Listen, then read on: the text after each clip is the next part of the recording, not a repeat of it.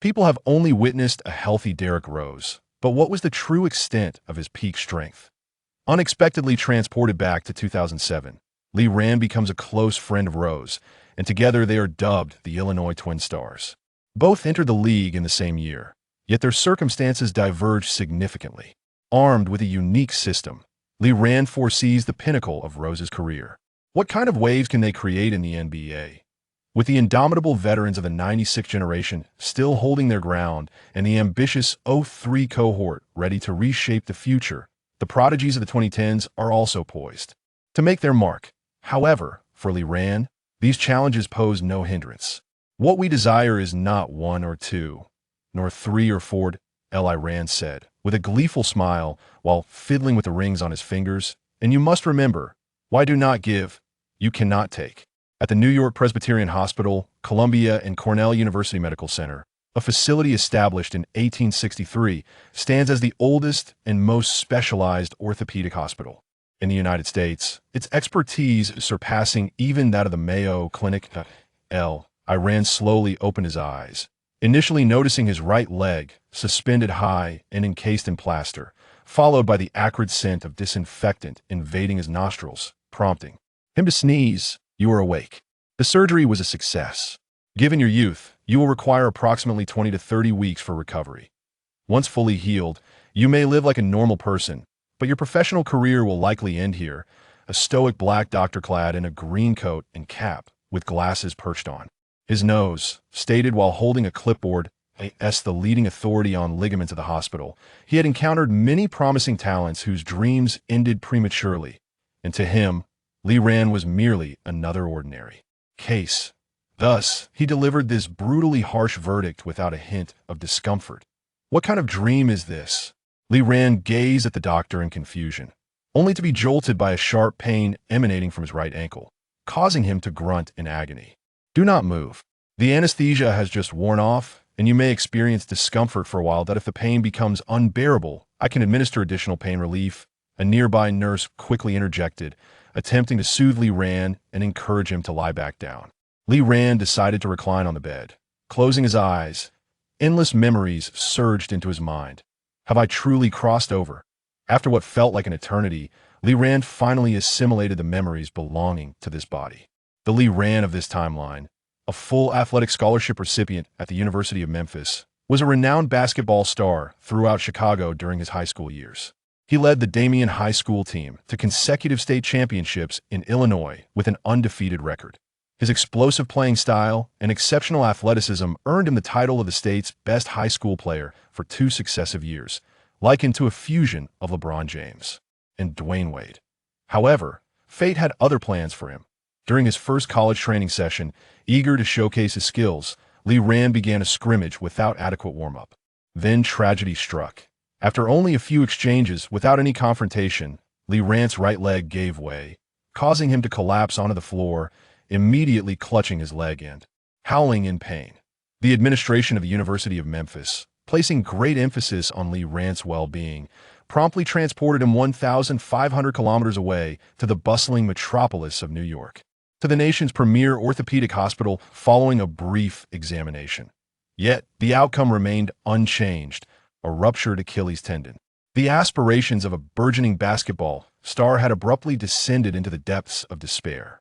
What a disheartening start! Lee Rand sighed with a bittersweet smile. The patient has awakened. You may enter to see him, but visitation is limited to 10 minutes. The patient has just undergone surgery and requires ample rest, a nurse softly admonished from outside the door. Understood. With that, a tall African-American boy stepped into the room. Upon seeing the familiar, sharply defined features and the closely cropped hair that reminded him of both past and present, a genuine smile spread across Lee Rand's face. Hey, Little Bear! Lee Rand greeted warmly. Little Bear was a nickname bestowed upon him by his grandmother, a term of endearment reserved for family and closest friends. Naturally, having grown up together, Lee Rand was among those who could call him that. After Lee Rand's injury, it was Little Bear who had accompanied him, traveling great distances to New York, remaining by his side until the surgery was successfully completed. Yet, the boy, whose nickname and appearance seemed mismatched, bore a look of profound sorrow. "Brother, are you all right?" His eyes were slightly red, clearly having shed tears in private. To be honest, when I got hurt, my mind went blank, but I feel much better now. Besides, it's just an Achilles tear. Dominique Wilkins made a comeback after his injury, didn't he? Lee Rand pondered for a moment, refraining from lamenting his fate, instead speaking with hope. In fact, it was Lee Rand who found himself comforting Little Bear. Nevertheless, his heart was heavy with melancholy. The illustrious moments in human cinematic history were mere exceptions over the years, whether it was Kobe, Cousins, Isaiah Thomas, or Durant. None returned to their peak form. Post-recovery, with Isaiah Thomas even retiring altogether. However, Lee Rand lifted his gaze, quietly observing his best friend standing before him, eyes glistening with unshed tears and a face marked by sadness.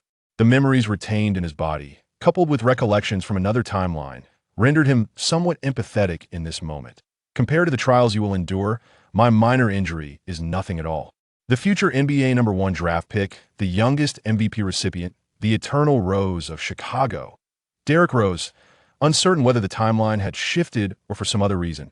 In this life, Lee Rand had grown up alongside Rose, attending elementary and secondary schools together, dominating the Illinois high school basketball scene, earning the title of the Illinois Twin Stars. Upon high school graduation, they both secured full scholarships to the University of Memphis and had vowed to embark on this journey together. Both possessed remarkable athletic prowess, albeit with slightly differing roles on the court. We shall together claim the state championship, the NCAA championship, and the NBA championship, shall we not? In a memory that remains somewhat unfamiliar to Lee Rand, he recalls lying on the grassy bank of a river beside Rose, whose youthful visage was imbued with an ambition and confidence that belied his years. Though Lee Rand never personally experienced that moment, he could almost still scent the fragrant grass out of course. With a blade of grass clasped between his lips, Lee Rand smiled in response. Two youths, a boy of yellow skin and another of black skin, stood by that unremarkable river, uttering heartfelt proclamations. As he reminisced about those reckless days of youth and gazed upon his dear friend, Lee Rand temporarily forgot that he was still confined to a hospital bed.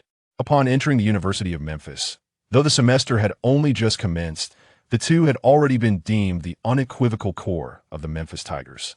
They were set to form a formidable backcourt trio alongside another NCAA star, Chris Douglas Roberts, a combination that would instill fear across the NCAA landscape as they embarked on the upcoming season. Yet, recalling the brilliant yet tumultuous career that awaited Rose in the NBA, Lee Rand's smile faded once more. With a sigh, he pondered how he might assist Rose in this era to which he had been reborn. Had it not been for the injury, perhaps he could have entered the NBA alongside Rose, offering him support. But now, he was burdened by a ruptured Achilles tendon and injury that could spell disaster for any athlete. What heights could our trio of Rose, Roberts, and I have reached without injuries? If I were to enter the NBA, how much could I have grown? Observing Rose's melancholic expression, Lee Rand's mind was awash with such thoughts. The two engaged in idle chatter, each lost in their own worries, their hearts elsewhere. After a while, the door to the hospital room swung open. Visiting hours are over. The nurse appeared at the threshold, her expression stern. Rose patted Lee Rand's hand reassuringly. "I'll take my leave now, Lee. Focus on your recovery. Our hopes now rest solely upon you. Do your best, Little Bear." Lee Rand managed a smile as he spoke to Rose. With a dull thud, the door closed behind him, and Lee Rand collapsed back on the bed, staring blankly at the white ceiling above. System initializing point 1. 2. At that moment, a voice resonated within Lee Rand's mind. "Who?" He jolted in surprise. No answer came. Yet Lee Rand was certain that the phenomenon he had just experienced was no mere illusion. For a progress bar slowly advanced within his consciousness, inching forward with deliberate intent. "What is this?" As he observed the progress bar steadily increase, a mixture of astonishment and elation surged within him. As a transmigrator, how could he possibly lack a golden finger? After an interminable wait, the progress bar finally reached its conclusion. A thunderous realization struck Lee Rand's mind, invigorating him as a golden curtain gradually unfurled, revealing a prominent inscription within. "Adversity only serves to fortify my resolve." Hostbound, Lee Rand. Initiating binding of sports discipline. Identifying the sport most akin to the host. Detected that the host excels in basketball, with close ties to NBA player Derrick Rose. Binding discipline. Basketball. System activation. Subsequently, Lee Rand's simulated avatar materialized upon the grand screen, basketball in hand, radiating confidence. On the opposite side, his current attributes were displayed. Lee Rand, 18 years old. Height, 193 centimeters, 199 centimeters. Wingspan, 217 centimeters, 221 centimeters. Weight, 85 kilograms. Physical, strength 73. Speed 91.56. Agility 83.45. Vertical leap 93.48. Stamina 81. Shooting 3.77. Mid-range 65. Free throw 70. Inside, post moves 17. Inside shooting 35. Rebounding, defensive rebounds 23. Offensive rebounds 22. Breakthrough, ball handling 71. Footwork 61. Tricks 57. Organization, vision 35. Passing 38. Defense, interior defense 44. Perimeter defense 57. Help defense 66. Block 68. Steal 55. Overall rating 56-67. Condition: torn Achilles 149 days. Skills: none. Evaluation: NCAA elite player. Lee Rand gazed at his attributes, momentarily at a loss for words. Having grown up alongside Rose, he had naturally absorbed a wealth of basketball techniques from him and his three brothers, embarking on formal training in the sport at an early age. How do my attributes turn out like this? Why do they seem so skewed? His physical attributes, strength, speed, and agility were undeniably exceptional, while his shooting capabilities from an NCAA perspective were commendable, complemented by solid defensive and breakthrough skills. Is my role a 3D breakthrough specialist? But what do the red figures in parentheses next to speed, agility, and vertical leap signify? After a moment of contemplation, Lee Rand could only attribute the discrepancies to his injuries. Chapter 2: Lottery and Player Collection Pack. The system is activated. The host receives a novice gift package. A magnificent golden box adorned with colorful ribbons materialized within the system's realm. Naturally, Lee Rand chose to open it immediately. Congratulations, host! You have received 100 ability points, 1 10-fold draw, and a top-tier recovery potion. Was a 10-fold draw? Is there a guarantee? Will it lead to unexpected outcomes? Lee Rand eagerly delved into the mysteries of his system. Everything about it felt refreshingly novel to him. Indeed, within the extensive store section occupying a significant portion of the system, Lee Rand discovered the answers he sought. Restorative Potion Basic, 50 ability points. Increases stamina recovery speed by 20, lasting for 3 days, with injury duration also 3 days. Required level for exchange: 1. Restorative Potion Intermediate, 100 ability points. Increases stamina recovery speed by 50, lasting for 7 days, with injury duration also 7 days. Required level for exchange: 5. Restorative Potion Advanced, 500 ability points. Effect: increases stamina recovery speed by 100, lasting for 30 days, with injury duration also 30 days. Required level for exchange: 10. Restorative Potion Supreme. Increases stamina recovery speed by 200, lasting for 100 days, with injury duration also 100 days, leaving no after effects. 1,500 ability points. Required level for exchange: 20. This is the foremost item in the shop.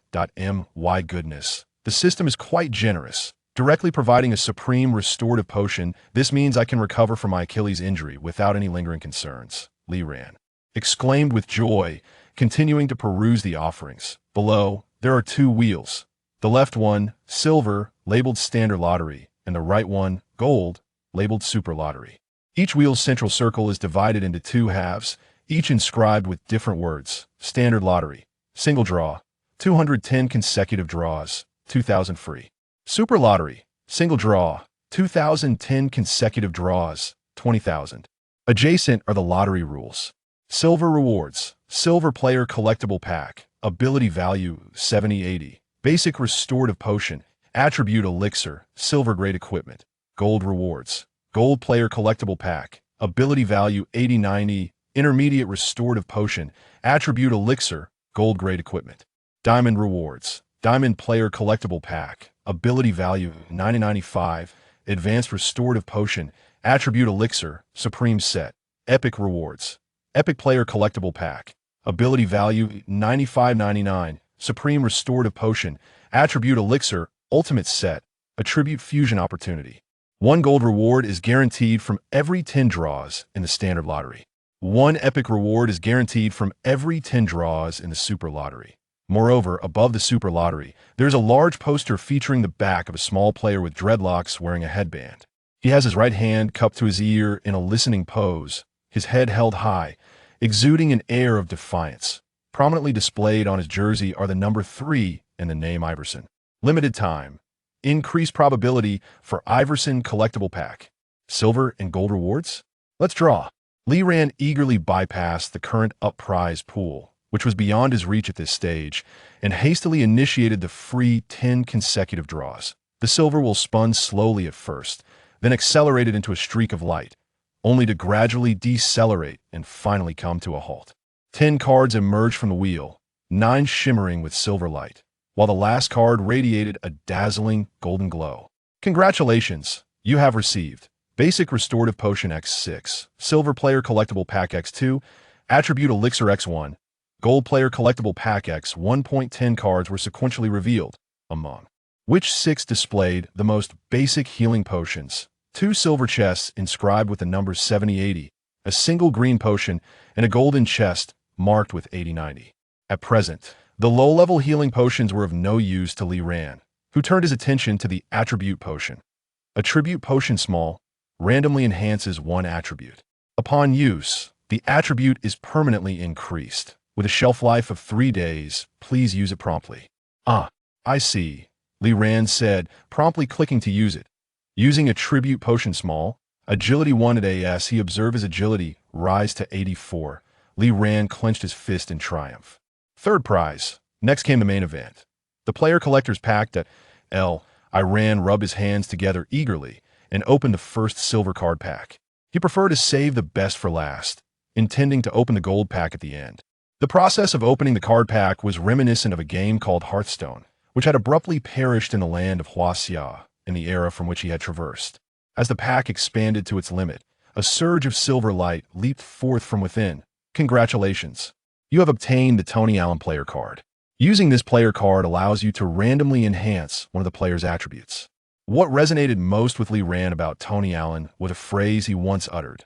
I don't really understand offense, so don't expect you to either. Tony Allen could certainly be considered a hidden gem among silver cards, for who would ever expect him to excel in offense? Perimeter defense. Perimeter defense. Lee Ran fervently chanted in his mind, praying that he would draw Tony Allen's perimeter defense, but he estimated that Tony's perimeter defense would be around 90.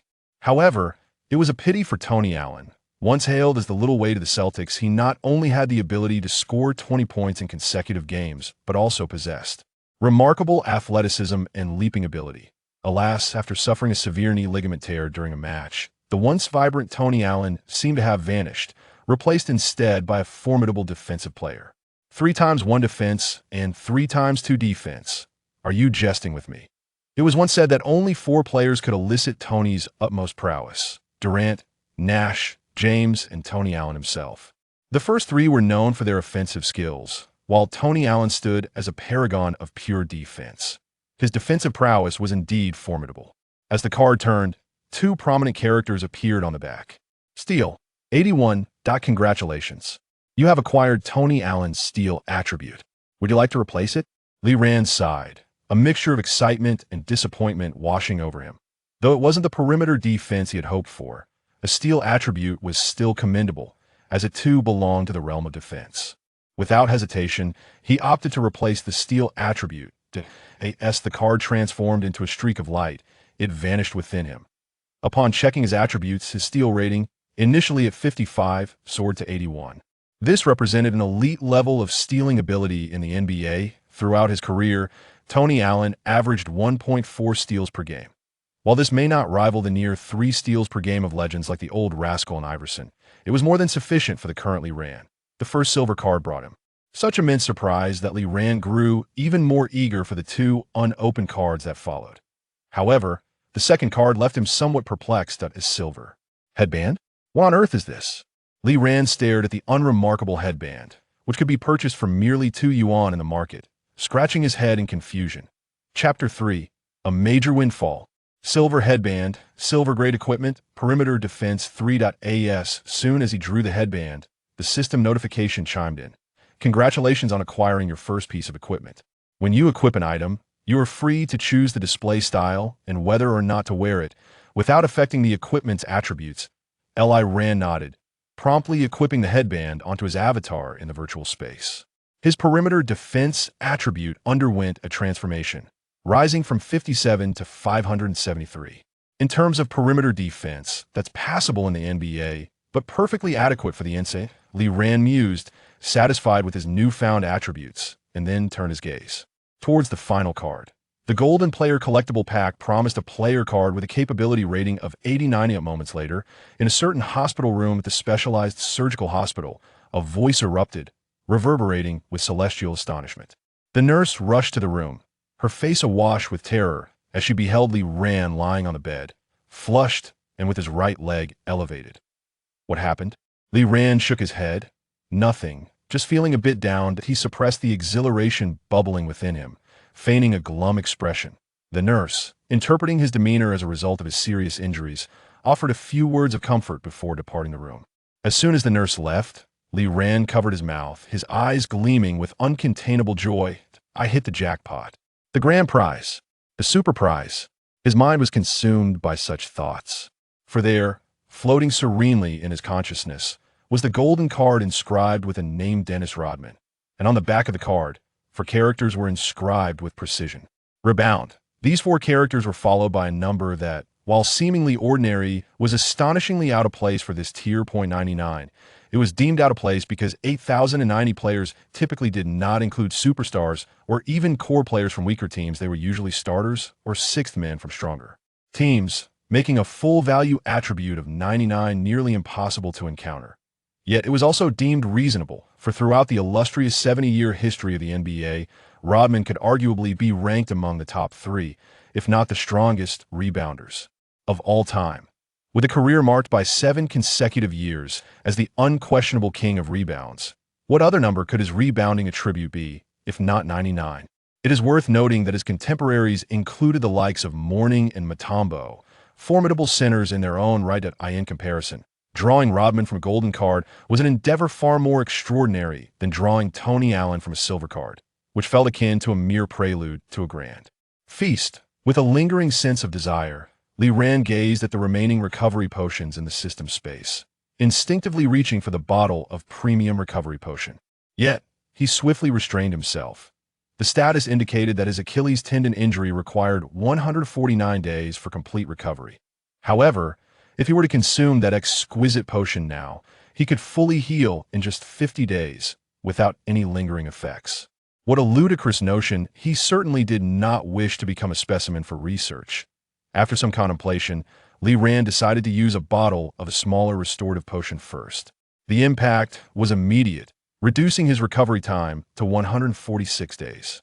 He planned to exhaust the 6 smaller restorative potions before eventually utilizing the larger one, at which point he would be ready for discharge. Accumulating wealth quietly was Li Ran's preferred method of operation. The following day, while Li Ran reclined on his bed reading the newspaper, the door to his hospital room swung open unexpectedly. An elegant Caucasian gentleman entered, followed closely by a familiar figure from his pasta Chinese man, well known to Li Ran. Having mingled within the basketball community in his previous life, Li Ran recognized both individuals. The Caucasian was John Calipari, the current head coach of the University of Memphis and a product of Larry Brown.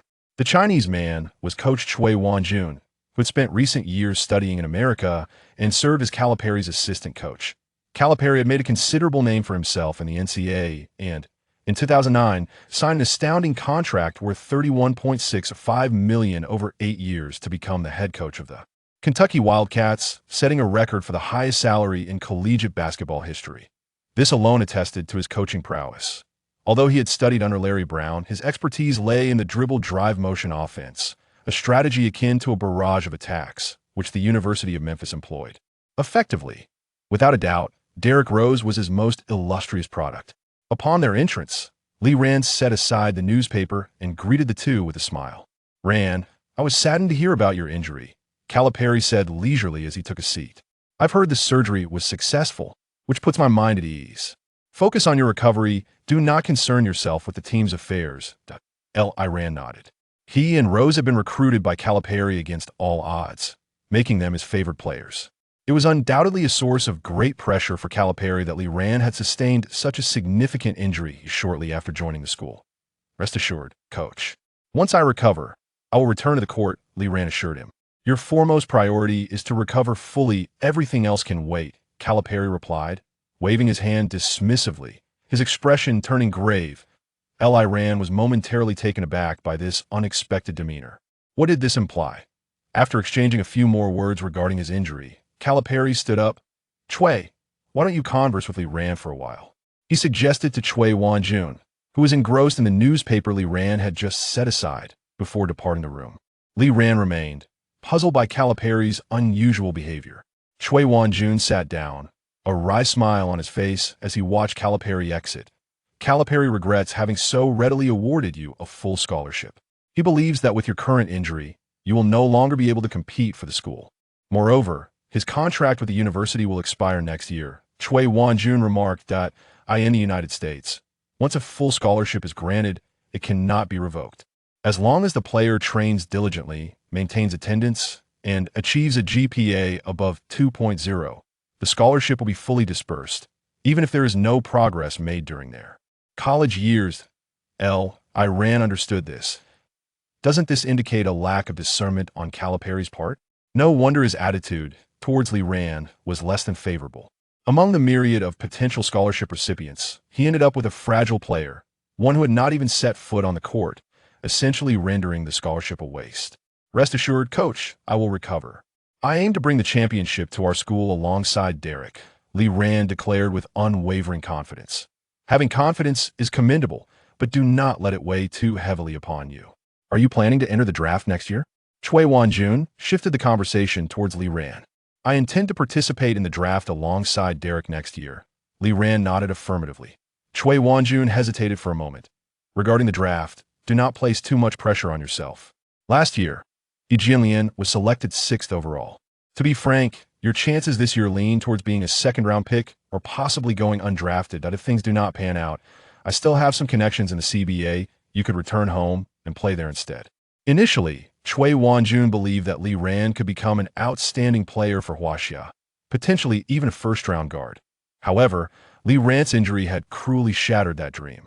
He understood the devastating impact of an Achilles tendon rupture on an athlete, and for NCAA players, even a single subpar performance could cause their draft stock to plummet, let alone having suffered such an injury. Thus, he opted to speak candidly to Li Ran about the situation. Yet, he remained unaware that Li Ran possessed a system of his own.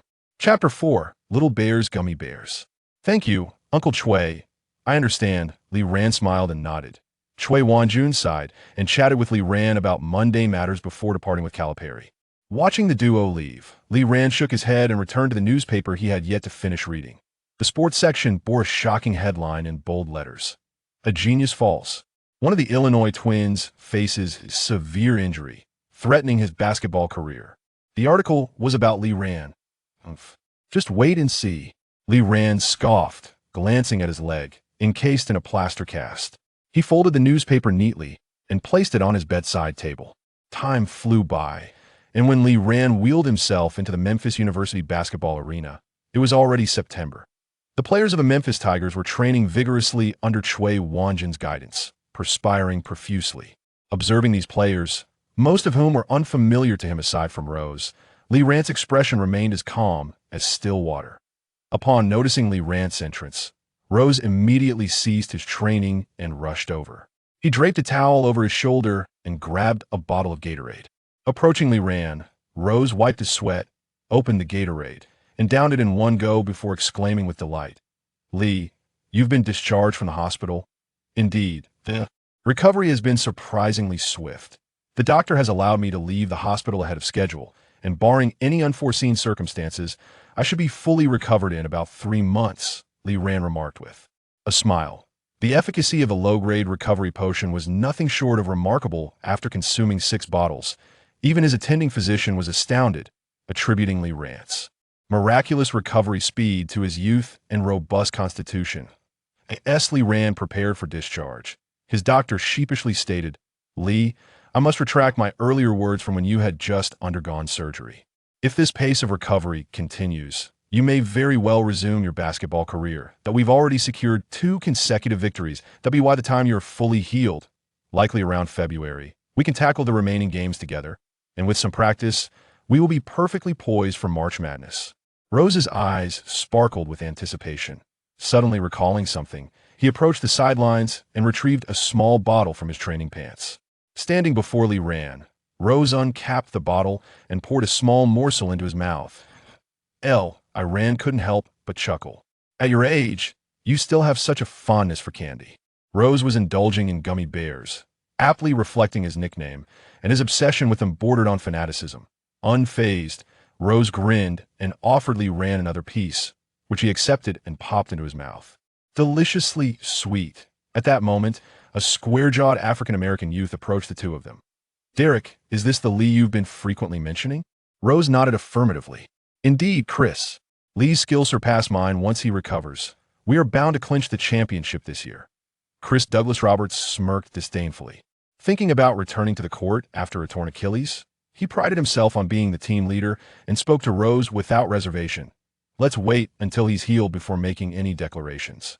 Commonly referred to as CDR, he believed himself the team's star due to his superior average score compared to Rose in the first 2 games. Although merely warm-up matches, the Tigers had secured victories without much difficulty. CDR scored 25 and 23 points in those games, respectively, overshadowing Rose's 23 and 21 points. His penetrating drives were fierce, his shots accurate, and his athletic prowess exceptional, making him a formidable counterpart to Rose. Rose shook his head. No, Chris, you have no idea how exceptionally truly is CDR." Disinterested in further debate, simply smiled and returned to the court for practice. Time flew by, and after the Tigers notched 3 more victories, Lee Rand sat in his wheelchair, observing that exactly 100 days remained on his injury status. With a sense of gravity, he utilized a long-preserved top-tier recovery potion. The moment he consumed it, the pain and discomfort in his ankle vanished entirely. Upon glancing at his status bar, he found that the dreadful injury had completely dissipated. Removing his protective gear, Lee Rand felt no hint of delay or hindrance. His speed and jumping ability, which had been adversely affected by injuries, had now returned to their former state, with his overall attributes restored. In fact, due to a significant enhancement in his stealing and offensive rebounding skills, his abilities had reached an impressive 70 points. The apartment he currently resided in was rented anew to conceal his injury situation, and he had not opted to share it with Rose. He intended to wait until he fully healed before cohabiting with his friend. Behind this apartment lay half a basketball court. Casually picking up a basketball, Lee Rand sauntered into the backyard with an effortless grace. Since his arrival in this realm, he had never felt such a sense of ease. With the ball in hand, he stood beyond the 3-point line, inhaling deeply. Just as he was about to shoot, he abruptly halted, retreating a significant step before gently leaping into the air. Bending his knees, he took off, flicking his wrist. The fluidity of his movements culminated in the ball tracing a perfect arc, obediently descending into the hoop. "Excellent touch," Lee Rand mused, admiring his large hands. Having measured his hands at a remarkable 27 centimeters, he realized that such hands are the envy of countless basketball players, yet this had not hindered his shooting. Finesse. Much to his delight, he then retrieved the ball again and, positioned beneath the hoop, exerted force through his legs to leap without a running start. To his astonishment, he effortlessly executed a standing dunk, hanging onto the rim with ease. Next, he approached the 3-point line again, taking a running leap.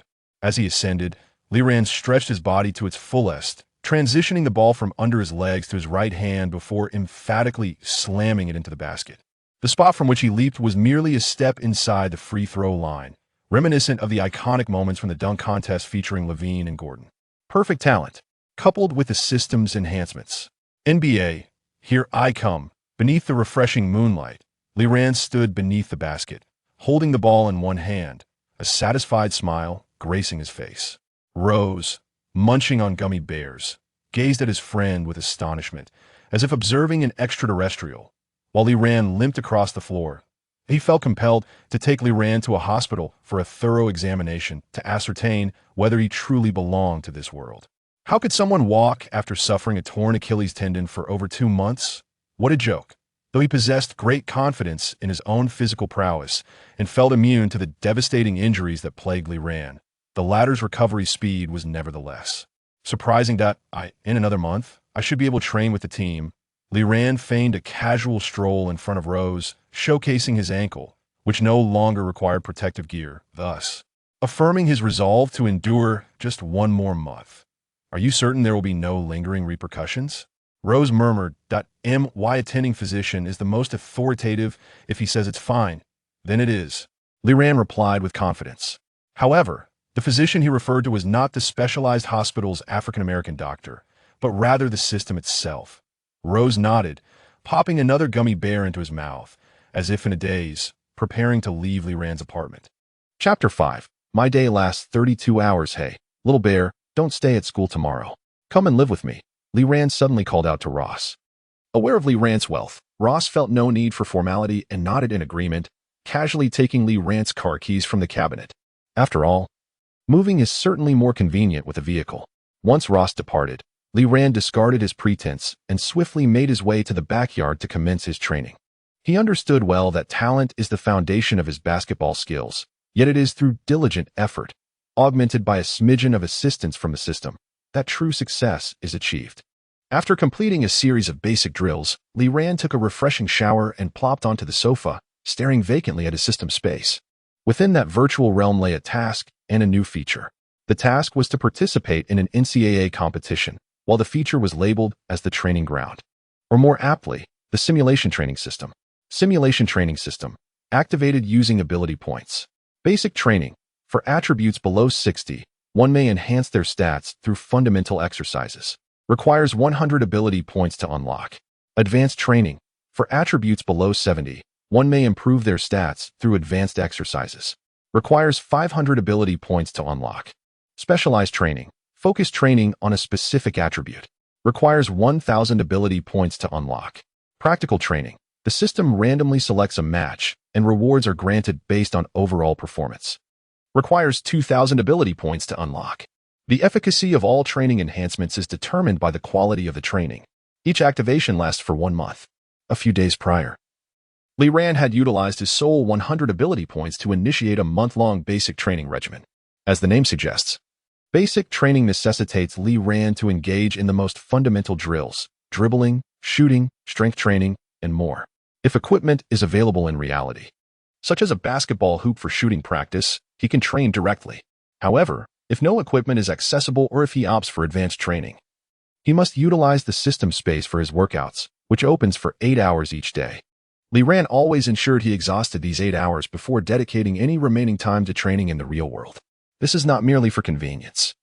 The 8 hours within the system do not consume real-world time, granting Li Ran an additional 8 hours of training compared to others. Nevertheless, his attribute growth was not particularly rapid. While lesser attributes might increase by 12 points in a day, the closer he approached the threshold of 60, the slower the growth became. Attributes such as 3-point shooting, having already surpassed 60, only served to maintain his shooting touch. Currently, the duration of his initiated basic training stands at 25 days, and Li Ran's ability points total is 0. Hence, he is in urgent need of completing that task, his very first task from the system, to participate in an NCAA competition with a reward of 100 ability points. Li Ran felt as though time was dragging on, as he had many days ahead before he could openly run and jump in front of others. In contrast, Ross perceived time as fleeting. Unbeknownst to many, the Memphis Tigers have achieved an impressive 5-game winning streak. The Conference USA, while not considered a premier league within the NCAA, has nonetheless been graced by the presence of the Memphis Tigers, who have undoubtedly emerged as one of the top teams this season, even in the absence of Li Ran. The current roster of the Tigers remains strikingly reminiscent of historical lineups. Rose and CDR dominantly commanded the game, bulldozing through opponents and leaving other Conference USA teams lamenting their fate. As December rolled in, the Tigers continued their streak of victories.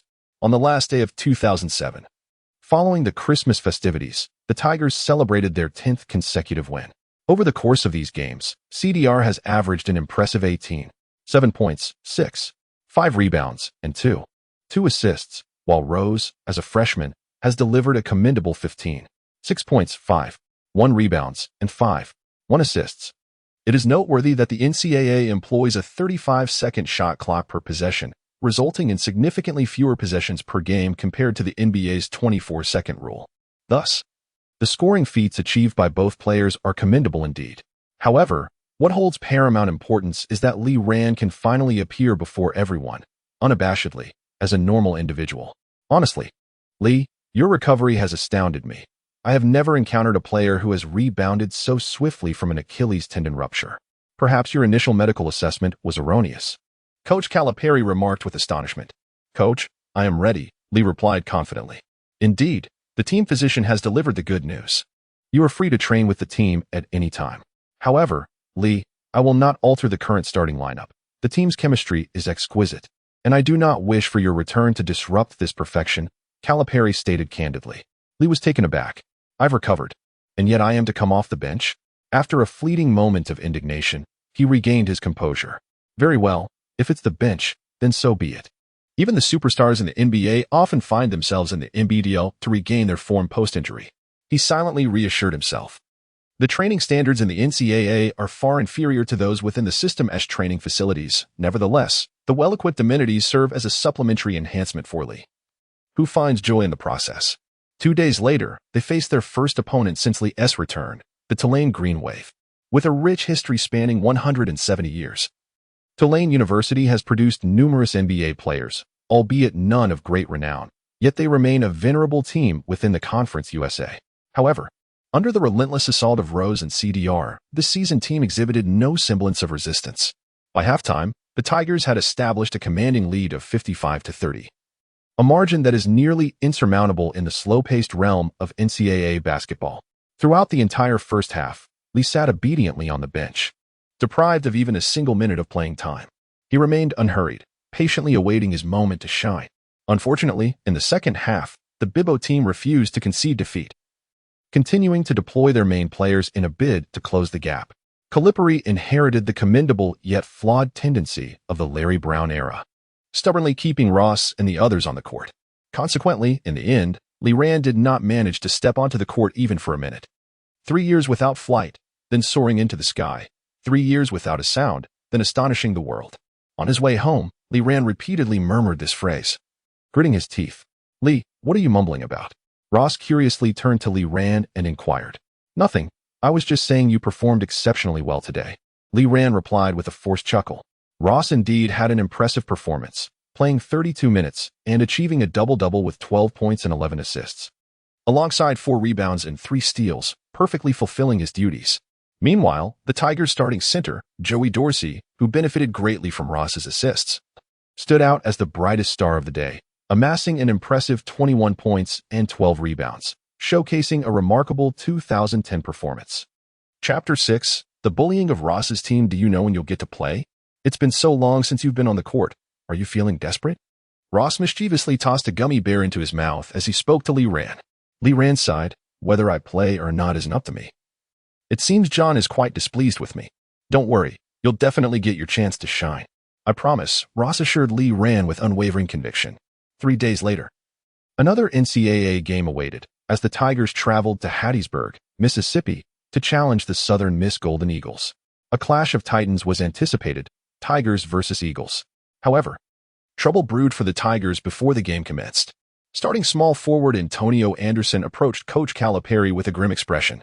Coach, I'm feeling a bit unwell today. Calipari's eyes widened in alarm. What's the matter? It might be that I ate something questionable yesterday, Anderson stammered. Calipari surveyed the bench, only to realize that there were no substitute small forwards available. The players seated were either point guards or interior players.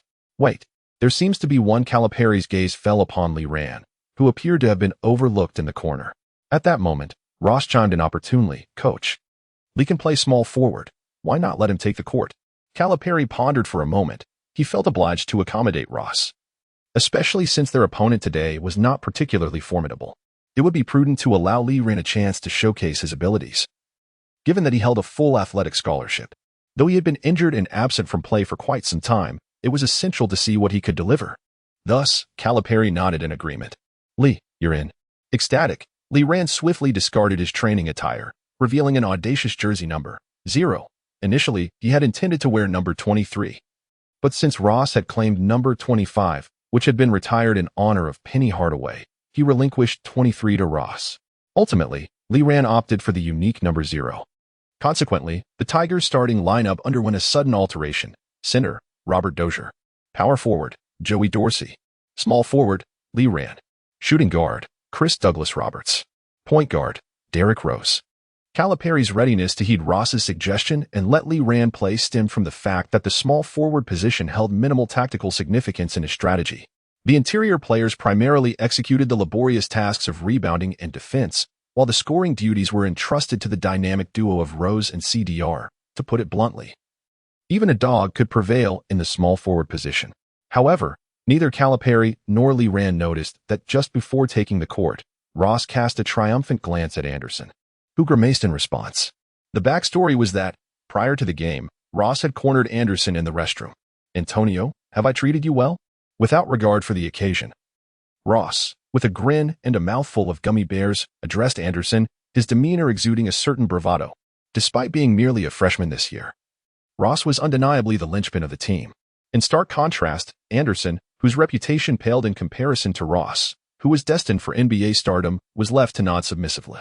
"All right. How about you refrain from playing today? Lee Ran hasn't stepped onto the court in 6 months. Let him take your place," Ross suggested. Anderson, towering nearly 2 meters and robust in stature, never envisioned a day when he would be bullied at school. After contemplating for 3 seconds while glancing at the shorter Ross, he reluctantly nodded in agreement. "Fine. If you're sensible, I'll pass you the ball more in the next game," Ross replied, satisfied as he patted Anderson's shoulder. Thus, the pregame scene unfolded. On the court, enveloped by the long-awaited fervor of competition, Lee Ran could hardly fathom how he had secured a starting position that day. "Lee, once you're on the court, keep pace with Derrick and Chris. The transition between offense and defense must be swift. If you fall behind, I will substitute you immediately," Calipari shouted from the sidelines. Lee Ran acknowledged him with a nod, signaling his understanding. Joey Dorsey, responsible for the jump ball, effortlessly tipped the ball over the head of Gustavo Lino, the Brazilian center of the Golden Eagles.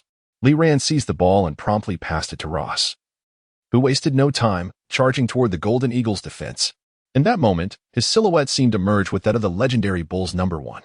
With a decisive drive, Ross had transformed through half a season's rigor into the embodiment of the youngest MVP in history. What a familiar sensation. Lee Ran chuckled as he observed Ross, having effortlessly penetrated the paint for a dunk, exultantly roaring to the heavens while standing in the spot from which he had just passed the ball. "How was that, buddy? Not too shabby, right?" Ross exclaimed with a flourish as he jogged back on defense, his pride palpable. "Just a thought, when you dunk, could you perhaps hang on the rim a bit? Can your knees handle it?" Lee Ran replied, half jokingly, half seriously. "My knees are made of iron, no worries." Ross retorted nonchalantly before turning to prepare for defense. The Golden Eagles, unfazed by Ross's explosive start, adhered to their structured tactics. NCAA teams are renowned for their emphasis on strategy and teamwork. Some elite squads rival NBA teams in tactical prowess.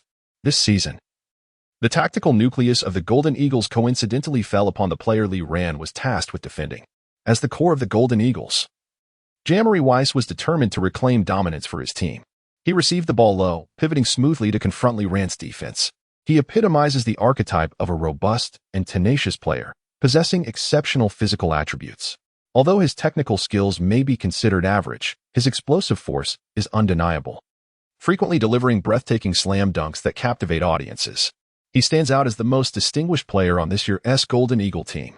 As for his perception of Asian players, he had long been aware of Lee Ran's presence. However, his sole reference point for basketball players of yellow skin was the towering Yao Ming of the Houston Rockets. Lowering his center of gravity, he intended to teach Lee Ran a lesson through his favorite face-up isolation play. Yet, what transpired next was beyond any expectation. As he initiated his move, Weiss suddenly felt the ball slip from his grasp. He glanced down in astonishment, realizing that the basketball had vanished from his hand without his notice. Simultaneously, a gentle breeze whisked past his ears. Whirling around, He caught sight of a swift figure clad in the number 0 jersey, dashing forward with fervor. Li Ran could scarcely recall the last time he reveled in such unrestrained movement on the court. His extraordinary physical gifts endowed him with unparalleled speed, allowing him to traverse the court like a bolt of lightning. Amidst the astonished gazes of Calipari, Choi Wonjun, Rose, and the entire audience, Li Ran swiftly crossed the mid-court line and took 2 giant strides, positioning himself within the three-point arc. Without a moment's hesitation, he clasped the ball with both hands. Leaping high with one arm extended, gliding gracefully through the air like a soaring bird, before effortlessly slamming the ball into the hoop. Chapter 7 Rebounding in the front court cannot be forced. As Li Ran landed, an eerie silence enveloped the arena. It took a full 3 seconds before the entire venue erupted like a volcano, ignited by the spectacle. How swift, how ethereal. He seemed to be soaring. At that moment, a shadow flickered in everyone's mind. The glider, Clyde Drexler. With a look of sheer terror, Calipari turned to Choi Wonjun and exclaimed, "Choi, does he look like someone who suffered an Achilles tendon rupture just 3 months ago?" Choi Wonjun felt a mix of astonishment and elation. Given Li Ran's performance on that play, could it be that Huaxia was on the verge of producing its first backcourt player to compete in the NBA? The thought of a national team composed of NBA players like Yao Ming, Yi Jianlian, Wang Zhizhi, Bader, Sun Yu, and Li Ran sent a shiver down his spine. This summer, Huaxia was set to host its inaugural Olympic Games right at home. Witnessing Li Ran's explosive display, Rose was overwhelmed by a singular sentiment, unexpected yet entirely reasonable. For Li Ran's playing style had always been thus. However, he had just recovered from injury. The Golden Eagles began the game with a series of setbacks. Yet they remained composed. No matter how spectacular the dunk, it was merely worth 2 points. They continued to methodically execute their strategies until their guard found an opening for a high jump shot. Yet, the trajectory of the shot was absurdly off. Rebound. With Calipari's bellow from the sidelines, Li Ran instinctively turned to box out Hunter. The rebound was secured by Joey Dorsey, and as Li Ran prepared to sprint back, Calipari's voice rang out once more, urging him, "Keep pace. The rebound is not your concern. On the court, players must heed their coach's directives." However, as Li Ran glanced at his front court rebounding statistic of 99, a headache suddenly struck him. How could he convey to the coach that his front court rebounding prowess was exceedingly formidable? He was in a bit of a bind and quite anxious. Upon advancing to the front court, the focus of the Tigers' offense shifted to CDR. He executed a series of feints, creating space against his defender before rising for a shot. The arc of this attempt was also amiss, prompting Calipari to furrow his brow in anticipation of the next defensive sequence. Just then, his expression changed dramatically. Li Ran, who should have been retreating, suddenly pivoted and charged toward the paint. Damn it, is his basketball IQ so low? Why risk an offensive rebound instead of falling back? This thought barely formed in Calipari's mind when his pupils dilated in shock. The ball struck the rim and ricocheted high into the air. The Golden Eagles' interior players had positioned themselves, and the center was about to leap to secure the ball when he suddenly felt a shadow loom above him. A large yellow hand emerged from above, seizing the rebellious ball mid-flight before slamming it back into the hoop with force. At that moment, the Brazilian center Gustavo of the Golden Eagles felt a weight descend upon him, causing him to topple forward in disarray. Once again, the arena fell into an unsettling silence. All eyes once again converged upon the yellow-skinned number 0, who audaciously hung from the rim, perched atop Gustavo. What an extraordinary display. Such feats are scarcely witnessed even in the NBA, are they not? Li Ran clung to the rim for a moment longer, releasing his grip only after Gustavo had vacated the vicinity. He descended lightly to the ground and began his return, deliberately brushing shoulders with Ross as he passed. "How's it going, buddy? My recovery seems quite satisfactory, doesn't it?" Ross found himself at a loss for words in response to Li Ran. How could it be that, after returning from what seemed like a severe injury, this individual appeared even stronger than before? Li Ran's debut performance exceeded everyone's expectations. In less than 3 minutes of play, he had already amassed 4 points, 1 rebound, and 1 steal, collaborating with Ross to account for the team's first 6 points. The head coach of the Golden Eagles was visibly taken aback, furrowing his brow as he observed Calipari kneeling before the technical area, enthusiastically cheering for the players. When had Memphis produced such a talent? Was the presence of Ross and CDR not sufficient? Suddenly, a realization struck him. He recalled that last summer, alongside Ross, another player had joined Memphis. This player hailed from China and had been named the best high school player in Illinois for 2 consecutive years. Yet, wasn't he that fellow sidelined for the season due to an Achilles tendon rupture? Watching the lively Li Ran on the court, The Golden Eagles coach finally connected him to that unfortunate athlete, momentarily questioning his own life choices. Prior to the game, he had meticulously devised defensive strategies aimed at containing Ross and CDR, while he did not expect to triumph over the Tigers. He believed he could at least engage them competitively. Who could have predicted the emergence of such a formidable contender? Although the game had only just begun, he already sensed a foreboding fate for his team. He glanced towards Calipari, acknowledging the brilliance of his seasoned coach. While he had been laboring to devise a plan to halt the Tigers' winning streak, Calipari had effortlessly unveiled a trump card, leaving him utterly disoriented. As he pondered these thoughts, another astonishing moment unfolded on the court. Lee Ran, the yellow-skinned number 0, executed yet another incomprehensible maneuver. CDR, yet to score, created space once more and, receiving a pass from Ross, unhesitatingly launched a three-pointer from beyond the arc. However, today, he seemed rather cold-handed, and this normally reliable shot veered off the mark. What should have been a routine transition saw the Golden Eagles' interior players positioned perfectly, ready to secure the defensive rebound from the closest proximity. Yet, at that moment, a relatively slender figure unexpectedly materialized within the paint, leaping at the most opportune moment to snatch the ball away from the two towering defenders. The Golden Eagles' interior duo stood in stunned silence. What just transpired? Lee Ran had once again seized the offensive rebound. At the moment CDR released his shot, Calipari's gaze had already shifted towards the backcourt, convinced that the ball was destined to miss. Yet, after several moments of anticipation, the ball's whereabouts remained a mystery. Suddenly, CDR found himself receiving the ball once more at his shooting position. He hesitated momentarily, only to be hastily reminded by Lee Ran to take the shot. Remarkably, he stood alone within a 3-meter radius, but the hoop seemed to have closed its doors to him today. CDR's frustration culminated in yet another clang against the iron. Upon landing, he glanced at his hands, realizing that his touch was decidedly frigid. With a sigh of regret, he prepared to transition back on defense. A single offensive rebound was occasionally sufficient, one could hardly expect. Just as this thought crossed his mind, the vibrant orange basketball soared towards him through a narrow gap beneath the basket. Staring at Lee Ran, who was signaling him to shoot, Chris found himself momentarily dumbfounded. Was this offensive rebound an act of divine intervention? Or was the Golden Eagles' formidable interior presence merely for show? Chapter 8. Shelved? This time, under Lee Ran's eager gaze for assistance, Chris finally did not falter again. He skillfully maneuvered the ball, took a step forward, steadied his breath, and leaped, effortlessly sinking the ball into the hoop from just inside the three-point line. He raised his fist in exhilaration, as if he had just delivered a game-winning shot. With no defender in sight, why not continue for a three-pointer? However, as Lee Ran passed by him, he posed a question that left Chris momentarily bewildered. It doesn't matter if you miss, there's a rebound, Lee Ran boldly declared to Chris. Chris glanced at the towering Gustavo, standing at 7 feet 1 inch. And the 6'9" forward from the Eagles, Andrew Stevenson, then looked back at Lee Ran, who was merely 6 feet 3 inches. How could he have the audacity to assert such confidence with the phrase there's a rebound? Yet, upon reflection, Lee Ran had indeed secured 3 offensive rebounds over the heads of the Eagles' interior players, including that initial dunk that assisted him in scoring the first point of the game. 5 minutes into the first half, the tempo on the court contrasted sharply with the expectations of the players, coaches, and spectators on the sidelines. The number 23 from Huaxiao was simply too conspicuous. Who were the spectators here to see? Derrick Rose and Chris Douglas Roberts? Certainly not him. However, some early arriving fans recognized Lee Ran. Was he the one who had once been dubbed one half of the Illinois Twin Stars alongside Rose? Didn't he get injured at the start of the season, and hadn't he played a single game since? Calipari was feeling quite conflicted on the sidelines. The team was performing well, and the game's momentum was perfectly normal. Yet, he felt a knot of anxiety within him.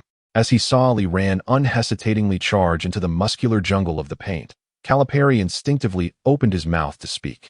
Yet, in the next moment, the latter half of his words was swallowed back down.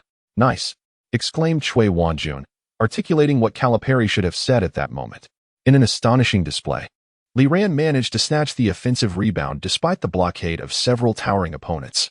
Surveying the 2 formidable Eagles' interior players, who loomed over him like a pair of menacing sandwiches, he deftly threaded the ball through the narrow gap.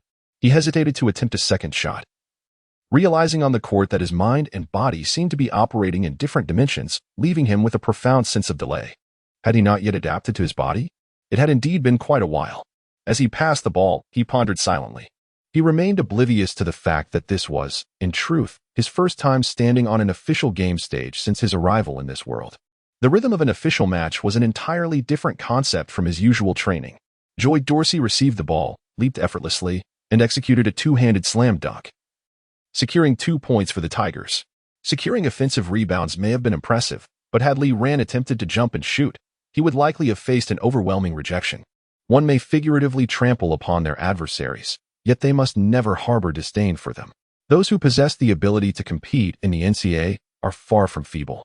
Today, CDR's performance was notably lackluster. Despite playing for over 10 minutes in the first half, he managed to score a mere 4 points, hitting only 2 of his 7 attempts without any free throws. In contrast, Ross maintained his steady form, shooting 4 out of 6 and converting both free throws, thus accumulating 10 points. However, when their contributions were combined, they paled in comparison to Lee Ran's remarkable display.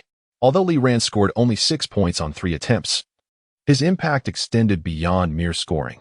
He secured 5 rebounds, recorded 2 steals, and provided 2 assists.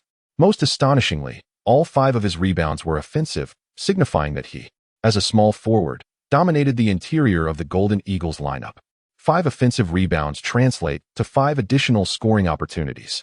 Nonetheless, Lee Ran felt a sense of frustration. Constrained on the court, unable to unleash his full potential. After 15 minutes of play, the Tigers led the Golden Eagles by 9 points, 31-22. Following a timeout, Calipari observed Lee Ran, who was wiping sweat and hydrating, with a peculiar expression. Lee Ran, sensing Calipari's sentiments, found himself in a position of understanding. While he could argue that he played well, he had strayed from the tactical plan established prior to the game. Whenever an opportunity arose, he plunged into the paint, creating significant defensive lapses for the Tigers. Conversely, if he claimed he performed poorly, he could not overlook the 5 offensive rebounds he had collected. Yet, Calipari was not oblivious to the bigger picture. As an esteemed coach, he recognized that although Lee Ran's performance was commendable, the opportunities squandered on the court far outweighed his successful plays. The lingering effects of his injury remained. Although physically healed, the diminished responsiveness from the injury persisted. Forcing him to play could risk further injury. With a resigned sigh, Calipari appeared to reach a decision. Antonio, you'll be entering the game shortly.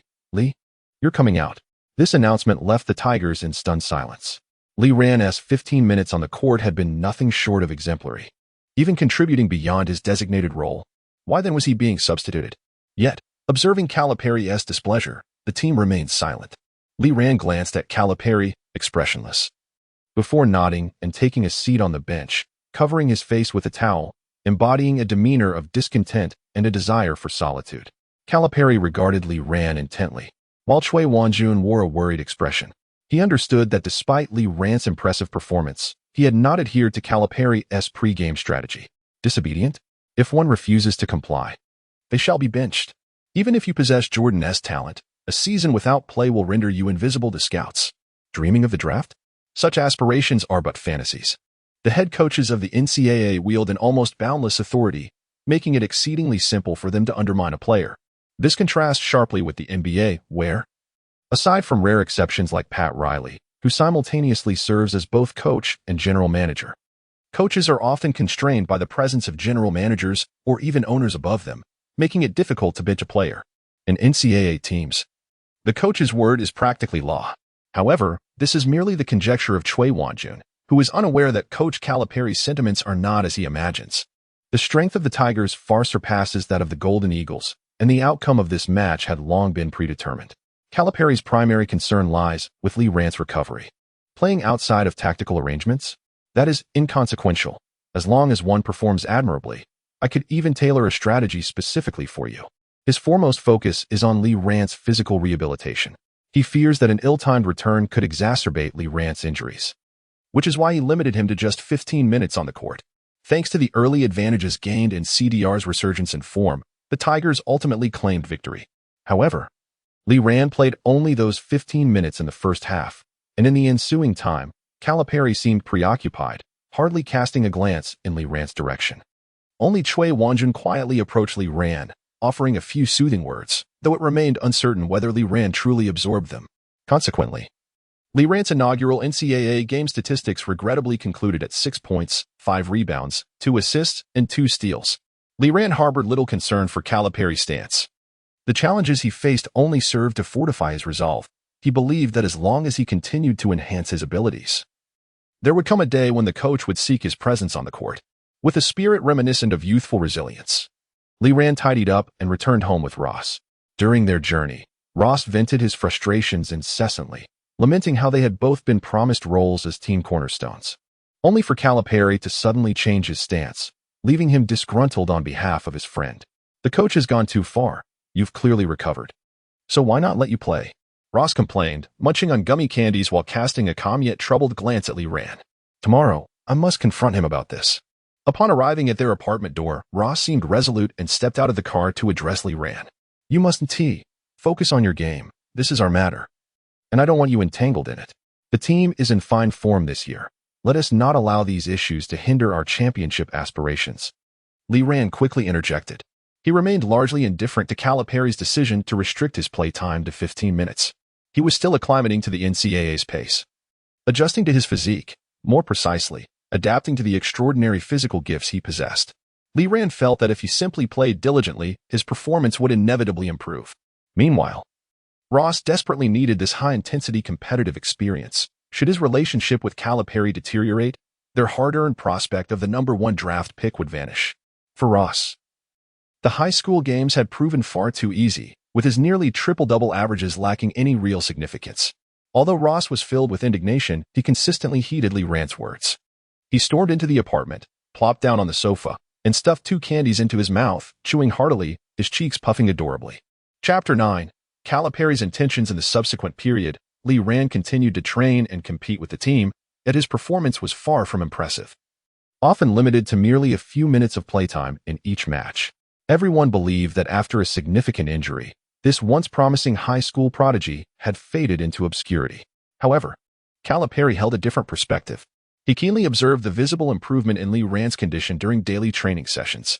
Even as the regular season neared its conclusion, under Calipari's guidance, Lee Ran had begun to train alongside the starters.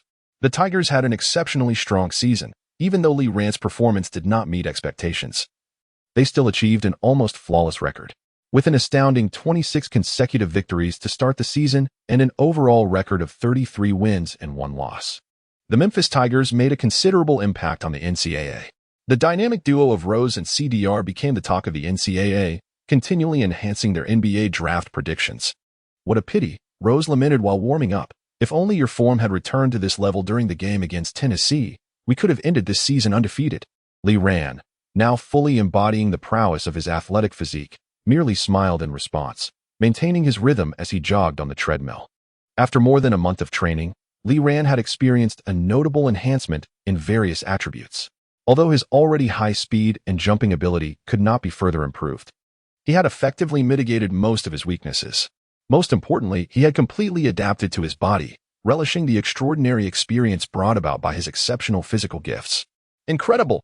Lee Ran, age 19, height 195 centimeters, 199 centimeters, wingspan 218 centimeters, 221 centimeters, weight 86 kilograms, athleticism, strength 73, speed 91, agility 84, jumping 93, stamina 81, shooting 3.77, mid-range 65, free throw 70, inside post moves 45, inside shooting 47, rebounding, defensive rebounds 51, offensive rebounds 99, driving, ball handling 71, footwork 61, trick moves 57, playmaking, vision 43, passing 41, defense, interior defense 44, perimeter defense 573, help defense 66, blocking 68. Stealing 81, overall rating 73, condition, normal skills, none evaluation, water cooler guardian. He had grown an additional 2 centimeters. His wingspan had also slightly increased, and his evaluation had shifted from NCAA elite player to water cooler guardian. Lee Ran understood that this water cooler referred not to the NCAA's, but rather to that of the NBA. With a rating of 73, he could indeed serve as a competent fringe player on an NBA team. Yet, this did not satiate Lee Ran's ambitions. His objective is to secure the championship at the conclusion of the NCAA season and elevate his skill level to approximately 75 by the time the draft arrives. The impetus for claiming the championship lies in the underwhelming system that, after assigning him the task of participating in the inaugural NCAA game, has finally issued a new directive to attain the NCAA championship and become the most outstanding player, MOP. The reward for this endeavor is a single opportunity for a super tenfold draw, along with 5,000 ability points and 5 free attribute points. This time, the system is notably more generous, providing a reward valued at 25,000 ability points, in addition to the 5 free attribute points. After all, the task demands securing the championship during the fervent March Madness while also earning the MOP title. Li Ran is somewhat distressed. His strength has nearly been restored. Yet Coach Calipari continues to restrict his play time in the early rounds of the tournament. In this scenario, the most anxious individual is not Li Ran, nor Calipari, nor Ross, but rather Cui Wanjun. Cui Wanjun observes the situation with growing concern. To Calipari, having one more player like Li Ran may not make a difference, but for him, Li Ran represents the hope of the Chinese basketball wing. If he is not allowed to play, what good is he? He does not dare confront Calipari directly, as he is merely there for learning and exchange, and as the head coach, especially in the NCAA, Calipari wields unparalleled authority within the team. Moreover, Li Ran appears indifferent to the situation. You need to step up. Cui Wanjun has reminded Li Ran on multiple occasions. Li Ran, with a resigned gesture, responded, I don't want this either. They keep invading my territory. Well, Calipari just won to let me play. What can I do? The elimination stage of the Southern University Conference is approaching, and as the top-ranked team, the University of Memphis does not need to compete in the first round of eliminations. They will face the winner of the match between the 8th and 9th seeds in the second round. After a fierce battle, the 9th-seeded Tulane University narrowly triumphed over the 8th-seeded Marshall University with a score of 49-48. They are set to challenge the reigning champions, the University of Memphis. In 2 days, after finishing his training session, Li Ran prepared to return to the apartment with Ross, as usual. However, at that moment, an unexpected voice called out to him just as he was about to step out with his bag. Li, hold on a moment, I have something to discuss with you. Derek, you can head back, Calipari said, adjusting his glasses with a stoic expression directed at both of them. Ross cast a worried glance at Li Ran, who simply nodded in reassurance. You can go back. Subsequently, Li Ran followed Calipari into his office.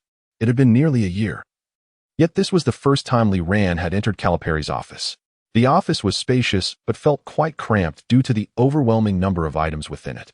On either side, against the walls, stand 2 immense bookshelves, one brimming with an array of basketball literature, while the other is meticulously organized with videotapes categorized by the years of competition.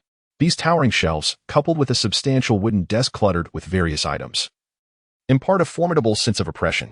Unexpectedly, Calipari approaches the corner water cooler. What would you like to drink? Coffee, tea, or cola? He glances up at Li Ran, who appears slightly taken aback. Coffee, Li Ran replies. Calipari returns with 2 cups of coffee, presenting one to Li Ran, before settling into his chair by the window.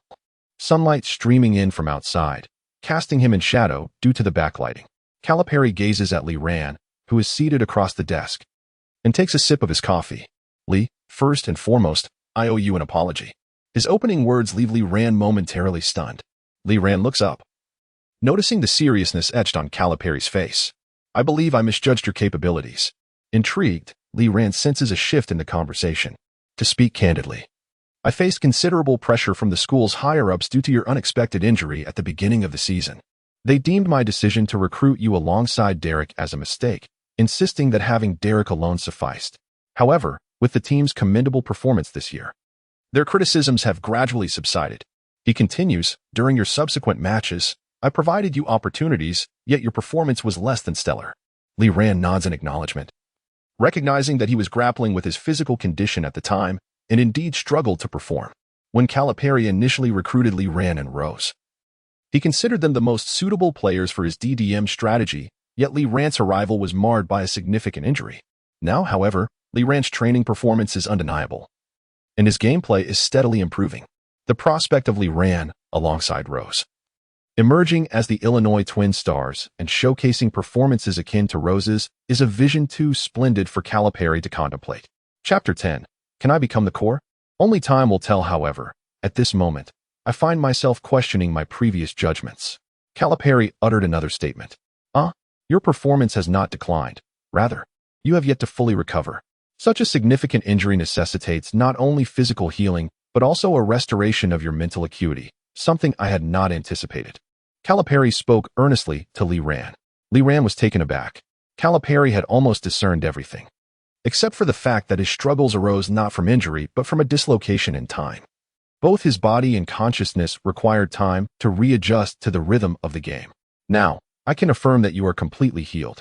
The Illini twin star, once renowned alongside Rose, has returned, prepared to contribute even more to the team. Wouldn't you agree? Li Ran nodded, confident in his full recovery. March Madness, the stage for the National College Championship, is where you must shine and showcase your brilliance. During this period, you will intensify your integration with the team. Tactical arrangements and positional strategies must continue to evolve to ensure the team's momentum is unimpeded. Your playing time will remain consistent for now, until you genuinely assimilate with the squad.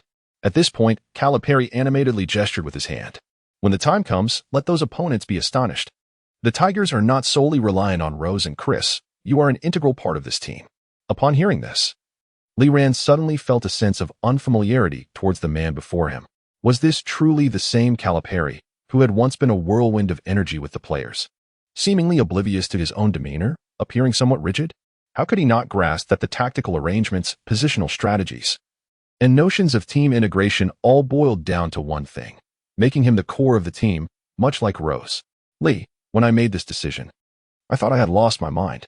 Yet, I am eager to bring an NCAA championship to Memphis before my contract expires. You won't disappoint me, will you? Calipari seemed oblivious to the surprise reflected in Li Ran's gaze, speaking confidently to him. Li Ran nodded. Since you have chosen to believe in me, I will not let you down, he replied earnestly to Calipari. When March Madness begins, every team will tremble. They will witness a radically transformed University of Memphis. All the research conducted throughout the season will become inconsequential. Just thinking about the expressions on our opponents' coaches' faces fills me with anticipation. Calipari interlaced his fingers and stretched, reclining comfortably in the large chair, his expression shifting to one of ease. In the remaining games, you will generally play similar minutes as before. I will adjust your time on the court as circumstances dictate, but this will go unnoticed by our rivals. They will perceive you merely as an ordinary bench player. With less than 20 days from the round of 64 to the final match, their old-fashioned mindset will leave them unprepared. A conspiratorial smile spread across Calipari's face. Certainly. Even if your performance falters, it matters not. The team remains the foremost contender for the championship, with or without you. Should you excel, it merely adds a flourish to our impending victory. Sensing that his previous remarks were perhaps overly sycophantic, Calipari offered a gentle admonition to Li Ran. In silence, Li Ran extended his right hand, resting it upon the polished wooden desk. Coach, does this hand resemble Jordan's? Calipari paused momentarily before breaking into a joyful laugh.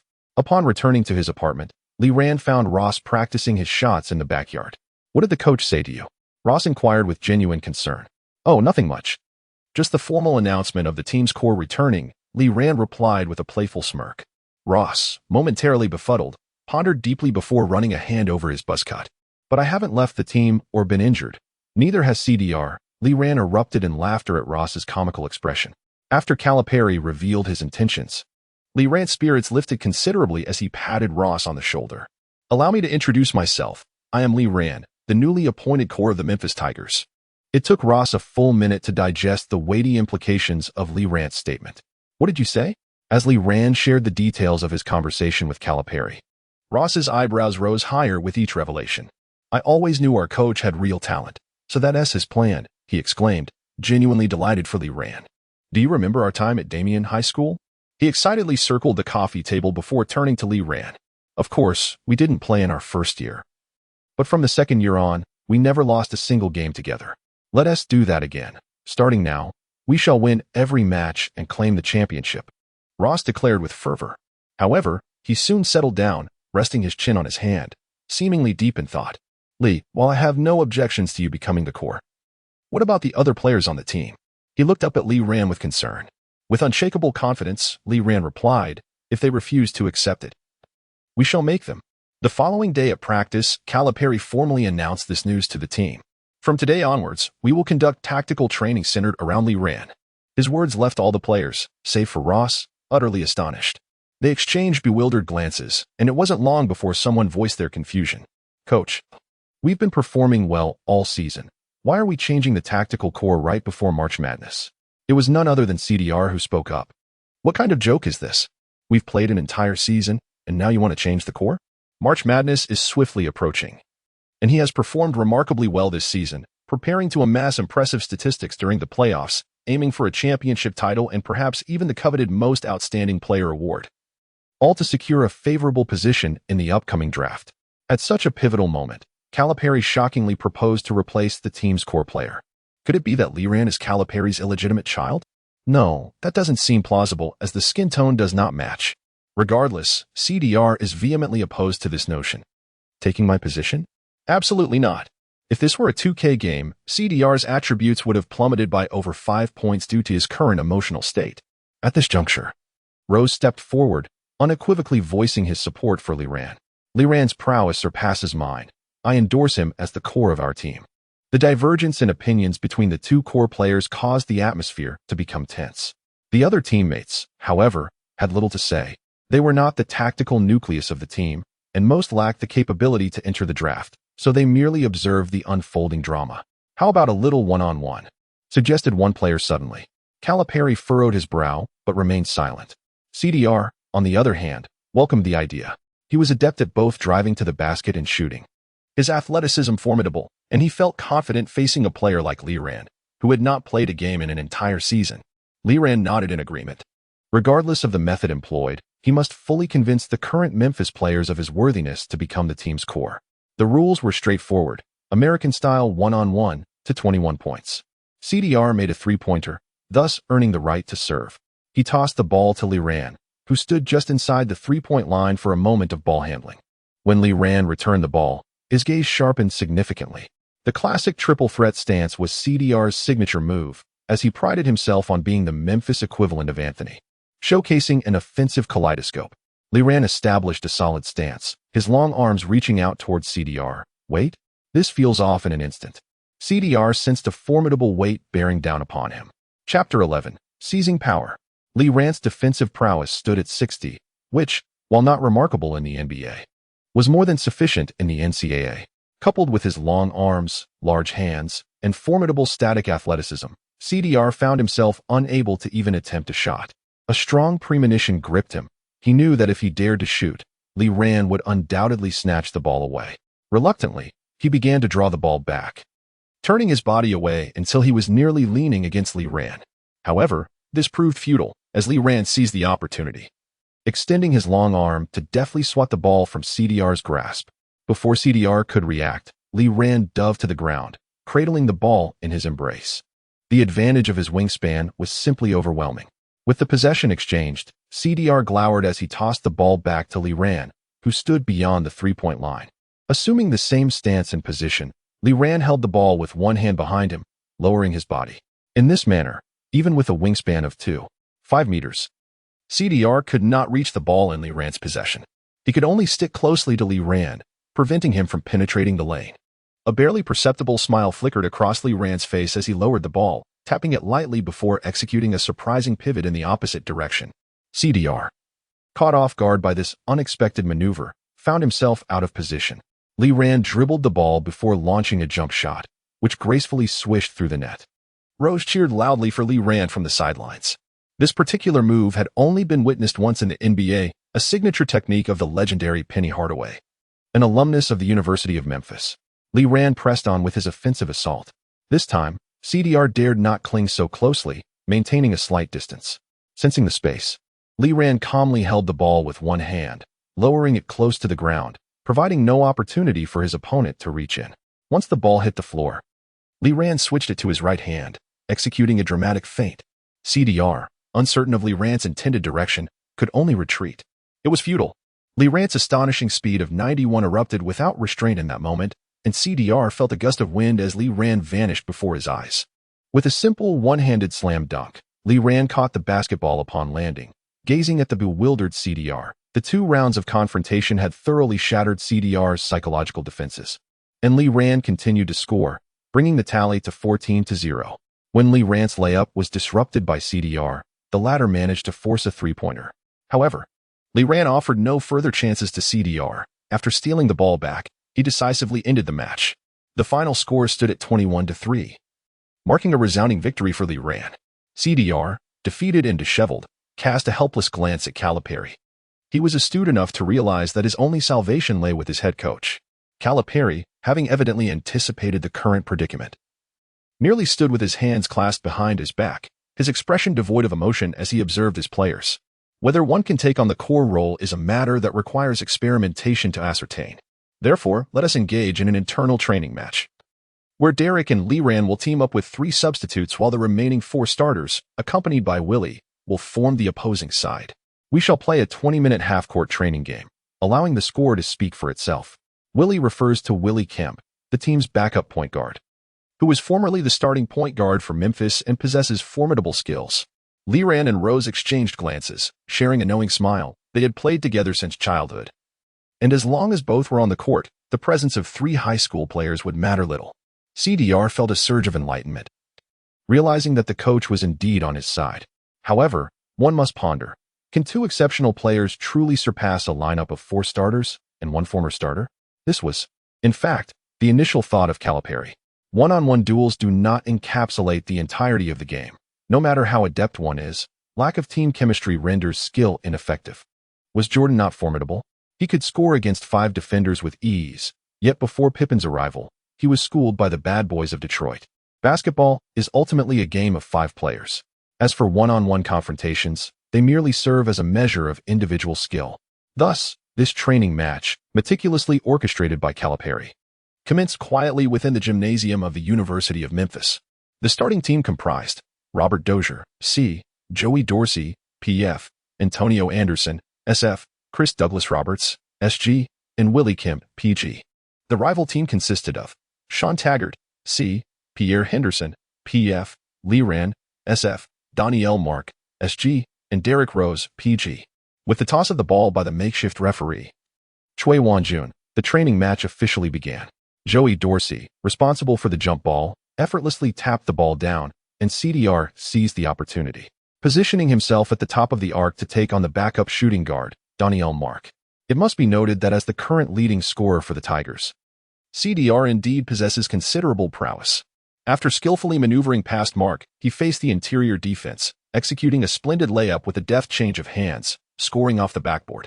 However, when it comes to finesse moves, Derek Rose is not to be outdone. As he brought the ball up the court, he signaled his teammates to create space. Lee Ran, in perfect synergy with him, had already slipped to the corner for a potential shot. This illustrates why Rose is the tactical linchpin of the Memphis Tigers and why he is undoubtedly poised to be the first overall pick in the upcoming draft. This play would provide everyone with the answer. After a series of crossovers, Rose executed a penetrating drive that was even more effortless than CDR's previous attempt. Upon entering the paint, both Robert Dozier and Joey Dorsey lunged to defend. Yet, Rose remained undeterred, leaping into the air to confront their blocks. In midair, he appeared impervious to gravity, using an advanced layup maneuver that surpassed CDR's earlier effort. The 2 interior defenders could only watch as Rose elegantly evaded their attempts to block, releasing the ball on the opposite side. The shot swished through the net as the whistle blew, with Choi Won-jun decisively signaling a foul against Joey Dorsey. A quintessential display of basketball ensued as Rose confidently sank a free throw from the line. With a swift transition between offense and defense, Lee Ran approached Mark, signaling him to take on the defensive duties against CDR. Mark, content with the arrangement, discreetly sought out Antonio Anderson. It is well known that Calipari's favorite strategy revolves around a fast-paced, run-and-gun style of DDM. The essence of this tactic lies in the advancement by 2 guards. However, at this moment, the backup point guard found himself utterly stymied by Rose's defense, while CDR was rendered helpless under Lee Ran's watchful eye. Consequently, the primary team's offense became ensnared in a state of stagnation. In stark contrast, the bench unit, led by Lee Ran and Rose, executed a straightforward yet remarkably efficient approach. Each player adeptly managed both offense and defense, with one taking charge of a primary team's guard defensively, while alternately driving to the hoop offensively. Under this relentless barrage, akin to charging with explosives towards the paint, the primary team soon faltered, although they managed to maintain a competitive score. Given that the primary team boasted superior interior strength compared to their counterparts, In just 8 minutes of play, both Robert Dozier and Joey Dorsey accrued 3 fouls apiece. This scenario nearly guaranteed that any incursion into the paint by Lee Rand and Rose would result in a foul. Moreover, the officiating by Choi Won-jun was indisputable, leaving no room for contention. Not to mention, after the 7th foul, the implementation of bonus free throws would come into play. The NCAA rules differ significantly from those of the NBA, where 5 fouls result in disqualification. Chapter 12. The dynamic duo of explosive offense at this juncture of the match. The referee could have easily blown the whistle to declare it finished. However, Calipari remained silently observing from the sidelines, arms crossed. Lee Rand exhibited commendable performance, establishing an intriguing chemistry with Rose, yet it was still insufficient. Calipari was eager to ascertain whether Lee Rand could demonstrate any improvement after an extended hiatus from competition spanning over 6 months. Suddenly, he cupped his hands around his mouth and shouted towards the court, "No fouls, no exits." This proclamation was evidently directed at the interior duo. Upon hearing Calipari's instructions, Joey Dorsey and Rozier, initially timid in their defensive maneuvers, transformed into a more aggressive force. Lee Rand glanced at Calipari, recognizing this as a test set forth by him. Resolute, he quickened his pace. Approaching Rose, he whispered a few words. Upon hearing Lee Rand's encouragement, Rose's eyes lit up with excitement, and he nodded vigorously.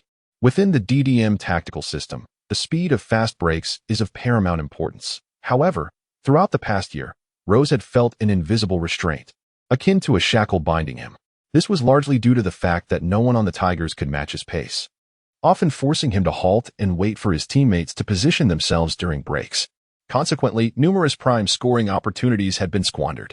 What Lee Rand had conveyed to Rose was, "Derek, run without concern for the others. I can keep pace with you." Thus, during the next defensive play, when Anthony Davis missed a shot, the center secured the defensive rebound and passed it to Rose. Rose propelled the ball forward with vigor, sprinting ahead. Simultaneously, Lee Rand ignited his own run. The two surged forward like twin torpedoes, racing towards the front court. The starting team had 3 players already positioned, but it was far from sufficient. With an unwavering change of speed, Rose executed his signature move once again on the court. He accelerated without reservation, gliding past Willie Cauley-Stein as if crossing an empty street at dawn. Observing the 2 defenders bracing themselves, he flashed a subtle smile and launched himself into the air. Both defenders leapt simultaneously, attempting to block all of Rose's shooting angles. Yet, with a deft flick, Rose tossed the ball high into the air.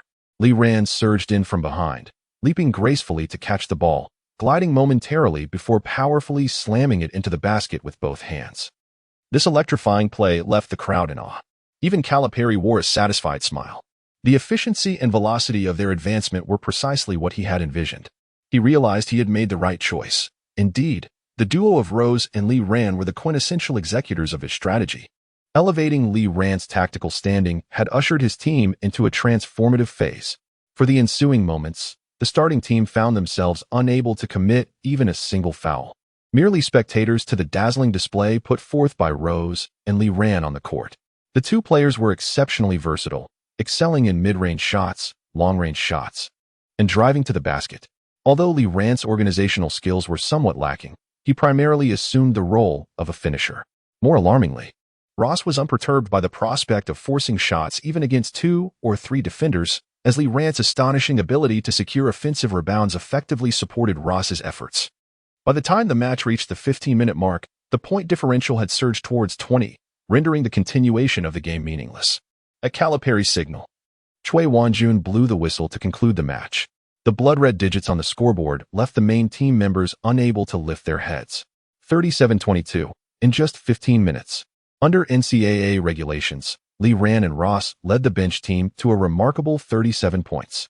Ross shot 6 for 11, made 4 of 5 free throws, and hit 1 of 2 from beyond the arc, accumulating 17 points, 3 rebounds, and 4 assists.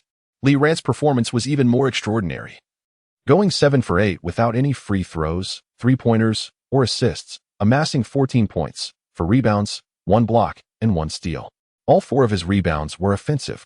Together, the duo accounted for 31 of the team's 37 points. Observing the players gathered before him, Calipari remained expressionless. Continue training.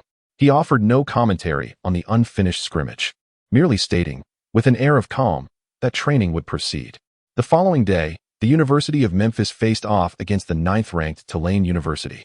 Calipari fielded a starting lineup unchanged from previous games, and the reporters and scouts on the sidelines found little of note to report.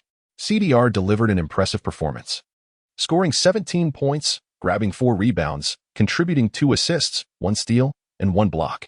Ross struggled somewhat, managing only 7 points along with 6 rebounds and 6 assists. However, thanks to Robert Dozier's 14 points and 9 rebounds, and Danielle Marks' 11 points off the bench, the University of Memphis triumphed over the Tulane Green Wave with a 75-56 scoreline, a 19-point margin of victory. They then defeated the University of Southern Mississippi 69-53 and, in the conference finals, secured a commanding 77-51 victory over the Cinderella team of Tulsa University, seamlessly advancing to March Madness, the top seed in the CUSA Conference. The University of Memphis officially set its sights on the NCAA championship title for the 2007-2008 season. One of the most exhilarating aspects of March Madness is that regardless of a team's strength, there exists but a singular opportunity on the path to ultimate glory. Are you nervous about tomorrow's game? Ross inquired while practicing monotonous dribbling in the small court behind their apartment, glancing at Lee Rand, who was shooting hoops nearby. With elegance, Lee Rand released the ball, which unfortunately clanged off the rim and bounced high. Frowning slightly, he sprinted towards the basket from a meter beyond the three-point line while responding to Ross's question. There's nothing to be nervous about. We are already strong enough. My presence is merely the icing on the cake. This year, the championship is undoubtedly ours. His tone was relaxed, as if stating an established fact. Ross was also infected by Lee Rand's seemingly nonchalant attitude. Indeed, this year's championship must be ours. However, Lee, why are you shooting from such a distance? Isn't this further than the NBA three-point line? He gestured towards the spot where Lee Rand had just shot, a look of confusion crossing his face. Furthermore, I recall that long-range shooting was not your primary offensive strategy. During both the Damian game and the previous training match, I hardly saw you attempt a three-pointer. Lee Rand once again took the ball and moved further beyond the three-point line. This time, he stood even farther back, dribbling before executing a jump shot. The ball swished through the net with a clean and crisp sound. This is the prevailing trend. Future guards will require an increasingly expansive shooting range. Ross found himself perplexed by Lee Rand's statement. In the current NBA landscape, the super centers still bask in their waning glory. Yao Ming in Houston fulfills the aspirations of countless fans. Shaquille O'Neal radiates residual heat in Phoenix, striving for his 5th ring. New generation centers like Dwight Howard are seizing their own honors, having just secured his first rebounding title last season, while also earning a spot on the All-NBA first team and the All-Defensive second team. As for why he was not on the All-Defensive first team, it is well known that the center for San Antonio is a power forward named Duncan.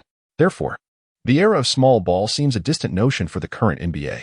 Until Chapter 13, the curtain rises. Hey, Bear, do you know about that babyface guard from Davidson College? Lee Rand inquired as he practiced his shots. Ross paused momentarily before realizing, you mean Stephen Curry, the son of Del Curry? Davidson College has truly emerged as a dark horse in this year's NCAA tournament, primarily due to Curry's formidable offensive prowess. Last year, Curry, fresh to Davidson, averaged an impressive 21.7 points per game with a three-point shooting percentage of 41. This year, having further evolved, he has astonishingly raised his average to 25.9 points with an incredible three-point accuracy of 44. Under Curry's leadership, Davidson has achieved a record of 29 wins and 7 losses, with Curry single-handedly propelling the team into the frenzy of March Madness. I have watched his games. He is a natural sharpshooter, poised to redefine what it means to be a shooter. Once he enters the NBA, he could very well be your greatest rival. Lee Rand remarked with a tone of mock seriousness. Ross chuckled lightly. I have no interest in those younger than me. My aspirations are set on Kobe, LeBron, and Wade. He held the ball with one hand, his eyes radiating confidence. Having navigated the Select Sunday draw, the University of Memphis has confirmed its first opponent in March Madness. This marks the initial step in their quest for glory across 7 games. On March 21st, the Memphis Tigers will face the Texas Arlington Mavericks at Simmons Bank Arena in Little Rock, Arkansas. They aim to battle through 4 matches in the Southern region, aspiring for the coveted title of regional champions before contending in the Final Four. Meanwhile, in the arena of Texas Arlington, Mavericks head coach Scott Cross was passionately motivating his players. Do not fear them. Their tactics have been thoroughly analyzed by me. If we can contain Derrick Rose and Chris Douglas Roberts, relying on our collective strength. We stand a significant chance of winning this match. His assertion held merit. It is well known that by neutralizing the Bulls' Jordan, one could greatly enhance the odds of victory against them. This season, the Mavericks lack any marquee stars, with their highest scorer being backup small forward Anthony Warren, averaging 14 points per game. However, the roster boasts 4 players averaging over 10 points, indicating that the Mavericks are no mere pushovers. This very fact fuels Scott Cross's determination to battle the Tigers with unwavering resolve. After all, reaching March Madness is a hard-won achievement. And who would want to seize the opportunity to shine on such a nationally scrutinized stage? As Scott Cross spoke with palpable confidence, it was as if he had deciphered the runes of victory, declaring their imminent triumph. Yet, unbeknownst to him, they were about to face a monstrous team on the 21st. From March 12th, when the team finished their training at Duquesne University, to the commencement of the first round of matches on the 21st, there were 8 days in between. However, the Tigers were not idle. Calipari was closely monitoring the synergy between the team and Lee Rand. Yet, just 2 days later, he realized that no adjustment period was necessary. Lee Rand was the quintessential player every coach dreams of, immediately effective, requiring no extensive acclimatization. His formidable ability to secure offensive rebounds left Calipari at a loss for justifying any exclusion from the rebounding battles. Over the span of those 8 days, in all the scrimmages, Lee Rand had nearly claimed half of his team's offensive rebounds. He even recorded an extraordinary triple-double with a stat line of 20 points, 10 assists, and 10 rebounds, with all 10 rebounds being offensive, a remarkable and astonishing feat concurrently. He did not monopolize the ball. The majority of the playmaking still resided in Rose's hands. The explosive backcourt duo they formed wreaked havoc on the interior defense of Joy Dorsey and Zaire. The only injury on the team was to CDR, who, as the leading scorer for the Tigers this season, was completely eclipsed by Lee Rand in less than 10 days. Indeed, in all the team's scrimmages, Lee Rand consistently emerged as the leading scorer. His scoring did not heavily rely on the relatively unstable perimeter shooting. Rather, he predominantly charged towards the basket with ferocity. It is important to note that relatively refers to the context of his recent games, as Lee Rand achieved an astonishing near 70% shooting percentage in the paint over these few days. Thus, his 52 mid-range shooting percentage seemed less remarkable in comparison. What does it mean to have a strength of 73, speed of 91, agility of 84, vertical leap of 93, and endurance of 81? This is the standard for the NBA. Among the most renowned backcourt players in the league today, only Wade and James could rival Lee Rand in physicality. Carter boasts impressive leaping ability but lacks in speed. Iverson excels in speed but falls short in strength, and McGrady, burdened by injuries from previous playoffs, compensates for his slight deficiencies through exceptional skill. In terms of basketball acumen, Lee Rand may not yet measure up to these legends, but he is still young, equipped with systematic training, and it remains to be seen what waves he will create upon entering the NBA. As the days passed, all 66 teams were making their final preparations for the impending games. On March 21st, Simmons Bank Arena in Little Rock, Arkansas, with a capacity of 16,000, was filled to the brim. The Memphis Tigers, boasting the number 1 draft prospect Derrick Rose, were set to face the University of Texas at Arlington. This matchup not only captivated countless fans, but also drew numerous NBA scouts and stars. Upon entering the venue, Lee Rand immediately spotted the towering figure seated in the prime location along the sidelines. With a vacant expression, he instinctively placed his large hand atop the head of the handsome, yet balding Argentine, oblivious to the ongoing conversation. Tim Duncan, wearing the number 21 for the San Antonio Spurs, had just witnessed his team triumph over the Chicago Bulls with a decisive score of 102-80, a remarkable 22-point advantage. As usual, Duncan clocked out at 20:10, and due to the extended garbage time, Coach Popovich even sent all 12 players onto the court for a spell, each of whom managed to score. The current GDP is undeniably at its peak, rendering the Spurs exceptionally formidable. With 4 championships and 3 finals MVP awards to his name, Duncan undoubtedly stands as the paramount figure in the NBA, albeit a rather understated one. Today, with no game on the schedule, Duncan eagerly brought Parker and Jen Billy to watch the match. Despite the presence of semi-NBA players like James Johnson and Jeff Teague on his alma mater, Wake Forest University's Flying Devils, they unfortunately did not reach the final elimination rounds, prompting him to lend his support to this season's rising Memphis team. However, Lee Rand's gaze only lingered curiously on Duncan and Jen Billy for a few seconds before shifting away. The match tonight is of utmost importance. Lee Ran quickly immersed himself in the pre-game warm-up, patiently awaiting the commencement of the game. Unbeknownst to everyone, the most exhilarating tournament in NCAA history was about to unfold. Chapter 14. A change of players at the last minute is a grave mistake. As the players warmed up, the commentators were busy setting the mood on the sidelines. "Let us see who we have with us today," one commentator exclaimed dramatically into the camera. The lens shifted to reveal a tall figure beside him. "Hello, everyone. I am Anthony Hardaway." Clad in a sleek black suit, Penny Hardaway greeted the camera with a warm smile. Time had etched countless injuries upon his physique, yet had left no visible marks on his visage. Compared to his playing days, the suited Penny appeared even more refined and sophisticated, embodying a demeanor akin to his on-court style.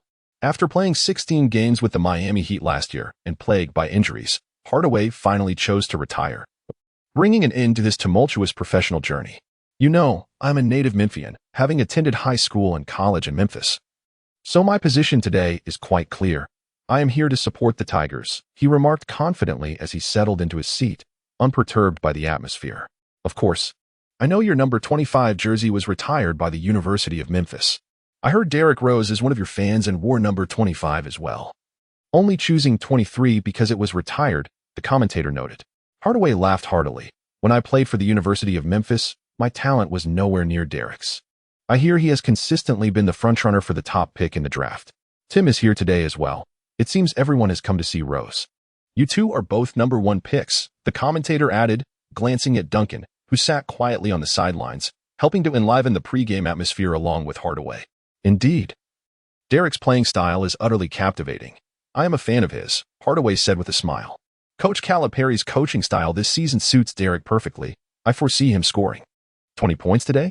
Although Derrick's scoring prowess may not rival that of O.J. Mayo or Michael Beasley, or even Stephen Curry from Davidson College, his court vision, ball handling skills, and passing ability are indispensable to Memphis." It was evident that Hardaway had done his homework on this year's NCAA, effortlessly referencing star players. "It seems that the starting lineup for the University of Memphis will remain unchanged. The starting roster has just arrived. Let us take a look," the commentator said, picking up the paper handed to him, which bore the names of both team starters. Sure enough, the names were familiar. The University of Memphis still featured Derrick Rose and Chris Douglas Roberts as starters, with Robert Dozier and Joey Dorsey in the paint, and at small forward. Suddenly, he paused. The starting small forward for the University of Memphis was not the familiar Antonio Anderson, but a player named Lee Ran. "Is this a player from Huaxia?" Hardaway curiously received the starting lineup and immediately glanced towards the court. The only player with yellow skin, Lee Ran, was casually shooting hoops, having just removed his training jersey. He revealed the jersey underneath, prominently displaying the large number 0 and the letters LI on his back. It was him. The commentator frantically searched for information about Lee Ran, ultimately discovering that he had only participated in a single game. Let us take a look. Lee Ran, hailing from Illinois Damien High School, graduated from the same institution as Rose, playing as a shooting guard small forward, standing 6 feet 3 inches tall. This season, he had recorded only 1 game, scoring 6 points, grabbing 5 rebounds, providing 2 assists, and making 2 steals. Upon reviewing Lee Ran's statistics, the commentator cast a puzzled glance at Hardaway. A sudden change in lineup was a grave mistake, especially when the Tigers' originally stable starting small forward, Antonio Anderson, who had just earned the MOP in the divisional finals, was sitting on the bench. Hardaway furrowed his brows as he scrutinized the seemingly unremarkable statistics of Lee Ran's solitary game, suddenly realizing that there appeared to be hidden depths within those figures. He refrained from speaking further, as the players from both teams had already gathered on the court. The commentator, returning to his senses from the shock, prepared to narrate the forthcoming match. The game was about to commence. The referee initiated the jump ball, and there were no significant alterations to the starting lineups, save for the Memphis Tigers' small forward being replaced by Lee Ran instead of Antonio Davis. We should pay close attention to Lee Ran's performance as the match unfolds. With a sharp whistle, the fans erupted into cheers. The game had officially begun. The referee tossed the ball high into the air, and Joey Dorsey leaped with determination, swatting the ball away from UTAS center. Lee Ran effortlessly jumped to seize the ball. The Tigers secured possession, and as Lee controlled the ball, he passed it to Rose for organization. No, Lee did not pass it to Rose. Instead, Rose seemed to be running a route. In the commentator's astonished gaze, Lee Ran calmly dribbled at the arc, awaiting his teammates' positioning. from Hardaway's perspective, which was evidently more professional. He keenly observed the movements of the Memphis players before stating, "The Tigers are looking to isolate." Isolate? Who would they isolate? Due to Lee Ran's introduction. The commentator was still adjusting to the situation, blunderingly posing a question.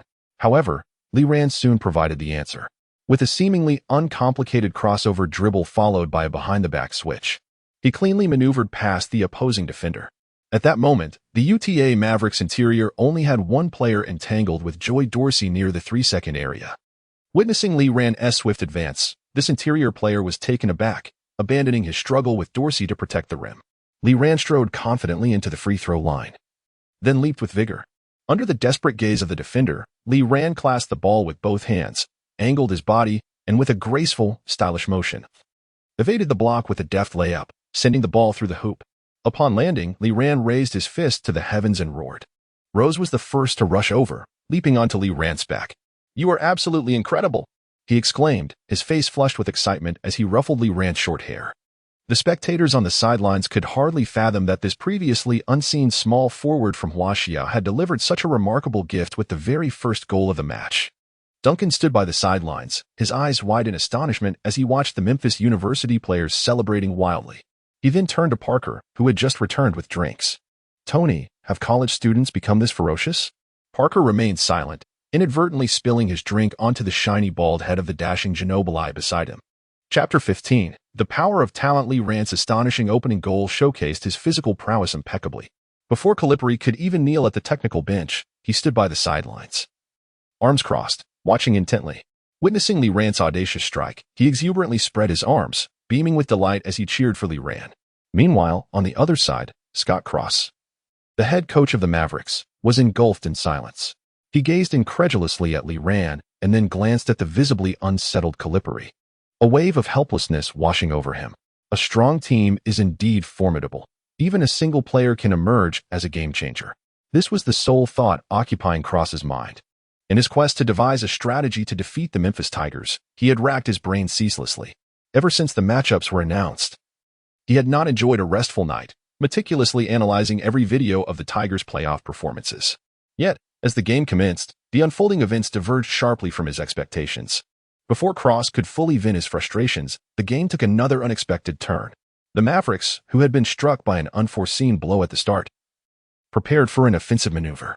However, when the ball reached their small forward, Lee Ran, like a thief in the night, audaciously snatched the ball from his opponent's possession. Cross watched in astonishment as Lee Ran's actions unfolded, casting a bewildered glance at the referee. The referee, with the whistle poised in his mouth, sprinted alongside the rapidly advancing Lee Ran and rose towards the front court, offering no indication of a foul. Lee Ran dribbled into the front court, effortlessly tossing the ball towards the backboard. The ball rebounded off the backboard, and Rose, who had trailed closely behind, leaped high, crashing the ball violently into the hoop with both hands. It appeared as though he had made no attempt to hang on the rim. After his explosive dunk, he landed directly on the ground, steadying himself with a hand on the floor. Lee Ran felt a jolt of alarm and rushed to assist him. "Could you not hang on the rim for a moment? That direct descent is rather harsh on the knees, don't you think?" Rose, unfazed, patted Lee Ran's shoulder, laughing as he jogged back to the defensive end. The thrill of playing alongside his brother on such a significant stage exhilarated him. As for Lee Ran's words, they were drowned out by the deafening cheers and roars of countless fans on the sidelines. At that moment, Cross was complaining to the referee. That kind of play isn't a foul. He spread his arms, bewildered, unsure if he had neglected to pay homage to the basketball gods, his brow furrowed in discontent. The referee pointed to his eyes, stating, "Sir, that was undoubtedly a good play. Trust my vision." The two spectacular dunks at the outset sent the entire audience into a frenzy. From the very beginning, the Memphis Tigers seemed eager to unleash their prowess upon the beleaguered Mavericks, wielding their metaphorical sword without hesitation. Today, the Utah Mavericks stood as mere victims under the formidable hands of Lee Ran and Rose. Faced with this unfamiliar adversary, Cross felt utterly at a loss. A skilled cook finds it challenging to prepare a meal without rice. The Mavericks emphasize teamwork. However, when it comes to individual talent, they are light years behind the Tigers. In an alternate reality, Rose would have been the first overall pick in this year's draft, with Joy Doshi at the 33rd spot and CDR at the 40th. Even the unassuming starting center Rozier is an aspiring NBA player, having once represented the Miami Heat in the 2012 to 2013 Summer League. It has been said that defense relies not on innate talent, but rather on attitude. Once in the elimination rounds, the players' attitudes are unquestionable. They exhibit 120 focus on the court, fully aware of the brutal nature of March Madness. A single loss sends one home, with no second chances. Consequently, the Mavericks are struggling immensely. They cannot penetrate the Tigers' defense, and their own defense is equally ineffective. Have you seen how the Tigers' number 0 and 23 seem to float above the court? In a moment of desperation, Coach Cross was compelled to make an early substitution, bringing in the team's top scorer and exceptional sixth man, Anthony Villen, in hopes of staunching the bleeding. Although this early substitution disrupted their usual tactical arrangements, Cross was beyond caring at this point. Villen, true to his reputation as the Mavericks' leading scorer, immediately made an impact by sinking a three-pointer despite being guarded by Lee Rand. This crucial shot broke a 3-minute scoring drought for the Mavericks and narrowed the deficit to within 10 points, proving invaluable. Lee Rand, astonished, looked at Villen with the wide-eyed wonder of a kitten spotting a ball of yarn, cheering enthusiastically for his teammates. Derek, that lad possesses a certain charm. He and Rose jogged towards the front court, engaging in light-hearted banter. Rose glanced at him and suddenly broke into a smile. As they crossed half-court, Rose tossed the ball to Lee Rand and sprinted towards the baseline. Villen's recent contribution had stabilized the situation and rekindled hope for the Mavericks. Now, as Rose passed the ball to Lee Rand, he faced Villen, bending low and dribbling with dazzling finesse. Villen, slightly rattled, was more of an offensive player than a defensive one, and he felt uneasy against Lee Rand's rapid, low center of gravity dribbling. Just then, Lee Rand looked up and flashed a bright smile, revealing a set of gleaming white teeth. Villen was momentarily taken aback, and in that instant, Lee Rand exploded into action. Gliding past him, Villen quickly chased after him, only to be horrified to find himself falling further behind as Lee Rand, with the ball, surged forward. The Mavericks' two interior players were beginning to feel despondent at the sight of Lee Rand charging in. One of them, at least, was adept at evading blocks midair. Yet the other, number 0, seemed intent on executing a thunderous dunk. Does jumping high and having long arms grant one the liberty to do as they please? At that moment, both Mavericks players wished fervently that their parents had endowed them with an additional 10 centimeters in height and 10 centimeters in arm length. Yet in this world, there are no such endless possibilities. Lee Rand surged into the paint, recklessly launching himself into the air. He decided to ascend first, pondering the rest mid-flight. Upon encountering the imposing presence of 4 colossal hands before him, Lee Rand deftly pulled on the rim, evading one defender's block. At that moment, another defender felt a surge of elation, thinking, finally, after 10 minutes, I can swat this kid. His hand was perfectly poised to obstruct Lee Rand's path, and it seemed inevitable that Lee Rand would be thwarted. However, Lee Rand, having already pulled on the rim once, was not yet satisfied. As he began his descent, with the ball in both hands, he executed an astonishing maneuver, pivoting in midair before gently flicking the ball, which ricocheted off the backboard and tumbled erratically into the basket. Hardaway, watching from the sidelines, was left in awe. This shot felt hauntingly familiar. It wasn't until the exuberant commentator fervently mentioned a name that Hardaway's mind clicked into place. Wasn't this reminiscent of the legendary Jordan, his own prototype, who had once executed a similar shot? Yet, Jordan's feat had been far more challenging, involving 3 evasive maneuvers in the air, and the defensive pressure he faced was incomparable. Nevertheless, Lee Rand's shot was undeniably electrifying. The majority of the fans in attendance now mirrored a unified reaction, including the GDP trio spectating from the sidelines, all with their heads clasped in disbelief and expressions of sheer horror. Chapter 16. The long-standing fans' uninvited arrival. After an excruciatingly tense period, the referee finally blew the whistle, signaling the end of the first half. For Cross, those 20 minutes felt as interminable as a century. Observing the unfolding game, he exhaled softly, his emotions a tumultuous blend. Fortunately, there was still hope for redemption. That was the only solace he could muster, although he internally acknowledged that his team was already half buried in defeat. One must always cling to dreams, mustn't they? At halftime, Lee Rand and Ross had both played the entirety of the first half, leading their team to a 45-32 advantage over the Mavericks, a commendable 13-point lead. While a 13-point deficit can be swiftly overturned in the NBA and the NCAA, where each half consists of nearly 20 minutes and the total game time is limited to 40, along with a hefty 35 seconds for each offensive possession. Maintaining such a lead is akin to a formidable chasm, especially with the clock not stopping in the final 2 minutes of the second half.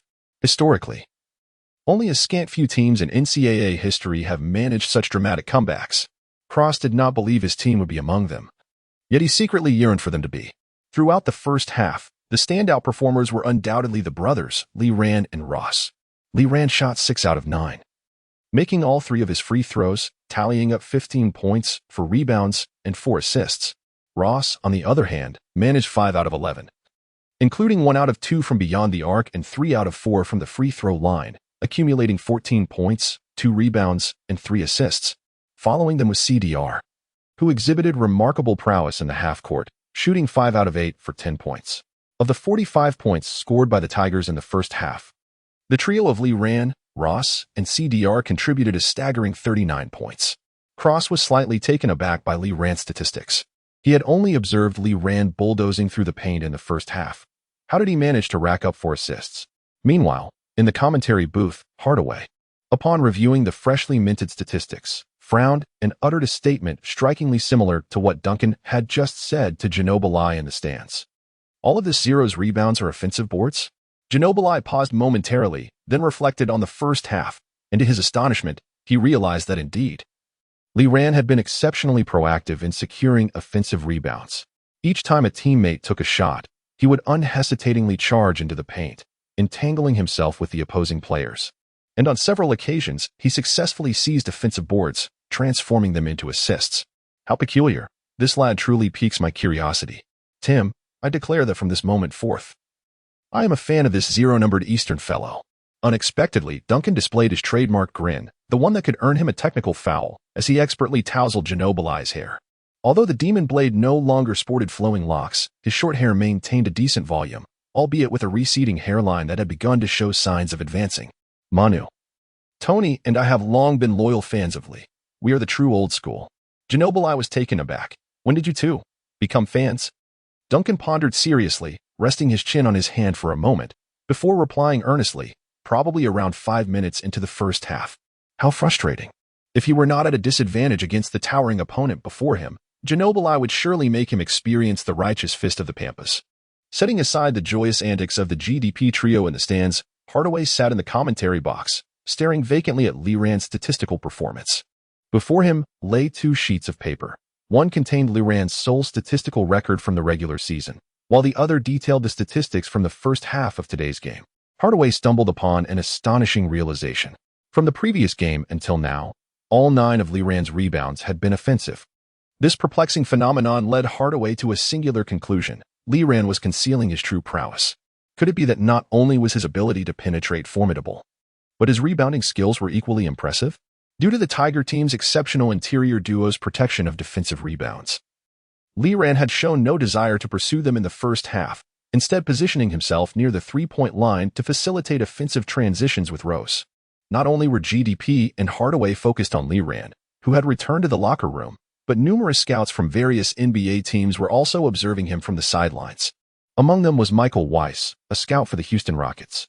He sat in his designated spot, a small notebook resting on his knee, a pen clenched between his teeth, jotting down notes as thoughts occurred to him. Several lines of text had already been inscribed in his notebook, forming a rudimentary scouting report, should the team require it.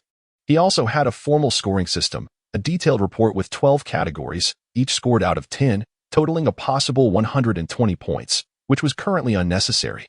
His notes described Lee Ran as possessing exceptional speed and leaping ability, adept ball handling skills, and remarkable explosiveness. He noted that Lee Ran exhibited strength that did not falter against opposing big men, and his defensive capabilities were elite within the NCAA, though not yet sufficient for the rigors of the NBA. However, he expressed concern over Lee Ran's overly singular offensive approach, relying solely on driving, which might hinder his ability to showcase his explosive attributes against NBA frontcourt players. At that moment, his phone buzzed in his pocket. Upon checking, Weiss nodded slightly, returned the phone to his pocket, and added another line to his notes. He noted a history of significant injuries, suggesting a potential fragility given his style of play. At the bottom of that page, he scribbled the number 60 and circled it. This was a personal habit of his. A score of 60 indicated that, in his estimation, Lee Ran was best suited to be selected with the 60th pick. On the preceding page lay the report on Rose, which was considerably more detailed. structured around 12 categories such as athleticism, size, defense, physicality, speed, leadership, shooting ability, immediate impact, rebounding, potential, basketball skills, and influence. He achieved perfect scores in athletic ability, speed, and potential.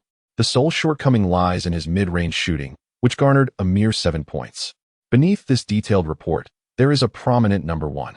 This signifies that in the scouts' estimation, Rose is worthy of the coveted first overall pick.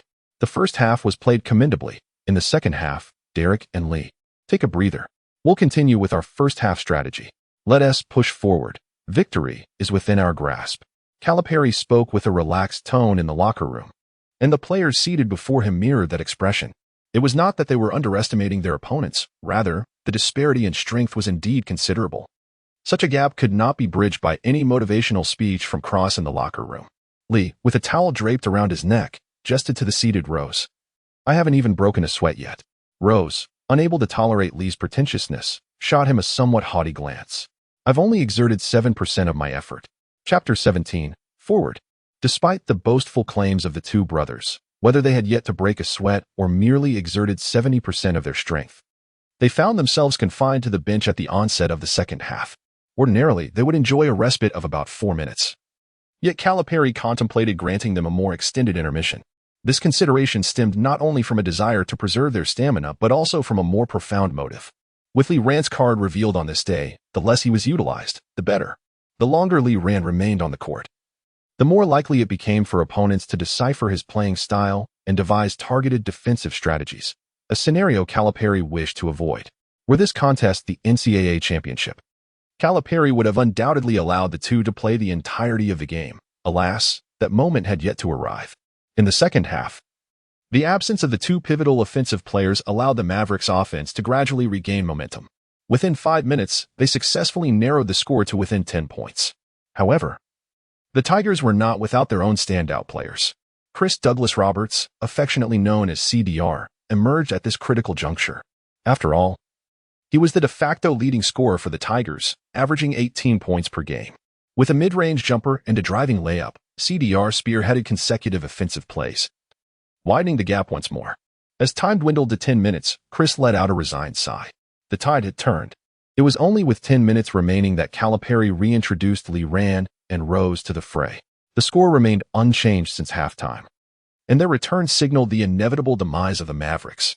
In the end, the score stood at 87-63, with the Memphis Tigers triumphing over the University of Texas at Arlington Mavericks by a resounding 24 points, marking their first victory in the madness of March. Lee Rand's statistics settled at an impressive 21 points, 5 rebounds, 5 assists, and 3 steals, numbers that truly shone. Rose contributed 18 points, 4 rebounds, and 7 assists, while CDR excelled with 19 points, 3 rebounds, and 2 assists. As the final whistle blew, Rose jubilantly approached Lee Rand, and together they celebrated this exhilarating victory. Without hesitation, Lee Rand reciprocated with a celebratory chest bump. Unbeknownst to the exuberant duo, on the sidelines and beyond, countless eyes had begun to focus on them. The NBA draft predictions updated rapidly, and by the following day, Lee Rand's name appeared on the mock draft list. Yet, his position was merely the 30th pick of the second round, the last slot available. Due to his limited playing time, scouts collectively adopted a conservative outlook. Additionally, a significant factor affecting Lee Rand's draft stock was the serious injury he had previously endured. The rupture of the Achilles tendon is undoubtedly a devastating injury for a basketball player. No one can guarantee how long Lee Rand's remarkable performance will endure. Perhaps it could abruptly cease in the next game. After a 3-day respite, Lee Rand and Ross resumed their journey. Their adversary in the round of 32 was Mississippi State University, which had triumphantly defeated the University of Oregon 76-69 in the round of 64, progressing to the second round. However, this would mark the end of their journey for the year. On March 25, 2008, the University of Memphis decisively overcame Mississippi State University with a score of 76-66. Lee Rand continued his stellar performance from the previous game, achieving 8 out of 13 from the field and a perfect 4 for 4 from the free throw line, amassing a game-high 20 points along with 5 rebounds and 4 assists. Another player on the team also shone brightly. The diligent blue-collar interior player, Joey Dorsey, recorded 13 points, 12 rebounds, and an astonishing 6 blocks, transforming the paint into a no-fly zone. However, after the game, Lee Ran expressed his frustration over Ross's missed opportunity on a front-court rebound, which resulted in one fewer assist than rebounds for him, much to Ross's displeasure. In the subsequent Sweet 16 matchup, Ross exploded with talent. In the game against Michigan State University, he shot 12 out of 17, including 2 of 3 from beyond the arc and 6 of 7 from the free throw line, totaling a remarkable 32 points along with 4 rebounds and 5 assists. His performance propelled the team to a resounding victory of 92-74, successfully advancing to the Elite Eight. Lee Ran also performed admirably, contributing 25 points. After these 2 rounds, Lee Ran's draft stock had gradually ascended from the initial 60th position to the mid-second round, though the increase was modest, as scouts had uncovered another flaw in his game. The offensive techniques he exhibited were alarmingly one-dimensional, primarily consisting of driving into the paint and attempting to elevate himself for a shot. While this style may be eye-catching and effective in the NCAA, it is likely to falter amidst the elite competition of the NBA. Fast forward a decade, or perhaps even just a year, scouts may perceive Lee Ran as a version of Russell Westbrook devoid of playmaking ability.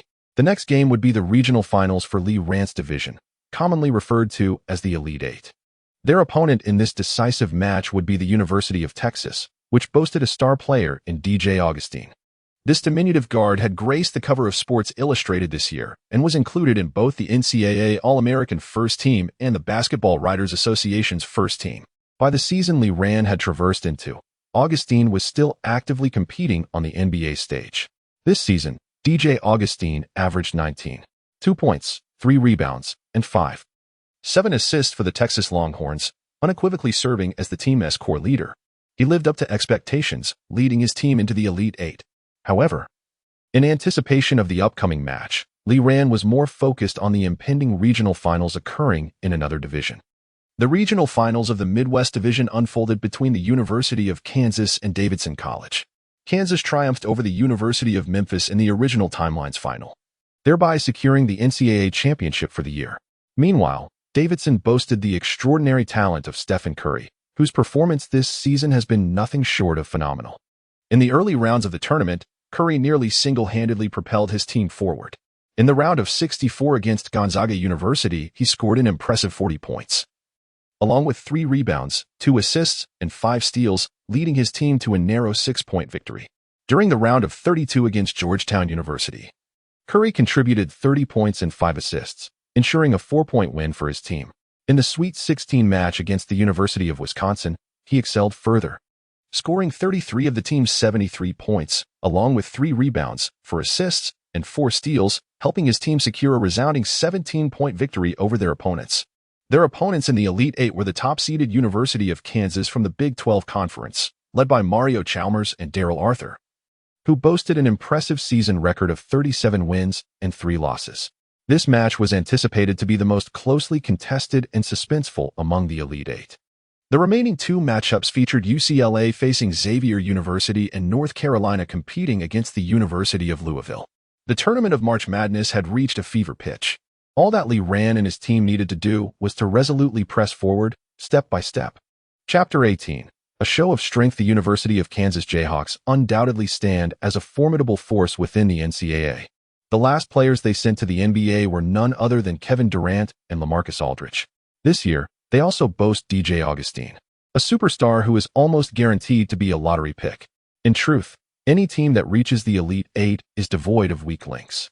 Unfortunately, they are up against the overwhelming favorites for the championship, the University of Memphis. In an alternate reality, Memphis, without the presence of Lee Ran, would have surged straight to the finals, even more so in this reality, where the addition of Lee Ran has significantly enhanced their combat prowess.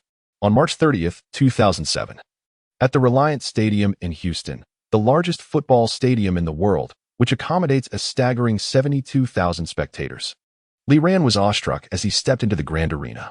The retractable roof was closed, and countless lights flickered above, illuminating the fervent faces of the audience. As they emerged from the player tunnel, the deafening roar of the crowd nearly rendered Lee Ran's ears deaf. "Little Bear, this place is enormous," Lee Ran murmured. Ross, seemingly accustomed to grand settings, maintained a calm demeanor, though his trembling hands and legs betrayed his nerves. The rush of adrenaline coursing through Ross made him feel as if he were in a surreal dream. This was the Elite Eight, if they reached the finals. The two brothers, appearing somewhat out of their depth, felt a twinge of anxiety during the pre-game assembly. There was no need for mockery, as all players from both teams exhibited similar reactions. There was nothing left to say. They would simply play as they had in practice. Their strength surpassed that of their opponents, and if they performed at their usual level, victory was assured. The true veteran of high-stakes situations was undoubtedly Coach Calipari, a renowned figure in the NCAA who had weathered countless storms. Grasping the tactical board, he refrained from overemphasizing the critical aspects of the game, focusing instead on alleviating the players' anxiety. Finally, he cast a glance at Lee Ran and Ross, standing together. "Go on, lads. Annihilate them and send them home to their mothers in tears." With that, Calipari placed one hand on Lee Ran's back and the other on Ross's, giving them a firm push onto the court. As Lee Ran stepped onto the wooden floor, he finally felt a sense of calm wash over him. He exhaled deeply, glancing at Ross beside him. "I aim to score 30 points in this game." Ross paused for a moment, then broke into a smile. "All right, I'll pass you the ball." Rick Barnes, the esteemed head coach of the Jayhawks, who had nurtured talents like Aldridge, Durant, T.J. Ford, P.J. Tucker, and D.J. Augustin, stood impeccably dressed in front of his team's bench. Despite the departures of Aldridge and Durant over the past 2 years, he remained thoroughly satisfied with D.J. Augustin's contributions.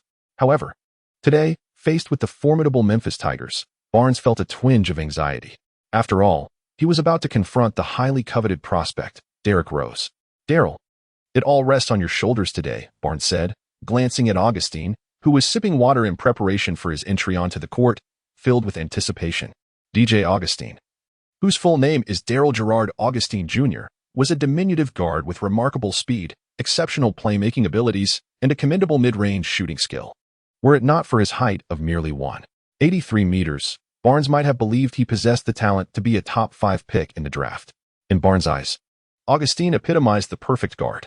This evening, the hopes of the Longhorns rested entirely on him. If he could outplay Rose, then the Longhorns would have a chance at victory.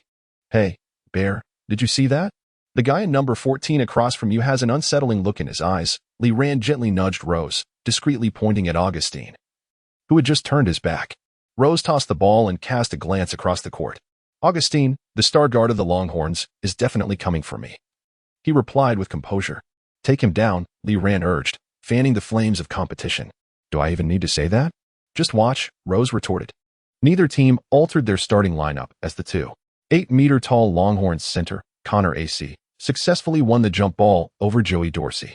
Thus, the match between the Memphis Tigers and the Texas Longhorns in the NCAA Elite Eight of the 2007 to 2008 season officially commenced. Once D.J. Augustin acquired the ball, he took a deep breath and bounced energetically toward the front court. "I want to be a hero. I want to be the hero of the team." The overwhelming impulse was impossible to suppress. Augustin reached the arc, waiting to position himself while eyeing Rose, who had already closely guarded him. With his closely cropped hair, dazzling white jersey, and determined gaze, Rose, although not particularly tall for a guard, standing 191 meters in shoes and 188 meters without, still held a slight physical advantage over the 183-meter Augustin. However, such factors were inconsequential to the fervent Augustin. He dribbled continuously, seeking an opening in Rose's defense. Yet, Rose remained steadfast, unwavering in his focus. At that moment, Augustin noticed a teammate had come up to set a screen, while Rose appeared oblivious to the impending shift. So much for the projected number 1 pick, Augustin thought to himself, as he launched into action the instant his teammate obstructed Rose.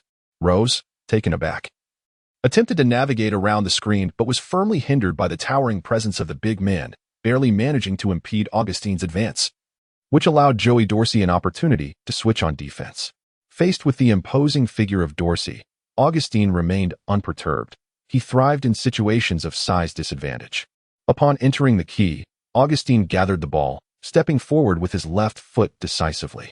Joey Dorsey stood poised, ready to leap and disrupt in front of Augustin. However, Augustin's next move took him by surprise. Augustin's right foot also stepped forward to the left. A Euro step. A barely perceptible smile played at the corners of Augustin's mouth, mirroring that of Ross behind him. "Gotcha, you foolish giant." After evading Joey Dorsey, Augustin leapt, executing a motion reminiscent of a moonlit glance, lofting the ball towards the basket. But at that moment, darkness enveloped Augustin, as if he had been shrouded by a shadow. Startled, he looked up to see a yellow face looming above him. Foiled. Suddenly, from the side, Lee Rand surged forth, his head nearly level with the rim, extending his long arm to swat Augustine's layup away with the force of a volleyball spike. As Augustine fell to the ground, the smile on his face had yet to fade, frozen in shock as he stared blankly at Lee Rand, who looked down at him with a smile that, in Augustine's eyes, resembled that of a demon. Chapter 19. Absolute Strength Before the match commenced. In the locker room, while changing, Lee Rand had already gathered his teammates for a brief discussion. "Gentlemen, I believe it is imperative that we intensify our approach against the core player of the Longhorns," he proclaimed, placing his hands on the shoulders of his closest allies, Ross and Joey Dorsey, who looked at him with perplexed expressions. "How do we increase the intensity?" Ross inquired, visibly puzzled. "If he underestimates our team's defensive prowess," Lee Rand elaborated, igniting a spark of understanding in the eyes of his teammates. "Lee, you're quite cunning." "But I admire that," Ross chuckled, rubbing his hands together mischievously. In essence, what Lee Rand proposed was quite straightforward, reminiscent of the Denver Nuggets' interior defensive strategies from recent seasons. There have long been whispers that Marcus Camby's defensive accolades were overstated, attributed to the team sacrificing overall interior defense to bolster his statistics. Yet, Camby's commendable achievements, including 2 all-defensive first-team selections, 1 Defensive Player of the Year award, and 4 blocks titles, are not to be taken lightly. This indirectly indicates that his style of play indeed holds merit. Currently, Memphis's interior defensive strategy seemed to align perfectly with this approach. Rather than viewing Augustine's easy penetration past the defenses of Ross and Joey Dorsey as straightforward, it could be perceived as him plunging headfirst into a trap laid by the Tigers. The reality was that Augustine stumbled badly in this pitfall. The initial fervor of the game was abruptly extinguished by Lee Rand's spectacular volleyball-style block. As if a bucket of cold water had been thrown over him in the depths of winter, the ball was deflected into the second row of the stands, where a fortunate spectator, cradling the basketball, gazed in astonishment at Lee Rand on the court. Oh, Memphis's secret weapon. Lee showcased his unparalleled physical prowess with that block. He nearly collided with the backboard, the commentator exclaimed, caught off guard by such a remarkable feat so early in the game. As the game resumed with a sideline inbounds, time was running low with merely 10 seconds remaining on the shot clock, leaving no opportunity for the Longhorns to configure a new play. After a series of passes, the ball found its way back to Augustine. He glanced at the timer, which indicated just over 5 seconds left, relentlessly ticking down. In desperation, Augustine resorted to the simplest of tactics, executing a few feints before launching a shot from the spot. Ross's defense was impeccable, severely disrupting Augustine's attempt. The shot sailed harmlessly over the rim. Just as Lee Rand prepared to vacate the paint for an offensive push, he unexpectedly found himself in possession of a round, vibrant orange ball. Lowering his gaze, he was instantly overcome with emotion. If memory served him correctly, this was a moment of historical significance, a rebound that marked the first defensive rebound of his NCAA career. However, this elation lingered in Lee Rand's heart for less than a heartbeat before he firmly grasped the ball and propelled it forward into the court. As the game progressed into the second half, Rose comfortably received a thoughtful assist from Lee Rand just inside the three-point line. With both hands on the ball, Rose resembled a taut bowstring, soaring high into the air before executing a powerful dunk. Upon landing, he let out a triumphant roar, while Lee Rand eagerly approached to exchange a high five. "Hey, after a dunk, you should hang on the rim for a bit. The impact on your knees is too strong like this, and you might risk injury," he advised, jogging back to defense. Rose, still beaming with joy, merely nodded in response, internally thinking, I know, you're even more talkative than my mother." In stark contrast to the now calm and collected Rose, Augustine felt as though he were sinking into a quagmire. His usual prowess had dwindled, barely allowing him to score even 7 points. He sensed that the opposing players, numbered 0 and 23, were intentionally targeting him. However, both Lee Rand and Rose outperformed him in both offensive and defensive capabilities. One such player would suffice, yet Memphis boasted 2.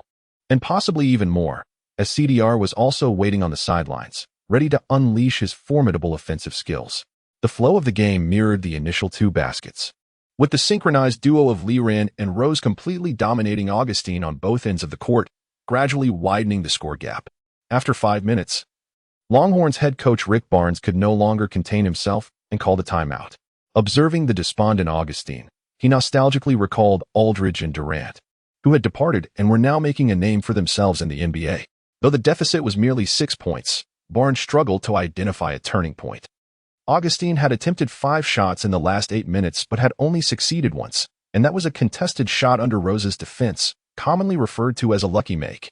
Sighing internally, he realized that despite Augustine being heavily guarded, the team would still rely on him for the remainder of the game. The players on the bench were merely there to afford rest for the starters. He glanced at fellow guard A.J. Abrams, the most effective starter for the Longhorns, who had managed to score 6 points.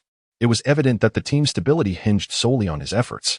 D.J., if the pressure feels overwhelming, just pass the ball to A.J. to handle. Barnes reluctantly decided to shift the offensive focus. He looked across the court at the relaxed and smiling Calipari, who was strategizing. How do you have so many cards in your hand? Calipari had not altered his tactics. There was no need to do so. He simply encouraged the players to maintain their current performance once they took the court. Upon receiving Barnes' approval, Abrams was filled with excitement, displaying a lively performance by driving to the basket and shooting from the perimeter, quickly helping the Longhorns close the gap. Regrettably, upon discerning Barnes' intentions in Calipari, Abrams was effortlessly ensnared by the collaborative efforts of CDR and Ross. At least Augustine could be regarded as a quasi-NBA player, whereas Abrams did not even participate in the draft. In the ensuing moments, Barnes struggled several times, yet all his substitutions proved futile. As the first half concluded, the score stood at 50-36. The already rapid-paced Tigers, under the intentional acceleration orchestrated by Leran and Ross, transformed the game into a spectacle akin to an NBA scoreline, amassing 50 points in a mere 20 minutes, thus establishing a 14-point lead. The despondent Barnes had no choice but to lead his players back to the locker room, seeking a remedy for the current predicament. However, in the face of overwhelming strength, any minor maneuvers were rendered ineffective. Despite Barnes having reinvigorated his players' morale and devised targeted strategies during halftime, Leran and Ross, without rest, continued to wreak havoc on the Longhorns' interior defense. As the game approached the 30th minute, a whistle from the referee signaled the 5th foul for Longhorns starting center Connor Atkill, who trudged off the court with a bitter expression, marking the conclusion of what had been a largely uneventful match.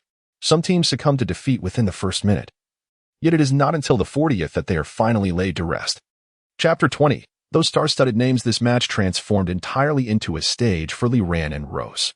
Once the team's leading scorer, Chris Douglas Roberts, managed a scant 9 points in this contest, Leran and Rose once again delivered extraordinary statistics. Leran played a total of 33 minutes, achieving 31 points, 6 rebounds, 1 assist, 2 steals, and 2 blocks from 12 field goals out of 18 attempts and 7 free throws from 8 attempts, effectively filling his statistical column. Rose, not to be outdone, recorded a modest 15 points, but equally contributed with 15 assists. In this game, Rose adeptly suppressed his offensive desires, wholeheartedly creating opportunities for Leran, reveling in the accumulation of statistics. Ultimately, the Memphis Tigers triumphed over the Texas Longhorns in the Houston Reliance Stadium with a staggering score of 87-65, advancing to the Final Four. Simultaneously, another match in the Elite Eight determined its victor.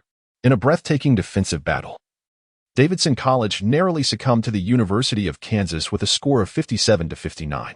Although Curry continued his remarkable performance, playing the entire game and securing 25 points. For rebounds and 3 assists, he regrettably missed the last-second shot, concluding his inaugural NCAA journey with a tinge of disappointment. On the 29th, 2 other matches took place, with UCLA defeating Xavier University 76-57 and North Carolina overcoming the University of Louisville 83-73. Thus, all teams for the 2007 NCAA Final Four were confirmed.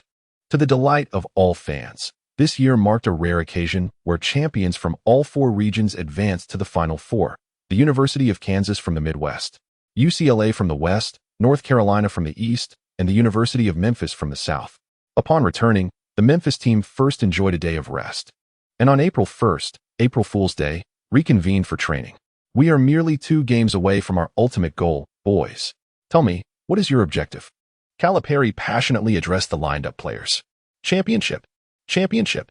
Leran exclaimed, his fist raised, as the other players joined in the fervor. Yes, for us. Nothing less than the championship will suffice. After this motivational session, Calipari assigned Tsai Wan-jun to lead the players in training, while he retreated to his office. Seated in his spacious chair, Calipari rested his chin on his hand, staring blankly at the matchup sheet before him. The brackets for the Final Four had been released, and the Tigers' next opponent would be UCLA. Had Lee Rand glimpsed the sheet in front of Calipari, he would surely have been astonished by the exceptional caliber of players in this year's NCAA. The UCLA roster, if placed 5 or 10 years into the future, would undoubtedly stand as a formidable contender for the championship. Just look at those names: Kevin Love, Russell Westbrook, Darren Collison, and Luke Baumut. They even showcased an astonishing score of 70-29 against Mississippi Valley State in the round of 64. In the round of 32, facing the formidable Texas A&M. Bolstered by the athletic prowess of the leaping DeAndre Jordan, Kevin Love, matched against him, delivered an impressive performance with 19 points, 11 rebounds, and 7 blocks, thereby asserting dominance in the paint. This is indeed the NCAA tournament. The other two teams are no less formidable. North Carolina boasts players of stature comparable to Michael Jordan, such as Tyler Hansbrough and Ty Lawson, along with sharpshooters like Danny Green and Wayne Ellington, showcasing their considerable strength. As for Kansas, they are, without a doubt, the favorites for this year's championship, led by their future Miami Heat starting point guard, Mario Chalmers.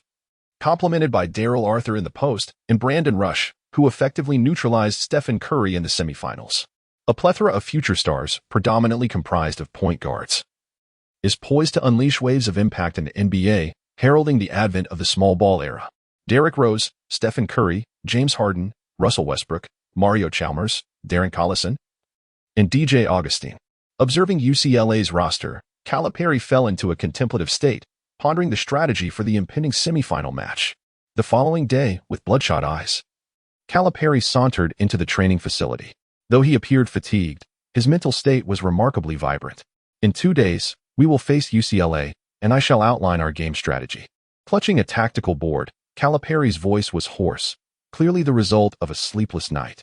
For the upcoming match, I will make some adjustments to the starting lineup. Joy, Lee, Antonio, Chris, and Derek, you 5 will be our starters. Upon hearing Calipari's decision, the players exchanged puzzled glances. Only one player, Joy Dorsey, in the post? That towering figure. Kevin Love is a double-double machine. Lee, your responsibility is paramount. On game day, you shall match up against Kevin Love. Calipari swiftly clarified the players' confusion. Yet their astonishment only deepened. Lee, initially taken aback, soon recognized the rationale behind Calipari's strategy. Love is not a traditional post player, despite his exceptional rebounding skills. As a quintessential stretch big, he possesses numerous vulnerabilities in the paint. Standing at just 2.03 meters, lacking in vertical leap and rim protection. His finishing ability near the basket is rather poor. Nevertheless, his robust physique and outstanding post skills allow him to score effectively through back-to-the-basket plays. Coupled with his guard-like shooting proficiency from long range, he becomes UCLA's most challenging offensive threat. Upon reflection, Lee realized that he was indeed the most suitable candidate to counter Love. Although his interior defense is not particularly high, still below the 60 threshold, Love does not heavily rely on scoring in the paint. Instead, to create space for explosive penetrators like Westbrook, he often positions himself on the perimeter. Love's rebounding ability is exceptional, yet Lee Rand's prowess in securing offensive rebounds stands unparalleled throughout the NCAA. Both possess remarkable strength, with Love excelling in long-range shooting. Fortuitously, Lee Rand is adept at the perimeter as well, his defensive skills in that domain regarded as elite within the NCAA. Lastly, although Love boasts a height advantage, towering over Lee Rand by a substantial 9 centimeters, his wingspan measures merely 211 centimeters. When considering wingspan, Lee Rand is certainly not outmatched by Love. Observing the dawning realization on Lee Rand's face, Kaliapa smiled with satisfaction, fully aware that Lee Rand now comprehended the rationale behind his defensive assignment against Love. The remaining tactical arrangements closely resemble our usual training. However, it is imperative to note that due to a decrease in average height, we must accelerate our offensive tempo, speed up, and speed up again, resolutely embracing a fast-paced style of basketball. Whenever an opportunity to shoot arises, we must seize it without hesitation. Engaging in a half-court battle with our opponents would be detrimental. Derek, you must ensure the team maintains its offensive rhythm, striving to draw the opponents into our pace. Within the arena, Kaliapa's voice resonated continuously, while the sunlight streaming through the windows cast a golden hue upon these dream-chasing youths. Chapter 21. A Reunion with GDP. April 5, 2008. San Antonio, Texas, 100 Montana Street. The Alamo Dome. The NCAA championship of the 2008 season has reached its fever pitch. with two pivotal games set to unfold today at the Alamo Dome. The first contest features the University of Kansas pitted against North Carolina, followed by a clash between the University of Memphis, represented by Lee Ran and Ross, and UCLA. The Alamo Dome, with a capacity of 43,718, buzzes with excitement as fans don their white Kansas jerseys or sky blue North Carolina attire, showcasing their allegiance. Some enthusiastic supporters, having secured tickets for both matches, may even be cloaked in Memphis or UCLA gear beneath their outer layers. Lee Ran and his companions arrived at the arena early, engaging in warm-ups to acclimate to the venue in preparation for the evening's contest. By 4 o'clock, they settled into their designated seats in the corner of the stands, eagerly anticipating this globally celebrated showdown, ready to take center stage in a matter of hours. Lee Ran nudged Ross, whispering as they took their seats, only to be met with the conspicuous presence of several towering figures in front of them. The San Antonio Spurs had faced a brutal defeat against the Jazz in Salt Lake City the previous day, suffering a staggering 26-point loss, with the Jazz's 5 players scoring in double digits, limiting the Spurs to a mere 64 points. As the regular season neared its conclusion, the Western Conference was embroiled in a fierce battle for rankings, and the Spurs' loss only intensified the already chaotic situation. Yet, the trio known as GDP seemed utterly unfazed by their team's current plight. They had come to the Alamo Dome to enjoy the games, undeterred by the stakes. "Look, it's GDP," Lee Ran whispered to Ross. Ross shot him a sideways glance, retorting, "I'm not blind. I can see that it's GDP." Their hushed conversation did not escape the attention of the trio ahead. Duncan turned around, momentarily taken aback upon noticing their discreet exchange. Before a sly grin spread across his usually stoic face, he patted Parker on the shoulder while playfully tousling Ginobili's hair with the other hand. "Hey, guys. Look who's behind us." Lee Ran and Ross exchanged bewildered glances, pondering if this jovial Duncan was a mere illusion. So unlike the stoic stone Buddha they had heard about, the Frenchman, Parker, turned back with exaggerated enthusiasm, declaring, "Look at our superstar." Ginobili, in an even more theatrical display, produced a small notebook from seemingly nowhere and presented it to the two. "Hey, could I get your autograph? I'm a huge fan." The brothers were taken aback, hastily declining Ginobili's exuberant request, yet the ice was swiftly broken and camaraderie blossomed. Lee Ran and Ross leaned in between the trio, exchanging casual banter with the group, weaving their own narrative into the vibrant tapestry of the day. An enterprising journalist inadvertently captured a photograph that would later be deemed priceless, showcasing 5 prominent figures atop 3 chairs: Parker, Rose, Duncan, Lee Ran, and Ginobili, from left to right. Years hence, this image, aptly titled Heritage, fetched an astronomical price. All were groundbreaking guards, and the rapport between Rose and Parker blossomed swiftly as they engaged in fervent conversation. Meanwhile, Duncan was also deep in discussion with Lee Ran. "Lee, do you hail from Huaxiao?" Duncan inquired. Lee Ran nodded in affirmation. "That mysterious, ancient, and beautiful country captivates me. I must visit it one day," Duncan expressed with a look of yearning. Just as Lee Ran was about to instinctively mention the upcoming BJ Olympics, he hesitated, recalling that Duncan was not part of this iteration of the Dream Team, and the previous experience in Athens had seemingly left an unpleasant memory for him. "If you ever come to Huaxiao, I shall ensure you have a splendid time," he assured Duncan with a pat on his chest. Duncan nodded eagerly. Then with a mischievous glint, he asked, "Lee, would you be interested in playing in San Antonio?" Lee Ran was taken aback by Duncan's suggestion. To be candid, although he intended to enter the draft this year, he remained uncertain about his selection and its order. The prospect of playing alongside Rose was enticing, yet it implied that Lee Ran's draft position would not be particularly high. Additionally, if the timeline were to mirror the original, Rose would be chosen first by the Bulls, leaving Lee Ran at the 39th pick in the second round. Lee Ran did not believe himself worthy of merely a second-round selection. "I'm not quite sure," he replied, evasively. Duncan merely smiled, remaining silent. With his degree in psychology, Duncan surely recognized Lee Ran's uncertainty about his future. Furthermore, the Spurs roster was quite stable, boasting formidable players like Ginobili, Finley, and Bowen, leaving little room for Lee Ran. The two briefly skimmed this topic before diverting to other subjects. "What does your family do?" Duncan curiously inquired.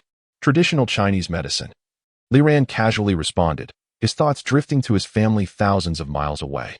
It had been several years since his last visit, and the nostalgia almost overwhelmed him. "A doctor? I've heard that traditional Chinese medicine resembles sorcery, akin to shamans, administering herbal remedies for ailments, Ginobili interjected suddenly. Li Ran shook his head gravely. No, Manu. Traditional Chinese medicine is one of our most ancient and cherished cultures, entirely distinct from the voodoo practices of shamans.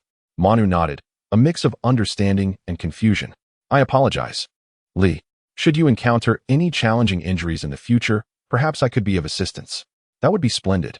Duncan readily agreed. Unfortunately, there were few instances when Ginobili could have utilized Li Ran's expertise, as his career had been largely free of injuries aside from one significant early setback. However, that injury transformed Duncan from the soaring demon of Wake Forest into a master of fundamental skills. The players from both teams had begun their warm-ups, and naturally, the conversation shifted to the impending match. Tim, which team do you favor? Duncan, displaying his characteristic composure, replied, I have faith in the Memphis Tigers. Li Ran looked at Duncan, silently giving him a thumbs up for his eloquence and emotional intelligence. I believe Kansas is the stronger team overall, whether in teamwork or individual prowess. Ginobili stated with a professional demeanor. Indeed, Chalmers has performed admirably since the playoffs commenced, averaging double-digit points. I trust he can contain Lawson, Duncan concurred, sharing his perspective. The match soon commenced, and the entire Alamodome erupted with fervor. Chapter 22, the trump card to Li Ran's surprise.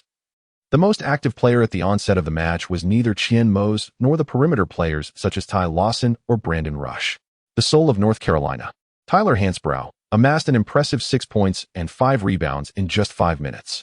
While Hansbrough's achievements in the NBA pale in comparison to those of his illustrious predecessor, Michael Jordan, within the annals of North Carolina's storied history, he undoubtedly stands as an equal, if not a surpasser, of Jordan's legacy. He serves as the steadfast anchor of this year's North Carolina team. Hansbrough holds a plethora of accolades. He is the all-time leading scorer in ACC history. North Carolina's leading scorer, the record holder for total free throws made in NCAA history, and ranks 6th on the all-time NCAA tournament scoring list. Over his collegiate career, he amassed a remarkable 872 points and 219 rebounds, making him the only player in NCAA history to be named to the All-American team and the ACC All-Conference team for 4 consecutive years. This string of honors has indelibly marked his legacy in the chronicles of NCAA history. Under his leadership, North Carolina surprisingly held a lead over the University of Kansas at halftime. However, the momentum shifted dramatically in the second half as Kansas intensified their defense against the interior, compelling North Carolina to pivot their offensive strategy towards the perimeter, relying on bench players like Wayne Ellington and Danny Green to maintain their edge. Unexpectedly, under Kansas's zone defense, North Carolina's sharpshooters faltered collectively, and the formidable Lawson was effectively neutralized by Chien Mose. Within a mere 5 minutes of the second half, Kansas not only equalized the score but surged ahead, capitalizing on North Carolina's growing anxiety. The more agitated the players became, the worse their shooting accuracy, spiraling into a despairing cycle. In the end, Kansas, having trailed at halftime, executed a stunning turnaround, finishing with a resounding score of 84-66, thereby securing their place in the finals. Despite being closely guarded in the second half, Hansbrough still managed to achieve a commendable 17 points and 9 rebounds, shooting 6 of 13 from the field and 5 of 6 from the free throw line. In stark contrast, North Carolina's sharpshooters fared poorly. Lawson shot 2 of 8, Ellington 8 of 21, and Green 6 of 13, with 3-pointers landing at 3 of 9. Conversely, Kansas's small forward Brandon Rush excelled, scoring a game-high 25 points on 11 of 17 shooting, while also effectively neutralizing one of North Carolina's perimeter threats, Wayne Ellington. As he witnessed the jubilant Kansas players embracing each other in celebration of their advance to the finals, Li Ran rose, supporting himself with his hands on his knees. We're up next, he remarked, patting Rose on the shoulder, a faint smile gracing his lips. Having just witnessed such a thrilling match, Li Ran brimmed with eagerness for his impending performance. Good luck to you. I'll be cheering for you from the sidelines, he called out. Duncan turned back, waving his large hand with a cheerful grin. Thank you, Tim. If I win the MOP, I'll be sure to thank you in my acceptance speech. Li Ran and Duncan exchanged a high five, then draped an arm over Ross's shoulder as the two brothers proceeded down the players' tunnel. It was time to unveil something new. Delaying further would be futile, for one cannot conceal their shortcomings and risk losing the championship. As they made their way to the locker room, Li Ran suddenly remarked to Ross. Ross paused for a moment, feeling the pressure. Li Ran shook his head. Not exactly. I merely find it amusing to ponder the expressions on our opponents' faces. At that moment, the UCLA players had already congregated in the locker room, listening intently to their head coach, Ben Howland, deliver his address. Our primary focus for this match remains on Derrick Rose and Chris Douglas-Roberts. Howland's opening statement sent a ripple of excitement through the players. As March Madness unfolded, the electrifying player from Memphis University had captured everyone's attention, averaging an astounding 24.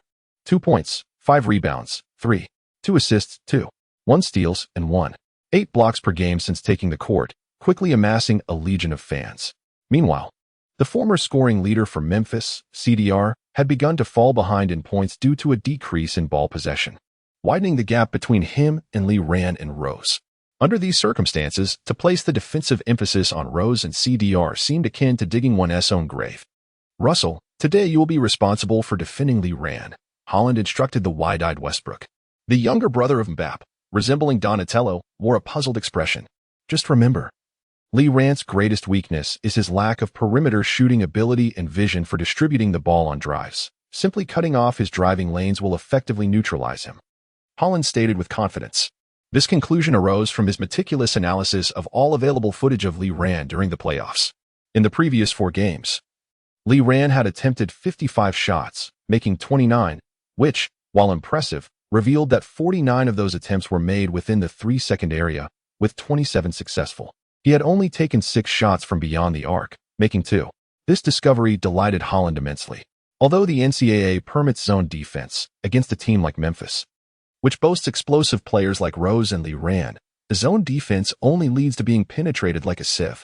Consequently, Memphis's earlier opponents had uniformly adopted a man-to-man defensive strategy, and Howland was no exception.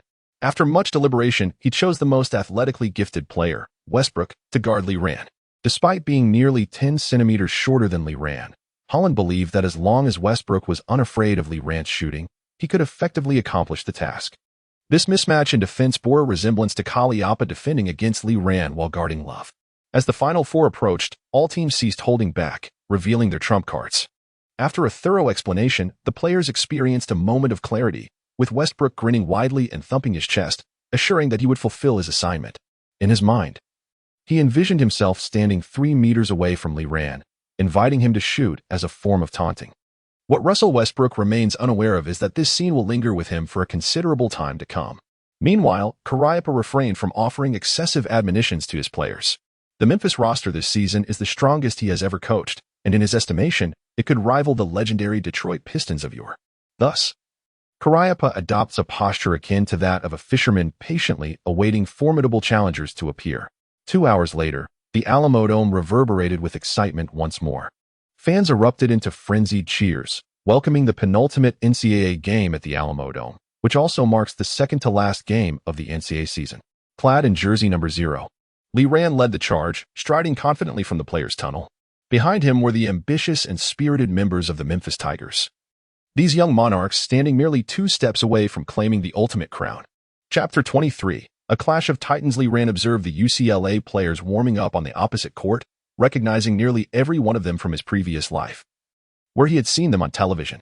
The illustrious triple-double king, the unprecedented scoring wizard Russell Westbrook, the double-double machine Kevin Love, the prince of privilege Luke Babbitt, and the exemplary point guard Darren Collison, hailing from a family of athletes.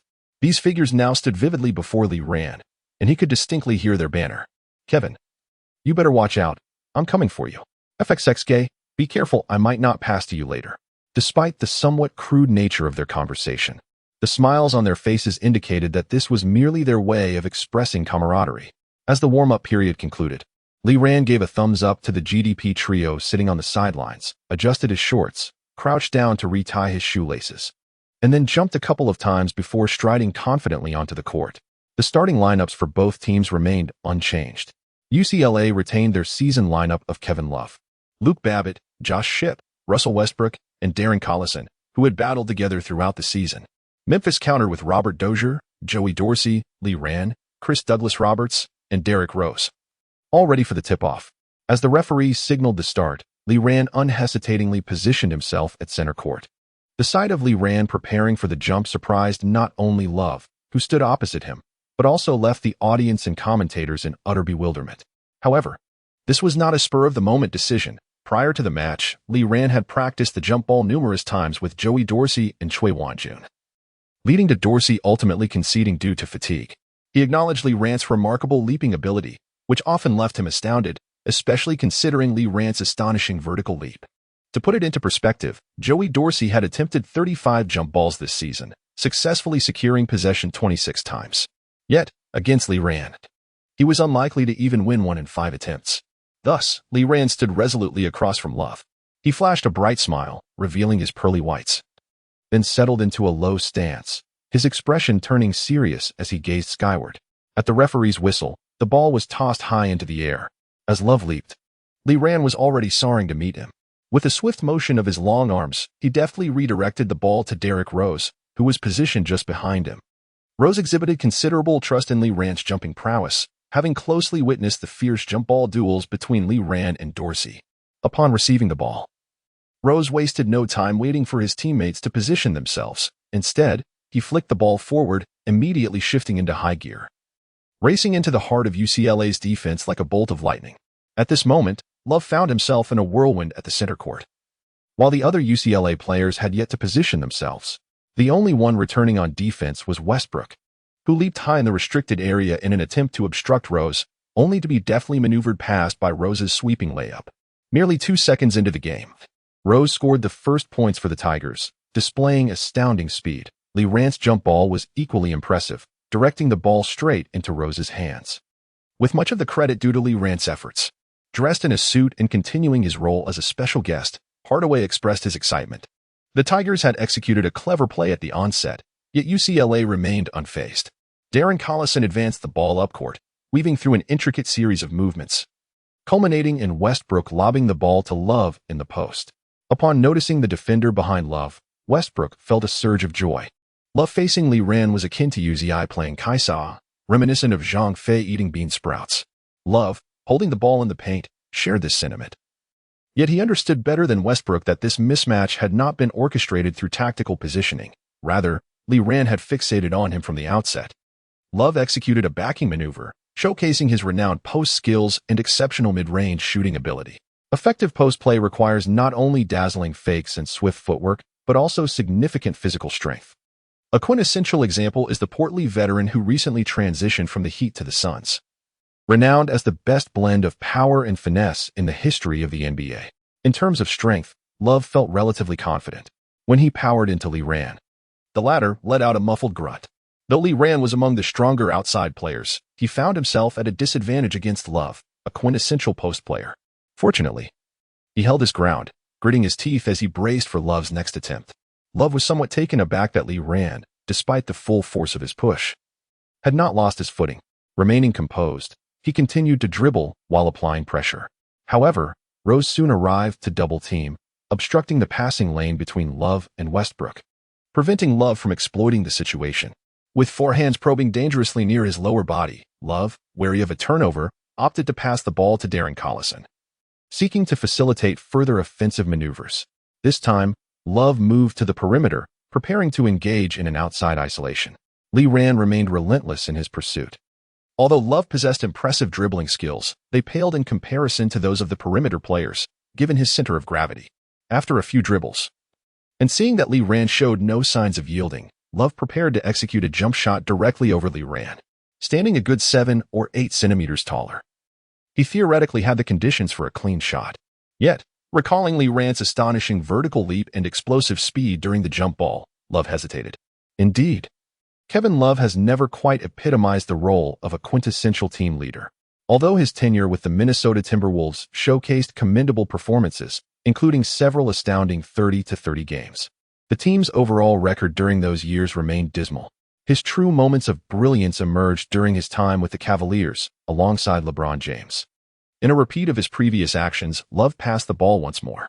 On the sidelines, Hollis observed Love's 2 unsuccessful one-on-one attempts against Li Ran, his frustration evident as he clenched his fist. He could see, just as he had orchestrated Westbrook to defend Li Ran, that the opposing team had deployed Kaliapa to similarly counter Love with Li Ran's unique defensive prowess. Notably, the outcome of this exchange revealed that Li Ran effectively curtailed Love's impact on the game. Ultimately, UCLA's first offensive sequence concluded with a failed jump shot by Westbrook. Following this, it was the Tigers' turn to seize the offensive opportunity. Westbrook, eager and prepared, readied himself to deliver a memorable encounter to Lee Rand. Chapter 24. You simply cannot shoot. Lee Rand was momentarily taken aback when he encountered Westbrook standing before him. The youthful Donatello, brimming with confidence, squatted slightly as he gazed at him. I have discerned your weaknesses. You shall not play so comfortably in this match. As Lee Rand dribbled the ball behind his back and through his legs, curiosity prompted him to inquire, what weaknesses do I possess? Westbrook remained impassive, shifting back a couple of steps. Observing Westbrook's demeanor, Rose, who was poised to assist, nearly burst into laughter. Admit it, you lack the ability to shoot, Westbrook proclaimed with the fervor of a comic book hero. Lee Rand's expression shifted, and to Westbrook's delight, it was evident that he had struck a nerve. Let us see if you can impede my drive, Lee Rand murmured, suddenly accelerating his dribble. He executed a pronounced crossover, causing Westbrook to slightly adjust his weight. However, Westbrook's eyes soon transformed as Lee Rand deftly switched the ball to his other hand and glided past him from an entirely different angle. Westbrook, unable to regain his balance, could only watch in astonishment as Lee Rand effortlessly circumvented him. Fortunately, in anticipation of Lee Rand's drive, Holland had already devised a contingency plan. The diminutive yet agile Prince Bamit swiftly abandoned his mark and charged towards Lee Rand's direction. Unperturbed, Lee Rand launched himself skyward in response to Bamit's advance. In his previous life, he had never possessed such athletic prowess. In this life, fortune had favored him, and he felt compelled to relish the moment. In midair, Lee Rand collided directly with the formidable Bamit, yet his core strength allowed him to maintain his equilibrium. Subsequently, he executed a one-handed layup, evading Bamit's block, and gently tossed the ball towards the backboard. Love, having rotated to provide support, leaped in an attempt to disrupt Lee Rand's shot. However, the ball glided effortlessly past his fingertips and ultimately nestled into the net. Upon landing, Lee Rand tumbled to the floor, sliding a short distance. Yet his gaze remained fixed on the soaring basketball. It was not until the ball swished through the hoop that he triumphantly raised his fist in celebration. Rose jogged over, joined by Joey Dorsey, to help Lee Rand to his feet. Well done, but just now Rose mused, puzzled, for Westbrook had been a full meter away, granting Lee Rand ample space to shoot. Yet he had stubbornly opted for the drive. Lee Rand chuckled and shook his head. Let us play with them a little longer. On the sidelines, Holland observed Lee Rand's successful basket with a confident smile. He felt his assessment of Lee Rand had proven accurate, despite Westbrook granting him significant space. Lee Rand still chose to drive. Although he had executed a challenging shot, how long could such performances endure? Well done, Russell. Keep playing like that, he called out to Westbrook, who was sprinting toward the front court. With the coach's approval, Westbrook was filled with vigor. This offensive play concluded with him hitting a mid-range jumper after receiving a screen from Love. The two teams commenced the game with a fast-paced style of basketball. Moreover, UCLA displayed remarkable defensive speed, denying the Tigers any opportunity to execute their favored fast breaks. Observing the lack of advancement options, Rose was compelled to slow the pace. Awaiting his teammates' positioning, he dribbled to the front court, lethargically passing the ball to Lee Rand. Upon receiving the pass, Westbrook positioned himself directly in front of Lee Rand, retreating even further back this time, standing within the arc of the free throw line. Lee Rand, observing Westbrook's defensive stance, couldn't help but chuckle. The position felt all too familiar. In later years, he would often see Westbrook's defenders adopt this very stance against him. Aren't you afraid of my shot? Lee Rand mused, dribbling the ball while engaging Westbrook in a light-hearted exchange. Go ahead, Westbrook replied nonchalantly. Yet, Lee Rand opted not to shoot. Instead, he lowered his body, his gaze piercing as it fixated on Westbrook. This fellow was clearly agitated, and Westbrook reveled in this realization. On the court, once a player's mentality is influenced, they are prone to making less rational decisions, a phenomenon commonly referred to as being in their head. Meanwhile, Joy DeRozan and Rose converged towards Lee Rand's direction. Westbrook, on high alert, prepared to navigate the screen. Indeed, DeRozan approached Westbrook, his imposing frame ready to block him, while Rose simultaneously sprinted past Lee Rand from behind. Did they think they could obstruct me? Westbrook was confident in his lateral speed.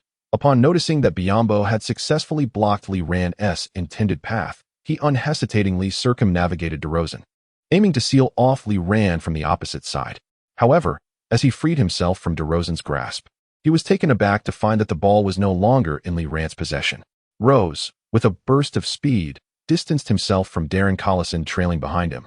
While Biyombo was occupied defending Lee Ran, Rose surged into the paint, facing only Kevin Love stationed under the basket. Calmly, he leaped while straddling the 3-second line, executing a delicate floater that swished through the net, leaving Love with no chance to contest. Westbrook, outsmarted by Lee Ran, seethed with anger. Wasn't this supposed to be a one-on-one challenge? He was thoroughly displeased with Lee Ran's brazen disregard for the spirit of their duel. With a subtle smile playing on his lips, Lee Ran watched Westbrook retreat to his own backcourt. Witnessing the mocking expression on Lee Ran's face only fueled Westbrook's ire further. Yet, Darren Collison decided to let Love take the shot. Although Westbrook would later surpass Collison's career by leaps and bounds during his freshman season, he served as a backup to Collison. Thus, despite his desire to reclaim his pride by confronting Lee Ran, Westbrook had no choice but to obediently reposition himself. In the horns area, Love received a pass from Collison. This position was typically quite comfortable for him, allowing him to either drive towards the basket or retreat to the three-point line for a shot. However, today, as he faced Lee Ran, who was crouched low with arms outstretched, Love found himself momentarily perplexed. Both options seemed less than favorable. Resolutely, he turned his back, leveraging his substantial bulk to push Lee Ran deeper into the paint. Despite Lee Ran's valiant efforts to hold his ground, Love steadily maneuvered him into the 3-second area. The sound of their muscular collision reverberated clearly as Lee Ran clenched his jaw, veins bulging on his forehead. What on earth has this kid been consuming? How can he possess greater strength than those in the post? With this thought in mind, Love quickened his footwork, acutely aware that he had entered the paint with only 3 seconds remaining on the shot clock. Chapter 25, Shattered. Love leaned against Lee Ran, using his arm for support as he turned to penetrate the paint. Lee Ran exerted every ounce of his strength, yet could only hinder Love's maneuver. Watching Love gracefully release the ball in a soft arc, Lee Ran could do nothing but sigh inwardly. He lamented the disparity in strength.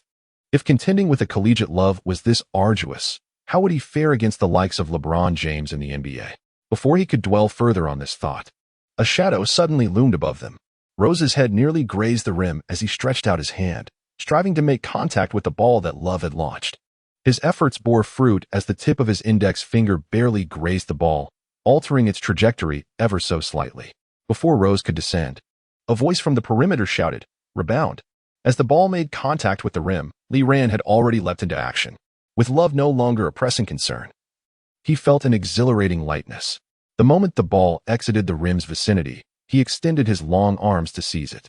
Love had just landed and was incapable of another jump, left only to gaze at Lee Ran as he secured the rebound. Upon landing, Lee Ran did not spare a glance. He swiftly hurled the ball toward the front court. Although both he and Rose were positioned beneath the basket, the Tigers' offensive capabilities extended far beyond just the two of them. Chris Douglas Roberts had already dashed past the halfway line, positioning himself beyond the three-point arc to receive Lee Ran's pass.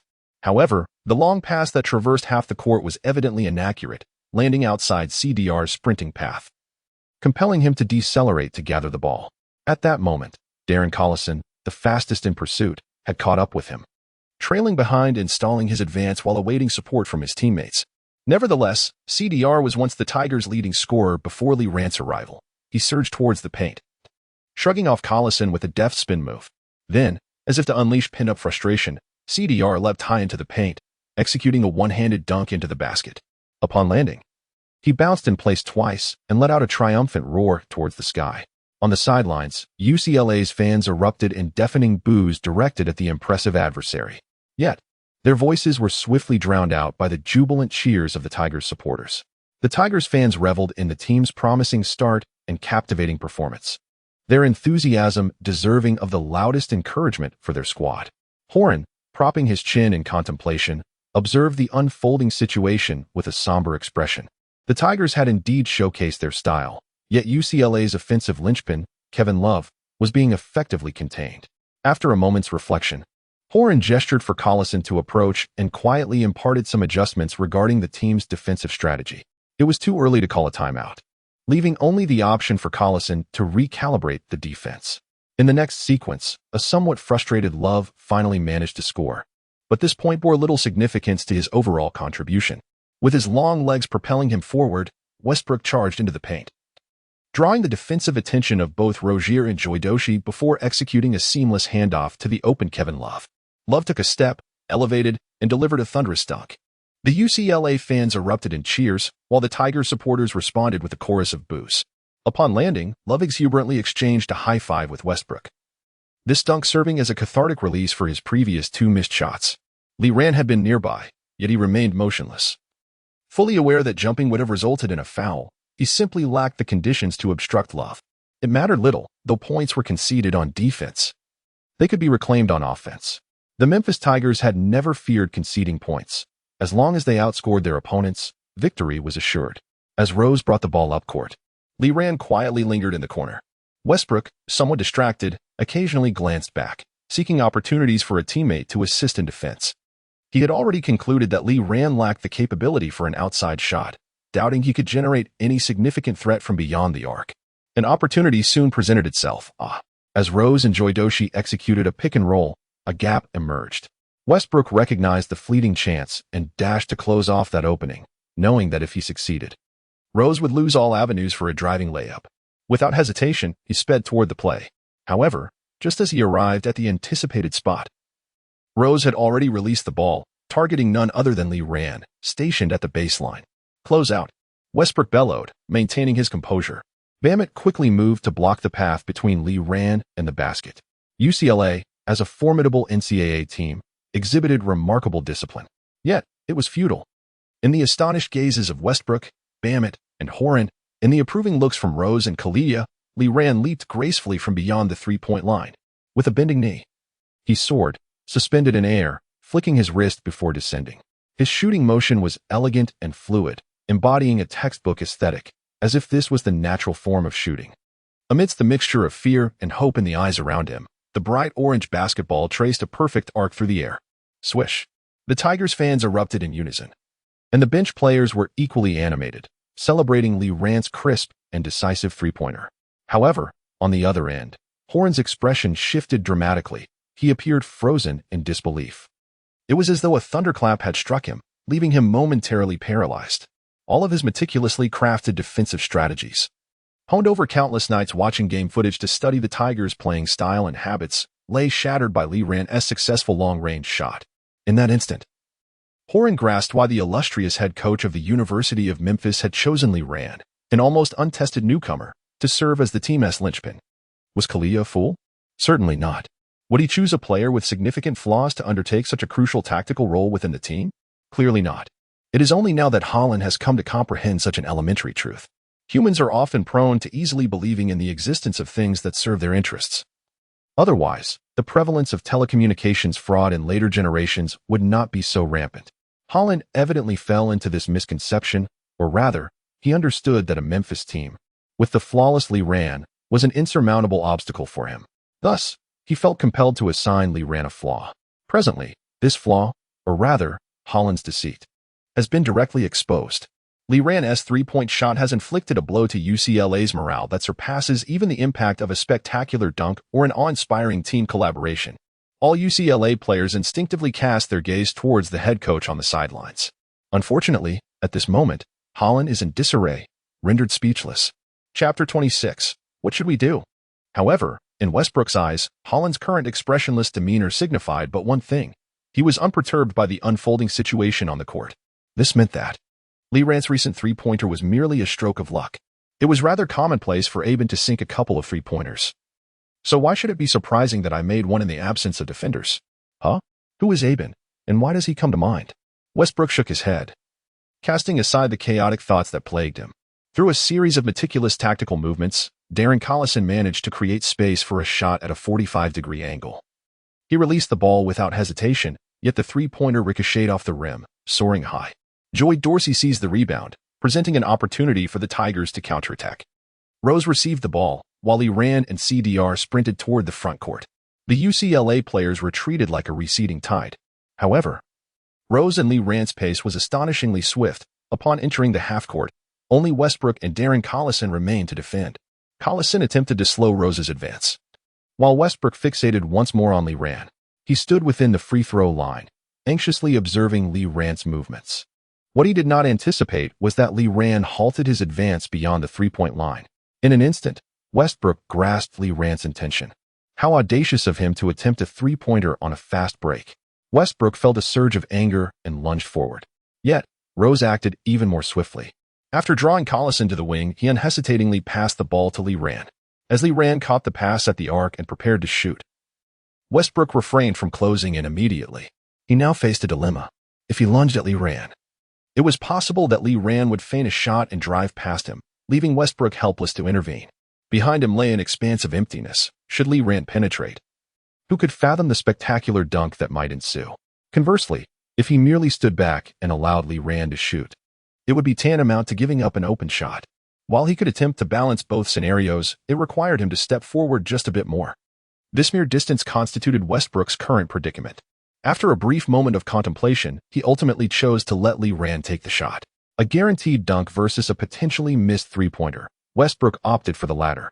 Lee Ran leaped without hesitation, fully aware that even if Westbrook gambled and lunged at him, it would not disrupt his shot. After releasing the ball, Lee Ran did not even glance at the soaring basketball.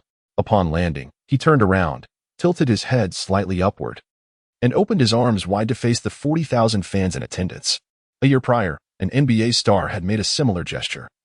Wearing an identical number 0 jersey as Lee Ran, the Zero agent, Gilbert Arenas, even amidst the deafening cheers of the crowd. The crisp sound of the ball swishing through the net was strikingly prominent. It was simply unbelievable. In a secluded corner of the stands, a curly-haired Caucasian man clad in an elegant black suit sat amidst a cluster of towering athletes. He was none other than Bill Self, the esteemed coach of the University of Kansas, who had just led his team to victory, propelling them into the NCAA finals. As he witnessed Lee Ran sink yet another three-pointer, establishing a nearly 10-point lead for his team shortly after the game commenced, Self's expression darkened. The challenge against UCLA loomed ominously. He let out a sigh. The nearest player to him, a short, oval-faced African-American, was none other than Mario Chalmers, the future champion point guard and the cornerstone of this Kansas team. Upon hearing Self's remark, Chalmers nodded in agreement. Indeed, the offensive onslaught from the University of Memphis was relentless. Self turned to Chalmers and remarked, "The crux of the matter is their inability to contain Lee Ran. Throughout the preceding matches, he had scarcely attempted a shot beyond the paint, yet today he has showcased his long-range shooting prowess, clearly having concealed his talents in earlier games." Self had also analyzed this meteoric rising star, arriving at a conclusion akin to that of Hollins: exceptional driving ability, yet lacking in shooting proficiency. However, observing Lee Ran's 2 long-range shots at the onset, it was evident that even if his shooting skills were indeed subpar, he could not be allowed the freedom to shoot. You know, Shaquille O'Neal struggles at the free throw line, yet when he starts making them consecutively, would you still employ the hack-a-Shaq strategy? Self pondered, feeling a tinge of frustration. The task of containing the formidable trio of Rose, Lee Ran, and CDR was already daunting. Now, with Lee Ran revealing capabilities previously unexhibited, the situation was exacerbated. As Self wrestled with his thoughts in the stands, Hollins realized that if he did not call a timeout soon, his team would be overwhelmed within the first 10 minutes. He approached the scorer's table to request a timeout. However, the dead ball was delayed, and it was not until Lee Ran secured an offensive rebound and was fouled by Love that the referee finally signaled for the timeout.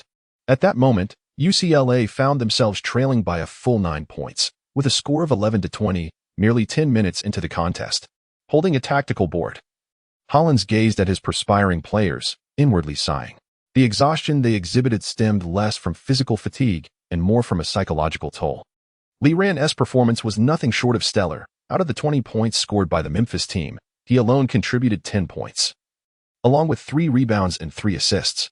Notably, all 3 rebounds were offensive, and even the most reliable rebounding machine, Love, found himself outmatched. This was a bewildering realization for both Hollins and Love. Love felt as though Lee Ran had an uncanny ability to be present at the first point of contact on rebounds, relying on an almost superhuman leaping ability to secure the ball. It was as if he could perceive the trajectory of the ball with uncanny precision. Westbrook, hands resting on his knees, panted heavily. As the future king of triple-doubles, Westbrook's stamina was certainly not in question. Yet defending against Lee Ran proved to be an exhausting endeavor. Moreover, Lee Ran's breakthroughs were elusive and unpredictable. Within just 10 minutes, Westbrook had accumulated 2 fouls. It was not that Hollins was unwilling to make substitutions, but the players on the bench were significantly inferior to Westbrook in terms of capability. Replacing him would only invite disaster in defending against Lee Ran. Nevertheless, he made some adjustments, assigning the equally athletic and taller Batum to guard Lee Ran.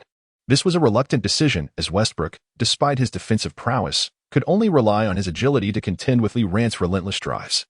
Who could have anticipated that Lee Ran would suddenly develop a shooting ability? Upon re-entering the court, Lee Ran calmly sank both of his free throws. Love's three-pointer staunched the bleeding for UCLA, and as they advanced into the front court again, Lee Ran noticed that his defender had shifted to Batum. He chuckled softly and began to maneuver with Batum in pursuit. Chapter 27, Challenging? Then, Finney, I have noticed that Lee's performance today is exceptional. Sitting in the commentary booth is the announcer for the Memphis University vs. UTA game, alongside the illustrious Penny Hardaway. Another guest. Equally renowned and from the same era as Hardaway is the legendary Reggie Miller. Just 3 years ago, Miller retired as an NBA superstar hailing from UCLA. And he has been invited to this game. Although the NCAA broadcast is handled by CBS and Miller is contracted with TNT, the amicable relationship between CBS and Turner, coupled with Miller's UCLA roots, facilitated his presence at this event. Had Miller been unavailable, CBS had even considered inviting the ancient great Kareem Abdul-Jabbar, who presently occupies a front-row seat behind the UCLA bench, fervently cheering for the team. At this moment, Reggie Miller, with his claw-like hands gripping a pen, appears somewhat distracted, yet quietly listens to the conversation between the two. Indeed, he has unexpectedly showcased his long-range shooting ability today, scoring 10 points in merely 10 minutes. It is anticipated that he will soon add his 11th and 12th points. One wonders how many he will accumulate by the end of the first half. Hardaway, adorned with a charming smile, eloquently elaborates. We all know that the record for the highest points scored in an NCAA half is held by Reggie himself, who, on February 28, 1987, against the reigning champion Louisville Cardinals, amassed 33 points in the first half, an unparalleled feat to this day. As the conversation turns to him, and the praise flows, Reggie quickly adopts a serious demeanor. Nodding with a smile, he responds, "Yes, during that game, I felt as though the hoop was as vast as the ocean. I do not believe Lee can surpass my record today." The announcer seizes the opportunity to inquire, "Do you think any of the current NCAA youngsters have the potential to break your record?" Naturally, the discussion during the warm-up flows more freely. "Oh, I believe Stephen Curry from Davidson College has promise. Having watched his games, I see a reflection of my younger self in him," Miller articulates, effusively praising his successors. As the brief intermission concludes, UCLA has switched Lee's defensive player. Bamit is now tasked with guarding him, the effectiveness of which remains to be seen. With the announcer's commentary, Lee drives forward with the ball as Bamit retreats a step, maintaining his balance. However, Lee's subsequent maneuver leaves Bamit frozen in place. Lee secures the ball, takes a significant step back, landing just beyond the three-point line, then rises for a jump shot. Lee, with a step back, scores a spectacular basket. Upon witnessing Lee Ran's remarkable play, Hardaway radiated enthusiasm. Since entering the Final Four, Lee Ran has evidently exerted his utmost effort. We remain uncertain about the extent of his arsenal yet to be unveiled, and I am filled with anticipation. Reggie Miller remained silent, casting a melancholic glance at the scoreboard, which displayed UCLA trailing by 12 points. As Kevin Love advanced, he received a pass from Westbrook and executed a jump shot right in front of Lee Ran. Lee Ran was caught unprepared. The offensive play transpired in an astonishingly brief 11 seconds. Darren Collison brought the ball up court and handed it to Westbrook, who drew the defense to the wing before passing to Love, who took a shot with seamless ease, regardless of whether it took 5 seconds or 35 seconds. As long as the ball found the net, it was a commendable play. Love's clutch shot narrowed the gap back to within 10 points. Lee Ran bent at the waist, resting his hands on his knees, observing Rose as he prepared to receive the ball. "I've got the first half covered. How about you?"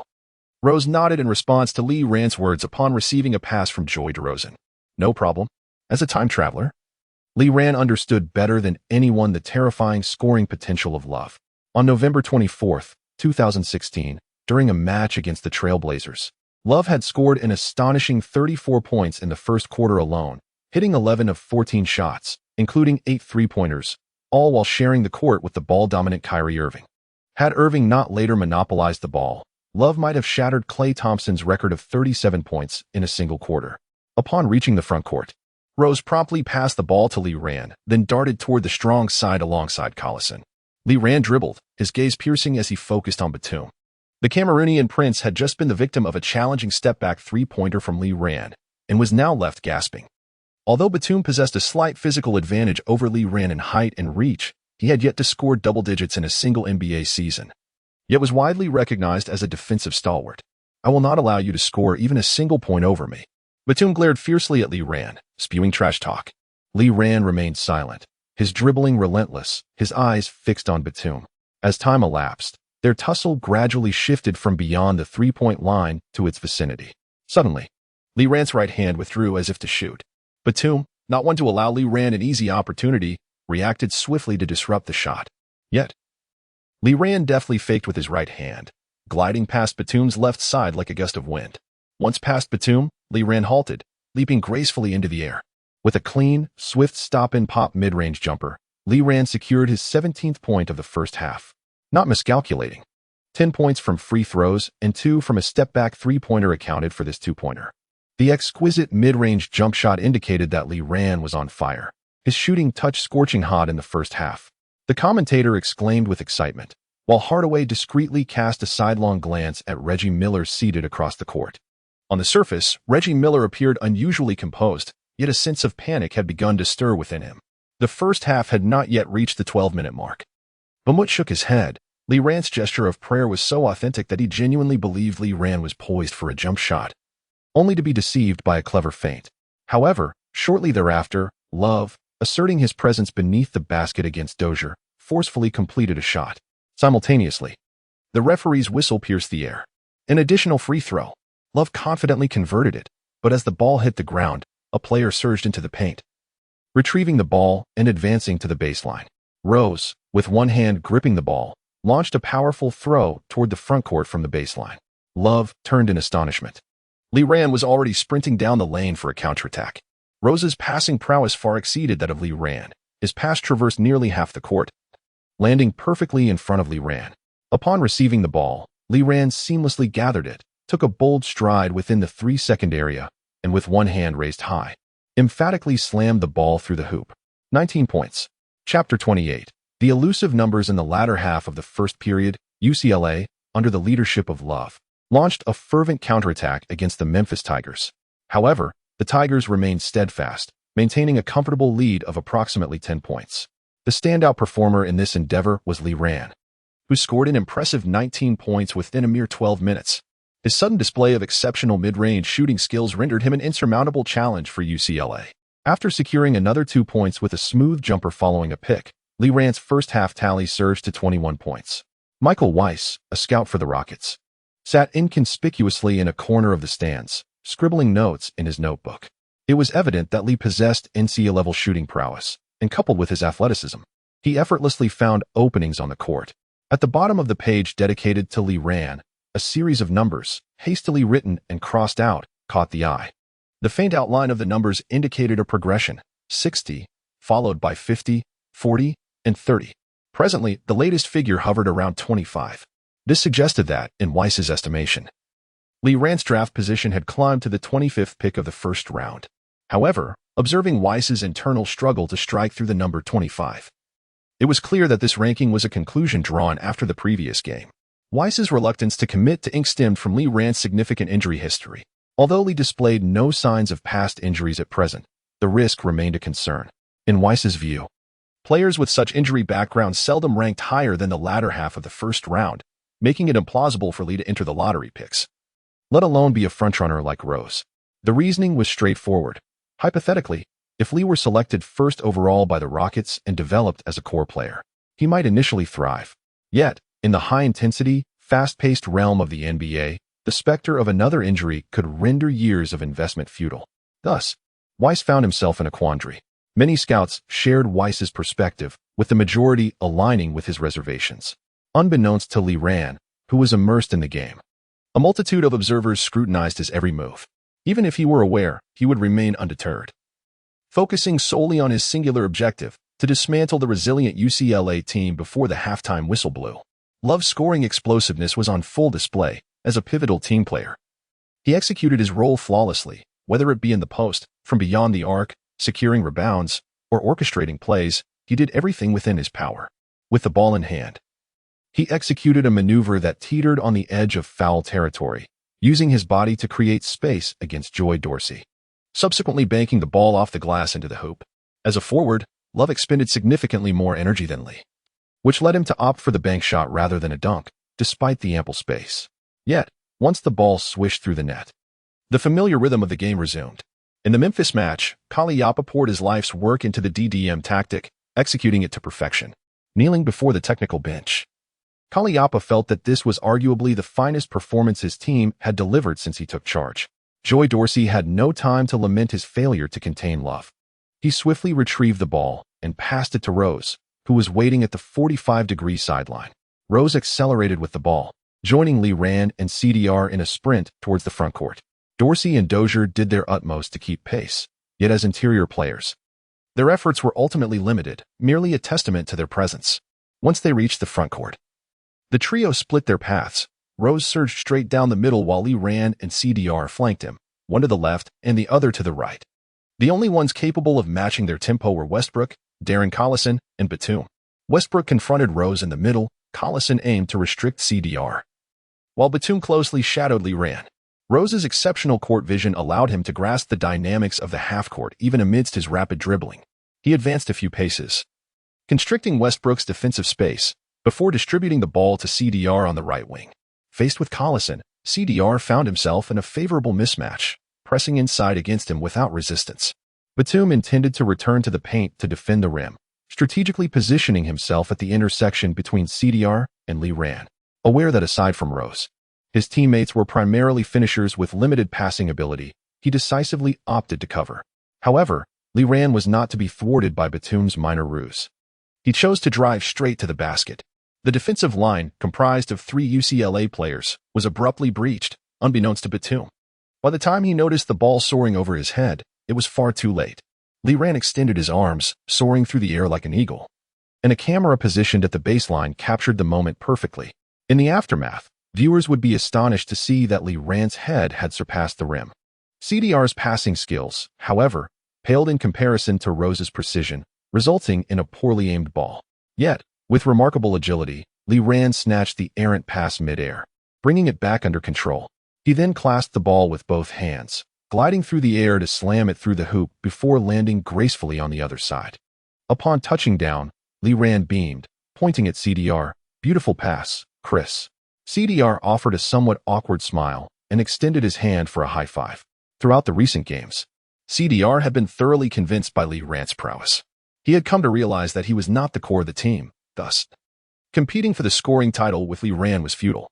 It was far more prudent to focus on securing an NCAA championship, which would enhance his draft prospects.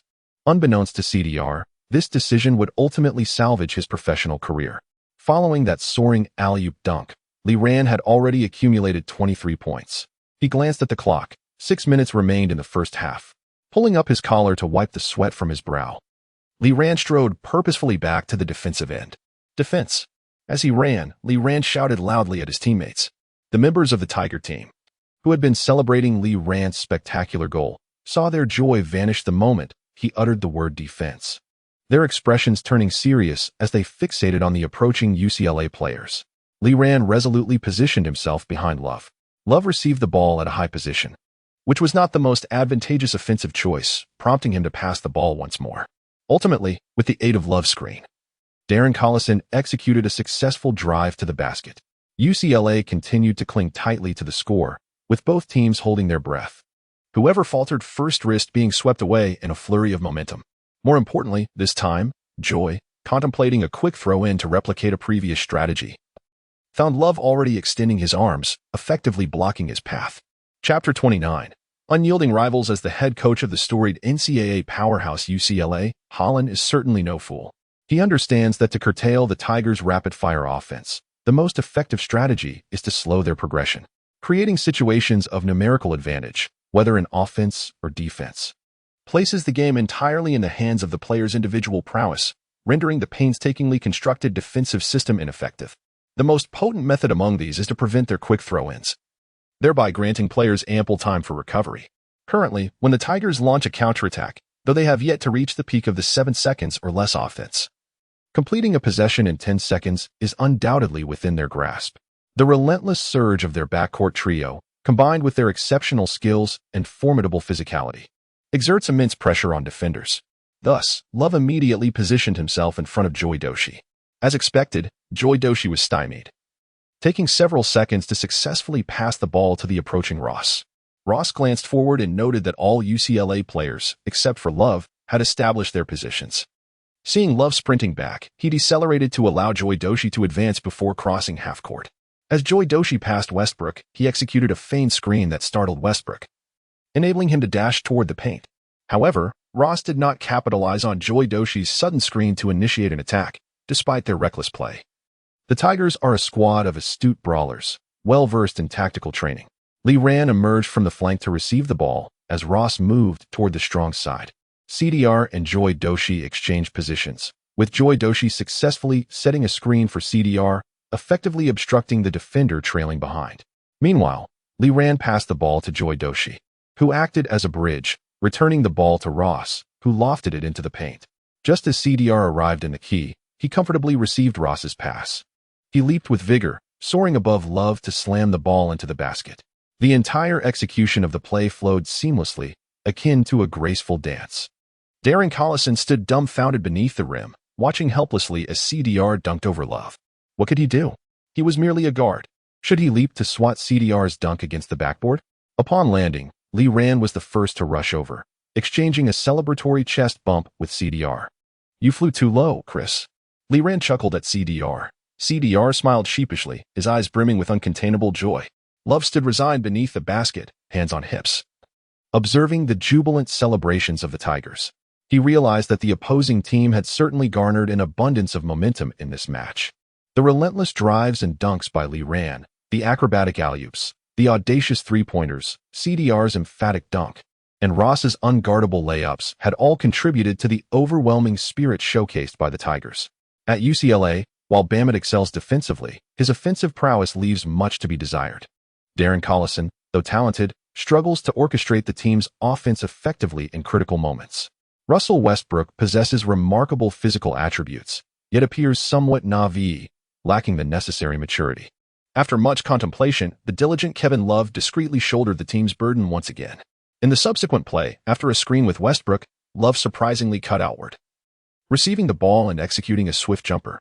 His scorching touch sent the ball smoothly through the hoop, leaving the late-arriving Lee Ran merely to lament in vain. He had anticipated Love would engage in a conventional pick-and-roll, only to be caught off guard by Love's unexpected move. No matter if one scores against him, he can always retaliate. Rose was keenly aware of Lee Ran's thoughts. Upon reaching the front court, he signaled a play specifically designed for Lee Ran. Following a series of movements, Lee Ran found himself with the ball on the weak side with 17 seconds remaining. Before him stood the trembling Darren Collison. In this exhilarating and fiercely contested first half, the greatest shadow looming over Lee Ran was not the sharpshooting Love nor the somewhat erratic Westbrook, but rather Collison himself. As a traditional point guard, Collison's greatest fear is defending against physically gifted dual-threat guards or swingmen. Rose qualifies as one, and so does Lee Ran. Fortunately, he had yet to face Lee Ran directly. However, now, Lee Ran was merely a meter away, dribbling while eyeing him intently. A chill suddenly coursed through Collison. Lee Ran dribbled twice, executed a graceful spin, nudged against Collison, and then pulled back. Following that, he made a pronounced change of direction. Seeing Lee Ran's crossover, Collison hastily adjusted his weight. To his astonishment, as Lee Ran's dribble reached its nadir, his right hand suddenly flicked forward. The ball skimmed just above the ground, slipping through Collison's legs. Lee Ran then squeezed past Collison, bent down to grasp the barely rebounding basketball, and without further dribbling, took 2 strides, leaping simultaneously with both feet for a thunderous dunk. His arms extended straight, allowing him to reach the rim without needing a tremendous jump. On the sidelines, Hardaway felt a sense of déjà vu. It was reminiscent of Jordan. Yet, Lee Ran's maneuver was even more dazzling than Jordan's. After humiliating Collison with a deft under-the-leg move, Lee Ran maintained an impassive demeanor, gently placing the descending ball on the floor before turning and sprinting back to defense. Collison's face flushed with anger. Just then a large hand rested on his shoulder. "It's all right, Darren, we can retaliate. We have not lost yet," Love said earnestly to Collison. Nodding in acknowledgement, Collison quickly steadied his mindset. He advanced with the ball, his gaze occasionally darting towards Lee Ran. Who among basketball players lacks a touch of pride? Those who secure a starting position at UCLA or any prominent NCAA institution, are undoubtedly among the elite, a rare breed of talent. Ross sensed a subtle shift in the demeanor of the number 3 player before him, prompting him to focus intently. Yet, it proved futile. Darren Collison executed a series of crossovers, complemented by a deceptive shoulder feint, and effortlessly broke past him. Subsequently, rather than opting for a quick stop-and-shoot, Darren chose not to pass as Lee Ran had already closed in. Instead, he boldly leaped into the air, engaging in a physical contest with Lee Ran. And in a precarious moment of losing his balance, he managed to release the ball. At the precise moment he took his shot, the referee's whistle pierced the air. Both players tumbled to the ground, yet their eyes remained fixed on the hoop. The ball danced precariously along the rim before finally dropping through. Lying on the floor, Darren pumped his fist in exhilaration. The shot was good, and a free throw followed. Chapter 30. A lack of foresight. University of Memphis. Centennial Plaza.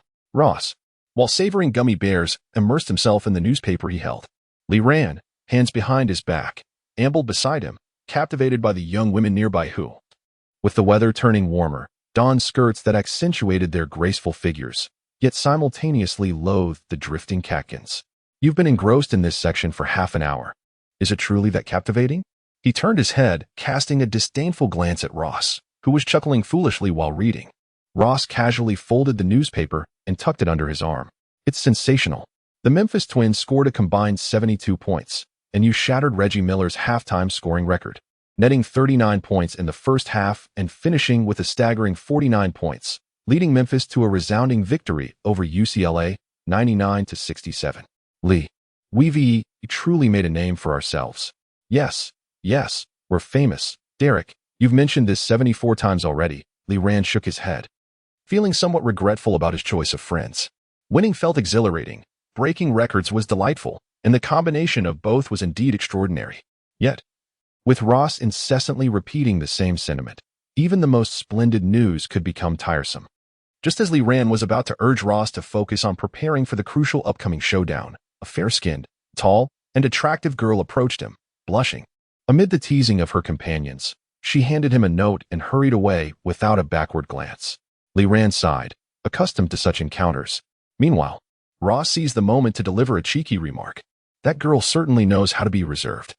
He cast a sidelong glance at the lipstick smudge still visible on Lee Ran's cheek, speaking with a hint of sarcasm. Lee Ran stuffed the note into his pocket, which was nearly bursting with similar scraps of paper. Some audacious ones even included room keys. Derek, I've done a quick check. Tonight, I could practically access every hotel within a 2-mile radius of the university. Go, one by one, let them experience the formidable power of the ancient East. Ross egged him on, reveling in the chaos. Lee Ran shook his head, correcting Ross's grammatical error earnestly. You're mistaken. It's not just them, but also those. In 15 years, Lee Ran would undoubtedly tease Ross about this. How dare you define someone else's gender? Bold. Although currently at the University of Memphis, Lee Ran and Ross would soon embark on a journey with their teammates to the Alamo Dome, where they would face the team that had just defeated UCLA for what could be the final game of their season and perhaps their collegiate careers. The 2007-2008 NCAA Championship, Memphis versus Kansas. The details of yesterday's match were still vividly etched in Lee Ran's memory. Carrying the team forward is Love, the indomitable Darren Collison, the fearless Westbrook, and the diligent Batum. Unfortunately, despite Love's extraordinary performance, scoring 39 points in the first half, the resilient UCLA was ultimately overcome. Love finished the game with an impressive 29 points, 12 rebounds, and 4 assists, a performance that would have secured victory in any other match, had it not been for the emergence of Lee Ran. Lee Ran played for 32 minutes, amassing an astonishing 49 points, 6 rebounds, and 4 assists, igniting a sensation across the American basketball community. Rose also performed admirably, contributing 23 points, 3 rebounds, 9 assists, and 3 steals. It had been quite some time since they had witnessed such an outstanding newcomer on the NCAA stage. Some even referred to him as the Memphis Kobe for the unforgettable performance 2 years prior when Kobe scored 81 points in a legendary game. In a mere night, Lee Ran's draft stock soared, shifting from the latter half of the first round to the coveted lottery positions. Almost every newspaper across the nation, be it a specialized sports publication or a general news outlet, featured headlines celebrating Lee Ran's remarkable performance from the previous day. With the finals approaching in just 2 days, Lee Ran, placing his hands behind his head and tilting it slightly back, remarked to Rose, Are you nervous? Not at all, Rose replied. I am aiming for the MOP. To claim not to be nervous would be disingenuous. After all, as a freshman, leading the team to an NCAA championship is no small feat. The last to achieve this was Carmelo Anthony. Before him was Michael Jordan, and prior to that, there was the towering Anthony Davis. Now, this opportunity lay before the two brothers. No, I am set on that MOP, Lee Ran insisted, shaking his head. He was determined to secure it, especially since a related task awaited him in the system. Anticipation swelled within him. What treasures might await him from a Super 10 pull after receiving Rodman's frontcourt rebound? Well, may the best man win, Rose said with a hint of pride. They continued their light-hearted banter as they made their way to the training facility. This was likely their final practice of the season, and perhaps their last as college athletes. Rose had already resolved to enter the draft following the conclusion of this season. Naturally, Lee Ran would not let his good friend embark on this journey alone. Playing college ball by oneself would be rather unexciting. Kaliapa, with his hands clasped behind his back, observed his proud disciples standing before him. After a lengthy pause, he finally spoke. Gentlemen, you have performed admirably this season.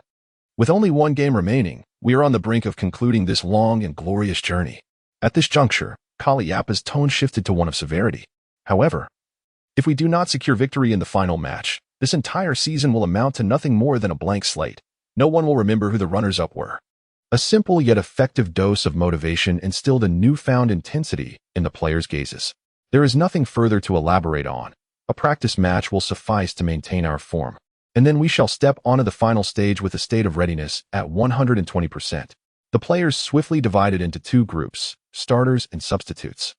Under the organization of Chui Wanjun, commencing the last training game, Lee Ran's eagerness to secure the MP title was palpable, prompting him to play with a somewhat heavier hand during this practice match. In just 10 minutes, he scored 15 points, leaving the substitute team utterly disoriented. Kaliapa stood at the sidelines, arms crossed, watching Lee Ran's performance with satisfaction. Chui, I must confess a tinge of regret. Had I known Lee Ran was this exceptional, I would not have kept him on the bench for so long, he remarked, observing Lee Ran's effortless foray into the paint for a thunderous dunk. A smile gracing his face. While he praised Lee Ran, Chui Wanjun also wore a look of delight. As evening fell, Ross ambled about the living room, unable to sleep. After finishing his shower, Lee Ran, towel in hand, curiously inquired, "What are you doing? The match is approaching. Shouldn't you be getting some rest?" Ross was shoveling gummy bears into his mouth, his demeanor appearing somewhat off. Lee Ran quickly discerned the truth. The poor boy was anxious. Chapter 31. The great battle approaches. Upon awakening the next morning, Lee Ran discovered the living room scattered with several empty bags of gummy bears. He gazed in astonishment at Ross, who descended the stairs looking utterly fatigued. "How many did you consume?" Ross weakly shook his head. "I have no idea. I have nearly exhausted the supplies at home." Suddenly, Ross's eyes widened, and without a backward glance, he dashed into the bathroom. Lee Ran despondently slapped his forehead. 20 minutes later, Ross emerged from the bathroom, nearly exhausted. "I'm done for, Lee. I've overindulged in sweets. Do you think I can hold it together?" "We're heading to the airport soon." Lee Ran, somewhat incredulous, replied, "At your age, how can you let candy give you an upset stomach?" Upon arriving at the assembly point, Kaliapa appeared equally exasperated. Given the circumstances, they couldn't just take any medication. As a prospective professional athlete, taking unregulated drugs could easily leave them vulnerable to scrutiny, especially with the NCAA's rigorous drug testing protocols in place. Fortunately, Ross did not encounter any issues on the bus to the airport, though upon reaching the terminal, he once again made a beeline for the restroom. Lee Ran observed Ross's hurried steps and inquired of Kaliapa, "Coach, do you think Derek will be okay like this?" Kaliapa sighed. "Fortunately, it's not a serious ailment. If Derek isn't on his game today, it'll all fall on you and Chris." Lee Ran nodded in understanding. By the time they reached the Alamo, Ross's complexion had not improved significantly. He even skipped the pre-game press conference. On April 7th, the highly anticipated climax of the annual March Madness, drawing attention comparable to the Super Bowl, commenced at the Alamo. Due to the NCAA's championship day, the NBA customarily took a day off, and the GDP team arrived at the venue as expected. In attendance were not only the GDP ensemble, but also numerous NBA stars. The likes of Yao Ming, Anthony, Wade, Paul, O'Neal, and Kobe were all present, embodying the essence of basketball fandom. "Tim, who do you think will win today? Memphis or Kansas?" On April 6th, the day prior, The Spurs faced off against the Portland Trail Blazers, led by Roy and Aldridge. After a tense defensive battle, the seasoned Duncan guided his team to victory against the youthful Blazers. Duncan's prowess shone as he carried the team, while Parker had a lackluster performance, shooting only 4 out of 16 attempts. Seated close to the court, Parker, who had nearly been deemed the scapegoat the previous night, casually asked Duncan, who leaned on his arm watching the players warm up, "So, who's your pick?" "Memphis, without a doubt. Lee's last performance was spectacular." After the game, "I'm definitely getting his autograph and a photo," Duncan replied, exuding the fervor of a devoted fan despite his imposing stature. "Yes, I too favor Memphis," chimed in Ginobili, munching on popcorn. At that moment, Lee Rand stepped onto the court to prepare for warm-ups, and Duncan waved him over. "Greetings, Tim, Tony, and Manu." Lee Rand approached the trio, exchanging pleasantries. "How many points do you aim to score today? Are you ready to cut down the nets?" Parker inquired with a cheerful smile.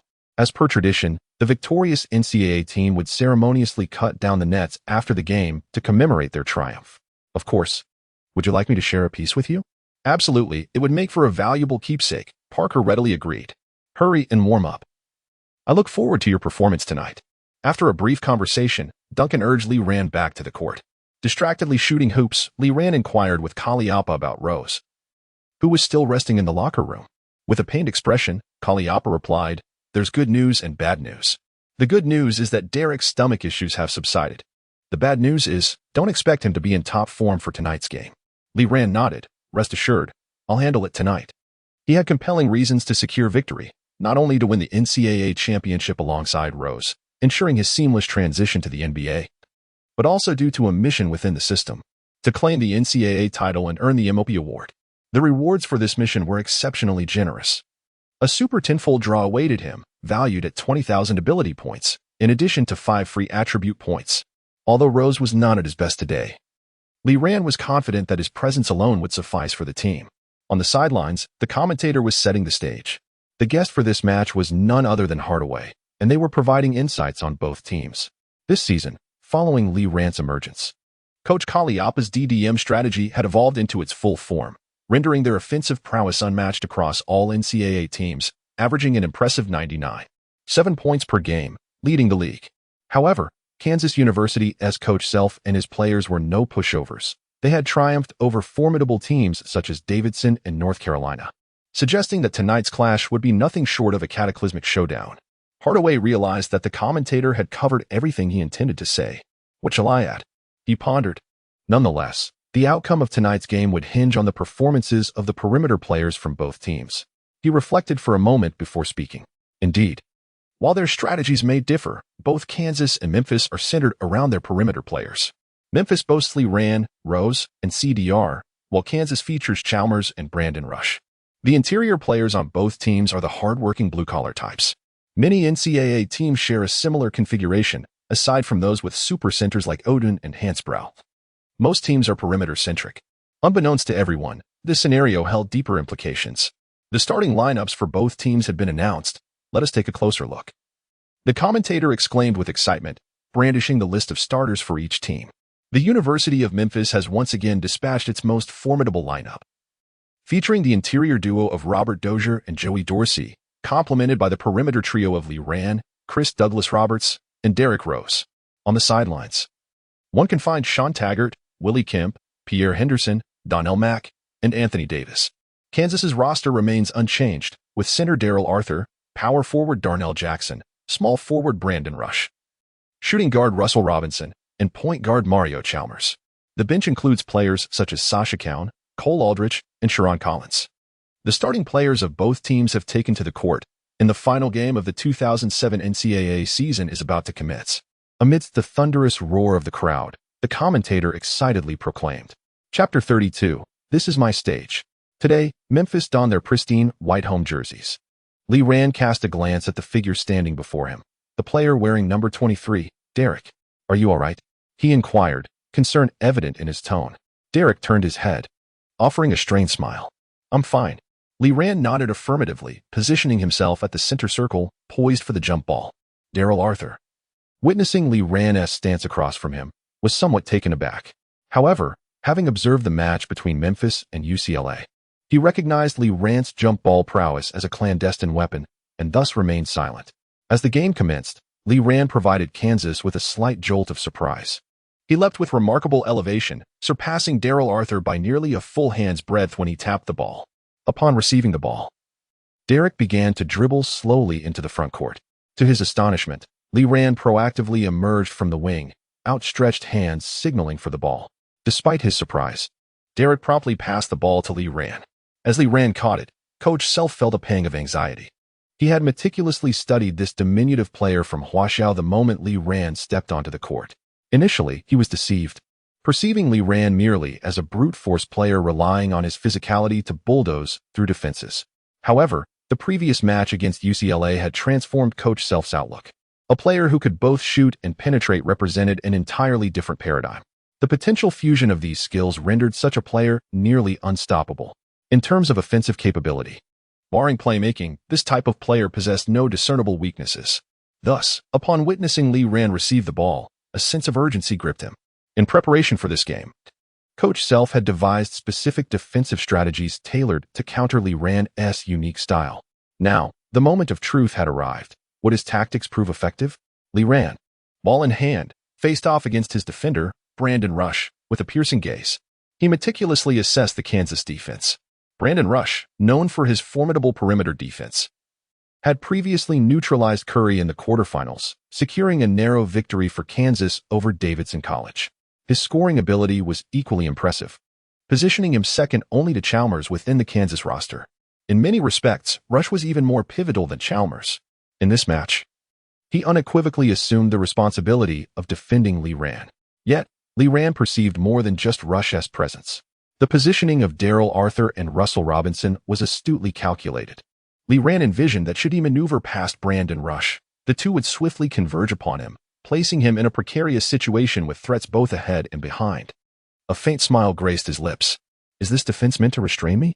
They are overestimating their capabilities. He began to dribble with remarkable speed, the ball seeming to possess a life of its own as it danced between his hands. However, his deceptive maneuvers failed to elude Rush's keen perception. As an elite defensive player, Rush remained steadfast, unwavering in his position.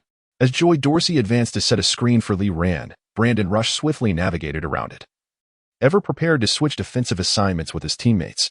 What took him by surprise was that this was merely a feint screen. Why? Rush was acutely aware that Li Ran did not exhibit exceptional passing skills. Thus, the efficacy of such a decoy would be significantly diminished unless it was intended to facilitate a pass to a cutting player. Without further contemplation, Rush repositioned himself directly in front of Li Ran. Yet, in a moment of brilliance, Li Ran executed a splendid bounce pass, allowing the cutting Joy Dorsey to comfortably receive the ball. After catching it, Dorsey overpowered Darrell Arthur to score, marking the first points for the Memphis team.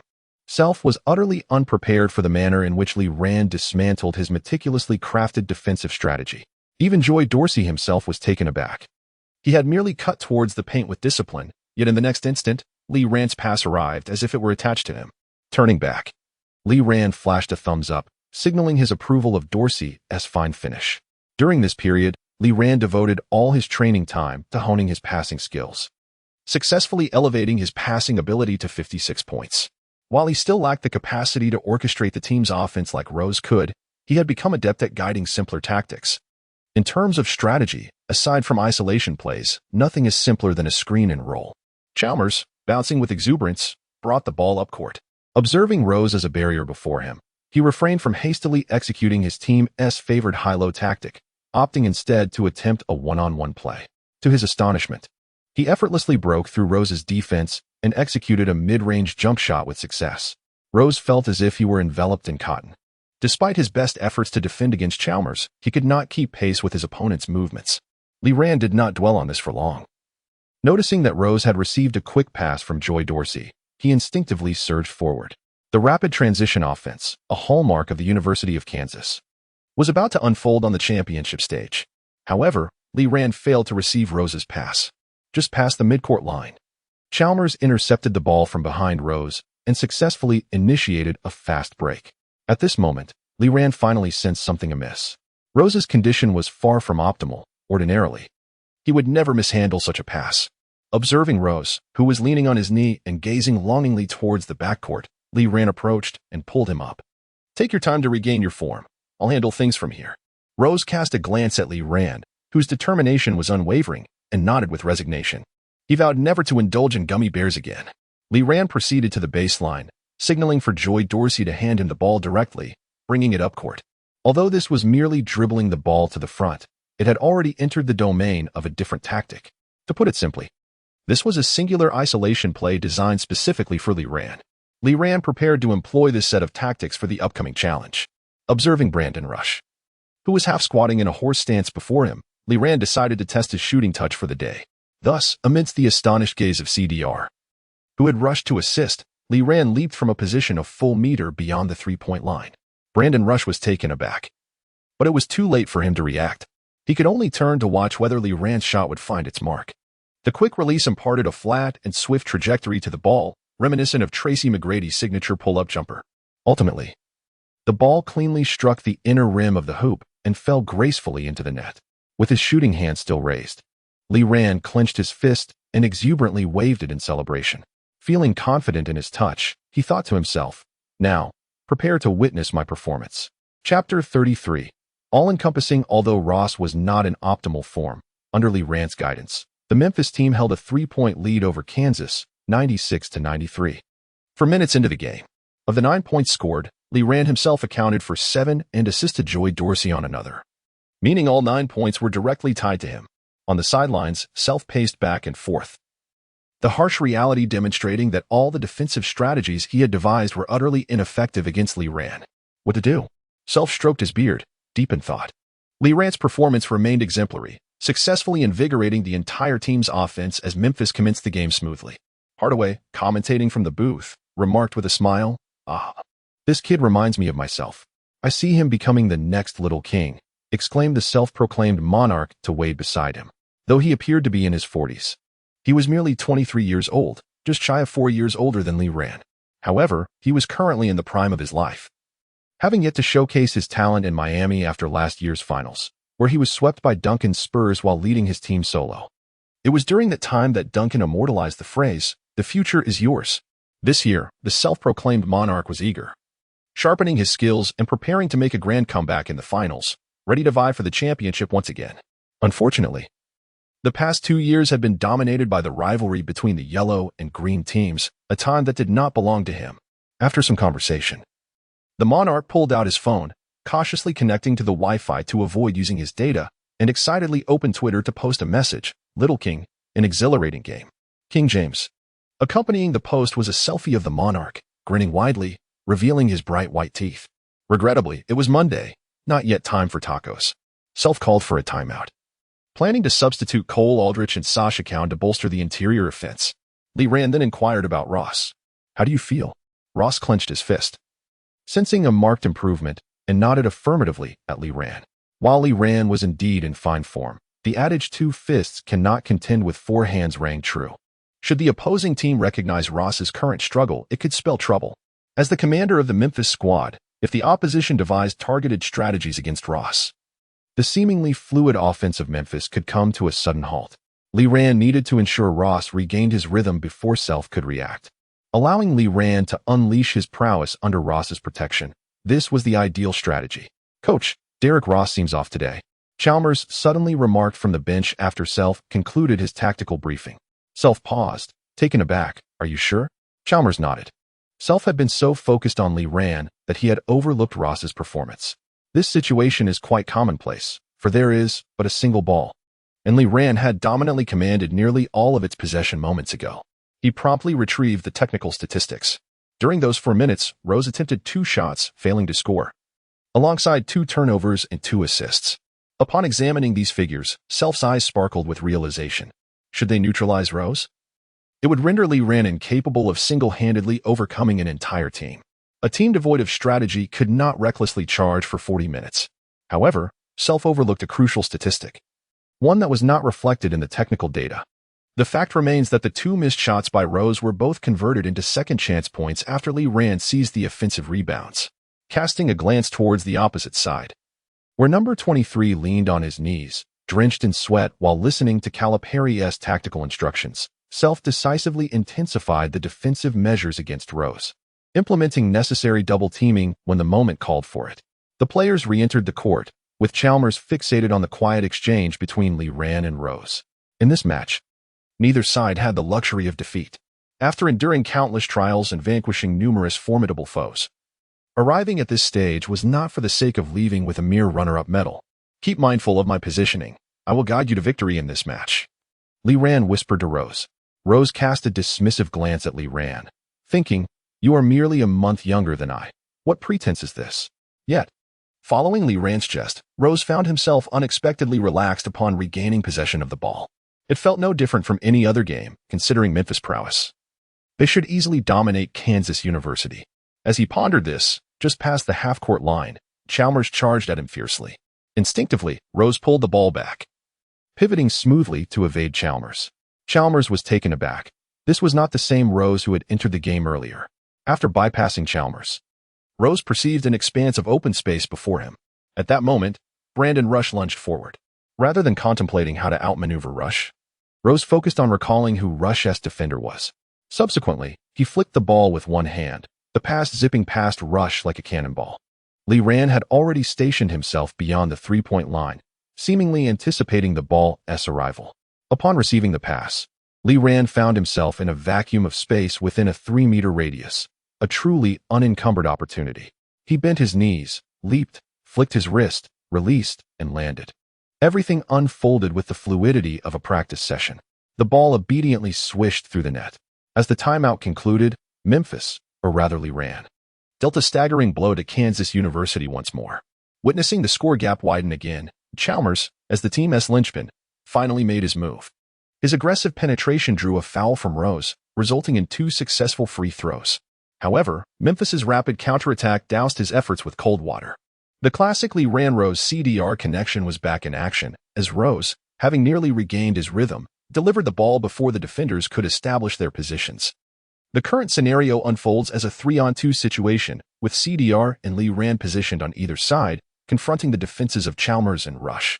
Observing the approaching defender Rush, CDR, unperturbed, deftly transferred the ball to Li Ran on the opposite side. In the face of Chalmers and Rush's desperate gazes, Li Ran leaped once more. His shooting touch was ablaze today, and this three-pointer swished effortlessly through the net. Nearly 6 minutes into the match, Li Ran had already secured his 15th point, having made all 3 of his three-point attempts. Could it be that Li Ran is on the verge of shattering yet another record today?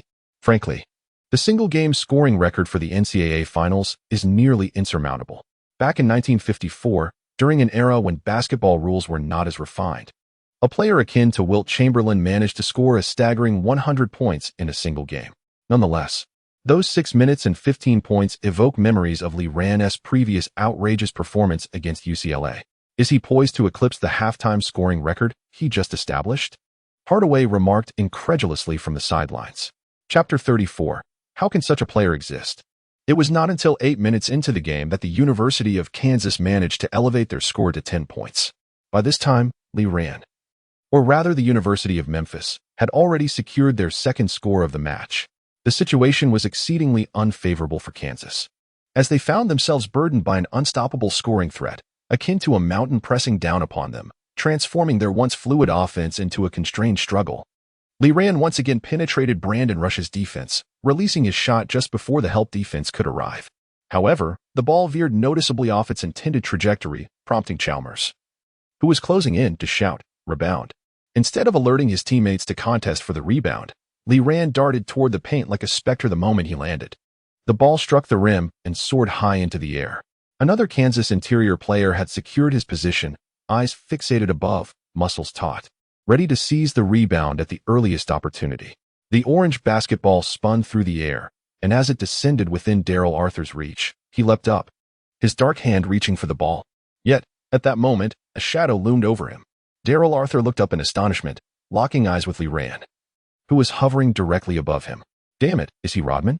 Or Moses Malone? Why is he always here? Darrell cursed inwardly. However, at such a moment, cursing was futile. Li Ran snatched the ball right above Darrell Arthur's head, not even landing before springing back into the air, clasping the ball with both hands before forcefully slamming it down. In the eyes of the spectators and commentators, Li Ran had violently wrested the ball from the towering Darrell Arthur, then, over him, executed a powerful putback dunk. Lee Rand's remarkable performance continued, as he had now accounted for 20 of Memphis's 22 points since the game's inception. Hardaway, shedding his usual composure, erupted with excitement. NBA stars seated at the sidelines could no longer contain themselves, rising to capture the moment with their phones. "Wait, Your Majesty, why do you have Wait's phone?" Chalmers watched Lee Rand, hanging on the rim, feeling an unprecedented sense of helplessness wash over him. "I can't stop him. It's utterly impossible. This guy is a monster." Lee Rand also possessed a rather unique record. After this play, Hardaway took a seat and began to converse animatedly with the commentator beside him. "What record?" The commentator eagerly played along. "I have verified that in the games Lee Rand has participated in, he averages 4.5 rebounds per game, with 91 of those being offensive rebounds." "What?"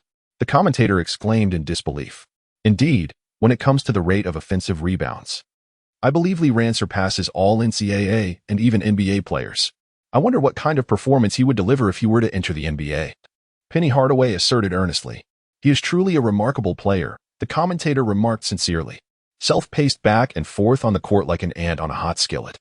Faced with the current situation, he found himself at a loss for effective solutions. After all, NCAA basketball is primarily reliant on talent.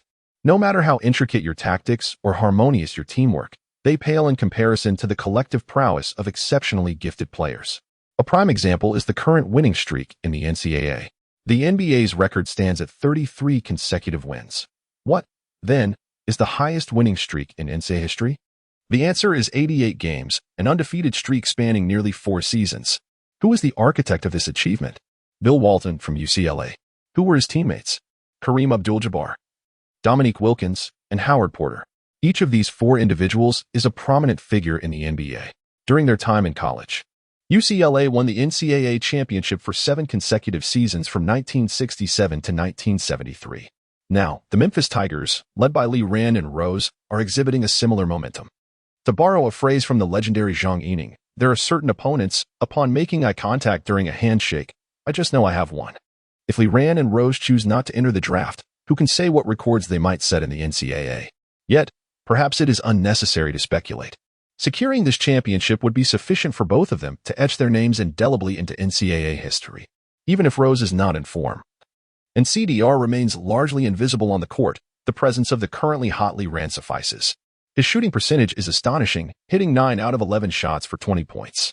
The pace of the game is not particularly fast. It is simply that Lee Rand's efficiency is exceptional.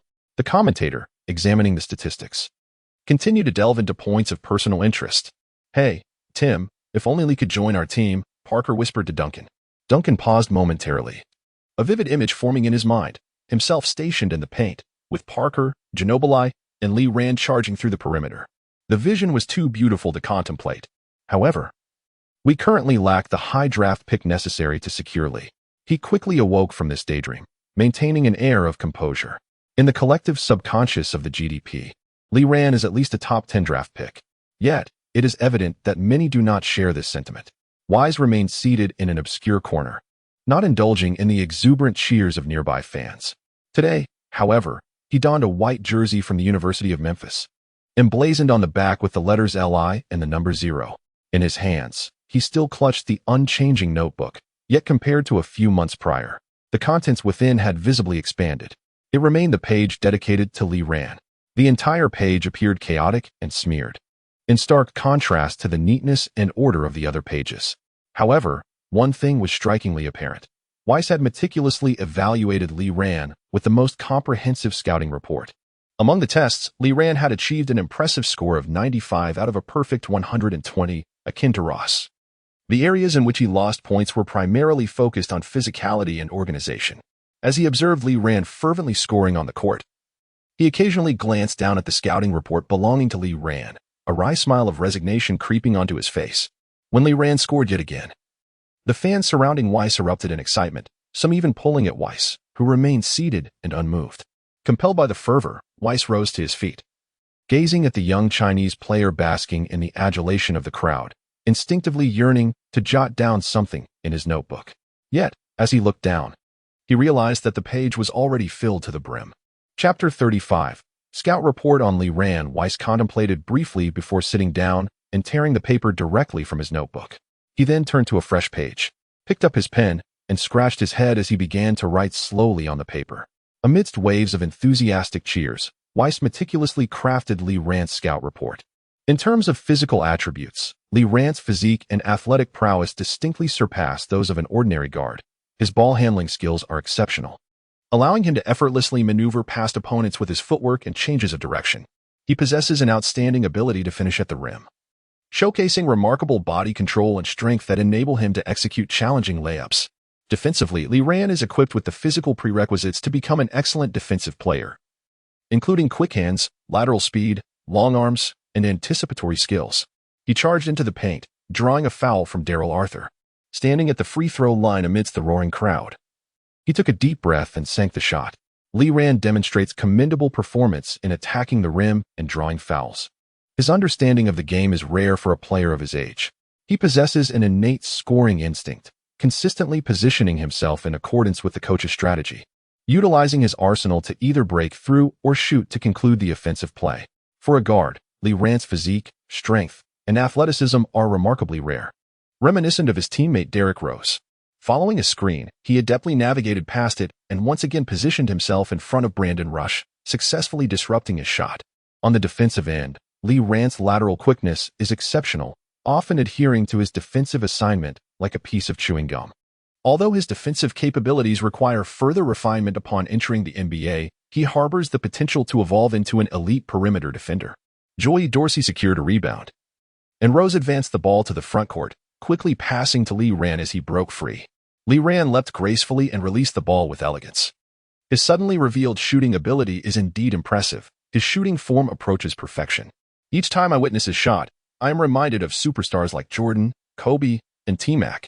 His three-point shooting capability is exceptional at the NCAA level, but regarding NBA range. Just as Weiss noted this, Lee Rant executed a pull-up jumper from a significant distance beyond the three-point line. Well, perhaps Lee Rant does possess NBA-level range, a rarity among NCAA players of his age. After documenting these strengths, Weiss began to outline Lee Rant's weaknesses. At that moment, Lee Rant's gamble for a steal was anticipated by Chalmers, who easily maneuvered around him, securing 2 points for Kansas. Defensively, Lee Rant's penchant for high-risk steals could be compensated by his lateral speed during his college years, but in the NBA, this flaw may become exposed. Lee Rant barreled into Kansas's interior like a man wielding a stick of dynamite, opting for a highly challenging layup amidst the pursuit of Rush behind him and the looming block from Darrell Arthur ahead. In a moment of near imbalance, the ball was released, spinning around the rim before falling away. Beneath the basket, 2 Memphis players stood unguarded. At times, during his drives to the hoop, he would lose control, opting for a challenging layup when a pass was clearly the better choice. After noting these somewhat forced criticisms, Weiss resumed his fervent writing. Lee Rant's playmaking ability was not particularly remarkable, averaging only 2.5 assists per game in NCAA competition. However, considering his position, this was not an egregious flaw. With his physical prowess, he could easily overpower most of his direct opponents, yet he had yet to fully capitalize on this advantage, as he had not developed his post-up game. Additionally, Lee Rant's position did not guarantee that he would maintain such dominance over opposing players upon entering the NBA. He was the archetypal swingman. When Weiss contemplated this point, names like Kobe, Wade, LeBron, and Anthony floated through his mind, oblivious to the fact that Lee Rant had yet to enter the league and was already comparable to these elite stars in his imagination. Ultimately, Lee Rant had not demonstrated particularly outstanding leadership qualities. At least for now, the team's leader remained Derrick Rose. Upon completing this lengthy passage, the halftime timer hit 0. The referee's whistle signaled the end of the first half, with the scoreboard glaring an alarming score, 55-34. Memphis University had effectively extinguished the suspense of this highly anticipated final in the first half alone. Of those 55 points, Lee Rant contributed a staggering 34. Rose found his rhythm in the latter part of the half, adding 12 points to the tally, while the remaining 9 points were shared among other Memphis players. Lee Rant exhibited an exceptionally frightening scoring explosiveness and consistency for NCAA standards, seemingly improving with each game. I eagerly anticipate what performance he will deliver once he officially enters the NBA.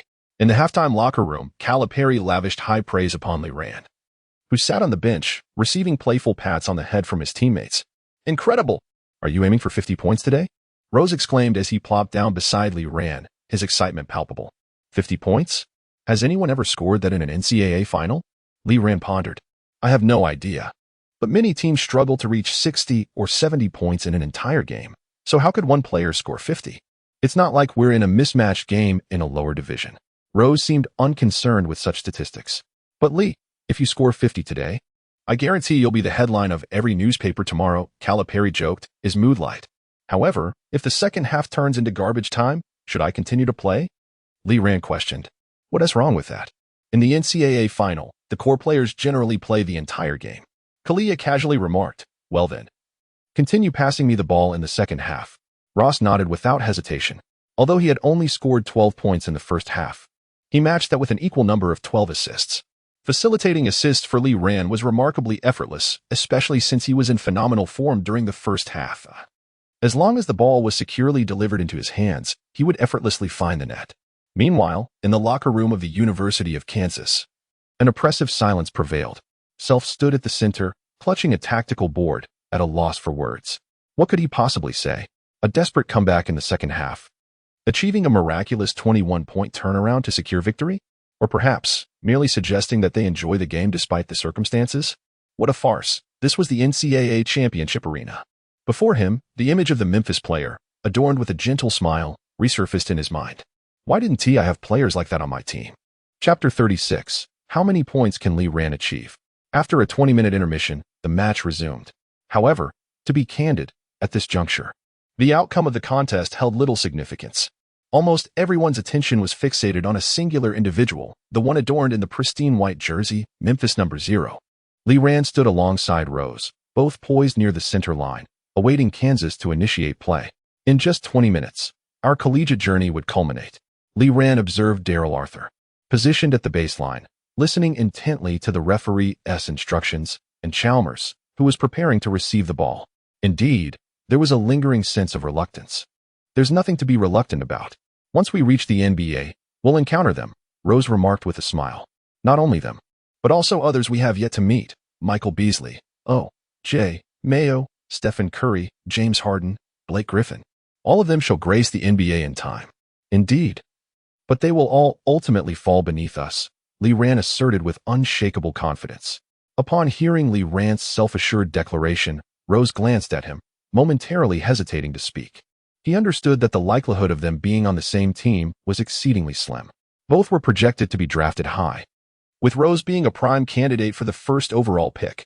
Once they entered the NBA, they would undoubtedly be groomed as cornerstones of their respective franchises, making it improbable for them to share the same team. Unaware of Rose's unvoiced thoughts, Lee Ran turned to locate his defensive opponent. Opposite them, Chalmers was gradually dribbling the ball, advancing toward their side. Chalmers felt a sense of bewilderment. He was at a loss for what actions to take. A 21-point deficit loomed like an insurmountable chasm between him and victory. Yet, surrendering was not an option he was willing to entertain. Observing Rose, who stood resolute before him, Chalmers refocused and signaled a tactical maneuver to his teammates. After executing a series of intricate and precise movements, Brandon Rush successfully sank a three-point shot, providing Kansas University with a promising start to the second half. However, it proved inconsequential. Before Rush could revel in his achievement, two figures streaked past him, leaving only their jersey numbers in their wake, 23 and 0. Witnessing this, Rush briefly entertained the notion of not pursuing them. What was the point of scoring?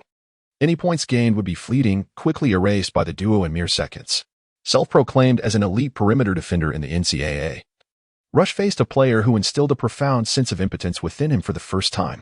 Rose effortlessly slammed the ball against the backboard as Lee Ran soared into the air. Without waiting for Lee Ran to complete his dunk, Rose below had already spread his arms wide, assuming a celebratory pose. Unbeknownst to him, in a few years, this very gesture would belong to Wade of Miami. Meanwhile, Wade and his counterpart Lee Ran sat courtside, engrossed in the spectacle unfolding before them. What a cool celebration, Wade exclaimed loudly to LeBron. James nodded, remarking on the remarkable height of that young man's jump. Lee Ran released his grip on the rim, landing to celebrate with Rose as they both sprinted back to the defensive end. Along the way, they passed a dejected Rush and Chalmers, who were jogging to the baseline to prepare for an inbound pass. The game's dynamics were as steady as Lee Ran's scoring. In the 25th minute, Lee Ran received a pass from Rose and executed a mid-range jumper, marking his 41st point of the match. He has scored 40 points again. My goodness, 40 points in 25 minutes. What an efficiency. The commentator exclaimed, while Hardaway glanced at the statistics board overhead. 19 attempts, 15 successes. 5 out of 7 from three-point range, and 5 out of 6 from the free throw line.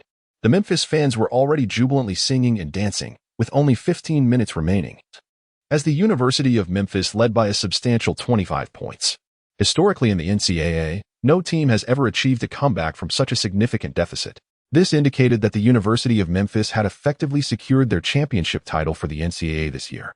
Lee Rand had completely lost himself in the game. Although the remaining time had devolved into garbage time, both teams tacitly refrained from substituting their star players, as this was the finals.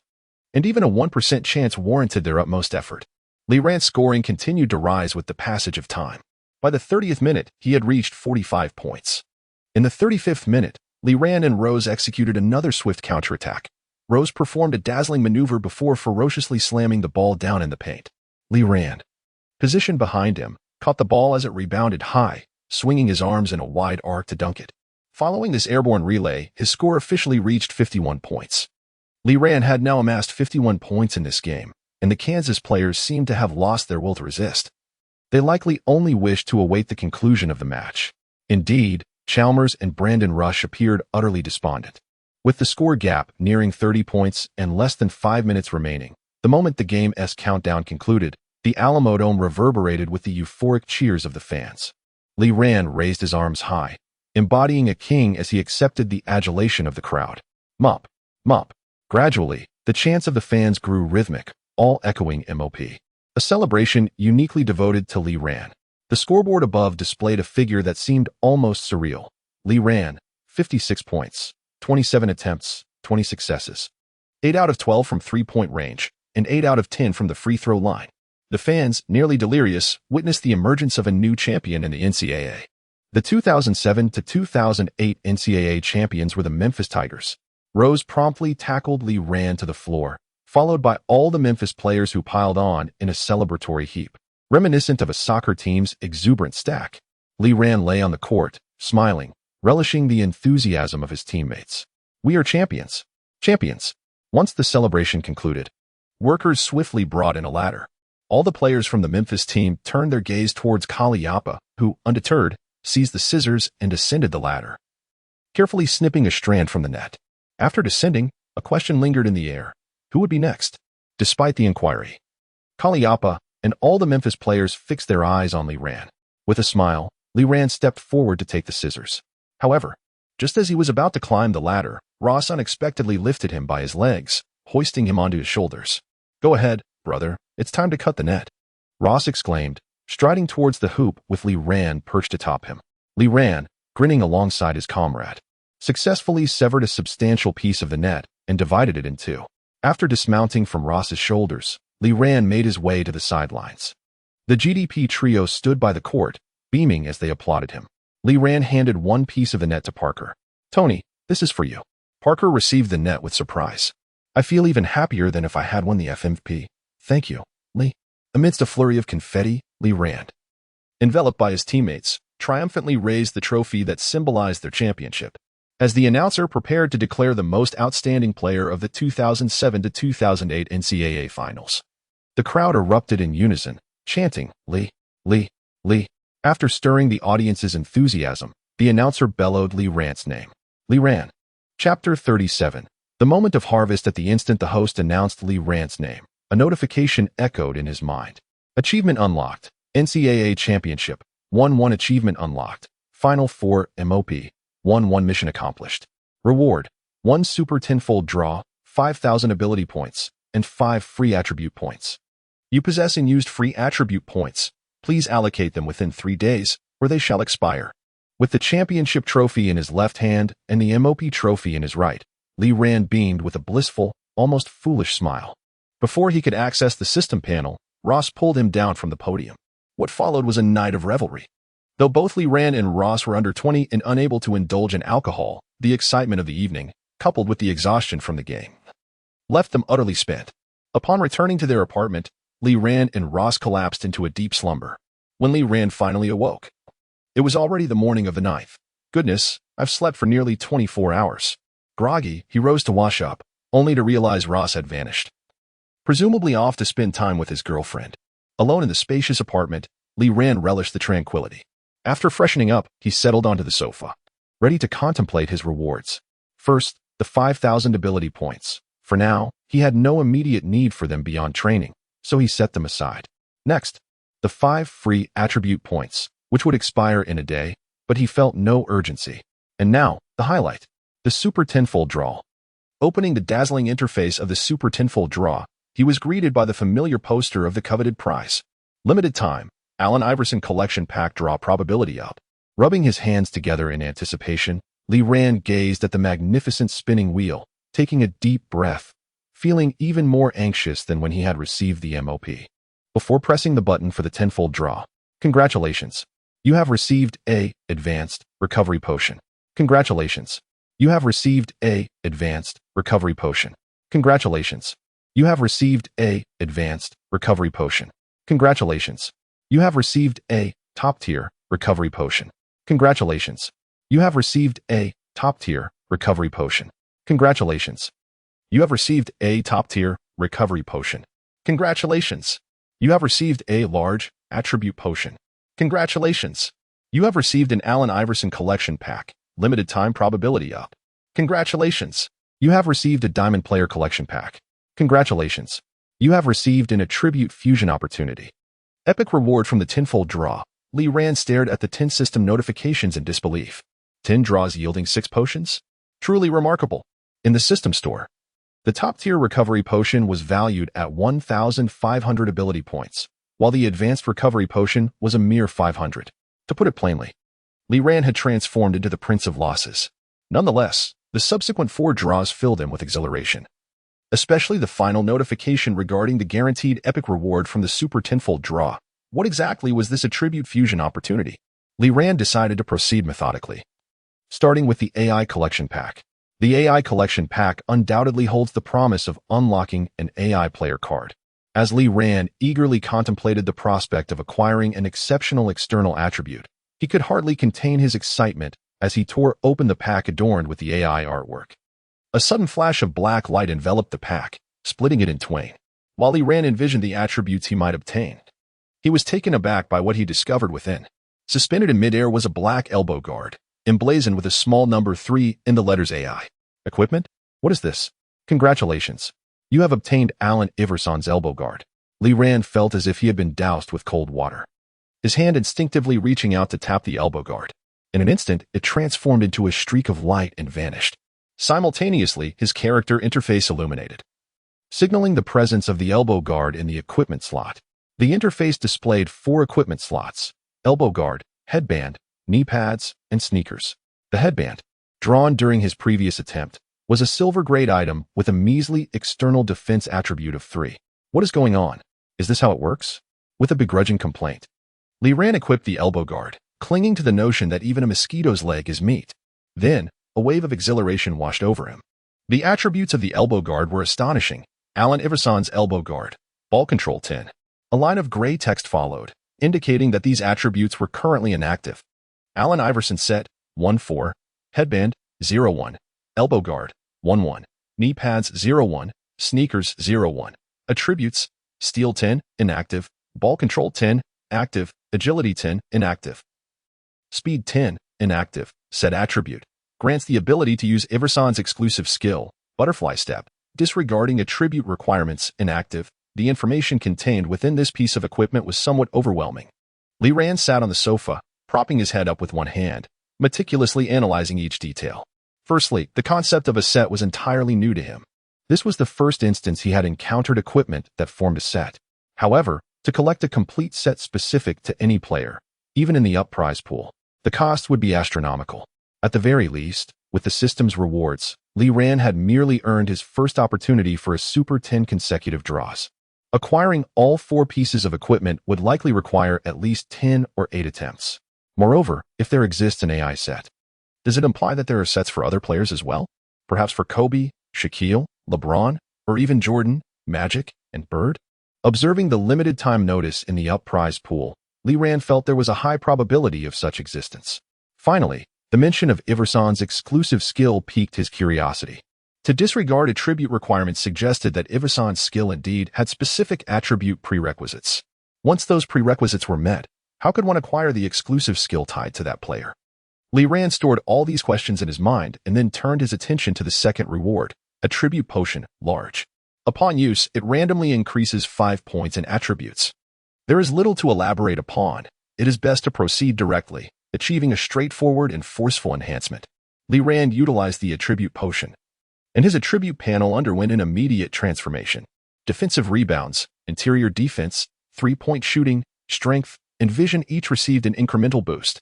Next came the highly anticipated Diamond Player Collection Pack. Surely, it wouldn't yield any equipment this time, would it? Oh system, I beseech you, grant me a player card. I yearn to draw attributes. This is a player pack boasting an impressive 9,095 ability rating. Li Ran clasped his hands together in a fervent prayer. His heart raced, and his hands trembled. May the diamond card grace me. It seemed as though the system had heeded Li Ran's silent supplication after a dazzling burst of brilliant white light. The pack was unveiled, revealing a player card gracefully floating in the air. Upon seeing the system's notification, Li Ran stood frozen in place. Chapter 38 Exclusive Skill. Acquired. Congratulations on obtaining the Dwight Howard player card. Li Ran gazed at the joyfully grinning creature before him, reminiscent of a blissful fool. This exuberant cheerleader from Taiwan was currently experiencing a career ascent. However, his peak period's reputation for single-handedly outshining opponents was not mere boast. A rating of 94 attested to the dominance he exhibited in his prime. He could be regarded as a player with a built-in system, albeit the simplest form, a 1-star. For spread system. Would you like to draw a random attribute for Dwight Howard? Li Ran sighed. I'm an outside player. Why do I keep receiving these inside cards? At least Rodman played small forward in the early stages of his career. This time, I've been given a pure center. System. Do you even know how to develop players? Despite his complaints, Li Ran still earnestly tapped the card for spark. As long as it's an inside defensive attribute, no. I don't want post-up skills, just any inside defensive attribute will suffice. No outside attributes, please, he silently wished. The system displayed a somewhat shameless tendency to rectify its mistakes. When Li Ran finally opened his eyes, he felt enveloped in happiness once more. System, from now on, you are my dear father. Gazing at the 4 prominent characters before him, Li Ran felt an overwhelming urge to kneel and pay homage to the system. Defensive rebound. 99. Li Ran could already envision the astonished expressions of those who would behold him upon entering the league. A dual rebound rating of 99. In the annals of history, he could almost enumerate those with a double rebound score over 90 with his eyes closed. Wilt Chamberlain, Bill Russell, Moses Malone, Dennis Rodman, Elvin Hayes, the esteemed quartet of centers. And Tim Duncan. Well, perhaps that's a bit excessive. Li Ran reconsidered and chose not to enumerate further. Excitedly, he replaced the attributes. Although the previous attribute potion had only marginally enhanced his defensive rebound, that minor increment was inconsequential. Next, Li Ran's gaze shifted toward the final reward, which, theoretically, held the highest value. The Super Tendra guaranteed an epic reward. Epic was the system's highest classification, and the epic player pack corresponded to players rated 95 or higher. Thus, anything within this tier would undoubtedly be formidable. Attribute Fusion Opportunity. You may place at least 2 and at most 3 attributes into the fusion slot, and the system will merge them to grant you a player's exclusive skill. Note, player exclusive skills will have attribute limitations, which may result in fusion skills being unusable. Tip: please strive to include higher attributes and skills with strong correlations. Contemplating the 3 slots before him and his diverse array of attributes, Li Ran fell into deep thought. The term exclusive skill re-emerged. The final hint significantly narrowed his selection range. Higher attributes. After much deliberation, Li Ran gritted his teeth and placed his 2 highest attributes into the slots, 99 for defensive rebound and 99 for offensive rebound. After dragging in 2 attributes, the fusion button below began to shimmer enticingly. However, Li Ran did not rush to click on the fusion. Instead, he surveyed his attribute panel thoughtfully. The correlation was quite strong. After a prolonged moment of contemplation, he decided to add his jumping attribute as well. The numbers 99, 99, and 93 flickered in the fusion box, prompting Li Ran to muster his resolve and click on the fusion button at the bottom. Attribute fusion in progress. The system detected that the host's height was 199, which is less than 205. Congratulations, you have acquired the exclusive skill Rebounding Monster. Rebounding Monster, the host's ability to correct and enhance during rebounds. Attribute requirements: defensive rebound greater than 95, offensive rebound greater than 95, jump greater than 85. Height less than 205 centimeters. Correction. What does this mean? Lee Ran stood dazed for a long while, eventually equipping the skill onto his attribute panel as indicated by the system. If my height exceeded 205, would I not then gain the exclusive skills of Moses Malone, Russell, or even Chamberlain? Regardless, I would find out during a game. Lee Ran shook his head and proceeded to the final task. The 5 free attribute points were about to expire. Lee Ran was no fool. He understood that such precious free attribute points should be allocated to maximize the highest attributes. His current options included speed, jumping, agility, three-point shooting, and stealing. Although Lee Ran's three-point shooting attribute was not particularly high at 78, he considered the NBA's impending small ball era and decided to enhance his scoring ability, thus including it in his options. After much deliberation, Lee Ran ultimately allocated the 5 points to his jumping attribute. He was still young and relied on his physicality. He could gradually improve his offensive skills in the coming years. As he added the points, his jumping attribute surged from 93 to 98. Who needed Gerald Green? Once all the rewards had been processed, Lee Ran glanced at his attribute panel. Compared to when he first traversed into this realm, his attributes had become significantly more splendid after a season of training. His overall ability had skyrocketed from 73 to 81 points. Now, Lee Ran could competently serve as a starting player on an ordinary team. The previous evaluation, Guardian of the White Water Dispenser, slowly faded away, replaced by a purple title. Rebounding Monster, exclusive title. Is this not the name of a skill? Lee Ran scratched his head and ventured into the backyard. He wanted to test the extent of his newfound jumping ability. The basketball hoop in the backyard was a standard one, custom-made to NBA specifications. He aspired to see if he could reach the rim, much like the legendary tales of the NBA. However, after numerous attempts, he found himself unsuccessful. There should be approximately 5 centimeters of distance. This is likely related to standing reach. Despite the setback, Lee Ran felt a profound sense of satisfaction. A remarkably gifted and visually impaired basketball prodigy is on the verge of entering the league. Rose did not spend the night outside. He returned by the afternoon. Oh, what brings you back today? Aren't you going to work on your stamina? Lee Ran observed Rose, who was clad in athletic attire, with curiosity. I didn't seek out Dana. I went to the team instead. Rose's current girlfriend is his high school classmate, Dana Lambert, but their relationship was brief. Lee, it's time to announce our intentions to enter the draft. Would you like to join us? Joy and Chris have also decided to declare for the draft. This year, Memphis secured the championship, and the players, free from regrets, have already begun to contemplate their next journeys. Lee Ran pondered for a moment before nodding in agreement. Sure.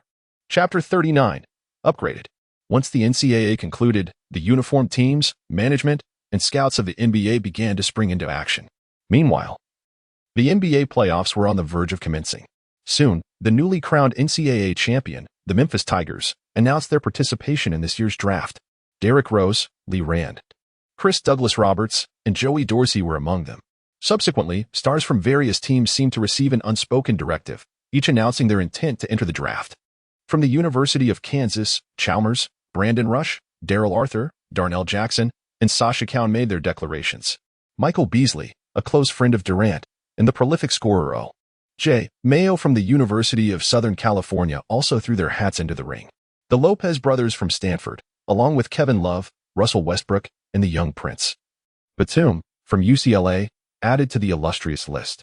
This cascade of names imbued Lee Ran with a peculiar sense of participating in history.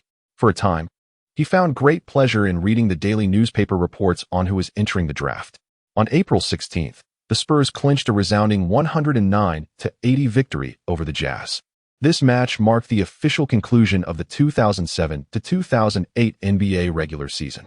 Ultimately, the Celtics from the East and the Lakers from the West dominated their respective divisions, with the addition of Pau Gasol significantly enhancing the Lakers' performance, earning him the MVP title for the season. He averaged an impressive 28, 3 points, 6, 3 rebounds, 5, 4 assists, and 8 steals per game. The scoring title was claimed by the dominant LeBron James in Cleveland, who was the sole player to average over 30 points per game. The rebounding crown was seized by the emerging Dwight Howard, whose remarkable average of 14.2 rebounds per game broke the 4-year reign of Kevin Garnett, now with the Celtics. In the assists category, a new generation emerged, with New Orleans' Chris Paul leading with 11. 6 assists, surpassing the three-time leader, Steve Nash, who averaged 11. 1 assists. Marcus Camby topped the blocks leaderboard with 3.6 per game, while Chris Paul made another appearance on the steals chart, aiming for the title of the league's premier point guard. As the playoffs approached, the accolades from the regular season were unveiled. Garnett, due to his team's success, garnered his only career MVP award. The Defensive Player of the Year, DPOY, was awarded to Garnett as well, who contributed an average of 9.2 rebounds, 1.4 blocks, and 1.3 steals. The All-NBA first, second, and all-defensive teams were filled with familiar faces from recent years. Notably, the Rockets surged this season, with Yao Ming and Tracy McGrady both earning spots on the third team.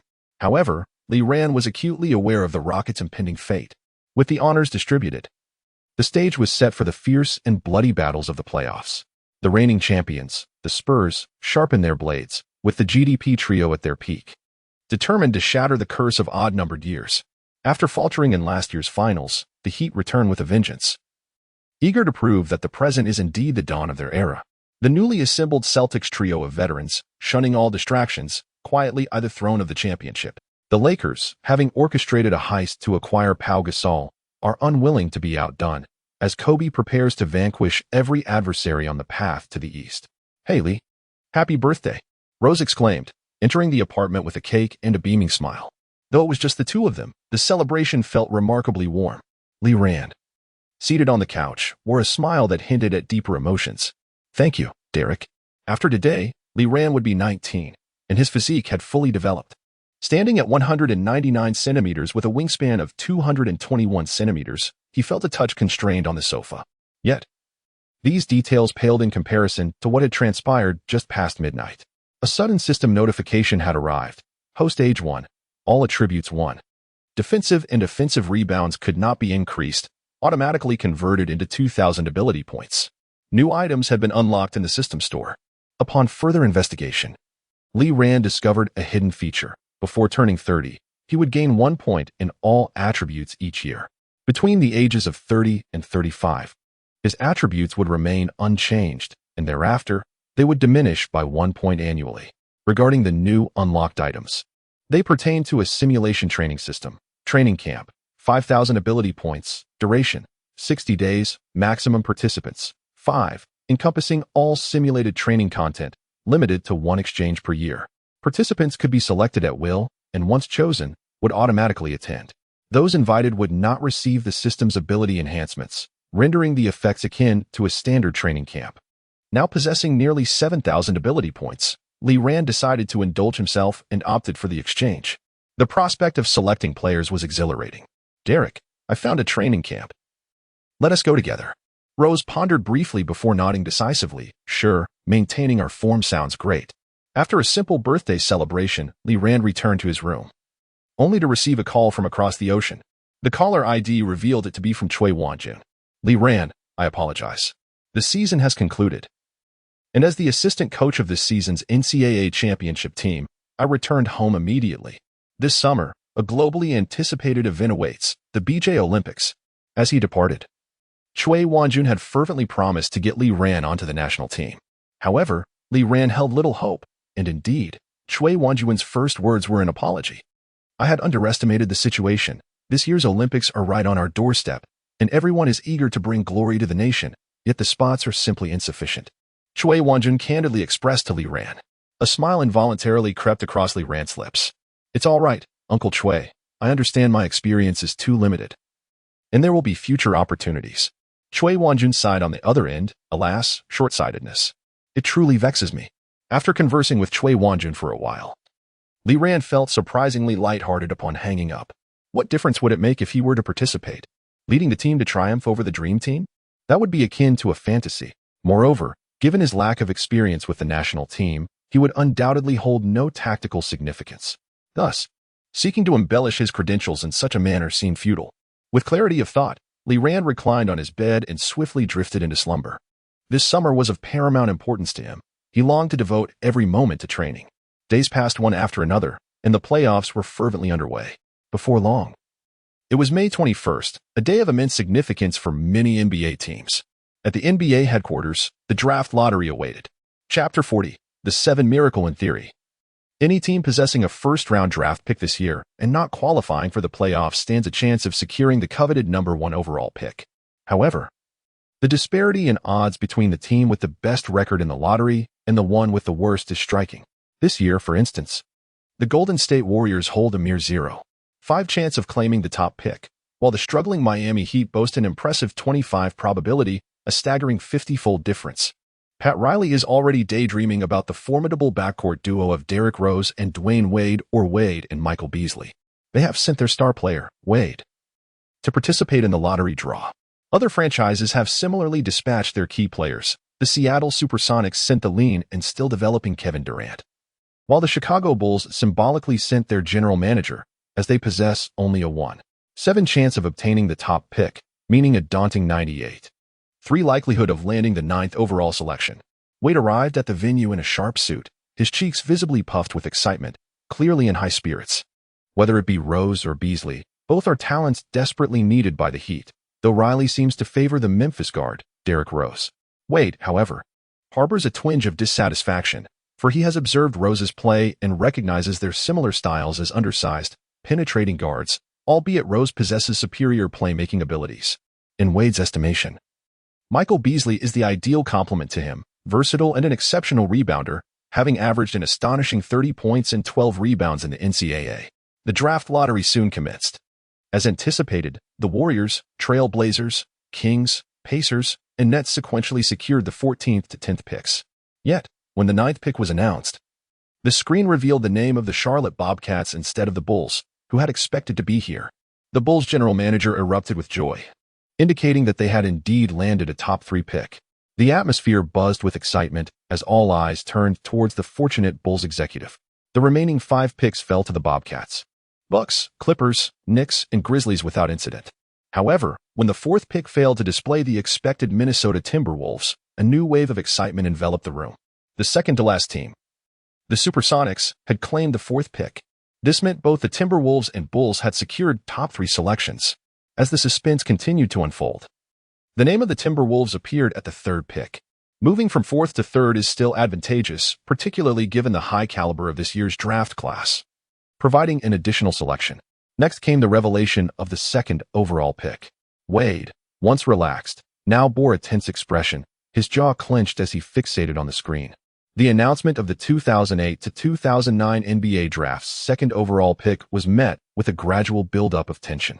The Miami Heat. Congratulations. Wade's eyes instantly dulled, while the general manager of the Bulls excitedly rose from his seat. This signified that the Chicago Bulls had secured the 1st overall pick in the 2008 to 2009 NBA Draft. Congratulations. Stern wasted no time in announcing the allocation of the top pick. A mere 1.7 probability. Undoubtedly, the Bulls emerged as the biggest victors of this offseason.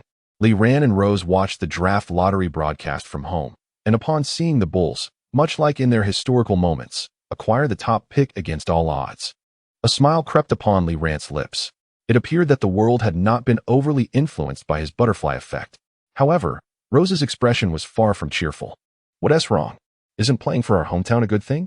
We are the Illinois Twins, after all. Noticing Rose's demeanor, Lee Ran felt puzzled. Lee, I fear my chances at the top pick are gone, Rose said, dejected. Why so? Lee Ran inquired.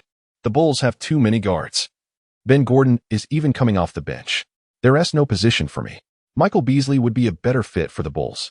Ben Gordon, the Bulls' leading scorer this season, found himself benched as a 6th man due to an overabundance of perimeter players, including Larry Hughes, Kirk Hinrich, and Luol Deng. Lee Ran, already aware of the outcome, remained unfazed. What is meant for you will find its way. Do not fret, in my eyes. 10 Ben Gordons do not equate to a single Derrick Rose. A faint, forced smile appeared on Rose's face, knowing that his good friend was trying to comfort him. We shall know by June 26th, Lee Ran said, observing Rose's skepticism as he walked over to pat him on the back. Lee, what do you think your draft position will be? Rose asked, his spirits slightly lifted. I am uncertain. I'll let nature take its course. Lee Ran harbored a faint premonition that although he had performed exceptionally well in the NCAA, his draft position would not be particularly high. After all, his history of significant injury could deter teams from selecting him with a high pick. This year's playoffs felt somewhat different, yet eerily familiar. The Rockets, boasting the Yao McGrady duo, once again succumbed to the Jazz. Yao Ming's stress fracture in February had sidelined him for the season, but in anticipation of the upcoming Olympics, he opted for invasive surgery, planning to force a comeback that summer. With only McGrady leading the team, the Rockets faced their old nemesis, the Jazz, in the first round. Despite McGrady's valiant efforts while playing through pain, he could only secure 2 victories for his team in 6 games, yet this endeavor would have devastating repercussions for his career.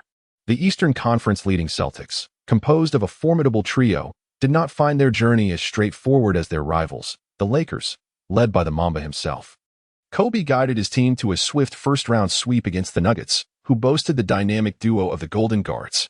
In contrast, the Celtics struggled and only managed to defeat the 8th-seeded Hawks in a grueling 7th game. In the second round, the Lakers faced the Jazz, who triumphed over the Rockets. And the Lakers decisively won with a score of 4-2, showcasing their dominance.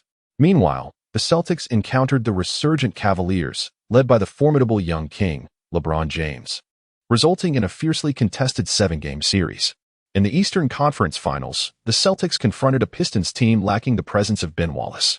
In the Western Conference Finals, the Lakers squared off against the reigning champions, the Spurs. Eager to validate his prowess, Kobe unleashed an extraordinary performance, averaging 29, 2 points, 5, 6 rebounds, and 8 assists in the series.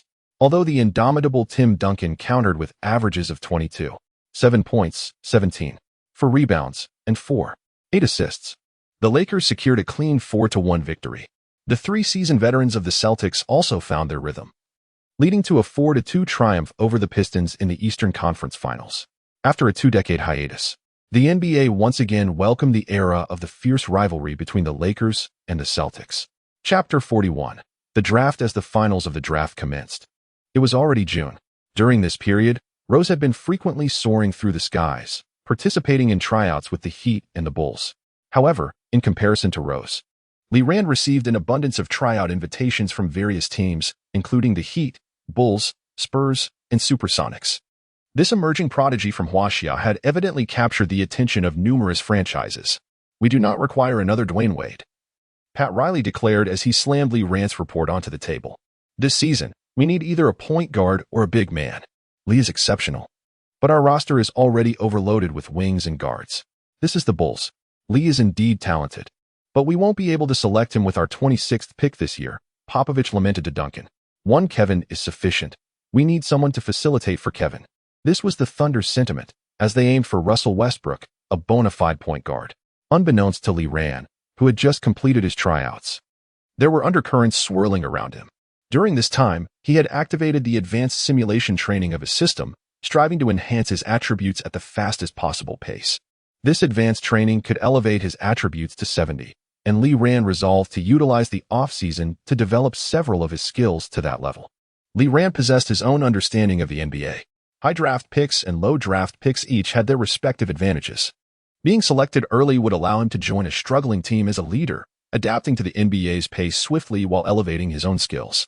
Conversely, being chosen later, he felt he could rapidly secure his first championship ring.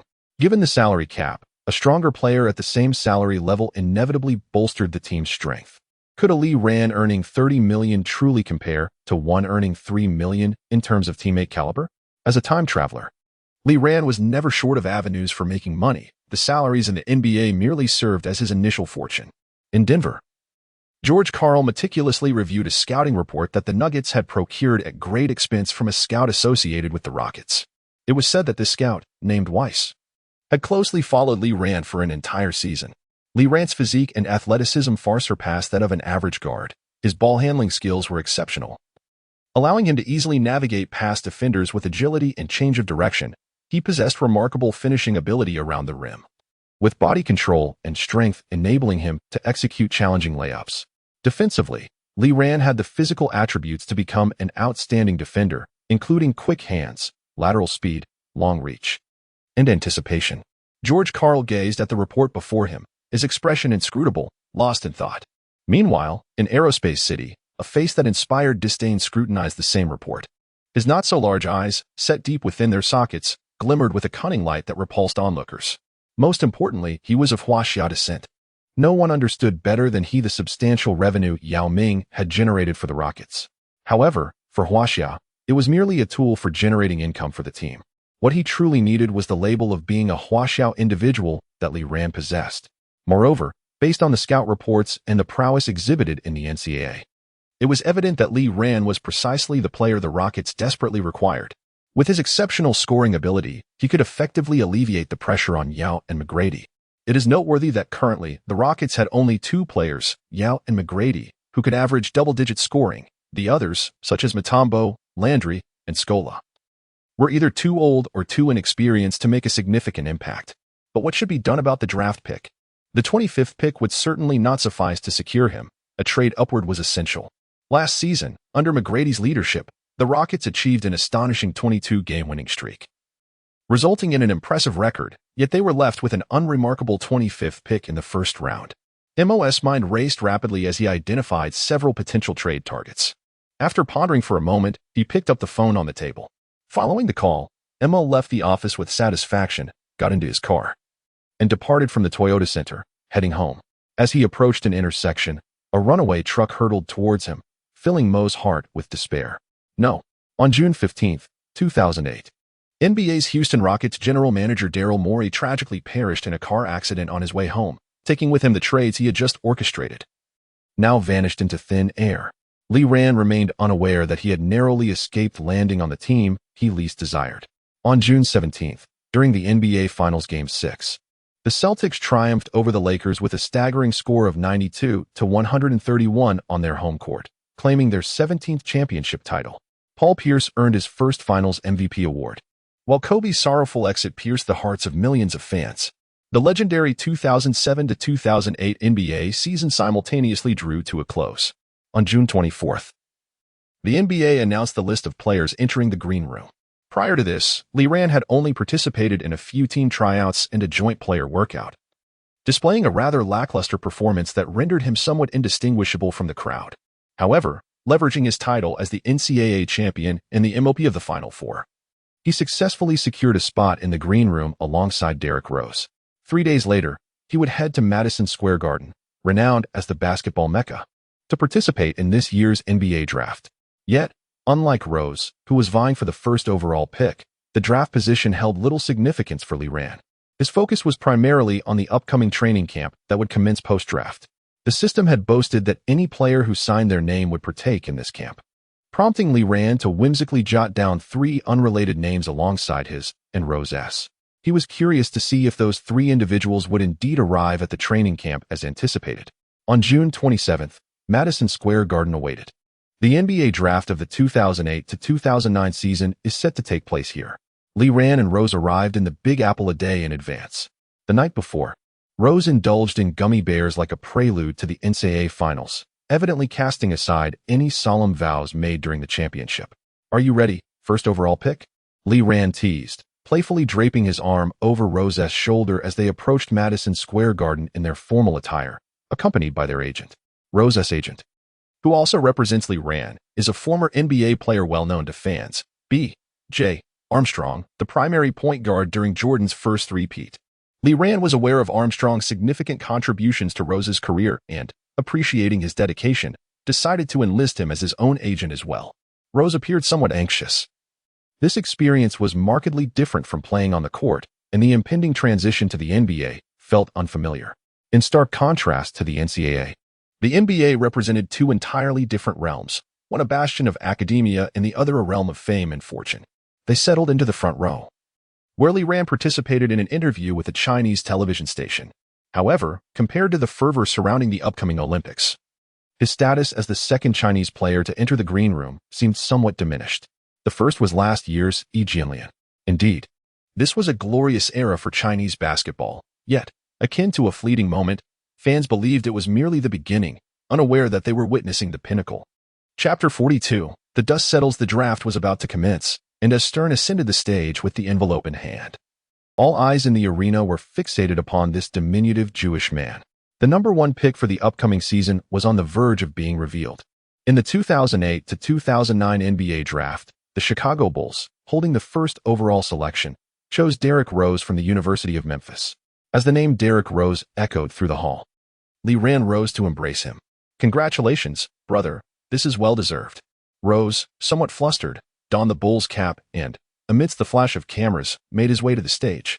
After delivering a rather unremarkable speech, he proceeded, guided by the Bulls staff, to their designated area. Meanwhile, Lee Ran remained in the green room, awaiting his fate. Sitting in the Bulls section, Rose too anticipated the emergence of the second pick. Would Lee be the second overall selection? He pondered, recalling their joint tryout with the Miami Heat. However, the Miami Heat, with the second pick, unhesitatingly opted for Michael Beasley, a player they had long admired. Beasley, with his ability to score and rebound, was an excellent fit to address the Heat's roster deficiencies. Lee Ran was undoubtedly talented, yet his playing style clashed significantly with Dwayne Wade's, lacking the comprehensive skill set that Wade possessed. Thus, the Heat naturally favored the more suitable Beasley. Lee Ran smiled as he observed Beasley, who ascended the stage with a beaming expression. "Can he really do it all?" he mused, shaking his head in amusement. Sometimes, the ability to do everything can also be interpreted as being proficient in none. With the third pick, the Timberwolves selected another scoring prodigy from this draft class, O.J. Mayo, who was subsequently traded to the Grizzlies. Following their trade of Pau Gasol, the Grizzlies had evidently entered a rebuilding phase, yet their reconstruction was remarkably swift. This season, a new core comprising Conley, Rudy Gay, Marc Gasol, and O.J. Mayo had begun to take shape. In fact, the Grizzlies did not adhere to the practice of languishing through several seasons before selecting a talented player to commence their rebuilding process. They simply executed their plans. With the fourth pick, the Supersonics, as in history, chose Russell Westbrook, who had been thoroughly outplayed by Lee Ran during the Final Four. He was selected to deliver passes to Durant. The Thunder's trio was nearly complete, with only the bearded James Harden, who would join the league the following year, left to complete their ensemble. With the fifth pick, the Grizzlies, or rather the Timberwolves, selected Westbrook's teammate, Kevin Love. Following Garnett's departure, Love would assume the mantle of the new Wolf King in that frigid land, leaving behind his own legacy. Finally, with the sixth pick, the host team, the Knicks, notoriously lacking foresight, chose the Italian player Gallinari. They had not even extended an invitation for Lee Ran to try out. While Gallinari possessed potential and immediate impact, boasting impressive statistics of 19.6 in his prime, he was ill-suited to be a leader. It appeared that the chaos within the Knicks would persist for some time, only to cease with the arrival of Coach D'Antoni. With the seventh pick, the Clippers selected the round-faced Eric Gordon. In the future landscape of Houston, there shall be only one Gordon, and that is I, Eric Gordon. Who is in agreement, and who is not? The Clippers owner, Sterling, would not even consider Lee Ran, who hails from Huaxia. With the eighth pick, the Bucks, not particularly known for their astuteness, chose the biracial talent Shai Gilgeous-Alexander, born in Kaohsiung, Taiwan. As a remedy for the void left by Yi Jianlian's departure from the Huaxia market, the Bucks had contemplated bringing Lee Ran into the fold as a substitute for Yi Jianlian.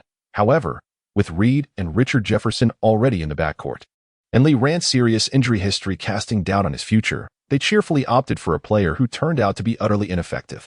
Gilgeous-Alexander played only 2 seasons, scoring a mere 282 points before vanishing from the league. With the ninth pick, the Bobcats, as history would have it, selected DJ Augustine, who had previously been outperformed by Lee Ran in this very timeline. Soon enough, the elder Jordan shall lament his decision not to choose Lee Ran. The subsequent picks, 10, 11, and 12, unfolded much like they did in history.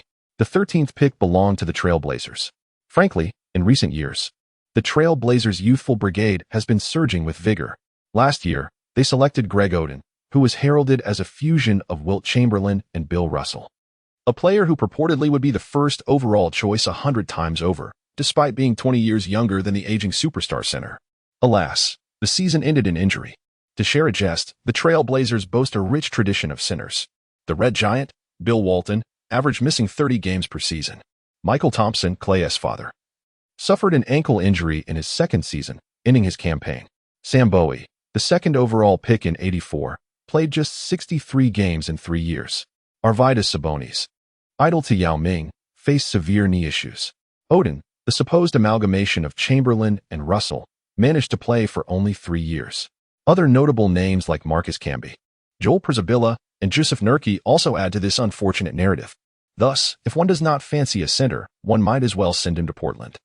Their roster also features Brandon Roy, dubbed the Black Mamba, who played only 6 seasons, 3 more than Odin. The only one to conclude his career unscathed was the unassuming LaMarcus Aldridge, who quipped, "Don't you dare call me a center. I am a power forward. Thank you." Lee Ran, seated in the front row, was thoroughly engrossed in the spectacle, oblivious to the diminishing crowd around him and the increasingly peculiar gazes directed his way. Oh, and accompanying him in this awkwardness was DeAndre Jordan, who, poor soul, found himself in the green room, having been selected at the 35th pick in a previous life. Meanwhile, at the draft venue, someone appeared resolute as they picked up the phone once more. This time, David Stern awaited longer than usual, yet he remained unperturbed. A smile adorning his face as he stood quietly on stage, awaiting the delivery of the envelope. Generally speaking, the emergence of such a situation often indicates that a trade has transpired. After an agonizing 5-minute wait, someone finally submitted the envelope containing the Portland Trail Blazers draft selection. David Stern opened the envelope and glanced at its contents. A trade had indeed occurred. The Blazers' 13th pick now belonged to the Denver Nuggets. With the 13th selection, the Denver Nuggets chose Lee Ran from the University of Memphis. Congratulations were in order.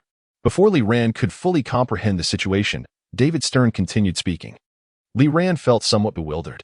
He had not anticipated that his draft experience would unfold in such an unexpected manner. He expressed his joy at being selected by the Nuggets, a prestigious team, and felt fortunate to be teammates with Carmelo and AI, both of whom are exceptional players.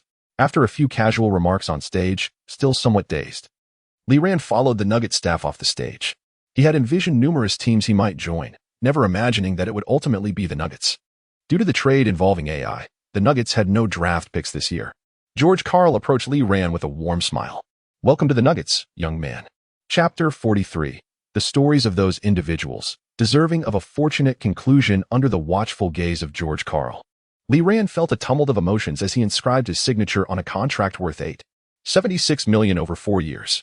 This standard rookie contract would render him a restricted free agent after 2 years, with the team retaining the right of choice.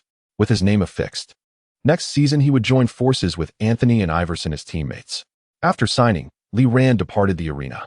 He paused at the entrance, lifting his gaze to the resplendent sun, his eyes narrowing slightly against its brilliance. His era was on the cusp of arrival, a journey long and arduous, fraught with myriad challenges. "Are you prepared, Lee Ran?" he inquired of himself with a smile. Then he clenched his fist. The strikingly handsome and tall youth stood before the entrance of the Pepsi Center, sunlight cascading upon him, casting a shadow behind him, much like the uncertain path ahead. Once the moment of reflection had passed, Lee Ran entered his vehicle. There was something he had longed to accomplish, something that could not wait until the season commenced. He purchased a plane ticket directly to Space City, with his destination set for the picturesque Windsor Lake Park in Houston, a luxurious neighborhood with exquisite surroundings and superior conditions. Having received the homeowner's permission, Lee Ran strolled inward with his backpack. The elegantly paved stone path led him to a doorway where a remarkably tall man, leaning on a cane, greeted him with his signature smile as Lee Ran approached. "Your presence is an honor," Yao Ming remarked, observing the meteoric rise of Lee Ran with a touch of nostalgia. He and his compatriots, like DeJi and DeBa, had ventured into this unfamiliar land as trailblazers. And now, an increasing number of Chinese players were gaining entry into the league. Last year's Yi Jianlian, and now this year, Lee Ran. "How is your foot, Yao?" Lee Ran inquired as he shook hands with Yu Ming at the threshold. Despite it being their first meeting, it felt as though they had known each other for many years. After all, they shared the same heritage, hailing from the same nation. "You should be ready for the Olympics. Come in, let us sit."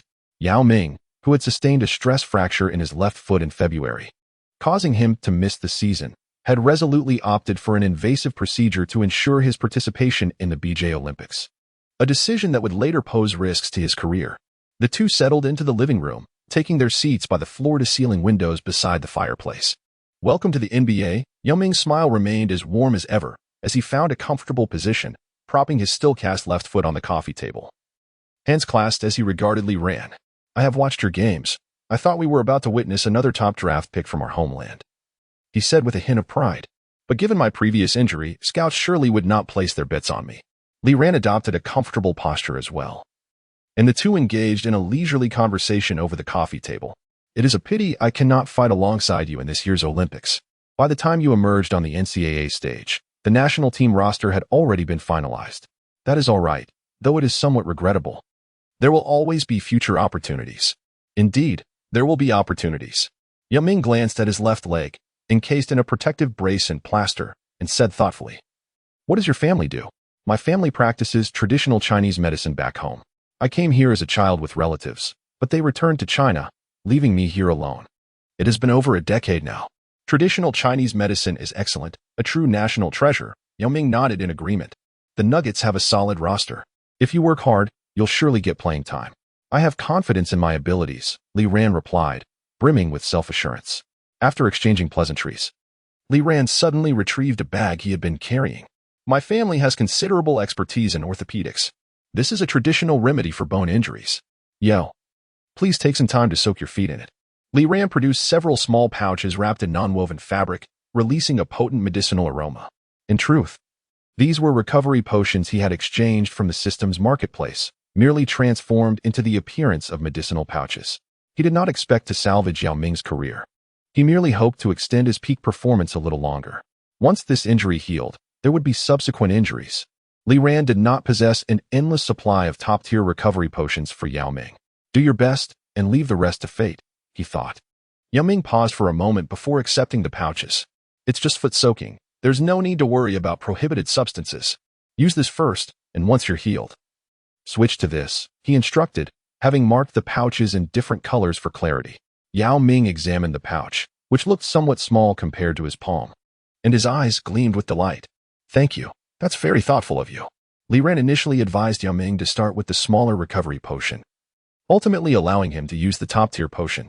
If Yao Ming were to use the top-tier potion right away, he would recover overnight, which could lead to complications. "Yao, please remember the order. Do not mix them up," Li Ran cautioned seriously. "I will remember. Once the plaster is removed, I'll give it a try," Yao Ming replied, carefully organizing the pouches and nodding earnestly. "May you achieve great success at this year's Olympics. Thank you for your kind words. By the way, I need your assistance with something. You must be familiar with Lu Xiong?" Li Ran reached into his backpack again, pulling out a cloth pouch. Yao Ming was momentarily taken aback, but then nodded. "Of course, we're both from Shanghai, and the doctor who operated on Lu Xiong in later years was my personal physician. Once you return to China, could you please deliver this to him? He trains daily and likely has some minor ailments. Nurturing him would certainly be beneficial." Yao Ming readily agreed. Li Ran turned to gaze out the floor-to-ceiling window, observing the lush greenery of Houston in June. Reminiscent of the small courtyard he remembered from his childhood home. All those who strive for national glory should have a happy ending to their stories. Li Ran murmured to himself.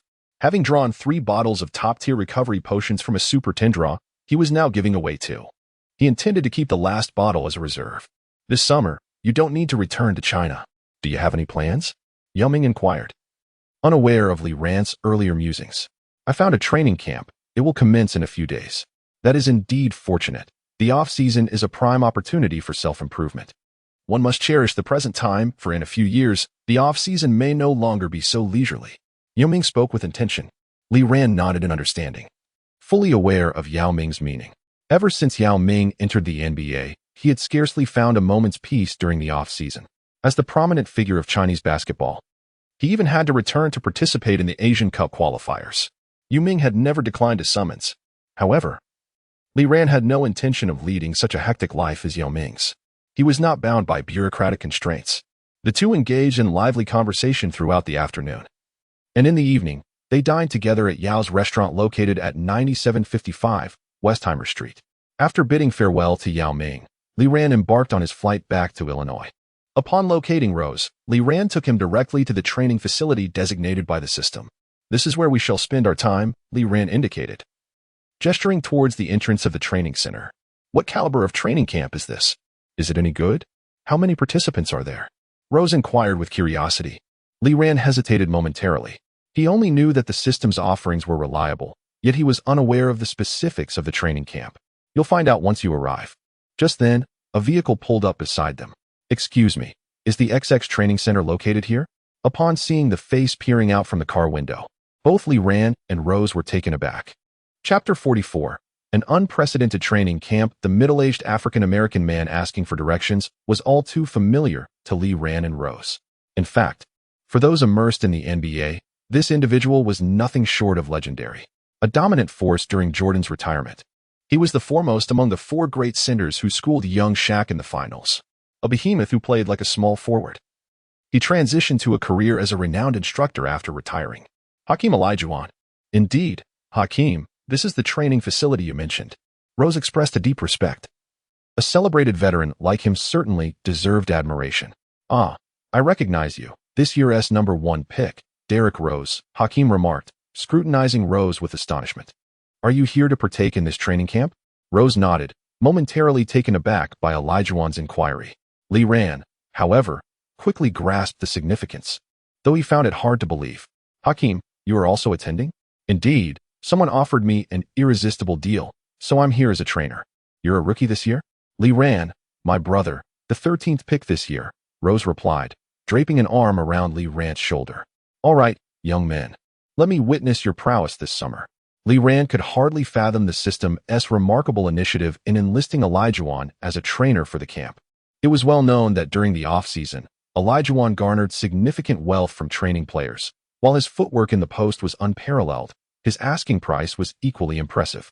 In terms of Olajuwon alone, spending 5,000 ability points was certainly justified, Lee Ran mused. Yet, the system's surprises extended beyond this. Upon entering the training facility, Lee Ran observed staff members bustling about. Lee Ran, Rose, your accommodations for the camp have been arranged at the nearest Hilton. Each day's training meal will be meticulously tailored by a nutritionist for you. Over the next 2 months, you will experience a training regimen rivaling that of the league's top teams. The lead staff member, clad in training attire, approached Lee Ran. His eyes widened in delight. Tim Grover. This was a superlative figure in the training world, having trained legends like Jordan and Pippen. Following Grover were several other individuals who left Lee Ran equally astounded. Cannon Beck, Eaton Lavin, Monty Williams. These were among the pinnacle trainers in American basketball. If one were to compare their stature in the training realm, it would be akin to that of the dream team in the basketball domain. I reviewed the roster of trainers for this camp, and in my recollection, I have never encountered such an illustrious gathering. To assemble all of us here must have cost a fortune. Grover expressed warmth towards Lee Ran and Rose. He understood that this intimate training camp comprised only 5 participants. Who could orchestrate such an extravagant affair? It was utterly luxurious. The training facility is indeed remarkable, equipped with training amenities and courts that meet NBA standards. This season, many NBA stars, who sought private trainers during the off-season, have discovered that several of their previous trainers have mysteriously vanished. As Lee Ran and Rose familiarized themselves with the gym, Olajuwon had already donned his training attire and appeared to be in high spirits. If others are not here, let us begin, he declared, approaching the basket with the ball. With a series of elegant footwork, he effortlessly hooked the ball into the hoop. He then glanced at the clock on the wall. It is 9 o'clock. Until what time shall we train? Grover, however, remained unperturbed. A few trainers have yet to arrive. A slight discomfort stirred within Dream. Who am I? The foremost among the 4 great centers, the most renowned trainer. Who are you to arrive later than I? Just as he pondered this, the door to the training facility swung open. I hope I am not late. A slightly shorter African-American man with a broad smile entered, revealing a set of bright white teeth. Not only were Lee Ran and Rose taken aback, but even Olajuwon was astonished, for this man was none other than Irvin Johnson, more commonly known as Magic. Only Grover, who was privy to the list of trainers responsible for the enigmatic figure overseeing the training camp, remained unfazed, merely smiling. Upon seeing Magic, Olajuwon's minor grievances dissipated. Indeed, Magic seemed to surpass him by a fraction. Oh, I also brought an esteemed elder with me. However, due to his age, he will not be actively coaching the players but will serve merely as an advisor. As Johnson stood at the entrance, a somewhat stooped figure slowly made his way in. Olajuwon's eyes widened in astonishment. Although the newcomer was hunched, he was of similar stature to Olajuwon, and indeed, he was a true veteran, boasting accolades that could overshadow Olajuwon's 2 championship titles. The legendary center of the Lakers, Kareem Abdul-Jabbar, the Skyhook. What kind of extraordinary individual could have summoned this venerable figure from retirement to organize this training camp? Olajuwon was engulfed in this thought. Shortly thereafter, 2 more individuals entered the gym, leaving Olajuwon nearly speechless. It was not solely due to their elevated status, unless one were to resurrect Wilt Chamberlain or wheel in the venerable Bill Russell, though their standing was not insignificant. What made these 2 individuals particularly special was that they were the general managers of the Phoenix Suns and the Indiana Pacers, respectively. One was named Steve Kerr, and the other, Larry Bird. Due to their professional commitments, Steve and Larry could not be present daily. Much like Mr. Abdul-Jabbar, they were also advisors for the training camp. With a cheerful smile, Grover introduced the petrified Lee Rand and Ross. Bird strode into the gymnasium, warmly embracing the dazed magician standing there. "Hey, old buddy. Long time no see. How have you been?" While the two exchanged pleasantries, Lee Rand awkwardly turned his neck to glance at Grover. "Surely this is everyone, right? Is there anyone else?" Grover, delighting in the unfolding drama, nodded affirmatively. "Of course, there's one more person yet to arrive." No sooner had he spoken than a figure emerged at the entrance of the training facility. Clad in a Nike tracksuit, a cigar dangling from his lips. With hands carelessly tucked into his pockets, he strode in with an air of undeniable confidence. The old rogue, Jordan, approached the trembling rookie, extending a large hand to pat his shoulder. Though no words were exchanged, his intent was unmistakable. "Kid, I hear the Bulls have chosen you as my successor. Let me see if you truly possess the capability. Aren't there supposed to be 5 of us? Why did they arrive later than I did?" Jordan surveyed the surroundings, greeted his longtime partner Grover, and then inquired with a hint of dissatisfaction. "The others are a bit farther away, but they will arrive shortly," Grover replied, maintaining his ever-present smile. He was aware that once this exclusive training camp concluded, he could demand a higher price for his coaching services in the future. Chapter 45, The Hidden Figures of the NBA. Why must my father make me travel such a great distance to attend this training camp? In the streets of Chicago, a taxi sped along, carrying a young man with an endearing doll-like face and an impressive height of nearly 6 feet 3 inches in the back seat. Resting his arms on the window, he gazed vacantly at the swiftly passing scenery. Approximately a week prior, Del Curry had summoned him to their home, informing him that he had enrolled him in a summer training camp. Without further elaboration, he simply provided the date and location before sending him on his way. Thus, Curry embarked on a long journey from Akron to Chicago. However, upon pushing open the doors of the training facility, he was taken aback by the scene that awaited him inside. Thanks to his childhood experiences of accompanying his father to various competitions, he recognized many of the individuals present, most of whom were of his father's generation or even older. "Isn't that so-and-so's son?" chuckled the esteemed Kareem Abdul-Jabbar, greeting Curry with a warm smile. Although Del Curry may not have been as renowned as these legends, he had indeed become a respected figure in Hornets history, with his career intersecting with that of many in the room. Feeling a sense of respect, Curry dutifully acknowledged his esteemed predecessors. Soon, he spotted Lee Rand and the Rose brothers standing in a corner like mere minions. This year, Davidson College, where Curry played, had been eliminated by the University of Kansas, who subsequently suffered a crushing defeat in the finals against the University of Memphis. Naturally, Curry was familiar with Lee Rand and Rose, the rising stars of Memphis, especially since Rose was the first overall pick of the draft that year. "Are you here for the training camp as well?" Curry inquired, to which Lee Rand nodded affirmatively. Indeed, one of the 3 names he had hastily scribbled down included Curry's. "When does the training camp commence?" Curry asked cautiously, feeling somewhat intimidated by the array of talents surrounding him. "There are still 2 players yet to arrive. We shall commence once they do," Lee Rand replied. His mood could only be described as overwhelmingly ecstatic. The 5,000 ability points he had invested felt remarkably well spent. Where else could one find such a distinguished group of legends and elite trainers to train alongside? Before long, the 4th player of the training camp made his entrance. Dressed in a hoodie, with a round face and a distinctive flat top, Lee Rand instinctively gasped upon recognizing the familiar attire. It was widely known that a few legendary hidden figures existed within the NBA, such as Masked LeBron, G6 Clay, Hoodie Melo, and Bite Collar Kevin. The one often regarded as the greatest power forward of all time, who transcended the realms of the conventional, shall remain unnamed. The individual who had arrived was none other than the indomitable leader of the Denver Nuggets during the off-season, Carmelo Anthony. However, the smile on Melo's face immediately froze upon entering the training facility. He was invited to this training camp while he was contemplating a vacation. Surprisingly, he agreed to attend, treating it as a casual outing. If it turned out to be a mediocre training camp, he would simply leave. Little did he know, this was not merely a high-level camp. It was an elite NBA training camp, unparalleled in caliber. Having already made a name for himself in the NBA after 5 years of hard work in Denver, he felt as obedient as the elementary school student beside him. "Ah, I was wondering why I couldn't find you all. It turns out you were here." Finally, a latecomer entered, exuding a somewhat aloof demeanor. After suffering a defeat in the finals, he had resolved to train diligently during the off-season, aiming for a triumphant return next year. However, he discovered that several of his training partners had mysteriously vanished. Then, his agent called to inform him of a training camp in Chicago, assuring him that attending would be a decision he would not regret. Eager to find a place to train during the off-season, he promptly flew in from Los Angeles. The five of them gathered: Lee Rand, Rose, Curry, Anthony, and Kobe.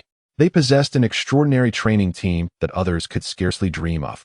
"Hey, fellas, how about we skip the training for today and play a scrimmage instead?" Magic Johnson exclaimed with enthusiasm after greeting everyone. The group exchanged glances, reminiscent of that beautiful summer 16 years ago in Barcelona. "Sounds good. Let's test each other's skills," Bird said as he stretched his back, feeling capable of running a few steps, and agreed without hesitation. As for Jordan, it was evident that the sum paid to keep the legendary player, who had been lingering in Las Vegas for 2 months, was substantial. He was eager to impart some lessons to the younger generation and validate the legends he had left in the basketball world, especially with Kobe, his successor, present. As for Kareem Abdul-Jabbar, at 61, he was certainly unable to participate. It would be akin to a crime to have a man of his age play against current NBA players. Hence, Kerr stepped in. Thus commenced a unique scrimmage between NBA veterans and current or near-current players. Curry, Rose, Lee Rand, Kobe, and Anthony faced off against Johnson, Bird, Jordan, Kerr, and Olajuwon. Positions were irrelevant, and tactics were of little concern. It was merely a chance to stretch their legs and become acquainted. "Who will play center?"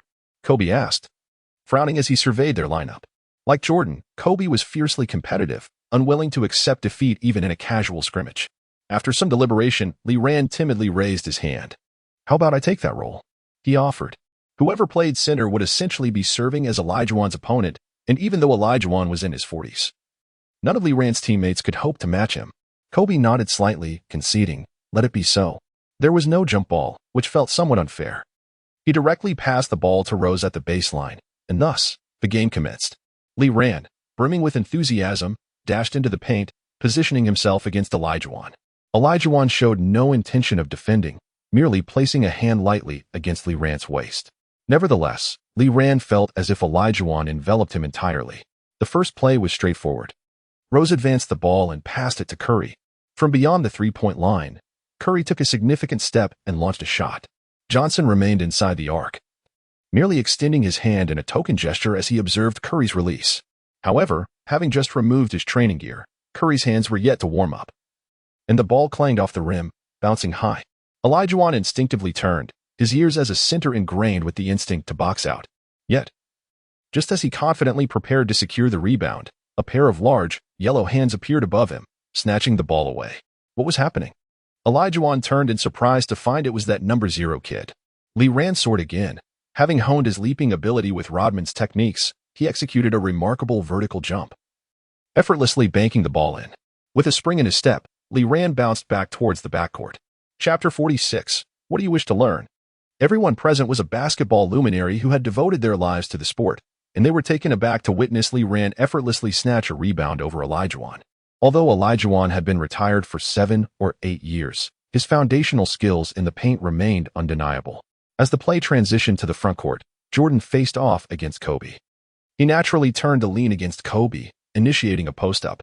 These two icons represented the epitome of shooting finesse. One was renowned for his picturesque shooting, while the other embodied that very artistry. Lee Rand stood beside Olajuwon, intently observing the intricacies of their post-play. The subtle movement of Jordan's shoulder prompted Lee Rand to squint in concentration. "Hakeem, what is the essence of Jordan's prowess in the post?" he inquired softly of Olajuwon. Both Olajuwon and Jordan were unparalleled in their low-post footwork. One was a master of the interior, while the other excelled from the perimeter. Indeed, but beyond footwork, the coordination of shoulders and body is equally vital. At the level of Michael and Kobe, they possess an acute awareness of your center of gravity, allowing them to choose their shooting technique with precision. As they conversed, Jordan pivoted, and Kobe raised his hand high from the side. Just as Lee Rand anticipated that Jordan would utilize his footwork to spin again, he instead retreated, executing a classic fadeaway jumper reminiscent of his playing days. Even Kobe was momentarily duped, and under his delayed attempt to contest, Jordan's shot gracefully swished through the net. After scoring, Jordan jogged back while playfully sticking out his tongue at Kobe, who responded with a smile, signaling for the ball from Rose. As they approached the front court, Kobe casually gestured for others to spread out. Unfazed, Jordan charged toward him, only to be met with a barrage of 3 consecutive strikes from Kobe. It was no surprise. The seasoned veteran was now 45 years old, having spent his days in Las Vegas, drained by the allure of youthful models and high stakes, rendering him unable to compete with Kobe. In contrast, Kobe was at his peak, just 2 months shy of his 30th birthday, embodying the perfect blend of stamina, experience, and skill. Bird quietly sunk a 3-pointer from the baseline, followed by Kerr making a basket as well. Curry's eyes lit up at this display. Liran found himself shaken off the baseline by Olajuwon's footwork, lying on the ground with a wry smile as he watched Olajuwon wagging his finger at him. Magic's enigmatic passing deceived all 9 players on the court, leaving Rose with sparkling eyes. Amidst it all, Carmelo, clad in a hoodie and without a change of jersey, silently dismantled all the aging opponents with his singular moves. His actions were deceptively simple, a triple threat stance followed by a pull-up jumper. Yet, it was utterly unguardable. Liran realized that among the players once dubbed for their aesthetically pleasing shooting forms, he had gathered the top 3 right here: Jordan, Kobe, and Anthony. After an intense game that rivaled the energy of street ball, the camaraderie among the group had evidently flourished, with players casually chatting and laughing together off the court. Anthony approached Bird, Kobe sought out Jordan, Curry consulted Kerr regarding 3-point shooting, and Rose listened intently as Magic imparted his passing skills. Nearby, trainers assisted these legends in translating their teachings into practice on the court. Liran glanced around, noticing that only Olajuwon was unoccupied, so he leisurely made his way to the towering African figure. "Your rebounding ability is quite impressive. It reminds me of someone," Olajuwon remarked, wiping the sweat from his brow. "Who?" "Michael's former teammate, Dennis Rodman. In his prime, aside from those 2 years with the Pistons, I never won the rebounding title again." Liran chuckled inwardly. Even the formidable Shaquille O'Neal never captured a single rebounding title throughout his career. You have too, which is commendable. Indeed, the Big Shark, known as one of the most dominant centers in history, never claimed the title due to competing in the same league as Rodman during those years. Olajuwon secured the rebounding titles in the 88-89 and 89-90 seasons, while O'Neal had yet to enter the league. The 90-91 rebounding crown was claimed by one of the 4 great centers, Admiral Robinson. From the 91-92 season through to 97-98, a singular name dominated the rebounding leaderboard: Dennis Rodman. Olajuwon recognized Liran's rebounding prowess, noting its striking resemblance to Rodman's. "What would you like to learn? I cannot teach you rebounding, and given your tendency to play on the perimeter, it may not be essential for you." Reflecting on the trials of his past, he turned to Liran and inquired, "What do you wish to master?" "Your footwork in the post is unparalleled. I wish to learn that," Liran responded without hesitation. "Many are aware of my footwork, yet few can truly learn it." At this point, Olajuwon had not yet widely disseminated his techniques, not even to Kobe. "I want to learn as well," came a somewhat detached voice from Kobe. He had yet to emerge from the shadow of his recent finals defeat, his demeanor exuding a palpable aura of solitude, leaving only these veterans bold enough to engage him in light-hearted banter. Furthermore, his true inquiry into Olajuwon's dream shake would not occur until 2009, the following year. Liran, a butterfly with somewhat oversized wings, had yet to play a single game in the league but was already beginning to stir the waters in his own unique way. "Very well, let us commence," Olajuwon said. After imparting some of his signature techniques, he meticulously deconstructed and shared his most frequently utilized footwork with the 2 aspiring players. By afternoon, Olajuwon handed the ball to Liran. "Give it a try. Let Monty be your practice partner and see how well you apply what you've learned today." Meanwhile, Kobe found his old comrade, and the 2 engaged in both demonstration and discussion. In the realm of footwork, even the peak of Kobe Bryant pales in comparison to Michael Jordan, though both stand as titans of their era, embodying the very essence of greatness. Kobe undoubtedly evolved the most in the company of the latter. With a warm and earnest smile, Monty Williams found himself before Liran, who grasped the ball with determination. "Come on, play me as you would in a game," Monty urged, hands firmly resting on Liran's waist. Upon hearing this, Liran unhesitatingly relinquished the ball and leaned back. He had anticipated that his exceptional strength from the perimeter would grant him a slight advantage, but to his astonishment, Monty remained utterly immovable. Poor Liran was blissfully unaware of the challenge that lay ahead. As a former player for the Phoenix Suns, Monty's career may not be illustrious, yet he possessed a remarkable trait. His lower body was exceptionally solid, capable of contesting against the centers of his time with formidable defense. Liran soon found himself in a precarious position, his movements becoming sluggish. Ultimately, the play culminated in a hurried shot as he turned, the ball failing to even graze the rim. Incredible, Lee Ran thought, gazing at Monty Williams, whose cheerful demeanor concealed immense skill. No longer could he afford to underestimate him. Had he known that future star LeBron James would face a similar scenario with Monty Williams as his trainer, his astonishment might have been tempered. Chapter 47, Melo. You truly are impressive as he devoted himself to training, absorbing the techniques imparted by Olajuwon while enduring Monty's unyielding low-post defense. Anthony approached Lee Ran to share insights from his own post-up experiences. Shortly thereafter, Kobe made his entrance, effortlessly executing a low-post move against Monty, leaving behind a piece of advice. Learn this. What you master will belong to you. Then, the venerable old sage made his grand appearance, reclaiming the ball and positioning himself before Monty. Observe closely. I shall demonstrate only once. After dribbling a few times, he exhibited no overt physical confrontation with Monty. Yet Lee Ran was astonished to witness Monty retreat. Though it was merely a single step back, it sufficed for Jordan. He gracefully spun, using one arm to shield Monty while the other deftly executed a layup. Lee Ran was left dumbfounded. He had exerted every ounce of strength against Monty, who remained steadfast. Was the old sage's strength indeed superior? Impossible. If a 45-year-old Jordan possessed greater power, Lee Ran would be heading home to seek his mother's counsel. What was happening? Curiosity compelled Lee Ran to approach Monty Williams. I couldn't locate his center of gravity. I had no inkling of his next move, so I could only retreat, Monty elucidated. If your strength does not match that of Shaquille O'Neal, then the footwork of Jordan and Kobe is most suited for you, he advised, observing Lee Ran's contemplative expression. At that moment, Lee Ran noticed an incessant stream of notifications flooding his system space. You have acquired guidance from Hakeem Olajuwon. Back to the basket technique, level 1. You have acquired guidance from Carmelo Anthony. Back to the basket technique, level 1. You have acquired guidance from Kobe Bryant. Footwork, level 1. You have acquired guidance from Michael Jordan. Footwork, level 1. Remarkable. The power is indeed immense. Although his back to the basket skills and footwork attributes remained low, failing to reach the passing mark of 60, the acceleration of his growth was a testament to the training camp's value of 5,000 ability points, restricted to once a year. In the ensuing period, Lee Ran immersed himself wholly in the training camp. He learned post-up techniques from Olajuwon, footwork from Jordan, three-point shooting from Kerr, passing skills from Magic, and trash talk from Bird. Engrossed in the exhilaration of self-improvement, Lee Ran remained oblivious to the shifting gazes of his fellow trainees, which transformed day by day. They had never encountered such a unique player, exceptional offensive skills, high basketball IQ, adept ball handling, and outstanding physical attributes. This kid's progress is astonishing, Anthony remarked, his eyes fixed intently on Lee Ran, who was diligently practicing his three-point shots. He was merely the 13th pick this year. Oh, I too was the 13th pick once, but the Rockets traded for him with just Alston. Kobe, recognizing Lee Ran's undervaluation in this year's draft, recalled how the Lakers had merely used Divac to acquire him from the Hornets.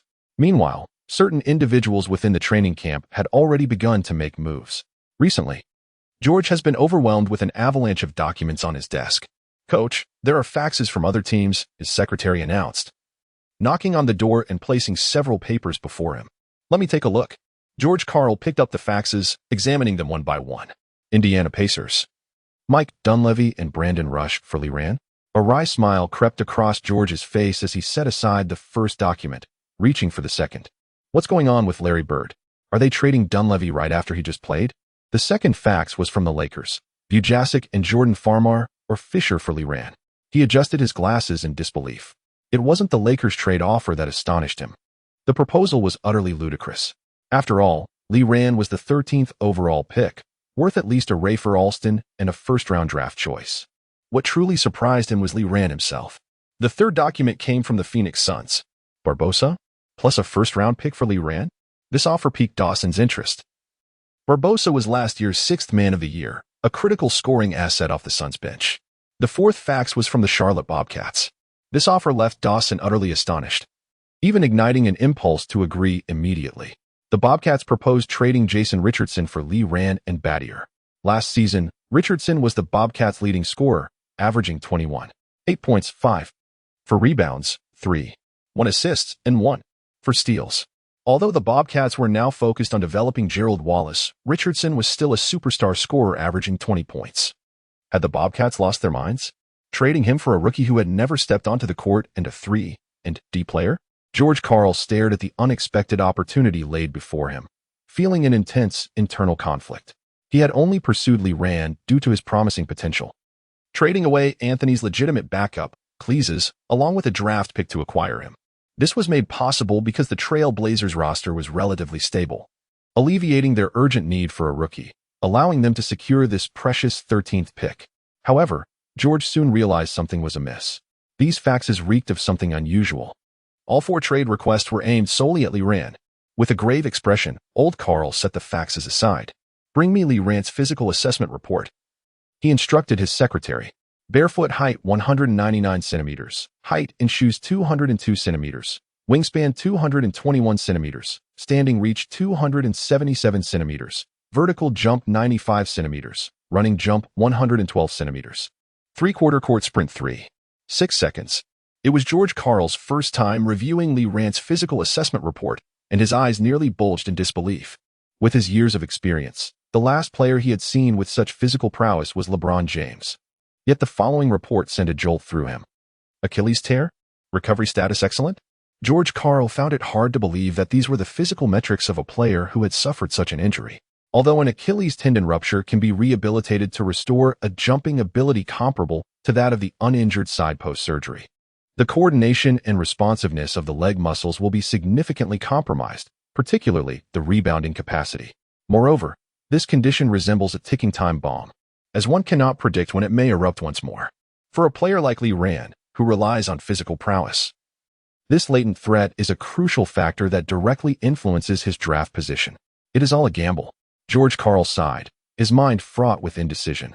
It was evident that the teams sending the fax were eager to take a chance, wagering that Lee Ran's future would remain unblemished. Yet, was not George Karl also engaging in a gamble? However, as a seasoned gambler, Jordan's stakes were exorbitantly high, akin to an all-in bet. Just as George Karl found himself ensnared in this dilemma, his phone suddenly rang. Thousands of miles away in Chicago, Carmelo Anthony, fresh from a spirited game of one-on-one with Lee Ran, was on the line with George Karl. Indeed, it was him. This young man was extraordinarily talented, exhibiting prowess that belied his status as a rookie. Soon, George Karl would comprehend why these 4 teams were so fervently yearning for Lee Ran. Goodness, Anthony had quietly participated in such a prestigious training camp? If others were to discover this, the excitement would undoubtedly reach a fever pitch. After concluding the call, Anthony entered the gym. Lee Ran lay sprawled on the floor in a T-pose. "Melo, you are truly formidable." Just moments ago, Lee Ran had once again been bested by Anthony in their friendly competition. 21-15. Chapter 48. Doing one's best and accepting fate. A month had swiftly passed, and the BJ Olympics were about to commence. Having removed his protective gear, Yao Ming had returned to China to join his team. Upon arriving at the Olympic Village, he seized the opportunity to share a meal with Lu Xiang. Although Lu stood close to 1.9 meters tall, he appeared somewhat slender in comparison to Yao. "How prepared are you? Do you think you can defend your title this year?" Yao inquired in his deep, resonant voice. "Let us do our utmost and leave the rest to fate," Lu replied with a bittersweet smile. He was acutely aware of his physical condition, as were his coach and himself. The words of the doctors during his consultation in the United States echoed in his mind. Although his Achilles tendon seemed intact, the signs of calcification were unmistakable. This old injury, a remnant of intense training from previous years, had resurfaced. 2 months prior, Lu had sustained another injury during practice, this time to his thigh muscles and ankle. Yet, burdened with the expectations of 1.4 billion people, and with the Olympics taking place in his homeland, how could he dare to relinquish his hopes?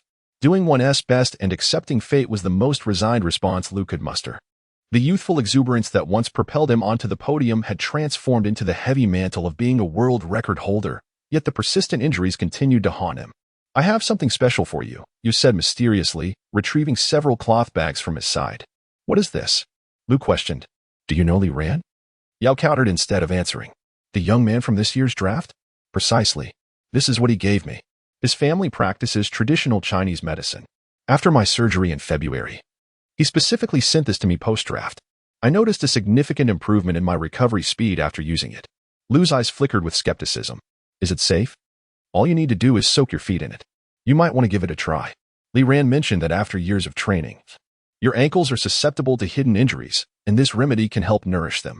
Moreover, Yo smiled. You may not be aware, but Li Ran ruptured his Achilles tendon last year and made a complete recovery in just 4 months, leading his team to an NCAA championship. Lu was taken aback. An Achilles rupture in 4 months? Are you joking? Though he was not entirely convinced, he accepted the cloth bag out of respect for Yao. What is this? Sun Hyping frowned as he examined the strongly scented bag of traditional medicine. It's from Yao. He claims it's effective for treating injuries through foot soaks. Lu explained while changing his clothes. With the competition approaching, you must use it cautiously. Maintain your condition and avoid peaking too early, Sun reiterated his advice to Lu. As Lu felt a slight ache in his ankle, he nodded silently. In Chicago, the training camp had swiftly progressed past the halfway mark. The most significant change since the beginning was the overwhelming presence of numerous scouts and reporters with cameras in the already modest gymnasium. In this world, there are no secrets that remain hidden. How could such a prestigious training camp go unnoticed? Upon learning of the camp's exceptional standards, countless individuals flocked to Chicago like flies drawn to the scent of blood. This was nothing short of a lavish feast during the off-season. Among those with significant connections, figures like Jordan, Kobe, and Bird discreetly sought to uncover the identity of the mastermind behind this self-serving super training camp. Yet, their inquiries revealed only that a mysterious individual had orchestrated the camp remotely through Grover, and beyond that, they could uncover nothing more. Kobe, somewhat distracted, practiced his shooting. This off-season had been exceptionally rewarding. He had nearly mastered Olajuwon's post techniques, and even Jordan remarked that his low post scoring had reached about 90% of its peak proficiency.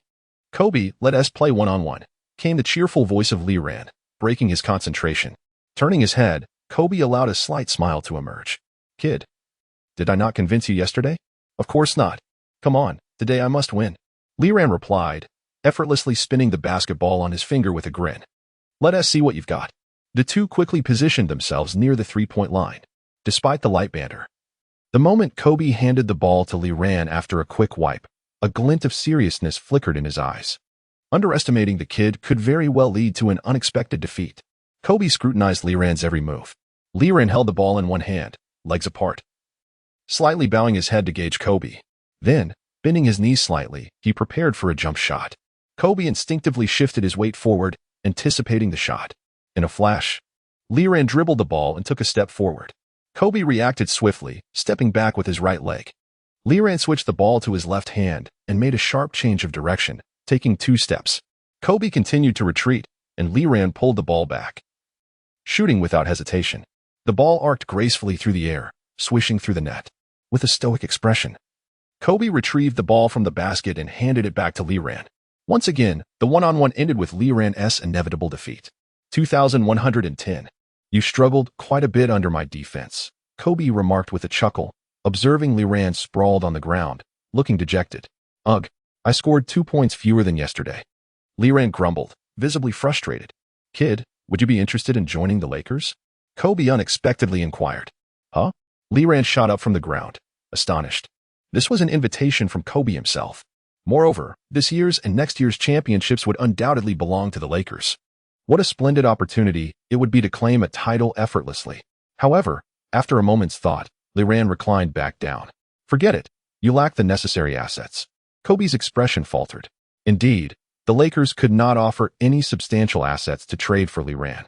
Gasol, Bynum, and Odom were irreplaceable, while the remaining players collectively might not even be worth a 13th pick. Lee, head to Phoenix and join Nash for a fast-paced game. I assure you, you will score 20 points in your first season. Cole had unexpectedly appeared beside them. Join the Pacers. You will undoubtedly be satisfied, Bird proclaimed with an air of arrogance. Lee, do you not wish to learn my skills? Come to the Bobcats, and I will train you diligently, Jordan said with unwavering confidence. Jordan was filled with regret as he recalled the opportunity he once had to bring Lee into the Bobcats fold. How could I have chosen DJ Augustine, who was thoroughly outplayed by Lee? After he spoke, the three exchanged glances of disbelief. Goodness, you sharp-eyed fellows have clearly made your move already. Nevertheless, Jordan was unperturbed. His proposal to trade for Lee was undeniably sincere. What substantial assets could the Suns or Pacers offer? Would they be willing to part with Nash or Stoudemire? Would the Pacers dare to trade Granger? What a ridiculous notion. Chapter 49. You are a hero. He ran with such swiftness that for some, it took a decade to catch up with their apologies. On August 18, 2008, During the preliminary rounds of the 110-meter hurdles at the Beijing Olympics, Li Ran watched on television from Chicago, the man clad in a fiery red uniform evoking a profound sense of nostalgia within him.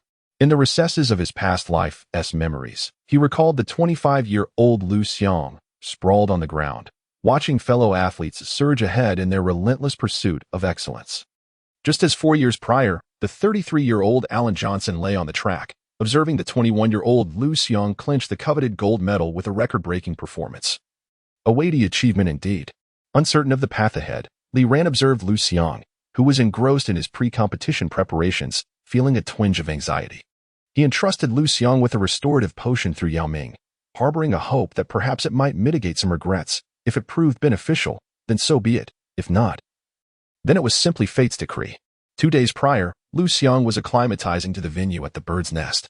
After a brief sprint, he found himself grimacing in pain, clutching his ankle as he sank to the ground. Coach Sun Haiping rushed over, anxiety etched on his face. Uncomfortable? Lu Xiang, feeling the sharp pang radiating from his ankle, reluctantly nodded in affirmation. Then let us return. No further acclimatization today, Coach Sun decided promptly, and together they retreated to their lodgings. Following a series of therapeutic treatments, the intensity of the pain in Lu Xiang's ankle had diminished, yet as evening fell, he sat by the window, gazing at the twinkling lights outside. In his heart, those luminous points represented the hopes of countless individuals. A sense of foreboding loomed over him regarding the upcoming preliminary rounds. Was even the prospect of competing normally a distant luxury? As a professional athlete, Lu Xiang was acutely aware of what his current condition signified. Yet, a flicker of optimism compelled him to stubbornly prepare to stand on the track the day after tomorrow. Even if my leg breaks, I must finish this race, he vowed through gritted teeth, his eyes brimming with resolute determination. This particular Olympic Games held extraordinary significance. The span of an athlete's career is fleeting, and Lu Xiang was certain he would never again have the chance to compete on the Olympic stage, running on the soil of his homeland. At that moment, his gaze inadvertently fell upon a small bag tucked away in the corner. This was the item Yo had brought him that day. He approached the corner, retrieving the bag and inhaling the potent aroma of the medicinal contents within. I heard Li Ran also has issues with his Achilles tendon. In a moment of serendipity, Lu Xiang poured a basin of water, placed the bag inside, and after much deliberation, submerged his foot into the warm water. The instant his foot made contact with the scalding liquid, his eyes widened. A distinctly clear warmth surged from his soles, swiftly alleviating the persistent pain in his ankle. It truly was effective. With exhilaration, Lu Xiang submerged both feet into the basin, feeling the sensation intensify. The following day, upon awakening, Lu Xiang immediately inspected the condition of his ankle. To his delight, the persistent tingling sensation that had plagued him for so long had completely vanished. He felt an unprecedented vitality coursing through him, reminiscent of the strength he possessed 4 years prior in Athens, or 2 years ago in Lausanne, instilling in him an overwhelming urge to sprint onto the track. Standing on the preliminary racecourse, Lu Xiang remained oblivious to the fact that, thousands of miles away, a young man was reflecting on his experiences in an alternate reality. Yet, he was acutely aware that the gaze of nearly 1.5 billion people was fixated upon him. With his feet firmly positioned in the starting blocks and his hands cautiously resting on the ground, Li Ran, who had been closely monitoring Lu Xiang's condition since the warm-up, felt a surge of confidence. He vividly recalled that before the preliminaries in his previous life, Lu Xiang had forcefully patted his calves, his sorrowful gaze evoking deep sympathy. However, now Lu Xiang squatted there, brimming with vitality, exuding an entirely different aura. He required no assistance in his prime condition. Lu Xiang was already capable of defeating any competitor on that track. Bang! The starting gun fired. Li Ran felt a stir of concern as he noticed someone jumping the gun. In another timeline, Lu Xiang had sustained an injury and withdrawn after someone else had false started. Yet, Lu Xiang effortlessly dashed a few steps down the track before returning to the starting line, showing no signs of injury whatsoever. He had utilized it. Li Ran was now utterly convinced that Lu Xiang had indeed employed the recovery potion he had provided him. On the second start, with no unforeseen incidents, and amidst the excited commentary, Lu Xiang clinched the group championship with an impressive time of 13.5 seconds. 2 days later, in the semifinals, Lu Xiang advanced to the finals with absolute dominance. Subsequently, an unprecedented historic moment unfolded, one that Li Ran had never witnessed in his previous life. In the men's 110-meter hurdles final held on August 21, 2008, Liu Xiang achieved a remarkable feat, shattering both the Olympic and world records with a time of 12:85 seconds, thereby securing the gold medal that was rightfully his. At the instant Liu Xiang crossed the finish line first, Li Ran smiled and turned off the television. The lingering regrets of his past life were now completely dispelled. This victory was always meant to be yours. You are a hero, in both past and present. The men's basketball team, identical in lineup to that of history, achieved results that mirrored those of the past, reaching the quarterfinals, matching the best historical performance. Left the fans thoroughly satisfied. Moreover, in their encounter with the formidable Dream Team, the men's basketball team fought valiantly, leaving fans to dream of an even brighter future. The Summer League had concluded a month prior. However, with a training camp alongside Anthony, Li Ran had not participated in the Nuggets Summer League. On August 27th, the training camp officially concluded. Li Ran reflected on his increased attributes, his heart brimming with joy. By the end of the training camp, his relationships with others had flourished remarkably. In the NBA, a realm where prowess reigns supreme, strength is indeed the finest calling card. Young man, I have great faith in you. Astonish everyone in the new season, Kobe remarked, giving him a reassuring pat on the shoulder. This year, I am determined to secure the championship, the elementary student declared, his fist raised with unwavering confidence. In truth, he is the one poised to reap the greatest rewards this year. As training alongside these legends and top-tier players is an experience that far surpasses that of the NCAA collegiate athletes. However, his most rapid progress has been with Anthony. The veteran greatly values his new protege and has already stated that he will ensure ample opportunities for Li Ran to shine in the upcoming season. This, undoubtedly, is of utmost significance for Li Ran. Chapter 50. The dust settles. As the season approaches, the undercurrents within the league swell ever more vigorously. Each team is on the hunt for trades that best suit their needs. The struggling teams are clearing contracts and nurturing young talent in hopes of a revival. Meanwhile, championship contenders are seizing every opportunity to fortify their weaknesses. Li Ran believed that none of this pertained to him. He was unaware that multiple teams had already expressed a keen interest in him. However, under Anthony's protection, George Karl ultimately chose Li Ran over the enticing Jason Richardson. Undoubtedly, the current core of the Nuggets revolves around Anthony. This prodigious talent, a standout of the illustrious 2003 draft class, has been battling in the league for 5 years, with the 6th season looming. To date, Anthony has participated in 379 regular season games, averaging 19 attempts per game, contributing 24 points, 6 rebounds, 3 assists, 1 steals, 5 blocks, and 3 turnovers, with a shooting percentage of 46. When Anthony's name is mentioned, all will raise a thumb in admiration, acknowledging him as a once-in-a-decade scoring virtuoso, possessing a diverse offensive arsenal without any apparent shortcomings, a true kaleidoscope of offensive prowess. And what of his contemporary, LeBron James? Since entering the league, James has played a total of 391 regular season games, averaging 21 attempts per game, yielding 27 points, 9 rebounds, 6 assists, 7 steals, 8 blocks, and maintaining a shooting percentage of 46.7. In terms of accolades, while Anthony's honors, aside from the minor recognition of Player of the Month, amount to merely 2 All-NBA third-team selections and an ongoing first-round playoff curse, James boasts 2 All-NBA second-team selections, 2 first-team selections, 2 All-Star MVP awards, and a scoring title, along with the invaluable experience of advancing through the Eastern Conference in the previous year's playoffs. Even the most ardent fans of Anthony must concede that, starting from the same point, James has distanced himself from Anthony significantly. For Anthony to surpass his rival, he must attain a championship before James does. The Nuggets have explored numerous avenues to unlock Anthony's full potential, from granting him unrestricted shooting privileges early in his career to trading for Allen Iverson to form the Double-A duo. However, these strategies have ultimately failed. Moreover, the time has come for Anthony to deliver results. Last season, the Nuggets' perimeter defense was woefully inadequate, featuring a starting backcourt of Iverson and Carter, with Carter standing at a mere 185 meters, and Iverson, as many understand, is a different story altogether. Thus, this season, George Karl intends to focus on enhancing the backcourt. Anthony and Carter have been sent to Portland as trade bait for the 13th pick. The next target for improvement is Iverson. Karl's ideal acquisition is Chauncey Billups of the Pistons. This point guard, nicknamed Big Heart, bears a resemblance to Castle and excels as a floor general, boasting superior tempo control compared to Iverson, making him an invaluable asset. George Karl believes that the team requires a commander to rein in their increasingly unbridled offensive tempo. The bargaining chip? It is undoubtedly Allen Iverson. At 31 years of age, Iverson's playing style suggests that his peak will not endure for long. Hence, the Nuggets management has decided to capitalize on Iverson's current trade value and part ways with him sooner rather than later. Presently, Iverson's worth is certainly higher than that of Chauncey Billups.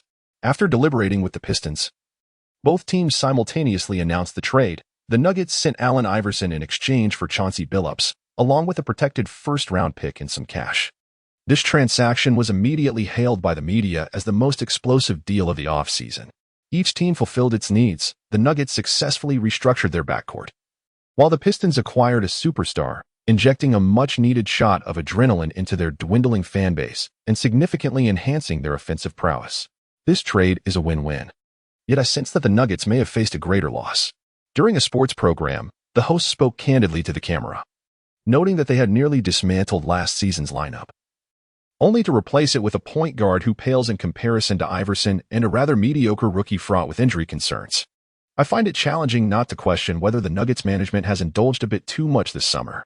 The Pistons' trade rating is AB, while the Nuggets receive a C. Upon hearing this, Lee Rand thought, I believe we could sweep all the monthly Rookie of the Year awards this year. Rose was practicing his dribbling skills using a tennis racket, a technique taught to him by Lee Rand, inspired by the future's Curry. Nash seemed to have employed it as well. Only Anthony, clad in a hoodie, exuded an air reminiscent of a gang leader, silently observing Lee Rand and the others bidding farewell from a distance. Yet, Lee Rand could not shake the feeling that Anthony's gaze held an odd intensity, as if he feared losing a cherished toy. It was not only Anthony whose eyes bore such a peculiar look. Cole, Bird, and Jordan all regarded him with a somewhat melancholic expression. Jordan, however, was slightly more normal, giving Lee Rand a reassuring pat on the shoulder, urging, "Don't let me down." At that moment, the ever-confident veteran had already envisioned Lee Rand as a soon-to-be member of the Bobcats. Days passed, and the team began its reporting, with Lee Rand participating in training while eagerly awaiting the preseason. "Why didn't TU play much in the summer league?" inquired Yao Ming, who had enjoyed a pleasant summer after finishing 8th. "I attended a training camp, which was exhausting, and I struggled to readjust." What a joke. With Curry, Kobe, Anthony, Rose, Jordan, Magic, Bird, and Olajuwon all here, why would I bother with a summer league full of marginal players? You still need to attend the preseason, otherwise, you won't be able to gel with your teammates, and it will be quite disadvantageous once the season begins. All right, I understand. After Lee Rand finished speaking, he entered the bathroom, first activating his system space, relishing the exquisite details of his current attribute panel. Lee Rand, 19 years old, stands at an impressive height of 199 centimeters, with an arm span of 221 centimeters and weighing 93 kilograms. His athletic prowess is reflected in his stats: strength, 75, speed, 91, agility, 84, vertical jump, 98, endurance, 81. In shooting, his three-point accuracy stands at 83, mid-range shooting at 72, free throw at 71. While his post moves are rated at 68 and inside shooting at 61. He excels in rebounding, with defensive and offensive rebounds both at 99. In terms of penetration, his ball control is rated at 73, footwork at 72, and flashy moves at 60. His playmaking abilities include vision at 61 and passing at 60. On defense, his interior defense stands at 59, perimeter defense at 63, help defense at 66, shot blocking at 68, and steals at 81. Overall ability rating, 83, with a condition of normal. Skill, rebounding monster. Evaluation, starting player. Although his overall rating has only increased by 2 points, they have been allocated to crucial areas: three-point shooting, mid-range shots, post moves, footwork, and ball control are the essential skills that define his game. Chapter 51 Ready. In an alternate dimension, the Denver Nuggets underwent a transformation following the acquisition of Billups this season, consistently reaching the playoffs yet consistently faltering in the first round. They not only achieved an impressive record of 54 wins and 28 losses this year, but also advanced through the playoffs to the Western Conference Finals, ultimately succumbing to the peak performance of Kobe. With the addition of the enigmatic Lee Rand this season, what remarkable achievements await the Nuggets? Emerging from Denver International Airport, burdened with bags. Lee Ran gazed up at the sky, starkly different from the plains below. It was a pristine blue, as if he could reach out and touch the clouds above. Anthony, clad in a white hoodie, had one hand in his pocket while the other waved enthusiastically at Lee Ran. A broad smile illuminated his round face.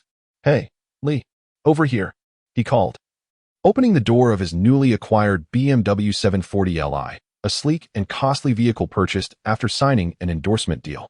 Lee Ran approached without hesitation, placing his luggage in the trunk. The bond between him and Anthony had been forged through their competitive training camp experiences, a true battle of wills. In truth, it was less of a battle and more of a one-sided thrashing. Lee Ran found himself at a disadvantage in their contests. Facing off against seasoned players like Anthony, Kobe, or even the legendary Jordan, it was only natural that he would struggle. "Welcome to Denver," Anthony exclaimed, enveloping Lee Ran in a warm embrace, laughter dancing in his words. Observing Anthony, who donned oversized sunglasses and a white hoodie resembling a gang leader, though he was indeed a part of that world, Lee Ran couldn't help but smile. "What a splendid place. Let us get in the car and chat," Anthony suggested, taking the driver's seat and gesturing for Lee Ran to join him. They set off from the airport toward the Pepsi Center. "Did you know? This off-season, the Lakers, Pacers, Bobcats, and Suns all made offers for you." "I heard it from George," Anthony informed Lee Ran while driving. "Oh?" Lee Ran was genuinely unaware. "Do you know what they offered?" he inquired, shaking his head. "Jordan was willing to trade Richardson for you, but George ultimately declined."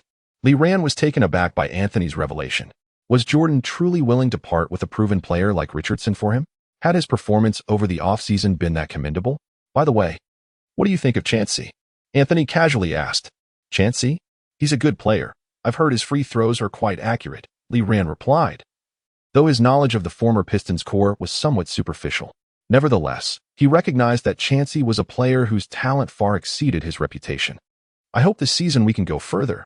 I'm tired of fishing every year after the first round, especially with LeBron performing so splendidly these past few years. Not to mention Dwayne. He already has a ring," Anthony exclaimed, tapping the steering wheel in frustration as he waited for a traffic light, inadvertently honking the horn with a sharp beep. "The Banana Boat brothers." Lee Ran stifled a laugh. "It appears that among the four, only Anthony and the Gun brother have yet to secure an NBA championship." In truth, Anthony had opportunities in his past life. However, Lee Ran is compelled to pose a question. When he made the decision to join the Knicks, was it merely for monetary gain? Or was he genuinely intent on pursuing a championship? If it was for financial gain, one could only conclude that Anthony had already resigned himself to complacency. Conversely, if his aim was indeed to win a title, then Lee Ran must concede that Anthony harbored grand aspirations.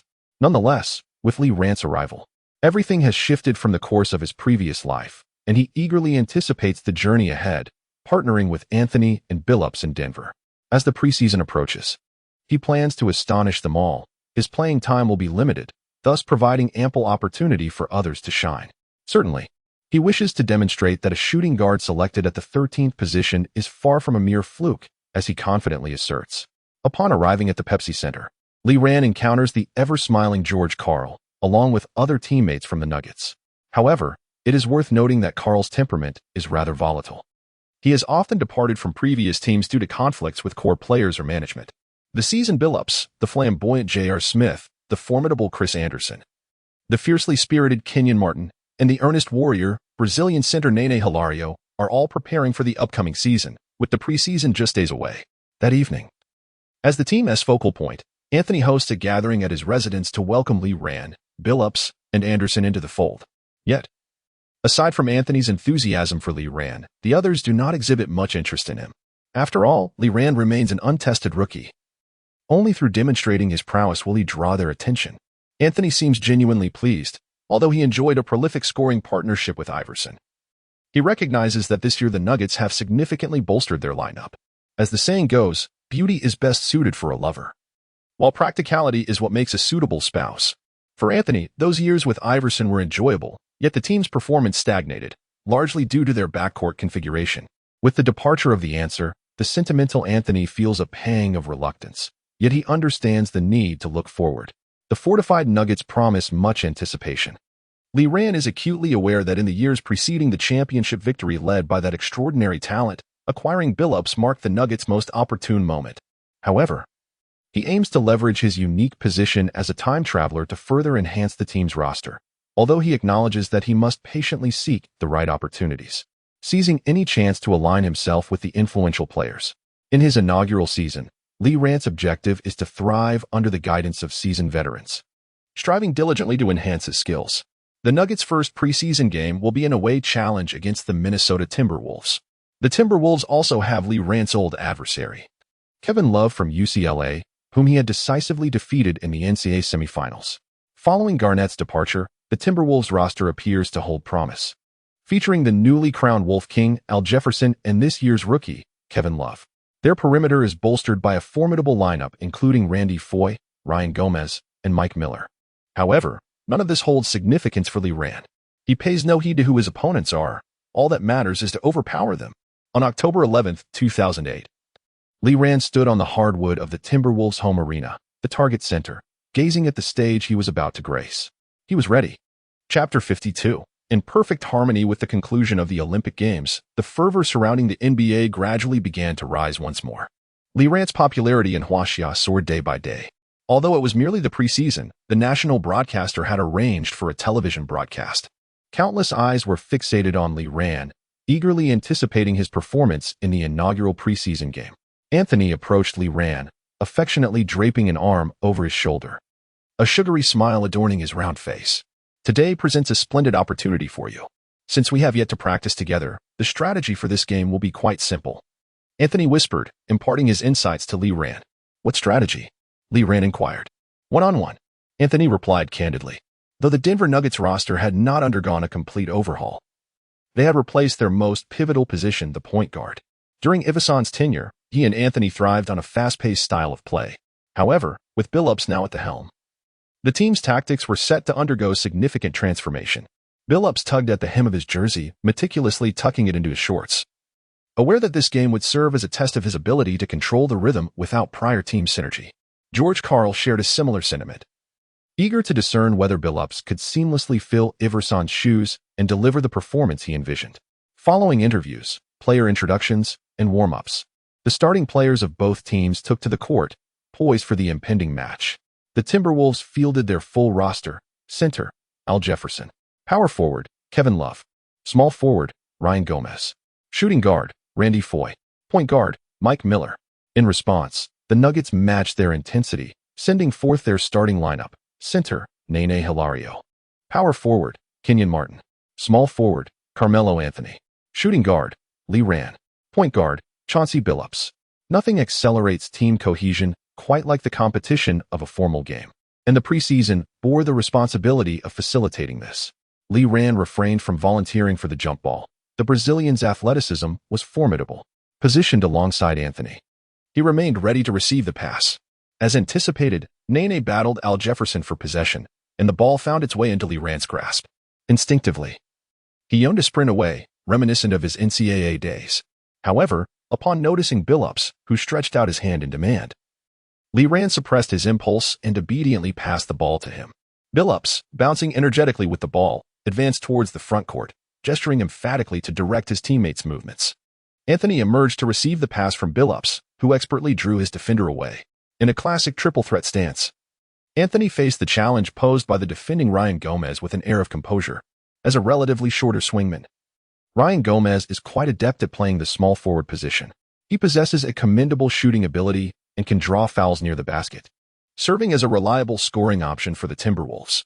However, when it comes to defense against legitimate small forwards like Anthony, he falls short. This is a common weakness among many swingmen. They are often neither as quick as shooting guards nor as tall as small forwards. Anthony, with the ball cradled in both hands at chest level, repeatedly executes probing steps with his right foot, his movements so deceptive they could easily mislead an opponent. His ability to connect offensive plays from a triple threat position is his bread and butter. Gomez, increasingly frustrated by Anthony's footwork, attempted to reach out, only to find Anthony already leaping into the air. Gomez hastily followed suit, but his timing was just a beat too late. For Anthony, that split second was sufficient. With a long two-pointer just inside the three-point line, Anthony's shot swished through the net, showcasing his finesse as he maintained the form of his release. The Nuggets star successfully opened the scoring for his team. As Anthony retreated, he exchanged a high five with Lee Rant as he passed by. Turning back, McMillan evidently aimed to help the rookie Love acclimate to the NBA's pace, directly lobbing the ball to Love, who was positioning himself in the paint. Love, still a bit of a chubby rookie, faced Kenyon Martin's defense with courage, making several efforts before executing a turnaround jumper. While the fearlessness of youth is commendable, it is important to remember that mere audacity does not guarantee success in scoring. If that were the case, Kobe would undoubtedly be the all-time leading scorer rather than the king of missed shots. Love's attempt ricocheted off the backboard, soaring high before being secured by Lee Rand. At that moment, Lee Rand comprehended the essence of the term rebounding monster. When he pursued the rebound, it felt as if his hands possessed a magnetic pull, drawing the ball toward him. Of course, such supernatural occurrences do not exist in the realm of basketball. This sensation stemmed from Lee Rand's instinctive adjustment of his hands, allowing him to accurately predict the ball's trajectory. After securing the defensive rebound, Lee Rand advanced the ball while awaiting a teammate's support. Billups sprinted alongside him, prompting Lee Rand to pass the ball to him. "Lee, take a shot," Billups called out as he dribbled. Lee Rand nodded in agreement. Arriving at the front court, Billups signaled for Kenyon Martin to set a screen. Lee Rand felt a surge of anticipation as he and Martin synchronized their movements, following closely behind him. True to form, after Martin completed the screen, the ball swiftly found its way into Lee Rand's hands, positioned near the 45-degree angle of the three-point line. Standing in front of him was Randy Foye, a 6 feet 3 inches player, who shared a similar predicament to Gomez, a solid offensive game but a lackluster defense. Employing an Allen Iverson-esque maneuver, Lee Rand executed a sharp change of direction, leaving Foye momentarily disoriented. As Lee Rand glided past Foye, the latter struggled to regain his balance. In the paint, Nene was diligently establishing position against Lee Rand. Without hesitation, Lee Rand strode confidently past the three-point line, delivering a powerful one-handed dunk. Upon landing, he and Nene exchanged applause and celebration. "What a splendid block!" This sensation is far more pleasurable than playing in the NCAA, where the disparity in players' abilities can be quite pronounced, often leaving teammates unable to grasp one's intentions. However, the NBA presents a different landscape. Lee Rand feels as though he is truly in his element. While in Memphis, he and Rose adeptly managed both offense and defense, but upon joining the Nuggets, he no longer bears such burdensome pressure. A job well done. Anthony has witnessed Lee Rand's extraordinary athleticism countless times over the summer. Thus his reaction to this play is rather subdued. Billups has taken his first steps in steering the team with commendable ease.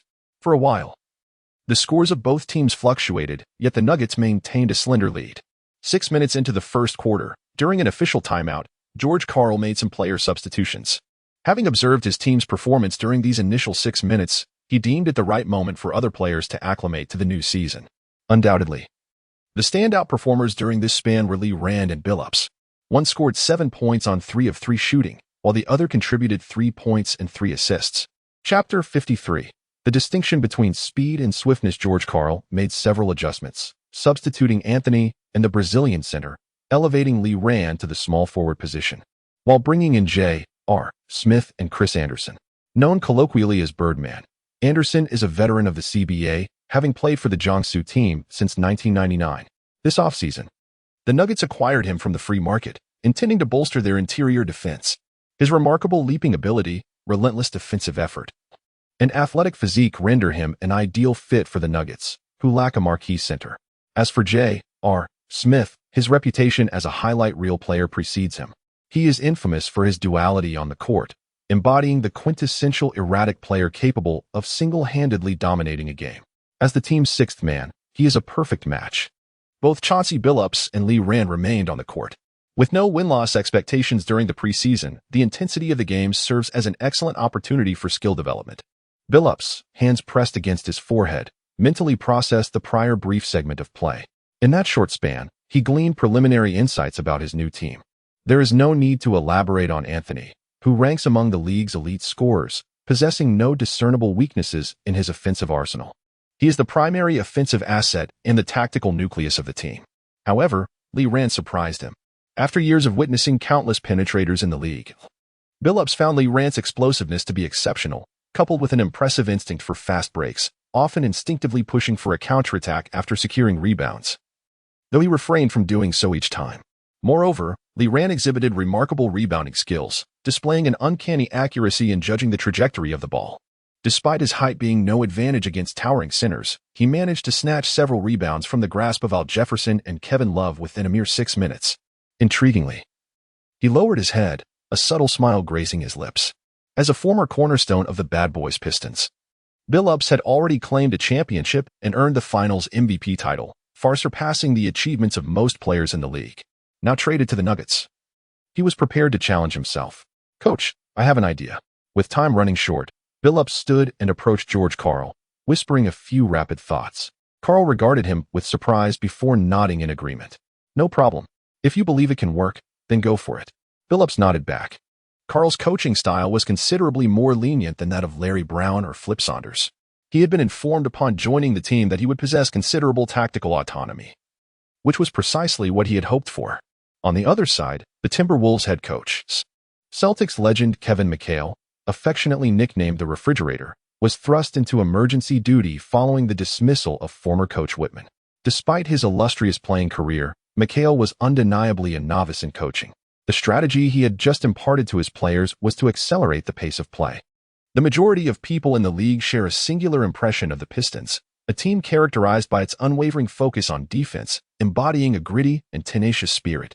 The offensive prowess is of little concern. The sole requirement is to concede fewer points than the opponent. This mindset has inevitably colored their perceptions of the legendary Pistons players of yore, including Chauncey Billups. McHale believes that Billups is best suited for a slower-paced style of basketball, where both teams engage in a laborious battle of half-court offense. However, this year, with the selection of the space-oriented big man Kevin Love, alongside several perimeter players who excel in offense over defense, the Timberwolves are well-equipped to embrace a fast-paced offensive strategy. Thus, McHale opted to accelerate the tempo. Upon re-entering the game, Mike Miller began to quicken the pace. The Timberwolves' offense surged unexpectedly, catching the Nuggets off guard, and the scoring gap began to narrow. McHale, observing from the sidelines, felt he had made a judicious choice. Yet, this played directly into Billups' hands. "Does he doubt my ability to orchestrate a fast-paced offense?" Billups mused, watching as Mike Miller sprinted down the court. The ensuing possession concluded with Love's hurried shot clanking off the rim. Lee Rand secured the rebound and, intending to pass to Billups, was astonished to find Billups already advancing towards the front court, glancing back. "Run." Instinctively, Lee ran, as he had done in the NCAA. Took off with the ball. This marked his first full-speed sprint on an NBA court, and his speed immediately startled many onlookers. How can he be so fast? George Karl watched in amazement as Lee Rand seemingly traversed the length of the court in an instant, while Anthony stood by, silently amused. With Lee Rand in the front court, Billups called for the ball from the wing. Lee Rand passed to Billups, who, without dribbling, executed a perilous cross-court pass to the opposite baseline. As J.R. Smith positioned himself on the baseline, he was taken aback when the ball arrived as if it were an extension of his own shadow. Facing Gomez, who rushed to contest a shot, J.R. deftly faked, allowing the ball to touch the ground once more before he dipped under Gomez's arm, charging towards the basket. At this moment, the Timberwolves' interior defense had yet to establish position, leaving the rim unguarded. J.R. dribbled into the paint and leapt skyward, delivering an exquisite reverse dunk that sent the crowd into a frenzy. Lee Rand gradually retreated on defense, his gaze fixed on Billups. Although Billups did not record an assist on that play, his pivotal secondary pass was the crucial factor in the successful execution. Is it such a lack of flashy statistics that diminishes his reputation? Lee Rand, drawing from his past knowledge, recognized that Billups was a player whose abilities far exceeded his renown, arguably the least celebrated among the numerous Finals MVPs of the 2000s. Yet, it was only upon sharing the court with Billups that he truly grasped the prowess of this elite point guard. The sudden acceleration of the Nuggets' play caught McHale somewhat off guard. He was uncertain whether this was orchestrated by George Karl or a spontaneous decision by the players. Moreover, it was merely a single offensive possession, thus failing to convey any significant implications. George Karl stood before the bench with his arms crossed, subtly nodding in acknowledgement. The Timberwolves continued their fast-paced offense, though it appeared somewhat disorganized. Some teams can conclude their fast breaks in a mere 7 seconds, while others seem to treat each possession as if limited to that same brief interval. Undoubtedly, the Timberwolves fell into the latter category, as their subsequent offensive attempts were characterized by hasty ball distribution and ill-advised shot selections. This led to a rapid decline in their offensive efficiency. The Nuggets, of course, were unwilling to grant the Timberwolves any opportunities. Under Billups' leadership, everyone was in motion. By the end of the first quarter, the Nuggets had stretched their lead back to 10 points. Lee Rand completed the first quarter with an impressive tally of 10 points, 5 rebounds, and 3 assists. Chapter 54. You play without the ball. Clumsy as a headless fly in the second quarter, Lee Rand found himself confined to the bench by George Karl. Given that it was the preseason, the focus was primarily on training, allowing the substitute players an opportunity to showcase their skills. It is noteworthy that due to recent trades, the Denver Nuggets had freed up a substantial amount of salary cap space. Allen Iverson's annual salary stood at $84 million, while Anthony Carter's was $15 million. And Chrysiton Kles's was $85 million. The combined salaries of Carter and Klesa slightly surpassed that of Lee Rand. As for Chauncey Billups, his salary amounted to $11.05 million. Consequently, the Nuggets found themselves with an excess of over $10 million in salary cap space, prompting them to embark on a fervent spree in the free agency market. Initially, they secured the services of veteran small forward Donyell Marshall from the Cleveland Cavaliers, whose career average for three-point shooting exceeds 40. He eagerly signed a one-year veteran minimum contract. Following that, they acquired the point guard Jason Williams, affectionately known as White Chocolate, from the Los Angeles Clippers. Surprisingly, contrary to a different timeline where he had signed with the Clippers and subsequently announced his retirement, White Chocolate joyfully accepted another veteran minimum contract from the Nuggets instead. After bolstering their wing positions with these two veterans, the Nuggets turned their attention to the frontcourt. The starting interior duo of Nene and Kenyon Martin had consistently delivered solid performances, with the ever-reliable Birdman, Chris Anderson, providing support from the bench. Thus, the Nuggets extended another veteran minimum contract. The Seattle Supersonics, now rebranded as the Oklahoma City Thunder, engaged in a sign-and-trade to send center Johan Petro to Denver. At this point, one would expect the use of the mid-level exception, yet the Nuggets demonstrated their shrewdness to the fullest. They offered a 50,000 10-day contract to the illustrious Juwan Howard, known affectionately as Uncle Ho. Ultimately, they decided to allocate their precious mid-level exception to Desmond Mason, the 17th overall pick in the 2000 NBA draft, a versatile swingman. Howard, now 35, Marshall 32, Williams 33, and Mason 31, comprised a cadre of seasoned veterans. But the Nuggets did not intend to rely on them for clutch performances. Rather, their purpose was to provide invaluable guidance to the younger players. Lee Rand, J.R. Smith, and Petro were all youthful talents, with Anthony being merely 24 years of age. The wisdom gleaned from the veterans' experiences would undoubtedly benefit the emerging players. As the second quarter unfolded, the two teams' bench units exchanged scores. By halftime, the Nuggets held a 7-point lead over the Timberwolves, 53-46. During the intermission, George Karl briefly outlined the tactical adjustments before returning to the court. With numerous new faces on the roster, many, including Lee Rand, were unfamiliar with the Nuggets' standard strategies, having only participated in a single practice together. In the first half, Lee Rand felt constrained in his performance. Although he showcased remarkable moments, such as powerful dunks, he hesitated to play in the style he had flourished with at the University of Memphis. At Memphis, he was a core player alongside Rose. But the Nuggets had a different dynamic. The sole centerpiece of the Nuggets was Carmelo Anthony. During the first half, Anthony barely played, managing only 6 points. However, upon his entrance in the third quarter, he effortlessly scored 12 points within that period, seemingly without breaking a sweat. Lee Rand entered the game midway through the third quarter, adopting the role of an off-ball shooter, yet his performance was dismal. He either overlapped with his teammates' routes or struggled to find open space. By the end of the third quarter, he had accumulated 12 points, with 2 of those coming from a hard drive to the basket. During the break, Anthony sat beside Lee Rand, furrowing his brow as he scrutinized him. What was that performance in the third quarter? Lee Rand offered an embarrassed smile, fully aware of his lackluster display. Just like in the summer training camp. Don't overthink it. I recognize your talent, Anthony said, leaning closer and patting Lee Rand on the shoulder. Billups joined the conversation. Lee, why didn't TU call for the ball? Your style doesn't suit playing off the ball.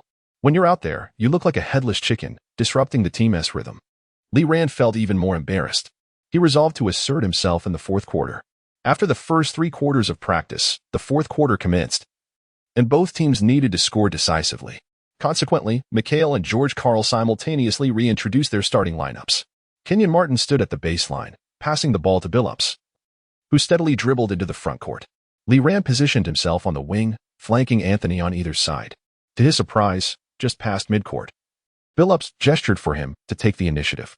Glancing at Anthony, Lee Rand noticed him sprinting toward the corner, effectively creating space for him. Without hesitation, Lee Rand moved to receive the ball, drawing his defender toward the weak side. The strong side was crowded with players, or rather, spectators. Faced with Gomez's defense, Lee Rand felt confident as he lowered his stance, dribbling to exploit any weaknesses. Gomez remained stationary, convinced of his solid defensive positioning. However, Lee Rand's subsequent action revealed that sometimes having a good defensive stance was of little consequence. He executed a relentless drive, relying solely on his speed, effortlessly bypassing Gomez in a single stride. He maximized his speed advantage to its fullest extent. Gomez turned in shock. Lee Rand's explosive drive had left him no time to react. By the time he turned back, Lee Rand was already soaring through the air. Indeed, Lee Rand was flying. As he advanced to the free throw line, he leapt into the air, holding the ball aloft with one hand, his body taut like a bowstring. Love and Al Jefferson were simultaneously retreating to defend the basket, but as Love beheld the fearsome visage of Lee Rand soaring through the air, a pang of regret washed over him. Why am I the only one left? This was Love's final thought before being struck by Lee Rand. Lying on the floor, he observed the good-natured Al Jefferson approaching with outstretched hands, attempting to assist him, but something felt amiss. Surely, Jefferson should have been in position before him? Al Jefferson, still shaken, glanced at Lee Rand, who was celebrating with his teammates. That was close. He was fortunate to have hesitated, for otherwise it would have been him on the receiving end of the dunk. As for Love, Jefferson could only silently express his apologies. My apologies, but this is the NBA. Denver's roster: center, Nene Hilario, Shake Sam, Johan Petro power forward, Kenyon Martin, Chris Anderson, Juwan Howard small forward, Carmelo Anthony, Desmond Mason, Wally Szczerbiak shooting guard, Lee Rand, J.R. Smith, Dant Jones point guard, Chauncey Billups, Jason Williams, Chucky Atkins. Chapter 55. Upon joining the league, a dominant rebounder in that fleeting moment when Lee Rand leaped. The seasoned Jefferson sensed something amiss. This shot was indefensible. Forcing an attempt would merely invite a foul and an inevitable descent into the background of the scoreboard. Thus, he remained rooted to the spot, allowing Lee Rand to execute his dunk unimpeded. Anthony, brimming with excitement, approached and playfully slapped Lee Rand's backside, exclaiming, "Yes, that's how you do it. Show them your true strength." Lee Rand nodded with a smile, then positioned himself at the free throw line, prepared to execute the additional shot. Perhaps it was Anthony's playful gesture that cast a slight shadow over Lee Rand's psyche. After all, even his girlfriend had never dared such a touch. Oh. But Lee Rand was without a girlfriend, so that was of no concern. In any case, the moment he released the ball, he sensed it veer off course. Nonetheless, as the ball grazed the rim, he charged into the paint with unwavering confidence in his rebounding prowess. Love and Jefferson had effectively sealed off Hilario and Kenyon Martin, awaiting their teammate to secure the rebound. Suddenly, something unknown zipped into the fray. Love, caught off guard, felt an ominous shadow loom overhead. He glanced up to find Lee Rand soaring through the air. Why was the ball in his grasp? Poor Love barely had time to comprehend the situation before Lee Rand snatched the ball mid-flight and emphatically slammed it home. Love felt the weight of Lee Rand's long legs pressing down upon him once more. The unfortunate little fellow had been posterized twice in a single offensive possession. However, having faced Lee Rand previously in the NCAA, Love understood the latter's extraordinary athleticism and felt no humiliation. Instead, he extended his arms to embrace Lee Rand's legs. Oh no. The instant Lee Rand landed atop Love, he sensed something was amiss. He had not braced for the landing and, in a moment of panic, evaded a disastrous collision with the backboard. Yet, this adjustment cost him his balance, and as he perched on Love, he began to topple backward. Had he truly fallen, a concussion would have been the least of his worries. Fortunately, the kind-hearted Love caught him. Lee Rand found himself atop Love's head, glancing down in a daze. Still reeling from that heart-stopping moment, Jefferson approached, his expression one of discontent. Still up there? He reached out, intent on dislodging Lee Rand. Such an action was a blatant affront. It was only then that Lee Rand regained his senses, aided by Love as he steadied himself back on his feet. Upon witnessing Jefferson's advance, Anthony promptly stepped in front of Lee Rand. It was clear to all that this was merely an accident. Anthony stood stoically, his expression devoid of emotion, and Jefferson halted in his tracks, unwilling to approach further. Lee Rand was oblivious to their exchange, preoccupied with expressing his gratitude to Love. Were it not for Love's sincerity, Lee Rand would have undoubtedly felt compelled to contribute some restorative potions today. For a brief moment, he pondered whether his relentless dunking on Love had indeed crossed a line. However, this minor interlude swiftly faded, as the Timberwolves starters clearly paled in comparison to the prowess of the Nuggets, resulting in an ever-widening score gap. Upon witnessing the deficit swell to 10 points, McHale wasted no time in calling a timeout to substitute in the bench players, signifying that the game had now entered garbage time. George Karl, too, was cognizant of McHale's intentions. How could he not be aware, when the Timberwolves substitutes were practically disrobing on the sidelines in eager anticipation? Well done. You all played exceptionally. He encouraged the departing players one by one. When it came to Lee Rand, Karl flashed him a thumbs up, a wordless gesture brimming with admiration that was unmistakably evident in his gaze. With a smile, Lee Rand plopped down onto the bench, where towels and Gatorade were promptly handed to him. As he grasped the towel and drink, a thought struck him. Wasn't it customary for first-year rookies to carry bags and buy burgers for the team's veteran? Why was it, then, that he was being attended to instead? He hardly considered that with his close rapport with Anthony and the newly arrived second-in-command Billups, no one would dare to treat him poorly. Draping the towel over his head, leaving only his face exposed, Lee Rand sipped his drink while glancing upward. On the large screen, his name was accompanied by a series of numbers: 15 attempts, 8 successes, 2 of 3 from the free throw line, and 1 of 3 from beyond the arc, totaling 19 points. Then, as he scrutinized another statistic, he felt a twinge of confusion. When had he secured so many rebounds? Remarkably, in less than 3 quarters. He had amassed 11 rebounds, 4 offensive and 7 defensive, while no other player from either team had surpassed the double-digit mark. Coupled with 4 assists, 1 steal, 1 block, and 3 turnovers, Lee Rand had successfully filled his statistical sheet in his inaugural preseason game. Were his name to be obscured, no one would hesitate to assume these were the figures of a center. Anthony, who had played fewer minutes, still managed to lead the team with a commendable 20 points.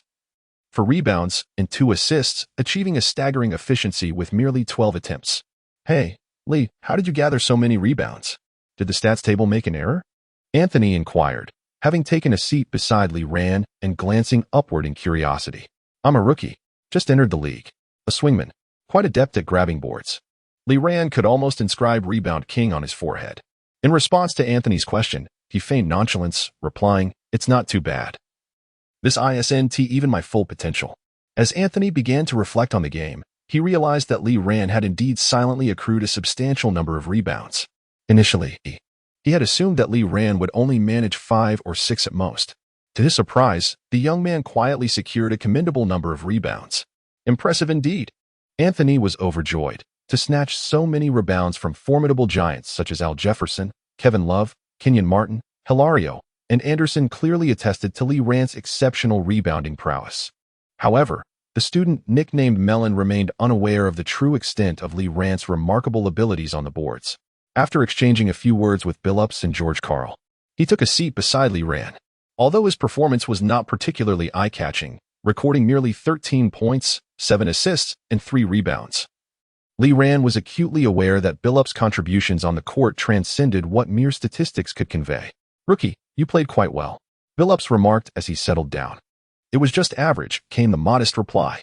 Chapter 56. Welcome to the NBA. In this match, another rookie, Kevin Love, delivered a rather mediocre performance. He played for 30 minutes, managing to score only 8 points and secure 6 rebounds, with a shooting percentage falling below 50. For a player in the paint, such a figure is deemed unsatisfactory. However, he found himself under considerable duress while facing Kenyon Martin and Birdman, both of whom possessed greater physicality and experience, leaving him somewhat disoriented and even leading to not one, but 2 memorable moments where he was emphatically dunked on by Lee Rand. Nevertheless, the Denver Nuggets returned to the Mile High City with a triumph in this inconsequential preseason game. Lee Rand immediately immersed himself in the team's training, striving to achieve seamless synergy with his teammates as swiftly as possible. The 5 preseason games flew by, and Lee Rand felt as though he had barely scratched the surface of his potential. Throughout these 5 matches, Lee Rand averaged 28 minutes on the court, accumulating statistics of 15, 6 points, 9 for rebounds, and 3 assists per game. His current playing style leaned heavily towards penetrating the paint, resulting in a shooting percentage of only 44%, yet his true shooting percentage approached 60. Additionally, his proficiency in 3-point shooting surpassed his overall shooting percentage, standing at a neat 50%. This was largely due to his elusive bald lion jumper, which proved challenging for defenders to contest. Opposing players, wary of his drive, typically defended him with a wider stance, thereby granting Li Ran ample space for his three-point attempts. While his shooting from beyond the arc may not be elite, it certainly exceeded the average standard. With the conclusion of the preseason, the time for earnest competition arrived, the regular season, where stakes would be high and the game would be fierce. On October 28, 2008, the NBA regular season commenced. The Nuggets' inaugural match was set for the 29th, as they traveled to Salt Lake City to face the Jazz.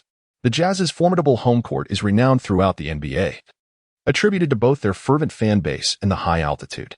With an average elevation of 320 meters, many players find themselves adjusting to the conditions upon their arrival. Yet, the denizens of Denver are undaunted. What a jest! Denver's average altitude is 609 meters. Who are you trying to intimidate with your mere 300 meters? Brother, playing in your arena is akin to competing at the bottom of the Dead Sea. Do you understand? With unwavering confidence, Li Ran made his way to Salt Lake City.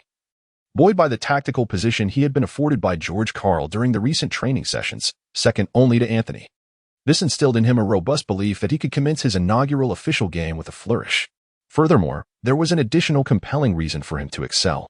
Just yesterday, coinciding with the season's commencement, the system that had remained silent since the conclusion of the NCAA Finals finally dispatched him a new mission. Your NBA journey is about to officially begin. Long-term mission.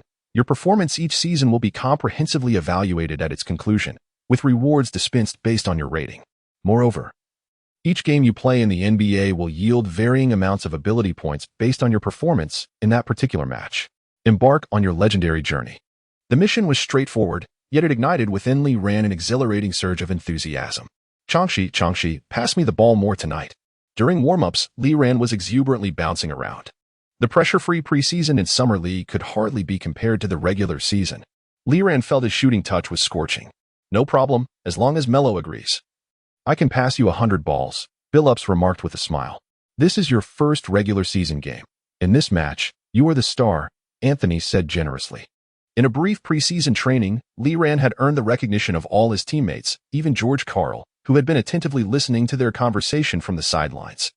Had no objections. Li Ran, enjoy your first regular season game. I give you unlimited shooting privileges, Karl said, his spirits buoyed by the team's smooth integration. At that moment, more good news arrived. Jazz core player Deron Williams would be sidelined for several games at the start of the season due to injury. Li Ran felt as though fortune was smiling upon him, with all elements aligning perfectly. He rubbed his hands together, exhaled onto them, then carefully tucked in the hem of his jersey into his shorts. He raised his head and glanced at the Jazz fans fervently cheering for their team, his expression swiftly fading as he strode onto the court. Starting lineup for the Jazz: Mehmet Okur, Carlos Boozer, Ronnie Brewer, C.J. Miles, Ronnie Price. Starting lineup for the Nuggets: Nene Hilario, Kenyon Martin, Carmelo Anthony, Li Ran, Chauncey Billups. Both starting lineups had taken to the court, awaiting the commencement of the game. At that moment, an incongruous voice rang out from the sidelines. Hey, Eastern kid, I guarantee you'll be crying for your mom after just 2 games. This is the NBA, not a place for you. A burly fan clad in a Deron jersey hurled insults at Li Ran, and despite the overwhelming noise, Li Ran heard him clearly. He turned around, casting a calm glance at the fan. The moment the fan met Li Ran's gaze, he felt as if he were suddenly plunged into an icy abyss. Li Ran's eyes were frigid, devoid of any emotion. He parted his lips and softly uttered a phrase, though his voice was barely audible. His lips formed the words distinctly, "You will regret." After saying this, Li Ran flashed a smile, one that radiated an ominous intensity. "Hilario, how about I jump for the tip-off?" He approached the Brazilian and proposed. The Brazilian center, clearly aware of Li Ran's history of jumping for tip-offs in the NCAA tournament, nodded earnestly and moved to the opposite half-court. Standing out among the guards, both sides prepared for the tip-off. The referee approached the center circle, signaling the players to get ready. Noticing Li Ran standing opposite Okur, he was somewhat surprised, but professionalism prevented him from questioning it further. Holding the ball in one hand and a whistle between his lips, he tossed the ball into the air, and Li Ran instantly sprang into action. Although Okur was unaware of why this newcomer from Huaxiao was jumping for the ball, he felt an overwhelming joy at the moment Li Ran leaped into the air. You jumped too early. Yet, Li Ran seemed to ascend without limit, as if gravity had lost its hold on him. He appeared to linger in the air for a brief moment before deftly swatting the ball behind him just as it began to descend. Anthony seized control of the ball and promptly passed it to Billups. Billups advanced forward, crossing half-court, when Lee Rand made a proactive run towards him. Having assured Lee Rand prior to the game, Billups unhesitatingly entrusted the ball to him. As Lee Rand dribbled, he assessed the defender before him. Ronnie Brewer stood fiercely in his path. "Welcome to the NBA, kid." Chapter 57, A Display of Brilliance. Lee Rand remained unfazed by Brewer's taunts, his expression betraying no change. He felt himself enveloped in a peculiar state, as if the world around him held no sway over his being. Brewer, or rather the coaching staff of the Jazz, had evidently conducted a thorough analysis of Lee Rand's preseason performances. His defensive positioning was meticulously executed, perfectly suited to counter any drive to the basket. Lee Rand appeared to dribble languidly, yet Brewer harbored no intention of stepping forward to intercept. "You think you can lure me into a misstep?" Such naivety. Brewer mused with a sense of smugness. Before he could conclude his thoughts, Lee Rand made his move. However, instead of driving towards the basket, he leaped from a considerable distance beyond the three-point line. Billups observed Lee Rand's shot, his brow furrowing slightly. He wondered if Lee Rand's eagerness to showcase his skills had led to a lapse in timing. This notion dissipated almost as quickly as it formed when Lee Rand's remarkable long-range three-pointer swished through the net, producing a delightful sound. "What a shot!" Billups exclaimed with joy. Without a glance at the bewildered Brewer, who was momentarily frozen in place, Lee Rand retreated silently. As he stepped back, his gaze fell upon Kirilenko, seated on the Jazz's bench. Surprisingly, AK-47 had not been called to start, and George Karl had anticipated his presence to defend against Anthony, having prepared specific strategies. Renowned as perhaps the greatest wing defender in NBA history, he had recorded 3 instances of achieving a 5-by-5 statistic in his career, with astounding averages of 1.5 steals and nearly 3 blocks during his prime. Boozer, executing a pick-and-roll, confidently sank a mid-range jumper. Although the strategist behind the play was not present, sitting courtside in a suit, the Jazz's tradition of executing pick-and-rolls was deeply ingrained. As Kenyon Martin retrieved the ball, he heard a voice from the front court calling out, "Kenyon, pass it quick." He looked up to see Lee Rand sprinting toward the front court with remarkable speed. "What a joke. How could I possibly pass the ball to you?" He hastily tossed the ball to Billups, who also noticed Lee Rand's fervent dash. Though surprised, Billups propelled the ball forward with a throwing motion reminiscent of hurling a stone. "What a ridiculous notion. This is the NBA, not your Memphis Tigers." He grumbled internally, but soon halted to applaud vigorously. By the time Lee Rand received the ball, he had already reached the paint. Due to Billups' hurried pass, the swiftest defender, Price, had already positioned himself. Yet, Lee Rand remained composed. During his stride, he deftly switched the ball from his left hand to his right behind his back. Price leaped to contest, only to realize that he was guarding an empty space. Lee Rand completely evaded Price, soaring effortlessly to slam the ball through the hoop. In that moment, it seemed as though the number 8 of the Lakers had donned the jersey of the number 0 of the Nuggets, gracefully dancing upon the court. Ethereal. It was truly ethereal. This ball bears an uncanny resemblance to the one Kobe scored years ago. Coincidentally, that memorable shot by Kobe, donning the iconic number 8 jersey, was also made against the Nuggets. The fans instinctively leapt to their feet, disbelief etched on their faces as they clutched their heads in astonishment.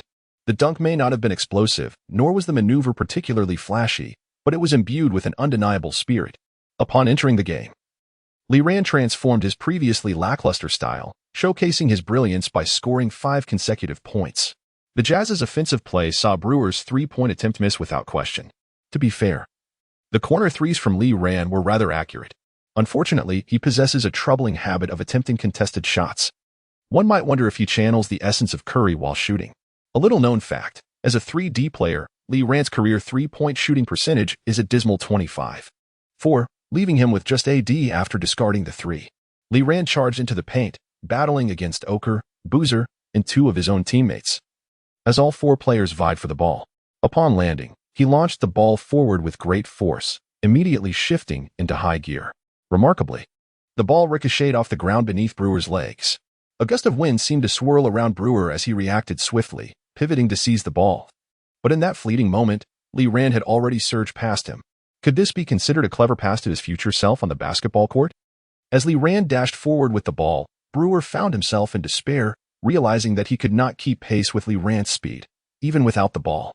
To catch up, Brewer resorted to minor tactics, tugging at the hem of Lee Rand's jersey, attempting to impede his advance. However, the quality of the jersey was exceptional. Even as Brewer stretched it into a triangular shape, it could not halt Lee Rand's momentum. Ultimately, Brewer lost his balance and fell heavily to the ground, sliding a considerable distance, helplessly watching as Lee Rand strode toward the paint. Having escaped Brewer's grasp, Lee Rand felt an exhilarating lightness. He strode past the three-point line, halting his dribble. With one hand firmly grasping the ball, Lee Rand leaped from just inside the free-throw line. He soared gracefully through the air, effortlessly slamming the ball into the hoop. Within the first 2 minutes of his NBA debut, Lee Rand astonishingly scored 7 points.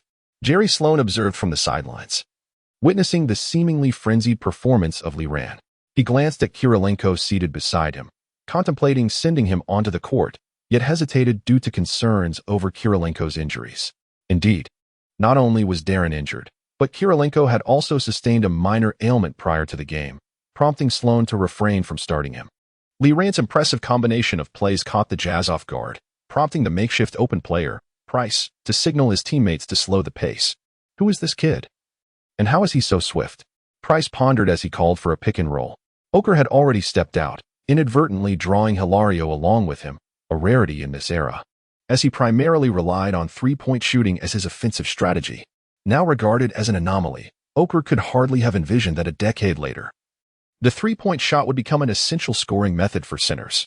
Towns, Embiid, Jokic, Lopez, and even Marc Gasol have all developed an exceptionally accurate three-point shot. It seems I almost overlooked someone. Oh, I remember now. It's Curry. In this game, Coach Gu transformed into an amused spectator, the more outstandingly Rand performed, the happier he became. Thus, he had long prepared for Lee Rand to showcase his talents independently, while he took on the role of providing support. After setting a screen, Boozer cut inside, shouldering Kenyon Martin to successfully execute a layup. On this occasion, even before Boozer took his shot, the Jazz's backcourt had begun to retreat. I anticipated the defense. Surely, one cannot engage in a 1-on-3 or 1-on-4 situation in the frontcourt, can they? Chapter 58. A breakthrough that could break your legs. In an electrifying state, Lee Rand received a pass from Kenyon Martin in the backcourt and skillfully dribbled across half the court. As he approached the frontcourt, Brewer, like an unyielding adhesive, once again positioned himself in Lee Rand's path. Calmly, Lee Rand dribbled the ball before Brewer, while Sloan, watching from the sidelines with furrowed brows, contemplated his next move. He had resolved that should Lee Rand continue to score, he would hastily summon Kirilenko to the court. Once Lee Rand's teammates had settled into their positions, he suddenly initiated a series of pronounced crossovers. If he were 20 centimeters shorter, this scene would be all too familiar to last season's Nuggets fans and to fans of the digital players from seasons past. His directional changes grew increasingly exaggerated, leaving Brewer slightly off balance. Which way would he go? Brewer anxiously speculated on Lee Rand's breakthrough direction. Right hand, left side. Brewer guessed correctly. Yet, it proved futile, as Lee Rand had already maneuvered past him. Does Lee resemble an AI who has grown 20 centimeters taller? George Karl murmured to his assistant coach beside him. If Lee could harness 80% of AI's prowess, it would be a significant gain for us. The assistant coach, witnessing Lee Rand elegantly evade Oker's block with a deft pull-up, responded with delight. Karl raised an eyebrow, maintaining his composure. Only 80%? In the subsequent play, Oker's post-up resulted in a foul on the Brazilian center, prompting Jerry Sloan to call a timeout without hesitation. He aimed to cool down Lee Rand's scorching hot hand and to substitute in the Jazz's own AK-47. Kirilenko was already poised at the sidelines, ready to replace Miles as soon as the timeout concluded. His singular objective was clear, to neutralize that flamboyant young man from the East. Facing his players, Sloan unleashed his frustration. Are you going to allow a rookie to dominate over you like this? Next time he attempts a breakthrough, you must break his legs. Grab him by the collar and pull him down from the sky. As a traditional coach, Sloan firmly believed in the necessity of toughness in basketball. His early retirement, compounded by his battle with Parkinson's disease, had distanced him from the sport. Would he be infuriated in the afterlife to discover the NBA had evolved into such a style? One three-pointer for you, one three-pointer for me. Let us see whose shooting percentage reigns supreme. Yours is higher? Then you shall win this match. Amidst the fervent exchange, the timeout elapsed. Sloan's admonition resonated even with the Nuggets, who listened intently. Lee Rand instinctively recoiled. Although he did not genuinely believe the Jazz players would resort to breaking his legs or yanking him down from his lofty position, He was acutely aware that his forthcoming days might not unfold pleasantly. As anticipated, upon Kirilenko's entry onto the court, the Nuggets players cast sympathetic glances at Liran. They all understood that Kirilenko's sole purpose for stepping onto the court was to tightly mark Liran. Liran's opening was nothing short of a hellish ordeal. To draw a parallel with League of Legends, it would be akin to transitioning from playing in the LDL yesterday to being urgently summoned today to face a formidable opponent like the Shy. Admittedly, this analogy may not fully capture the essence, as Kirilenko does not possess the same level of dominance as the Shy, nor is Liran on par with Chef Pan. If it comes to it, just pass the ball to me, Anthony whispered to Liran as he approached, having faced Kirilenko numerous times in the past. Particularly during his tenure with the Nuggets against the Jazz, he was well aware of the challenges posed by such a competitor. Kirilenko's exceptional reach, athletic prowess, and top-tier defensive instincts rendered him a daunting adversary for anyone. Liran nodded in acknowledgement, yet his thoughts diverged from Anthony's sentiment. 3 years prior, he would have harbored fear of Kirilenko. Back then, AK-47 was indeed a force to be reckoned with. However, the injury-plagued Kirilenko had since lost some of his athleticism, relying more on his defensive acumen and innate talent to guard his opponents. Despite this, he remained capable of handling most challengers.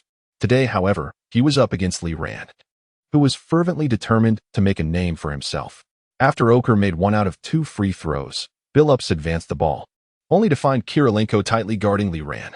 Instinctively, he sought other passing options, such as the unengaged Anthony. Yet, Liran adeptly maneuvered away from Kirilenko's grasp, sprinting to position himself before Billups. Despite the circumstances, Billups opted to pass the ball to Liran. With a swift turn, Liran held the ball behind him, intensely focused on the closely guarding Kirilenko. Observing Liran's audacious stance, Kirilenko was tempted to attempt a steal, curious to test his own defensive capabilities.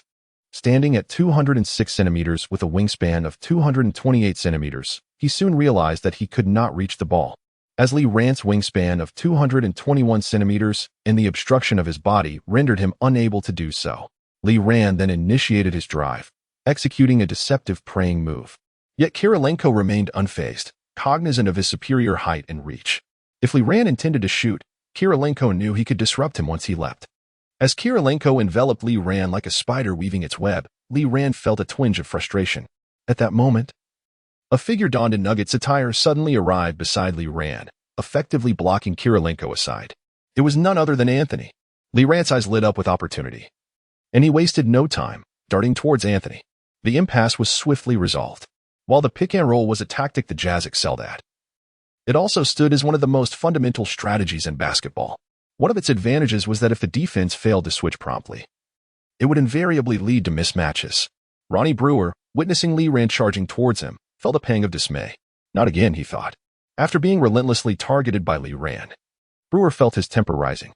In a moment of decisive action, he struck Liran's arm with a crisp slap as Lee jumped, the sound echoing sharply across the court. The referee's whistle immediately pierced the air.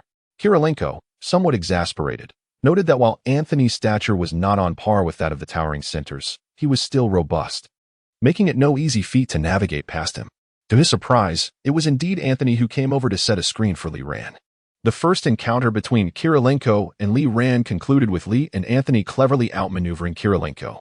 Standing at the free throw line, Lee glanced at his reddened arm and let out a resigned smile. That slap had indeed stung. His first free throw was affected, veering off course.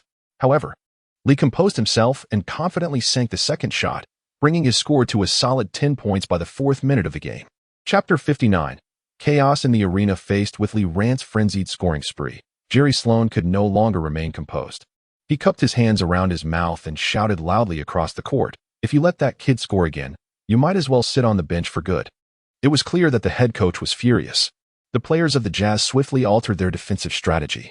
Consequently, an unprecedented scene unfolded on the NBA stage.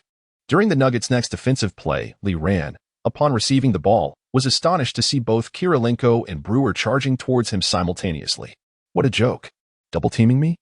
Liran was taken aback, and in a moment of surprise, he nearly lost the ball to Kirilenko. He hastily passed the ball. After receiving it, Anthony was startled to find himself completely unguarded. He glanced around and, with a leisurely demeanor, launched the ball towards the hoop, even taking the time to aim. "Hey, in all my years of playing, I've never encountered a situation like this." As the ball swished through the net, Anthony jubilantly retreated towards the backcourt. Pondering the absurdity of it all, Jerry Sloan was infuriated. He had merely instructed his players to intensify their defensive efforts against Lee Ran, not to double-team him. Moreover, if they were to double-team, why would they leave Anthony open? Had they lost their minds? Brewer also recognized his grave mistake and hung his head as he jogged back up the court. As the old saying goes, misfortune seldom comes alone. The Jazz, missing their primary scorer and on-court strategist, Darren, found their offense severely restricted. The 5 players on the court were struggling to organize their attacks, as none averaged more than 3 assists. In other words, their playmaking ability was even inferior to that of Anthony. After calling for a pick from Boozer, Price discovered that a Nuggets player had already positioned himself in Boozer's driving lane. What to do next? Attack himself? Please, after all these years. It was no coincidence that Price had remained a role player. His average points per game had only exceeded 5 in a single season. Boozer returned to the paint, ready to post up Kenyon Martin, but Price's pass was intercepted by a hand that seemingly appeared from thin air. Anthony gaped as he watched Lee Ran soar through the air to snatch the ball. He vowed that Lee Ran's vertical leap must have exceeded a meter. Without hesitation, Lee Ran seized the ball and dashed towards the front court. A fast break opportunity had arisen. The suddenness of Lee Ran's interception left the other 9 players on the court in shock. Thus, all eyes, including those on the sidelines, were fixed upon Lee Ran as he dribbled towards the front court. Upon crossing the 3-point line, Lee Ran glanced left and right, only to find no defenders in sight. He decided to test just how far he could leap in a real game. With a vertical leap of 99 coupled with a speed of 92, how high could he soar? This moment would provide everyone with the answer. His forefoot landed on the free throw line, and then he leaped. No, he ascended into the air. In midair, Lee Ran exerted himself to fully extend his body, legs spread apart and one arm raised to hold the ball. It was a flawless, logo-esque dunk from the free throw line, executed amidst the heat of competition. The commentators along the sidelines exchanged astonished glances. Kenny, could this be the farthest dunk ever in an official game? Perhaps. I have never witnessed anyone leap farther than Lee Ran, he replied. He is truly a phenomenon.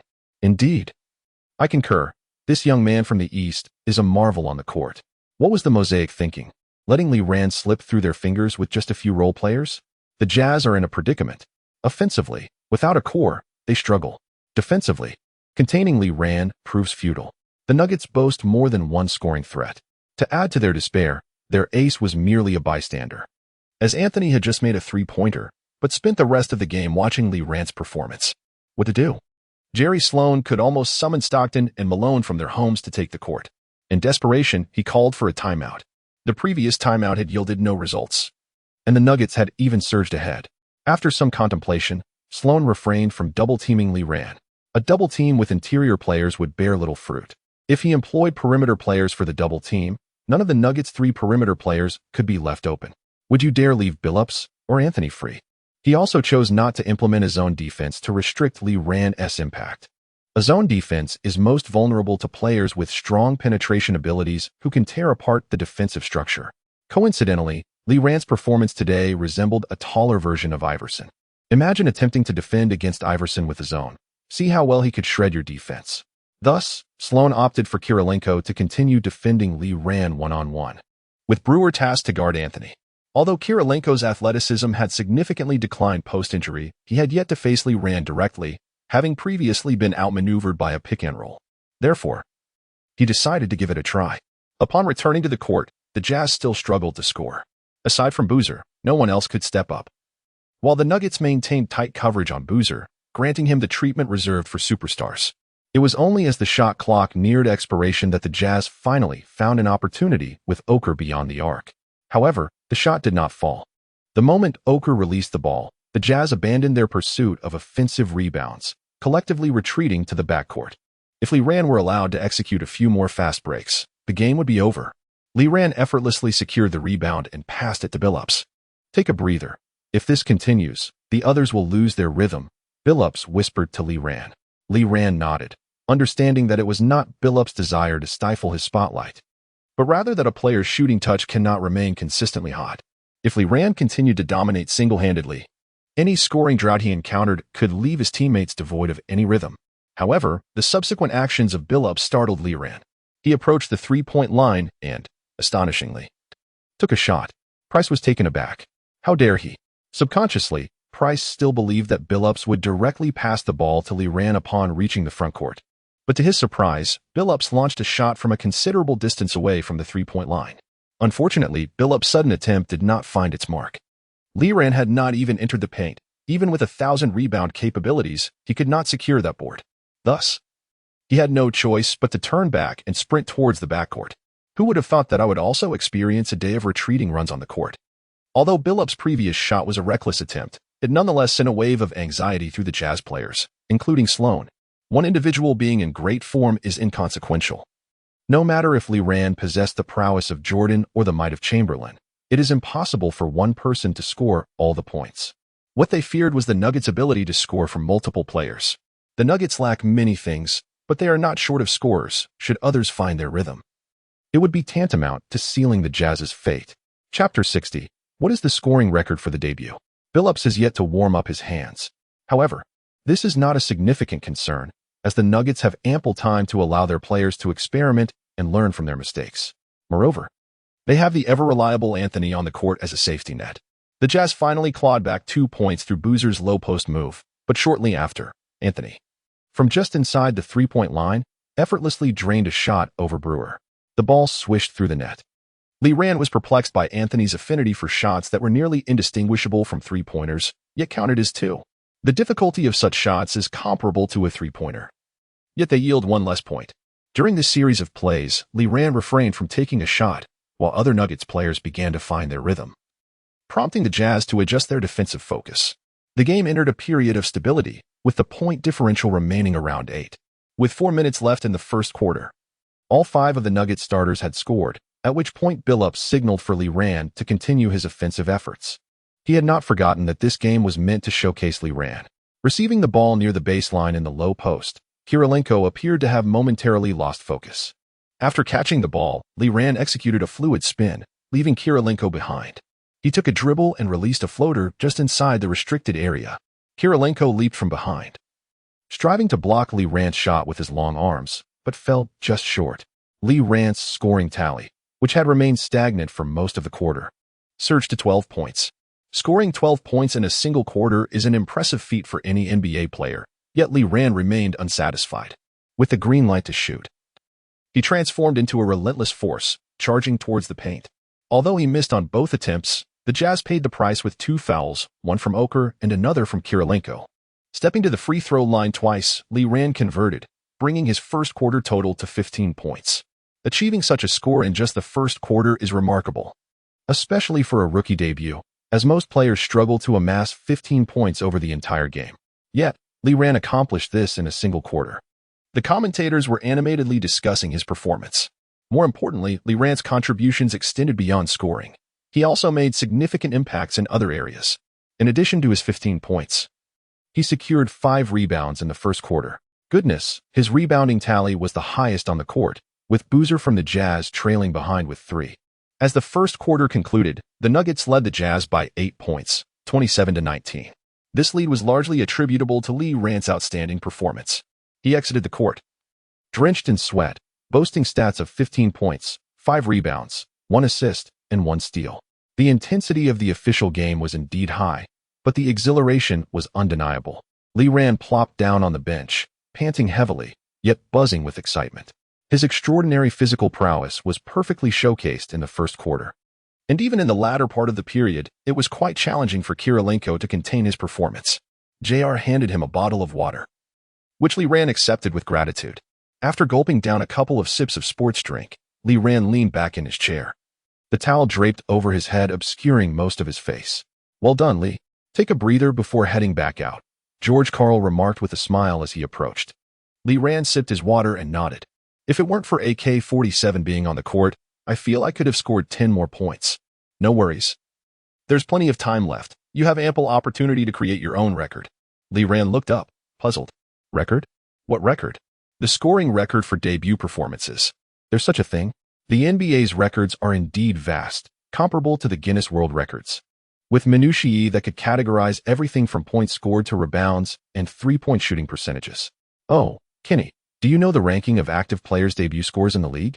The commentator searched for information, eager to showcase his findings. "I don't know, but I'm certain LeBron has a spot. Correct? But LeBron's debut score ranks him fourth among active players. Kenny Smith turned, astonished. Who are the top three? The top three are Lamar Odom, Allen Iverson, and Grant Hill.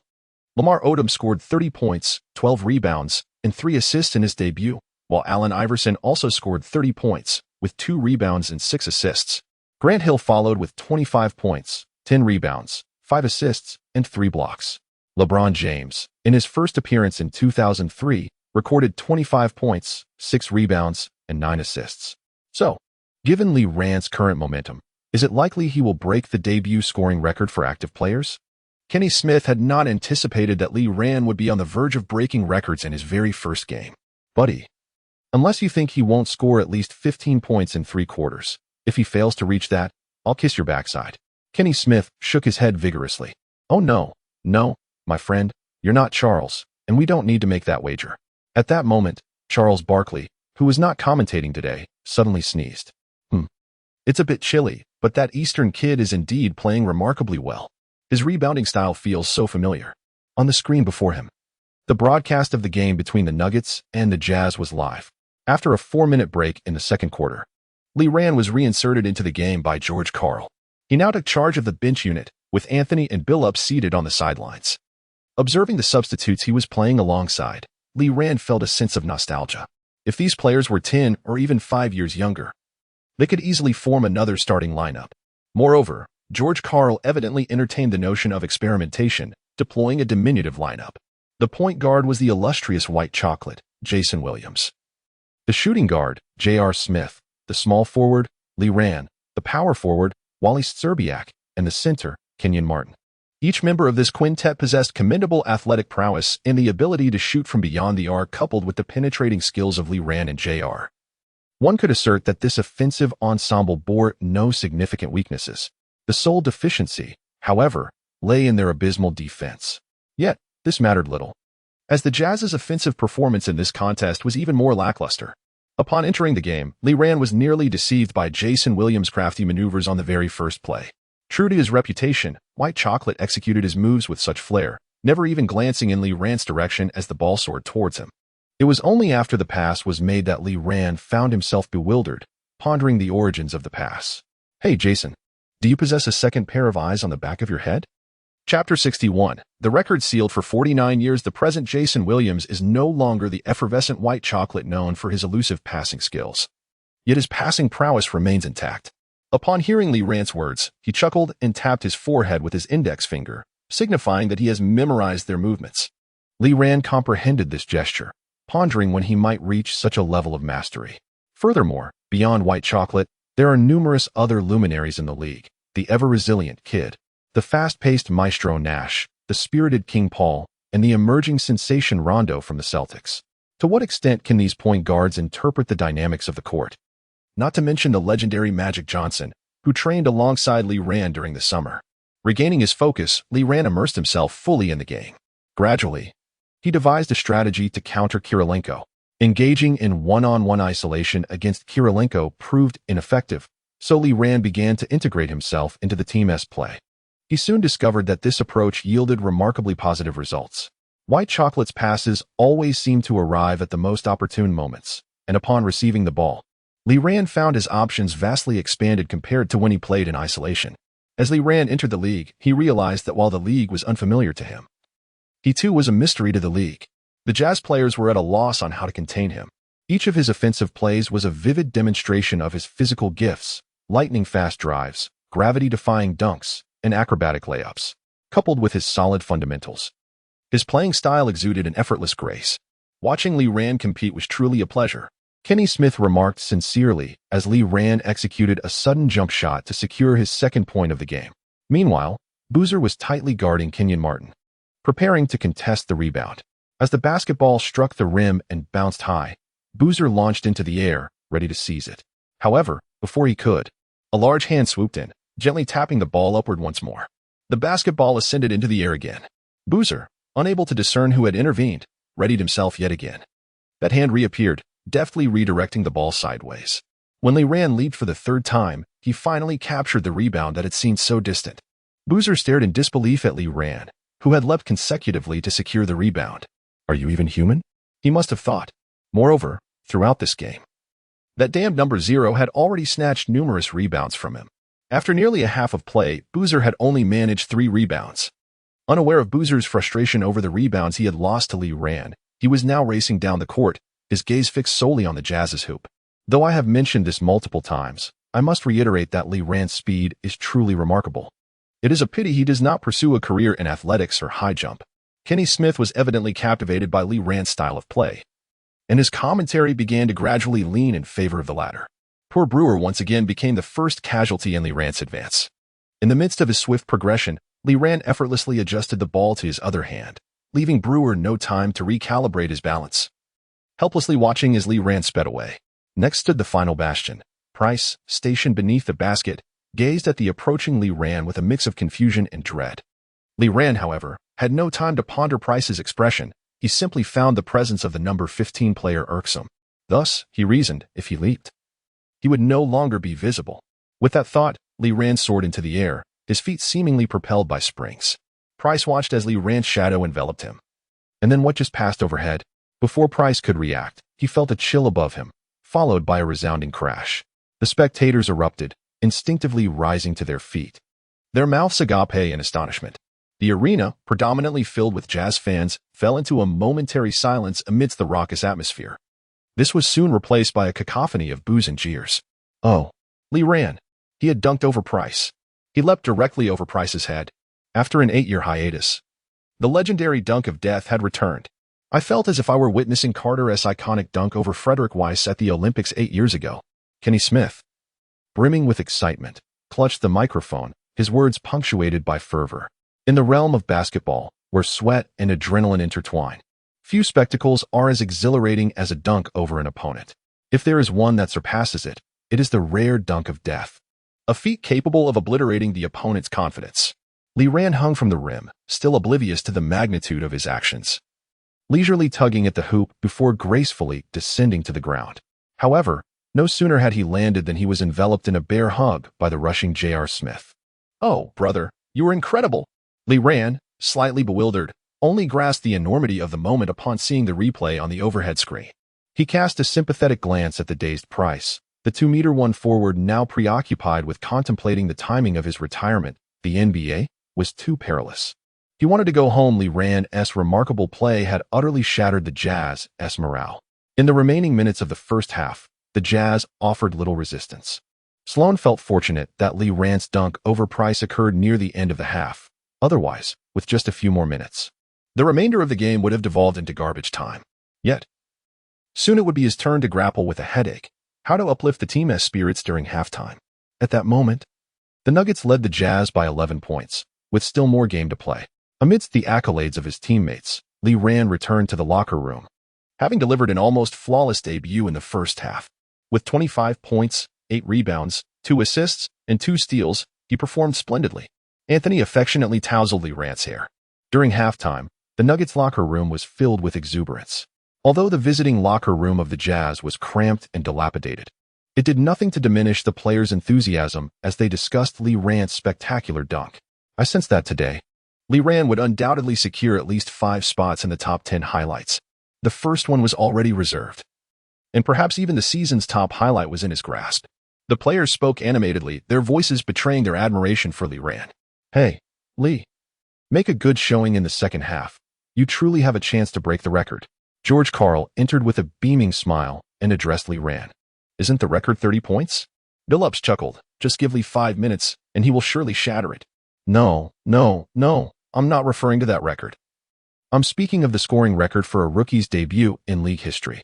In the 1959-60 season, Wilt Chamberlain scored 43 points and grabbed 28 rebounds in his debut against the New York Knicks, a record that has remained unbroken for 49 years.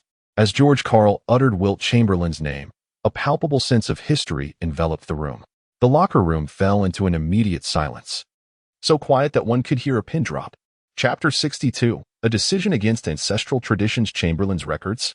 Lee Rand had never truly paid attention to such matters. The legendary prowess of the great Master Zhang is renowned throughout the NBA. Aside from his somewhat exaggerated tally of 20,000, he has left behind a series of nearly unbreakable records in the league. a single-game score of 100 points, an average of 50 points per game over an entire season, a staggering 55 rebounds in a single match, an average of 25 minutes played per game throughout a season, the only player to amass 30,000 points and 20,000 rebounds.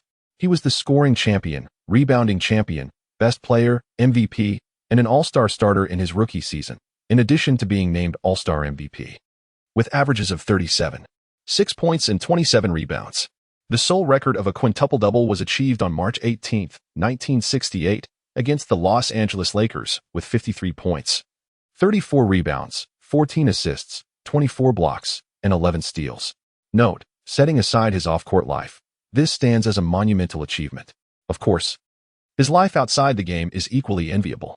Now, George Karl informed Lee Rand that he had the opportunity to touch one of the countless records left by Chamberlain, the highest score in a rookie debut. 43 points? That means I need to score at least 19 points in this game? Lee Rand began to calculate on his fingers. He had scored 25 points in the first half, and to break the record, he needed a minimum of 44 points. Scoring 19 points was not insurmountable, considering that Lee Rand had previously scored 50 points in a slow-paced NCAA final. However, the defensive intensity between the NBA and NCAA differed significantly.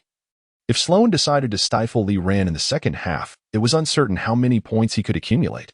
Moreover, given the current momentum and morale of the Nuggets, it was possible that the third quarter would see them dominate the game, leading to a fourth quarter that devolved into garbage time. During garbage time, Lee Rand would undoubtedly feel reluctant to shamelessly seek points. Thus, his time might be quite limited, all things considered, since this opportunity presented itself. Lee Rand was determined not to let it slip away. After some contemplation, he had an epiphany. Why dwell on the details? Just take the court and play, after all. One lives only once, and this record could only be pursued in a single game throughout one's lifetime.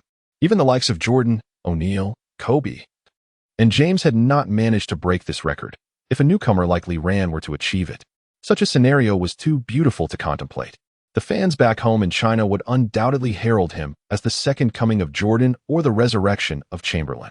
George, you will grant me this opportunity. Want to you? Lee Rand said, a confident smile gracing his face as he addressed George Karl. Karl nodded affirmatively. Of course, today, whether it's me, Melo, or Channing, we will provide you with our utmost support. Go for it, kid. Let us cement this record in Denver. Anthony's shout received a resounding response from the players in the locker room. This game was set to be Lee Rand's moment to shine, allowing him to relish the treatment of a star. However, the regular season comprises 82 games, an interminably long journey, and this was merely the first game. The long march had only just begun. With the unwavering support of his teammates, Lee Rand confidently stepped onto the court. Sloan, in the midst of the game, adjusted the defensive strategy. He wagered that George Karl would continue to center his offensive efforts on Lee Rand during the third quarter. Thus, he made a decision that defied tradition to employ a zone defense. This was purely a gamble, for if George Karl chose to allow Anthony to score, the currently shooting-oriented Anthony would be a natural nemesis to the zone strategy. As the third quarter commenced, the Jazz initiated their offense. Brewer's corner three-pointer finally found its mark, and in his excitement, he leaped jubilantly towards the backcourt. Lee Rand, alongside Billups, raced forward, and upon witnessing the Jazz's defensive formation, he turned in disbelief, only to find Billups wearing a similar expression. Anthony, Billups, and Lee Rand all possessed formidable shooting skills from beyond the arc. Crucially, while the zone defense is designed to counter penetration, one must also consider who is attempting the penetration.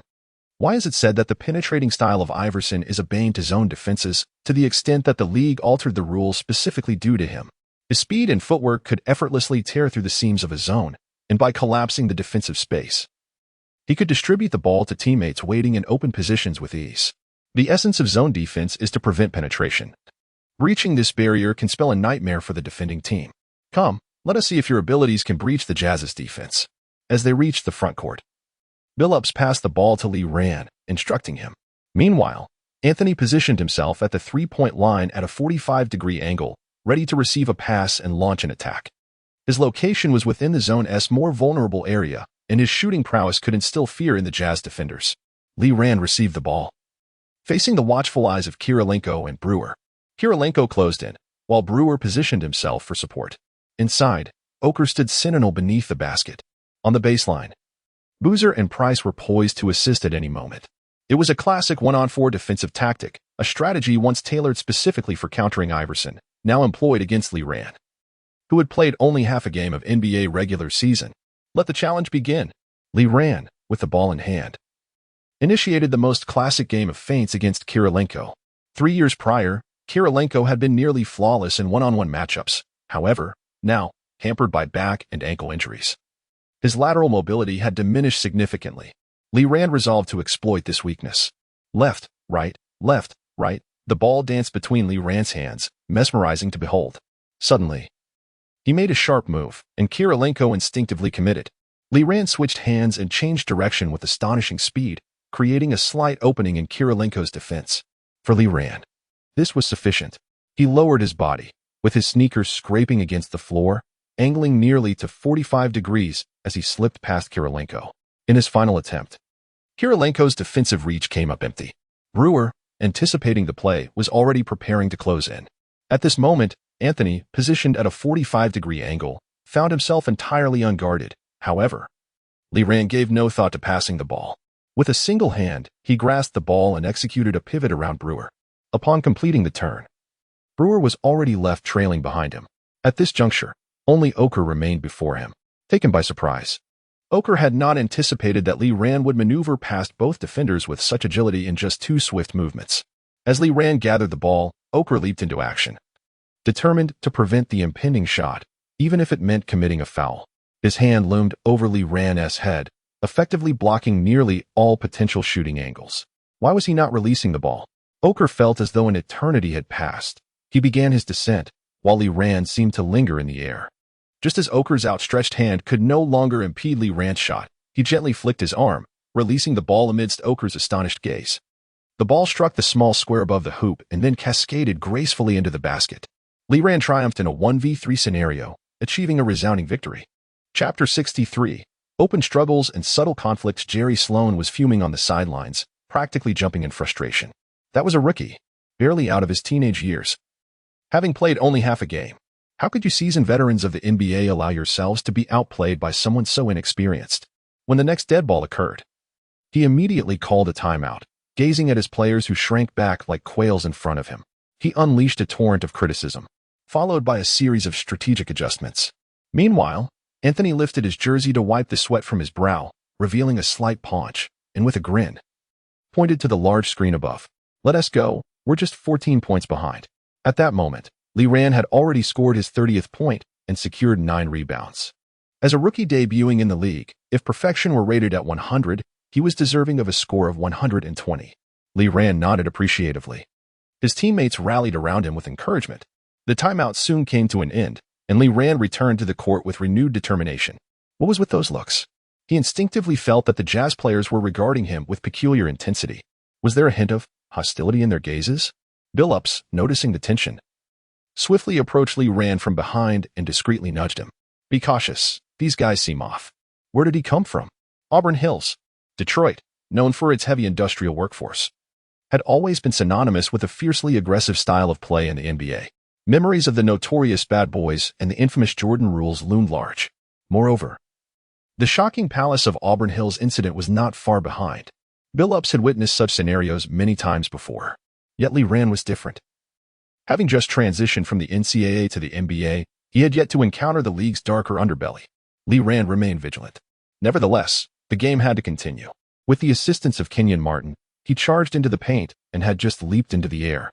Sloan's eyes glinted with cold intensity from the sidelines. Almost simultaneously, Brewer, without hesitation, extended his arm, executing what could only be described as a reckless tackle, pulling Lee Rand down midair. Lee Rand fell, but he felt a flicker of relief. Thankfully, Billups had warned him in advance, allowing him to reserve some strength during the drive. Otherwise, losing his balance and crashing to the ground could have had dire consequences. Even so, the impact was painful, and he felt the jarring sensation throughout his body. Billups was the first to rush over, shoving aside Brewer, who was raising his hands in feigned innocence towards the referee. Of course, Brewer was not about to take that lightly and retaliated by pushing Billups back. Anthony also arrived promptly at the scene. In an instant, the referee's shrill whistle echoed throughout the arena. Billups and Brewer were separated by their respective teammates. while the team doctor hurried onto the court with a stretcher to assess Li Ran's injuries. The moment Li Ran hit the ground, he activated his system panel, only to find himself bemused by what he saw. Current condition, mild contusion. Duration, 3 minutes. It was merely a simple fall. Anthony, with a stern expression, faced Kirilenko. The aura he exuded left even the battle-hardened AK-47 somewhat astonished. You better ensure that Li Ran is unharmed, otherwise. Some things need not be explicitly stated. Anthony's identity filled in the unspoken gaps. The depths of Anthony's background, having grown up in the slums of Baltimore, remains a mystery. It suffices to know that the lawlessness of Baltimore surpasses that of cities like Chicago and Detroit. This conflict ignited a frenzy among the fans, reaching a crescendo when Li Ran, limping but permitted by the team physician, re-entered the court.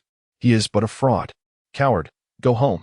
Yet, the discerning observers understood the severity of Brewer's foul. The referee swiftly made a ruling, signaling a technical foul against Billups with AT. Then, addressing Brewer, he pointed 2 fingers towards the player tunnel. Level 2 flagrant foul. Ejected. Brewer paused momentarily, dejectedly heading toward the player tunnel. Jerry Sloan observed the on-court turmoil with a cold gaze, as if this chaos was not of his orchestration. This lad should be frightened now, right? To attempt breaking records atop the Jazz, he still has much to learn. Born in 1942, Jerry Sloan has been coaching the Jazz since 1988, marking 2 decades of tenure. He has witnessed countless storms, the black and white battles, the bad boys, the Jordan era, the Lakers dynasty. These are all chapters of NBA history he has personally experienced. A mere rookie like Li Ran, Sloan believes he possesses countless ways to keep him in check. Fines? The team can cover Brewers. Sloan considers it a fair trade to exchange such funds for Li Ran's quiet compliance. However, he remains unaware of the innate resilience and tenacity that runs deep within the Chinese spirit. Li Ran still recalls the words spoken to him when the system activated. What cannot defeat me only makes me stronger. He stood confidently at the free throw line, prepared to execute the free throws for the recent flagrant foul. He smoothly sank both shots, followed by the Jazz executing their technical foul free throws. Next came the Nuggets' possession. Billups, unfazed by the technical foul he incurred, felt a flicker of anger. What a travesty it would be if such a talented young man were rendered ineffective in his first game. His sentiments stemmed primarily from the fact that Li Ran was now his teammate. Truth be told, had Li Ran been on the opposing side, he would have secretly reveled in the situation. Billups skillfully dribbled the ball into the front court, waiting for his teammates to position themselves before passing it back to the advancing Li Ran. Are you still willing to play? Billups inquired before making his move. Li Ran feigned ignorance, clutching the ball as he surged into the paint once more. Beep. Boozer once again sent Li Ran sprawling to the floor. Li Ran lay on the hardwood, his gaze fixated on the bouncing ball near the hoop. It was only when the ball playfully dropped through the net that he raised his arms in celebration and won. Meanwhile, Boozer was engaged in discourse with the referee, believing his previous action did not constitute a foul. The referee merely waved his hand dismissively and pointed to his own eyes. Those who play in the NBA are far from foolish. The seasoned referee, well-versed in the teachings of David Stern, could certainly discern the remarkable performance of the Nuggets rookie. Number 0. Furthermore, he represented an unimaginably vast market akin to that of Yao Ming, securing his 35th point of the game through a free throw. Li Ran turned towards the backcourt. His tall figure, intertwined with the prominent number 0 on his jersey, exuded an indefinable charm that captivated those who watched him. It was difficult to articulate, yet undeniably enchanting. Chapter 64. It wasn't intentional. The ensuing progression of the match began to spiral slightly out of control. The Jazz continued to foul Li Ran, albeit with less blatant aggression than before. Nevertheless, the referee repeatedly whistled, sending Li Ran to the free throw line time and again. The audience's boos grew increasingly louder, with even some zealous fans launching into tirades against both the referees and Li Ran. Maintaining a stoic expression, Li Ran stood at the free throw line, calmly sinking the shots. With only 2 minutes remaining in the third quarter, his score had reached 40 points, and the gap between the two teams had widened to 15 points. The Jazz were clearly at a disadvantage in this game. Otherwise, Sloan would not have resorted to such underhanded tactics to curb Li Ran's scoring. However, the impact of fouling Li Ran was evidently minimal. His innate finesse ensured that he missed very few free throws. As the third quarter came to a tumultuous close, Li Ran rubbed his arms, gritting his teeth as he exited the court. His arms bore an array of bruises, a rather alarming sight. 40 points, Li. You are now the highest-scoring debut player among all active players in the league. George Karl congratulated him. Indeed, and you've also secured a substantial double-double, Anthony chimed in. Lee Ran glanced at the statistics. 40 points, 13 rebounds, and 3 assists. With 4 minutes remaining, Lee Ran turned to see Jerry Sloan. His face darkened, lecturing the players. Be mindful of your fouls, and have you all forgotten, Deed? Are you caressing that kid? The old man was visibly irate, particularly after Brewer's ejection. The player's foul intensity had left him dissatisfied. Meanwhile, as he listened to his teammates' vehement criticisms of the Jazz, a faint smile tugged at the corner of Lee Ran's mouth, which quickly reverted to his usual impassive demeanor. The jeers from the sidelines persisted, with Jazz fans channeling their fervent energy into vitriolic insults directed at Lee Ran. Yellow-skinned monkey. You'll be torn to shreds, shouted the fan clad in a Darren Williams jersey, who had initiated the taunts. The pent-up anger that Lee Ran had suppressed for most of the game finally erupted. He stormed toward the offending fan with a fierce expression.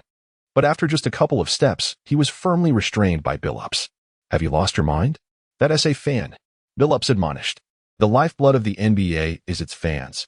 If you allow your temper to get the better of you, the league's penalties won't be severe. But if you lay a hand on a fan, that's a different story altogether. Ron Artest at the Palace of Auburn Hills is a prime example. Are we just going to let this slide? Did you hear what he said? Lee Ran protested, struggling against Billups' grip. At that moment, players who had just stepped onto the court noticed the commotion and rushed over. The head referee, alarmed by what he witnessed, hurried onto the court to assist Billups in calming Lee Ran down. Anthony shot a cold glare at the unrepentant fan, addressing the encroaching Jazz players. Control your fans. The referee, upon hearing Billups' account, nodded seriously in acknowledgement. I shall pin this in the post-match report. Racial discrimination is an unforgivable transgression in the NBA. Whoever crosses that line faces dire consequences, regardless of whether one is a player, owner, or fan. The tension on the court escalated palpably. As George Karl sought to comfort Lee Ran on the sidelines amidst a cacophony of jeers and insults, Riley asking, "Do you still want to play?" Lee Ran nodded resolutely, replying, "Of course, I intend to hurt them, so they fear me whenever they see me again." George Karl nodded in agreement and propelled Lee Ran back onto the court. Thus began the fourth quarter under such a charged atmosphere. Lee Ran entirely forsook shooting, charging towards the paint as if he were carrying a bundle of explosives. Boozer, arms outstretched, forcefully knocked Lee Ran down from the air. By this stage of the game, the Jazz were all but defeated. Yet he could not allow this arrogant rookie to have an easy time. The referee issued Boozer a technical foul as Lee Ran stepped up to the free throw line amidst a torrent of boos. He sank both shots, granting possession to the Nuggets. The point difference had ballooned to nearly 20. Jerry Sloan was already contemplating a timeout to make substitutions. Lee Ran sprinted to the backcourt, ready to receive the ball. Kenan Martin, the inbounder, glanced at Lee Ran's reddened eyes and directly passed the ball to him. "Are you all right?" Chauncey Billups inquired with concern. Lee Ran sensed something was amiss but shook his head, hastening towards the front court. Kirilenko had accrued 4 fouls, leaving Price to defend Lee Ran now. With a masterful change of pace, Lee Ran deftly faked out Price, sending him sprawling to the ground. He jumped from the spot and released the ball with precision. Should this shot find its mark, it would grant him his 44th point, thereby breaking Chamberlain's record. Fully focused on the trajectory of the ball, Lee Ran failed to notice Price, seated on the ground, surreptitiously extending his leg into Lee Ran's landing zone. Upon landing, Lee Ran felt as though he had stepped on something, and an excruciating pain shot through his ankle. Simultaneously, the ball swished through the net. Marking his 44th point, he had shattered the record. Oh my heavens! Kenny Smith, poised to announce Lee Ran's record-breaking feat, was horrified by the scene before him. Lee Ran's ankle had twisted at nearly a 90-degree angle upon stepping on Price's foot, a sight truly alarming. After hitting the ground, Lee Ran instinctively rolled to protect his foot. He promptly accessed the system panel, revealing his current condition: severe ankle sprain, torn ligaments, remaining time, 90 days. Witnessing this dire status ignited a furious rage within Lee Ran. Without hesitation, before the team doctor could attend to him, he consumed his final vial of top-tier recovery potion. The pain in his ankle vanished instantaneously, yet he dared not place weight on the recently injured foot. Instead, he stood on one leg. Before him, Price was vociferously pleading his case to the referee. "I didn't do it on purpose." Lee Ran, seething with fury, launched a punch directly at Price's face. It was evident that Price's earlier maneuver was a deliberate attempt to incapacitate him. Since the record has already been broken, There is no need for further restraint. Lee Rand's rage erupted completely. While Price attempted to explain himself to the referee in a bid to mitigate his punishment, he secretly reveled in the situation. "Let us see how you shine now, kid. I wonder if you'll be able to bounce back after this." Suddenly, he felt a fist materialize before him, growing larger by the moment. With a furious punch, Lee Rand sent the towering Price, standing at 2 meters and 3 centimeters, soaring off the ground. Subsequently, Price fell silent, collapsing into unconsciousness. This incident ignited a powder keg, as both teams were already playing with simmering anger. The Nuggets were incensed at the Jazz for their lack of seriousness, while the Jazz felt that Lee Rand's attempt to establish dominance in this match was rather unsporting. In an instant, chaos erupted on the court following Lee Rand's thunderous blow. Chapter 65, elevated and gently placed today, the dazzling new talent from Huaxia, Lee Rand, ignited a fervor in the sports realm with his performance on the court. Fans from both Huaxia and America are fervently discussing this extraordinary rookie. In his debut, he shattered the NBA's record for rookie debut scoring, and even more sensationally, the moment he broke the record, he engaged in a fierce altercation with his opponents. He single-handedly sent 3 adversaries to the hospital, with some already dubbing him the Bruce Lee of the NBA. Those harboring biases against Huaxia remarked with sardonic tones that someone like Lee Rand should not grace the basketball court, but rather belong in the octagon of MMA. The beleaguered Commissioner David Stern convened an emergency meeting at headquarters to deliberate on how to manage this conflict. Originally, this situation would not have posed much difficulty to address. After all, player brawls are not uncommon. According to Stern's current stringent policies, such matters warrant serious repercussions. However, Lee Rand has exhibited extraordinary potential, boasting an astonishing debut with 44 points, 15 rebounds, 3 assists, and 2 steals. Moreover, he stands behind a colossal market of 1.3 billion people in Huaxia. "What should we do?" Stern inquired, rubbing his temples, wearied. It was already late at night, and the aging Stern found it increasingly difficult to endure.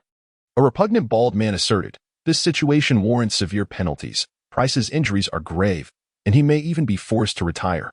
Conversely, the bald man's assistant, Mark Tatum, who carries the Chinese name Tan Huimin, offered a differing perspective. "I believe the primary culpability lies with the home team. They transformed this match into a filthy and dreadful spectacle. It felt as though I was watching a game from the 1980s. Stern fell silent, contemplating the gravity of the situation. The fracas instigated by Lee Rand was significant, with most players from both teams embroiled in the melee. The Jazz's Price, Boozer, and Oker were directly sent to the hospital by Lee Rand, while Brewer was ejected for a flagrant foul. The Jazz's subsequent games were nearly rendered futile. Just then, a sudden knock echoed through the quiet office. "Come in," Stern murmured without raising his gaze. An office staff member from the league entered, carrying several documents. "Mr. Commissioner, a number of players and former players have expressed their opinions." He placed the documents before Stern, who perked up and began to read. "Kobe, I know Lee Rand. He is an incredibly diligent and humble player. I see much of myself in him." The current face of the league unhesitatingly vouched for Lee Rand. "Magic Johnson, I believe that there should be robust competition on the court, but the actions of the Jazz were clearly excessive. It reminds me of my playing days." Johnson's statement struck Stern like a slap in the face, as he has been tirelessly advocating for a non-violent NBA since his tenure began. Johnson's words essentially challenged Stern, asking, "What have you accomplished in these 30 years?" The situation remains unchanged. The third voice was indeed a heavyweight. "Jordan, I am reminded of the days when we battled against the Pistons. You see, after every game, my body ached so much that sleep eluded me. Yet, I still managed to dominate them." This directly resurrected the notorious bad boys of that era. Then came Bird, Kerr, and even the likes of Olajuwon and Jabbar, all standing in support. Remarkably, these esteemed figures unanimously spoke in favor of Lee Rand. Stern could hardly fathom that Lee Rand had connections with such luminaries. He was merely a rookie newly entering the league. To be candid, Lee Rand remains oblivious to the sums the system allocated to those individuals during the summer training camp. The fact that they could rally behind him now was astonishing. The initial strategies that had begun to form in Stern's mind evaporated instantaneously. Stern, a quintessential Jewish businessman, would go to great lengths for profit. Moreover, Lee Rand's most ardent supporters, the Chinese fans, had yet to voice their opinions, or rather, their sentiments had not yet crossed the ocean. "All right, the meeting is adjourned," Stern declared, pushing back his chair and rising. His subordinates exchanged glances, bewildered and uncertain. In the late hours, the league announced its course of action regarding the altercation that transpired at the Jazz's home court. The Jazz faced a fine of $100,000 for inadequately controlling their fans. Those who hurled insults at Lee Rand were banned for life from attending games, and the league reserved the right to pursue charges against them for their racist remarks. Brewer received a 7-game suspension and a $25,000 fine. Price was suspended for 5 games due to malicious conduct, with a $20,000 penalty. Boozer, Oker, and Miles were each suspended for 3 games, incurring fines. Kirilenko faced a 1-game suspension and a fine as well. On the Nuggets side, Lee Rand was suspended for 5 games and fined. Anthony, Billups, and J.R. Smith were suspended for 3 games, facing fines as well. Others faced varying degrees of fines and penalties. When the results were announced, those eagerly awaiting Lee Rand's downfall were left astounded. Simultaneously, the league issued a statement: "We remain committed to eradicating violence and malicious fouls from the court. Regrettably, some unpleasant incidents occurred today that marred the experience for our fans. We will continue to intensify our efforts to enhance the NBA." Back in Denver, Lee Rand received a call from Ross while lying in bed, staring at the pitch-black ceiling. He was uncertain of how many games he would be suspended, but he felt no remorse. Just then, his phone rang again. Upon checking, it was Armstrong calling. "The punishment has been decided, a 5-game suspension," Armstrong conveyed, his voice brimming with delight. He had not anticipated such a lenient penalty. Having heard that Michael and Kobe had spoken favorably of you, Lee Rand's anxious heart finally found solace. "Take these next few days to rest well. Do not neglect your training. Get to bed early and refrain from overthinking," Armstrong reassured Lee Rand before they concluded their conversation. As Lee Rand prepared for slumber, he noticed his system space flashing wildly. He promptly opened the space, only to discover a significant task suspended within. Urgent task. While the petty antics on the court may be contemptible, you may choose to disregard them, yet you must not be incapable of executing them. In the coming week, your training camp will be temporarily elevated to an elite training camp. Cherish this opportunity. Lee Rand was overjoyed, bewildered by the system's sudden eccentricity, and as soon as the cool-down period elapsed, he entered the training camp without hesitation.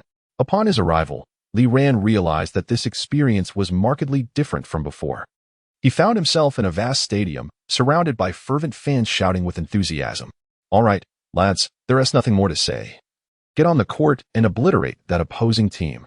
Lee Rand stared in astonishment at the coach, who was spewing words with fervor, then glanced at his teammates, utterly dumbfounded. Their coach was none other than the late Auerbach, who had passed away over 2 years ago, and his teammates: Stockton, Dennis Rodman, Karl Malone. The last one, astonishingly, was Laimbeer. Chapter 66. The task of survival. Lee Rand gazed at the lineup on his side. A shiver ran through him instinctively. Were they here to play basketball or to engage in a brawl? The array was indeed quite amusing. The duo of Stockton and Malone, the famed Utah pair. Rodman and Malone, perpetual wrestling rivals on the court akin to WWE's beloved enemies. And then there was Laimbeer, the notorious scion of wealth who had carved out a fearsome reputation in the NBA, albeit one of infamy. He was the true spirit of the Pistons' Bad Boys Brigade.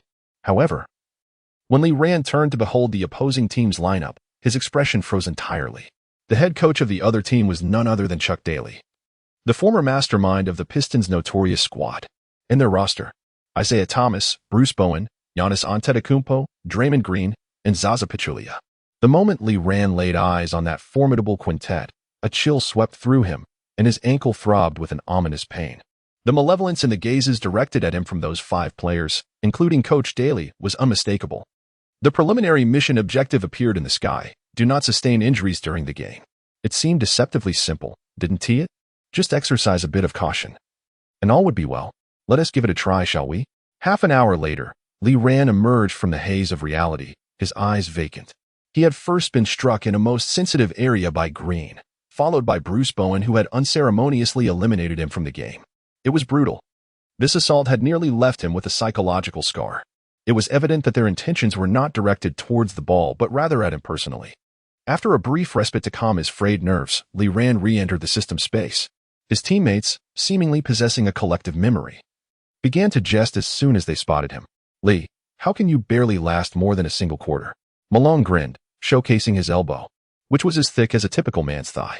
Rodman clapped Lee Rand on the shoulder. "You've inherited all my rebounding prowess. Yet you only managed to grab 3 boards in a quarter. How embarrassing. Stockton, with a sardonic smile, remarked. Lee, this time, refrain from rushing into offense. Observe how we engage with them.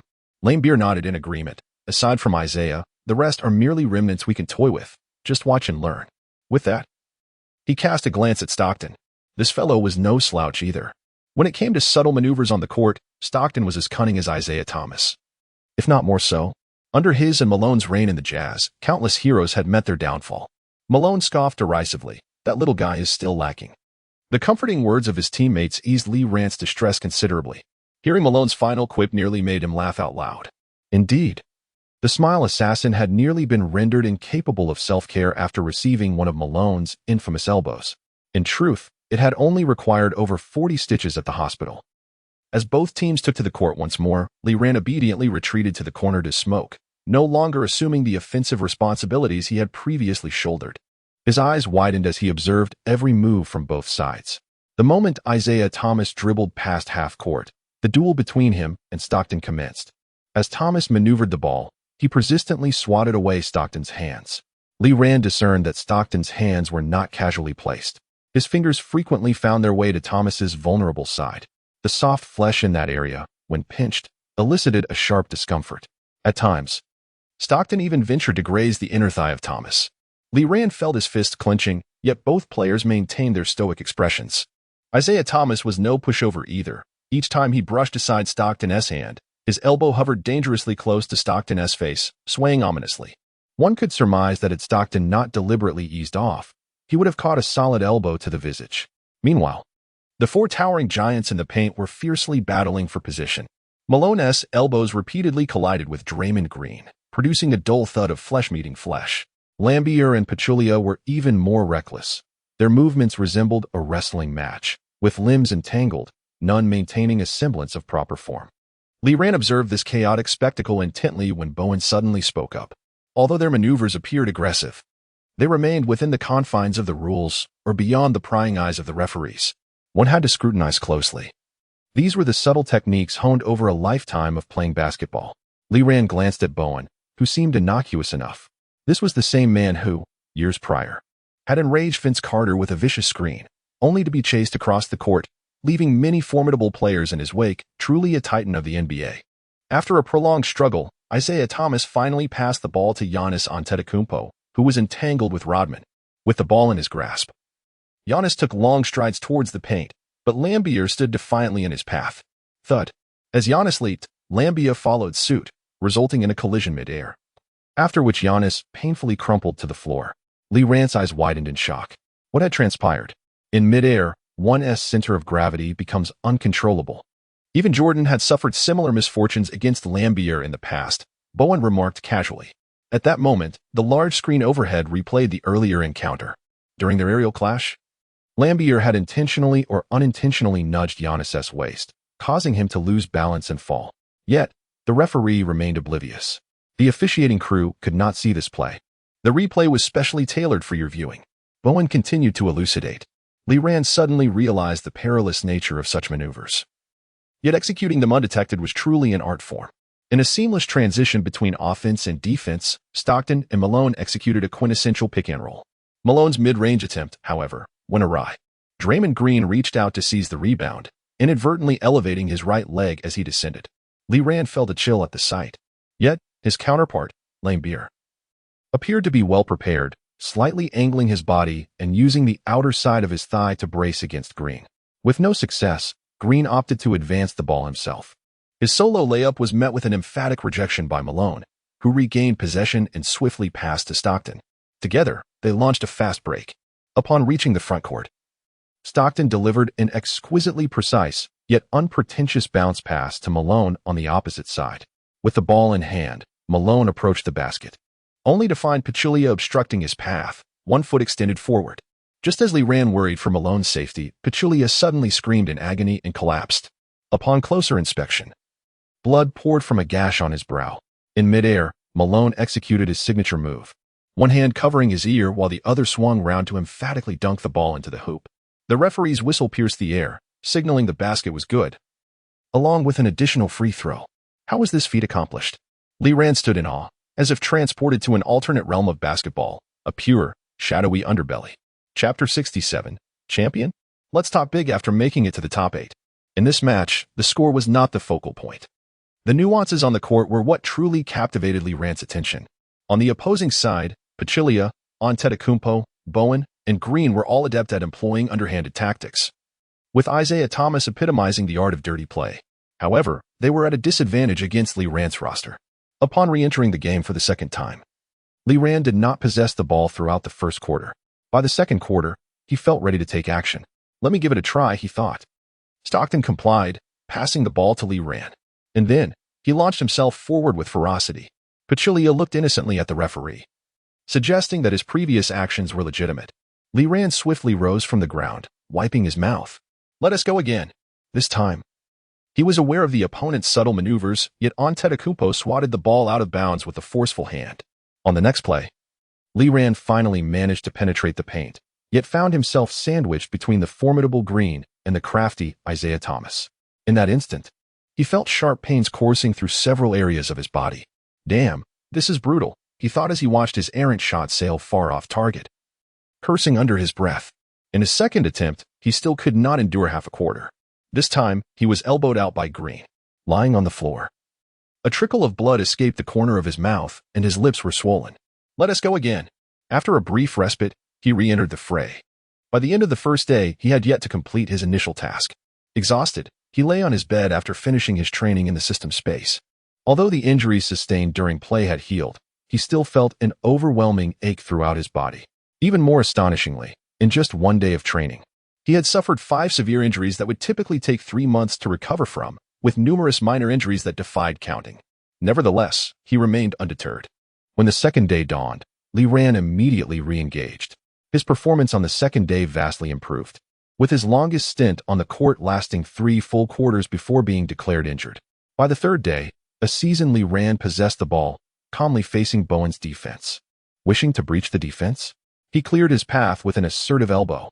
Bowen, attempting to block Lee Rand's advance, was unceremoniously elbowed aside.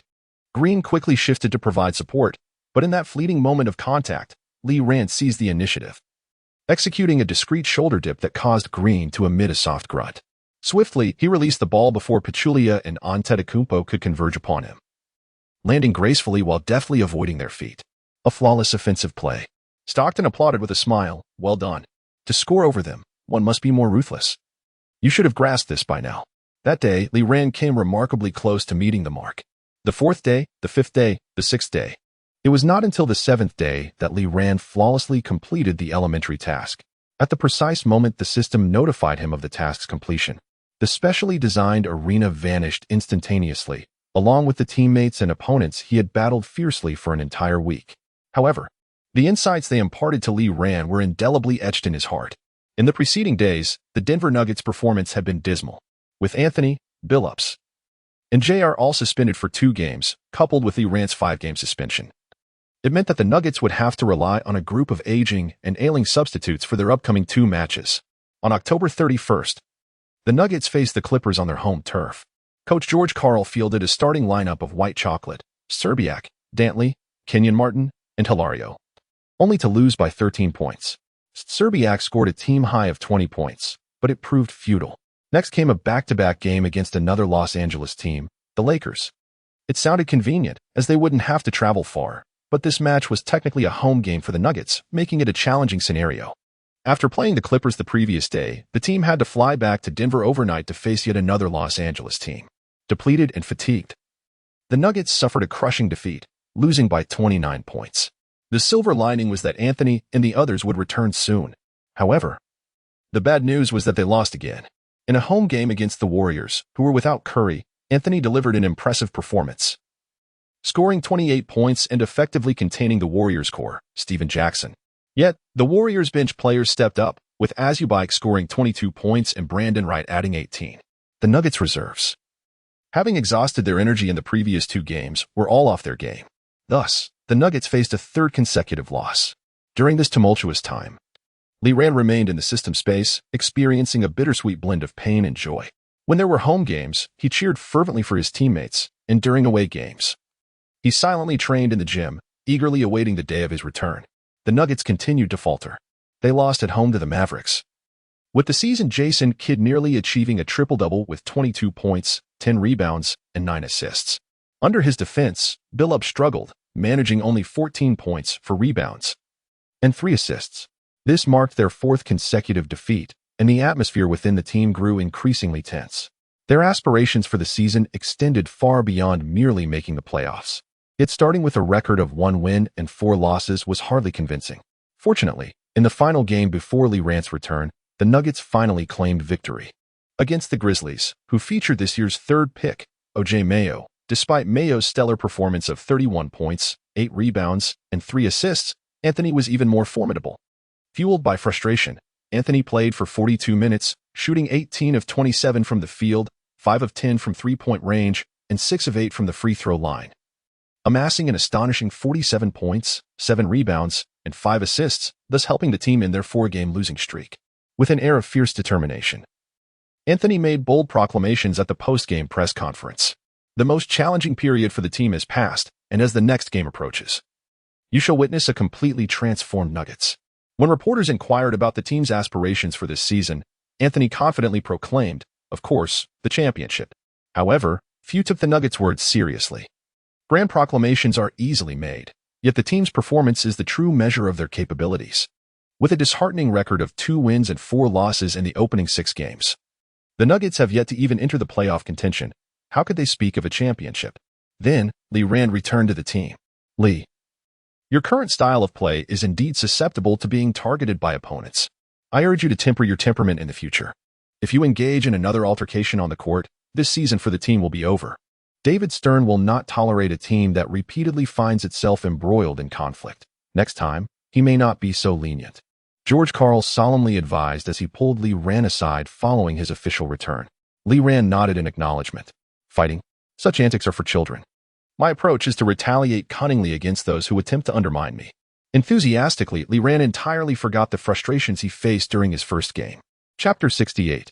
Larry Brown's Bobcats. Lee Rand's current mindset resembles that of a child eager to showcase a newly acquired skill.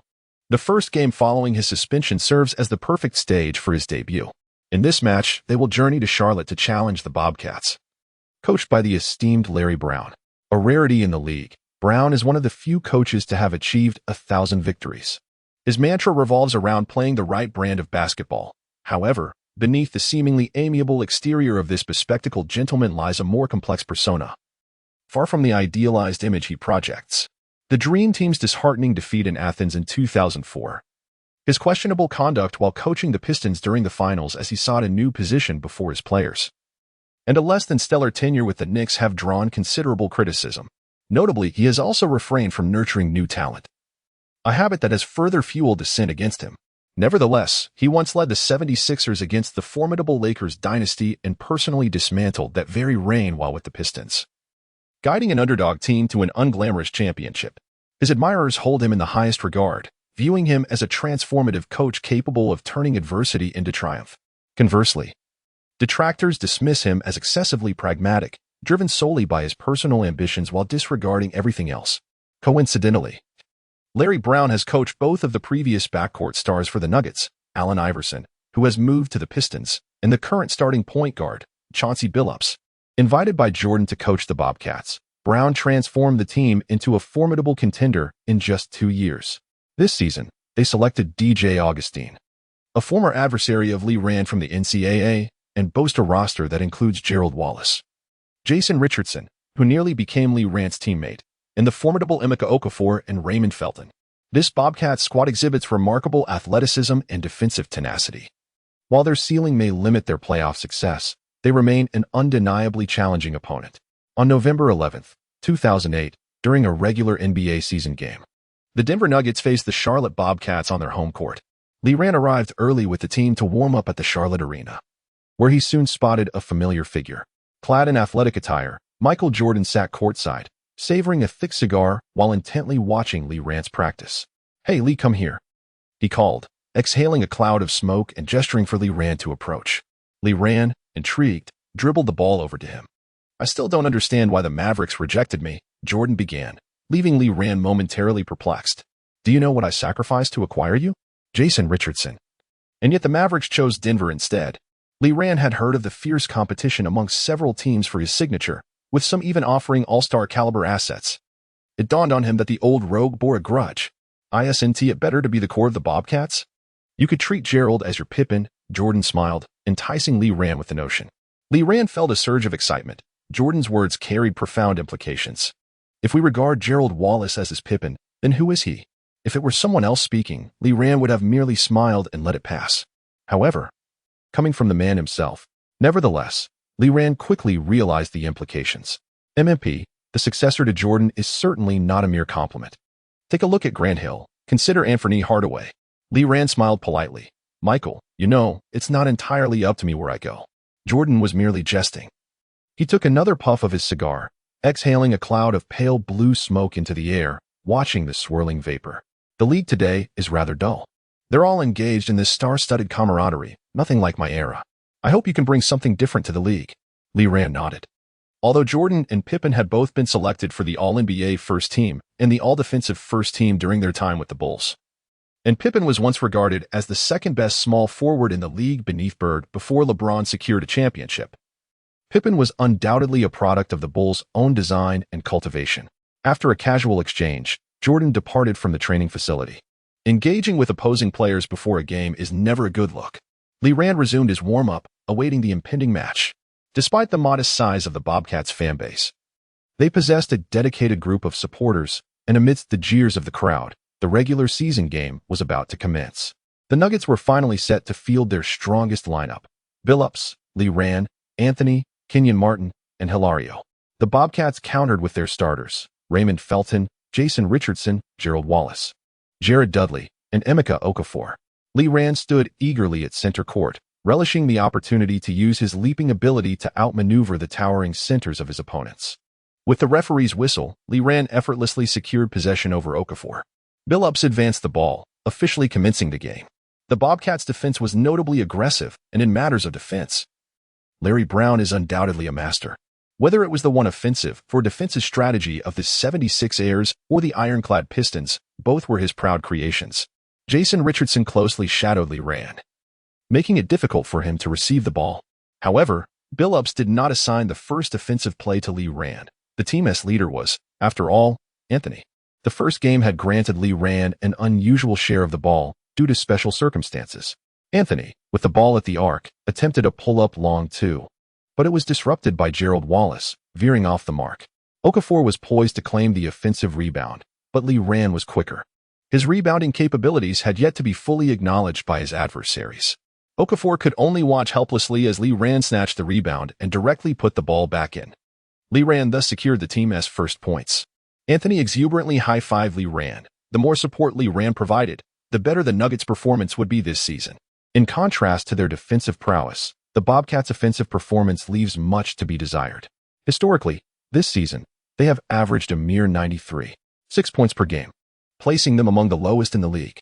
After nearly exhausting the shot clock, Gerald Wallace, with the aid of a teammate's screen, penetrated the paint, only to have his buzzer-beater attempt thwarted by Kenyon Martin, who secured the rebound for the Brazilian center. The contrasting offensive and defensive styles of both teams foreshadowed a game tempo that would not be brisk. However, the Nuggets boast the presence of Chauncey Billups. As the cornerstone of the legendary Pistons team, Billups undoubtedly possesses an intimate understanding of Larry Brown's basketball philosophy. Under his orchestration, the Nuggets may not play at a rapid pace, yet their efficiency remains commendable. The Bobcats, reliant on their athleticism, grappled with the Nuggets but inevitably found themselves at a disadvantage. By the conclusion of the first quarter, the Nuggets led the Bobcats by 5 points, 24-19. Lee Ran recorded a standard performance in the first quarter, hitting 2 of 4 shots and converting both of his free throws, amassing a total of 6 points and 3 rebounds. Chapter 69. Lee Ran's breakthrough. Though it may seem conventional, it subtly implies that Lee Ran was not particularly active today. This is understandable. In the first quarter, Anthony displayed remarkable prowess, scoring 10 points in just 1 quarter, thereby continuing his stellar performance since returning from suspension. However, George Karl did not regard this display as commendable.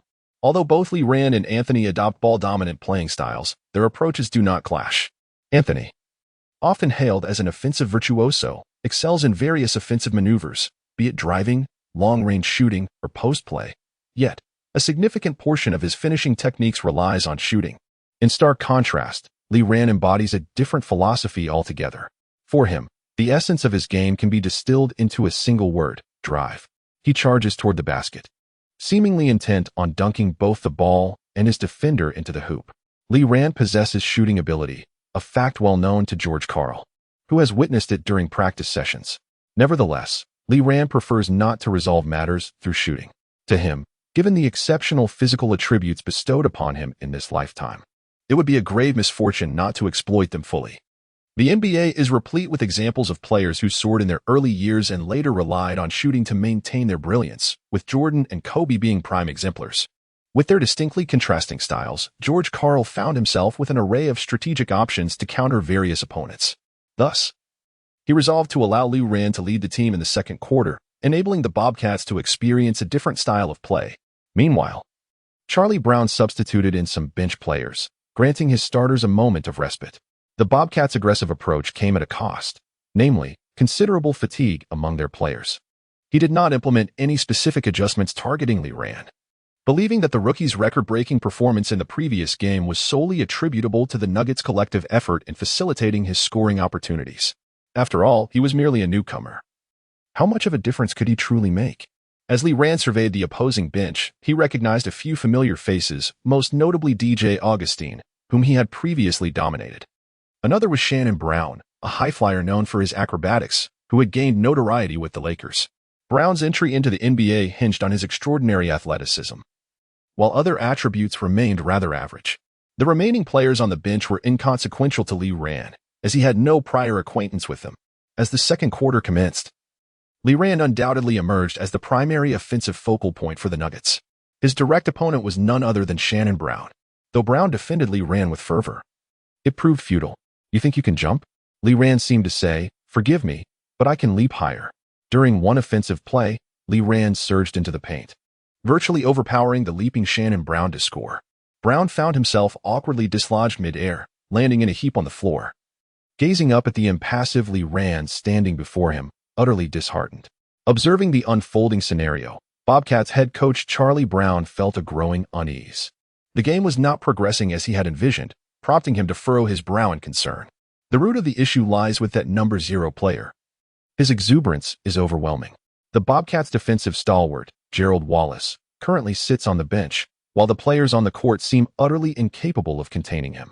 As the point gap approaches 10, Charlie Brown calls for a timeout, urging his team to intensify their efforts and prevent him from penetrating the paint with ease. The Bobcats' interior defense appears as clumsy as a harmless egg in the face of Li Ran's prowess, watching helplessly as he maneuvers effortlessly above them. In response, Charlie Brown substitutes Gerald Wallace back into the game, intending for him to shadow Li Ran. George Karl, ever vigilant of the Bobcat strategies, promptly counters by sending Anthony onto the court. A true battle of kings, this is the essence of superstar existence. Witnessing Karl's swift response throws both teams off their conventional game plans, resulting in a stalemate that leaves Charlie Brown in a quandary. Should the formidable defender Wallace guard Li Ran or Anthony? After deliberation, he decides on Anthony. Upon entering the game, Anthony notices that Wallace has chosen to mark him. So he drags Wallace away from the arc to the baseline, creating space for Li Ran. Shannon Brown, feeling the weight of his predicament, finds himself at a disadvantage. He is merely Richardson's backup, having played less than 10 minutes. Tasked with defending Li Ran, he is painfully outmatched. Upon re-entering the game, Li Ran's first offensive move effortlessly breaches the Bobcats' defenses. Throughout daily practice, he has meticulously honed his breakthrough techniques, integrating footwork lessons from the likes of Jordan, Kobe, and Olajuwon. Now, Li Ran's footwork has surged to a remarkable level, becoming the fastest-growing attribute in his arsenal. Coupled with his speed, agility, and leaping ability, his breakthrough has developed into a distinct style. Standing nearly 20 centimeters taller than Iverson, he manages to lower his center of gravity to a similar level while exploiting a far greater wingspan. Even during inter-team scrimmages, teammates assert that Li Ran's crossover now possesses the potency of a decisive weapon. Moreover, his directional changes are more pronounced, making it exceedingly challenging for defenders to discern his true intentions. Today, this skill has proven unfailing against Shannon Brown. Once again, with his right hand. Frustrated, Shannon watches as Li Ran swiftly glides past him on the left, unable to shift his weight in time. feeling as though his resolve is crumbling. With the Bobcats lacking a rim protector, they cannot thwart Lee Ran's advance. Thus, he drives in for a one-handed dunk, elevating his score in this match to 12 points. His shooting accuracy improved steadily, transitioning from an initial 4 attempts with 2 successes to 7 attempts with 5 hits, netting 6 points consecutively with 3 shots made. George Karl observes Lee Ran's performance with satisfaction from the sidelines, confident that his choice was astute. Lee Ran and Anthony have emerged as the new dual threats for the Nuggets, with Billups serving as their trigger. Under his guidance, Lee Ran and Anthony will transform into lethal projectiles, systematically dismantling their opponents. Thus, the team's strength has significantly increased this year. Lee's arrival perfectly fills the offensive void left by AI's departure, allowing for aspirations of reaching greater heights this season. The Nuggets have consistently performed well in recent years, yet they have struggled to advance beyond the first round. George Karl senses that Lee's presence might be the pivotal opportunity for the Nuggets to take that crucial step forward. As for how far they can progress, it ultimately depends on the degree of cohesion the team can achieve. Halfway through the second quarter, during an official timeout, Charlie Brown eagerly substituted in the starting lineup. George Karl also made a strategic move by replacing Lee with J.R. Smith, while the rest remained as starters. Under Billups' leadership, the Nuggets displayed a much smoother operation compared to the previous season, while the Bobcats gradually fell behind, a consistent deficit of over 10 points serving as ample evidence. By halftime, Lee had recorded 12 points, 5 rebounds, 1 assist, and 1 steal, ranking second in team scoring only to Anthony's 15 points. Consequently, the team led the Bobcats by a comfortable margin of 12 points, with a score of 48-36. Chapter 70, the apex of small forwards. As the third quarter drew to a close, Charlie Brown gazed at the widening score gap with a heavy heart, lamenting the inevitable defeat of the Bobcats. There was no glimmer of hope for a comeback. Both Anthony and Lee Ran maintained an extraordinarily stable performance, with each surpassing 20 points by the end of the third quarter, Anthony with 24 points and Lee Ran with 21. Furthermore, with Billups on the court, the Nuggets were unlikely to grant the Bobcats any opportunity for resurgence, as Billups was as familiar with Lee Ran as Lee Ran was with him. As the fourth quarter commenced, Billups withdrew all the starters, signaling the end of the contest. Lee Ran's final statistics stood at 24 points, 9 rebounds, and 3 assists, having achieved a commendable shooting accuracy of 10 for 17 from the field and 4 for 5 from the free throw line. Anthony led the game with an impressive 28 points. Although Gerald Wallace and Richardson each managed to score 20 points for the Bobcats, it was insufficient to secure victory. The Nuggets triumphed resoundingly over the Bobcats with a score of 98-85. Upon returning to Denver after a resounding victory, the Nuggets were brimming with confidence. However, during the subsequent day's practice, Anthony had to exit early due to discomfort in his leg muscles. Fortunately, the examination revealed no significant issues. A brief period of rest, 3 to 5 days, was all that was required. In the grueling course of the season, it was quite normal for players to miss a game or two. Yet, the Nuggets' next adversary was none other than the Cavaliers. The highly anticipated showdown between LeBron James and Anthony was suddenly in jeopardy. James had been performing consistently well this season, averaging 29, 8 points, 8 for rebounds, and 9 assists over the first 8 games. The Cavaliers' lineup was strong, featuring one of the league's top point guards, Mo Williams, alongside the towering Big Z. The Brazilian sensation Anderson Varejão, and the seasoned Delonte West. The bench boasted formidable players like Ben Wallace, J.R. Smith, and Gibson, having surged through the Eastern Conference to reach the finals 2 seasons prior, only to be educated by Duncan. The Cavaliers had harbored a singular ambition in recent seasons, the championship title. Meanwhile, the coach, with the gym's Wi-Fi connected to his phone, reveled in the news that Anthony would not be participating in the upcoming match. Competing against Anthony had always been a daunting task for him. Anthony's offensive prowess rendered his own defensive strategies nearly ineffective, often leading to a mutual explosion of scoring rather than a tactical contest. Although in the latter stages of their careers, LeBron James has significantly outperformed Carmelo Anthony in their head-to-head statistics, James has consistently been the primary ball handler of his team, while Anthony has ceased to be the focal point since his departure from the Knicks. Currently, Anthony, who remains unpunished by the league for his recent altercation, still stands as a formidable adversary for James at the small forward position. The fact that Anthony will be unable to participate in the upcoming match undoubtedly serves as a boon for the Cavaliers. Thus, James awaits the arrival of the Nuggets in Cleveland with great enthusiasm, resembling a mountain eagle poised for action. This season, he has been in remarkable form, having already notched 3 games with 40 points or more. Consequently, Ahmad is confident that as long as he maintains his current performance level, he will undoubtedly prevail against the traveling Nuggets. Lee, you will assume Melo's position as small forward, and JR, you will take on the shooting guard role. Coach George Karl stated, not overly concerned.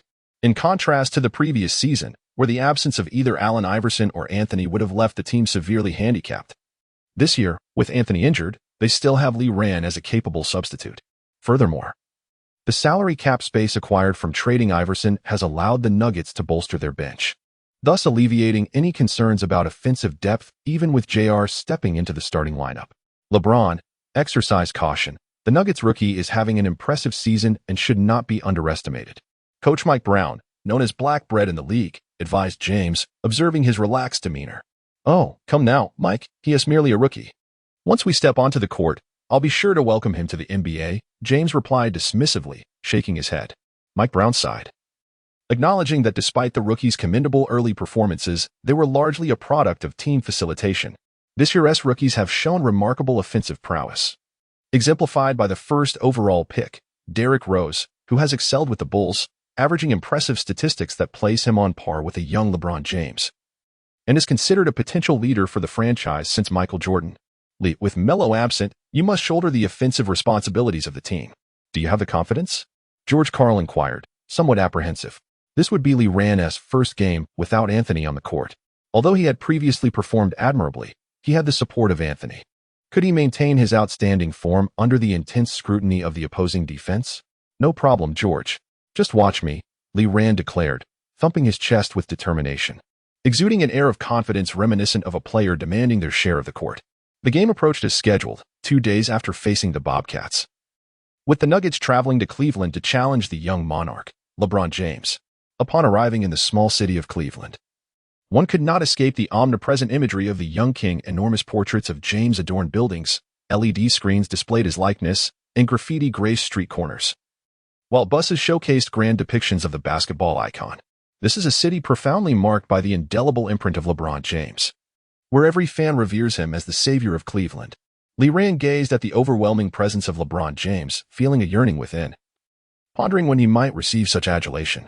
The match was slated for 7 in the evening, and the two teams entered amidst a roaring wave of cheers from the crowd. Naturally, James was the grand finale. As he stood at the scorer's table, casting magnesium powder into the air, he elevated the arena's atmosphere to its zenith. He is indeed the chosen one, the heralded figure in the ongoing narrative of 23 versus 24. Lee Ran stood on the bench, observing the relentless discourse surrounding the future of his rival. Regardless of how LeBron may safeguard his legacy, there is no denying that he currently ranks among the elite of the league. Let us see who will emerge victorious tonight. Lee Ran clenched his fists, brimming with determination as he stepped onto the court. James may be formidable, but he too possesses strength, and basketball is a team sport. Lee Ran firmly believed his teammates rivaled those of the Cavaliers. The grand battle was on the verge of commencing. Chapter 71. Hey, referee, he took steps. The Cavaliers' starting lineup underwent slight modifications today. The Brazilian sensation Varejao did not take the court as a starter.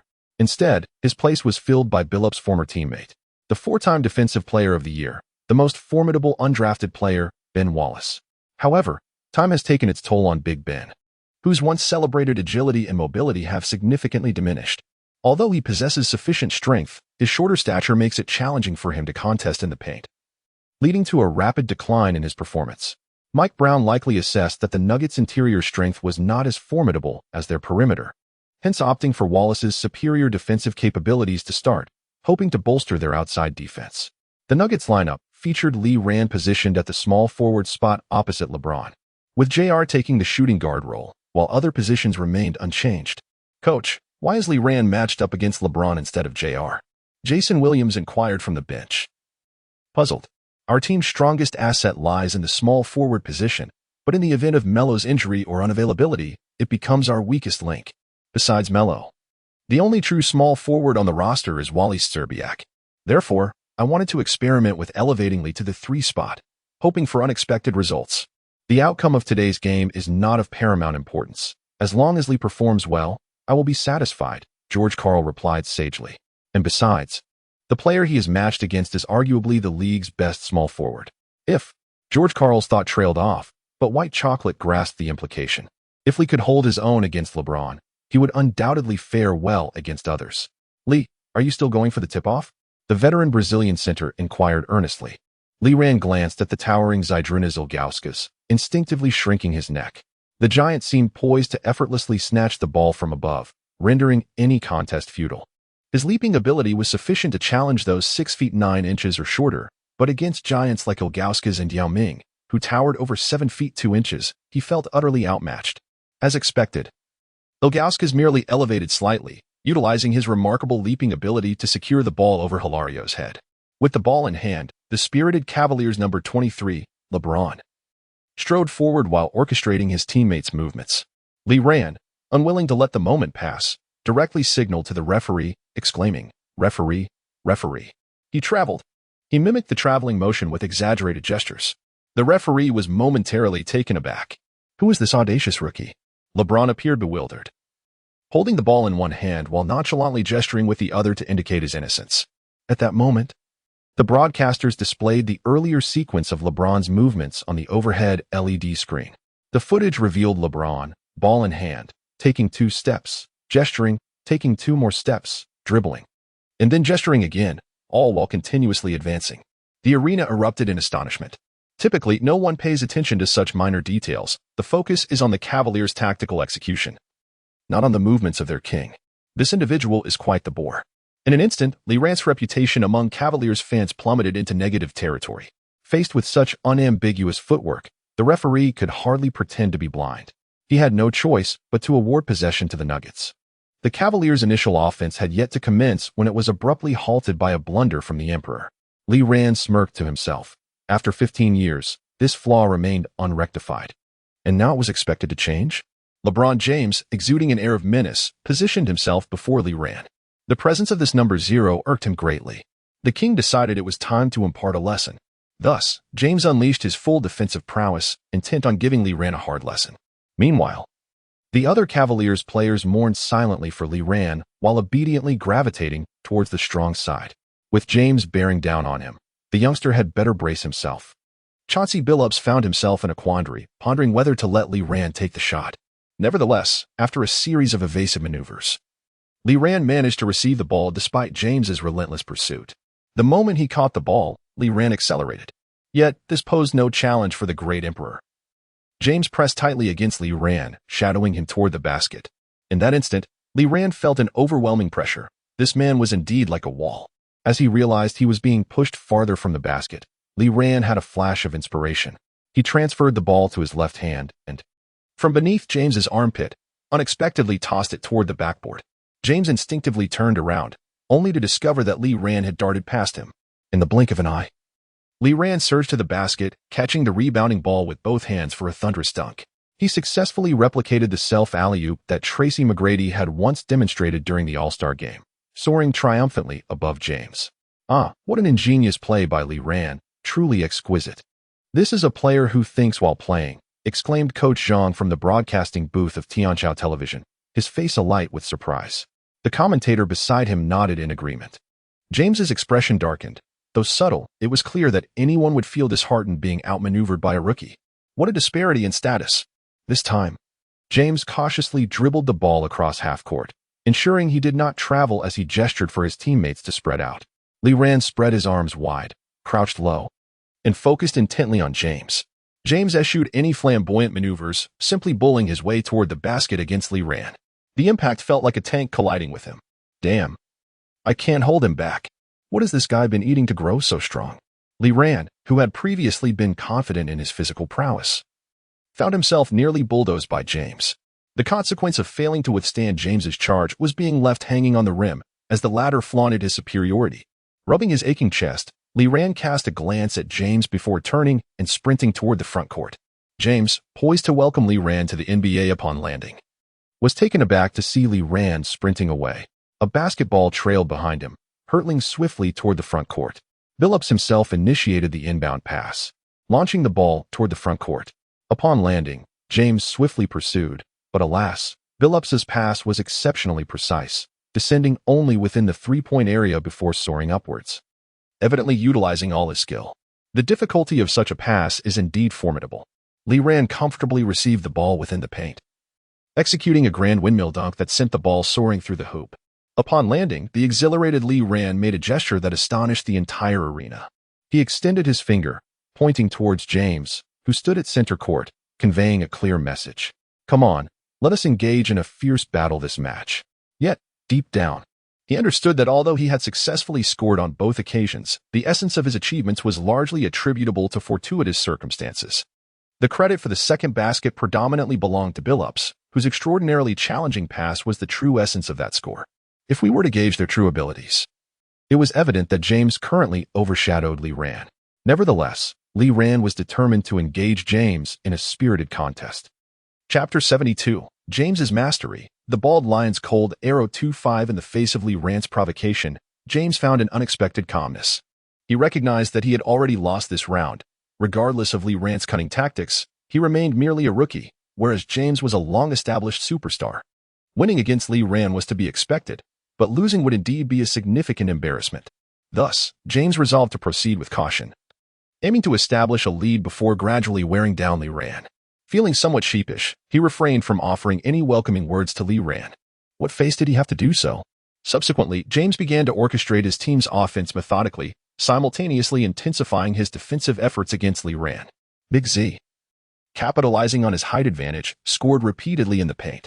Meanwhile, the Nuggets, with Li Ran tightly guarded by James, shifted their offensive focus to JR and Billups.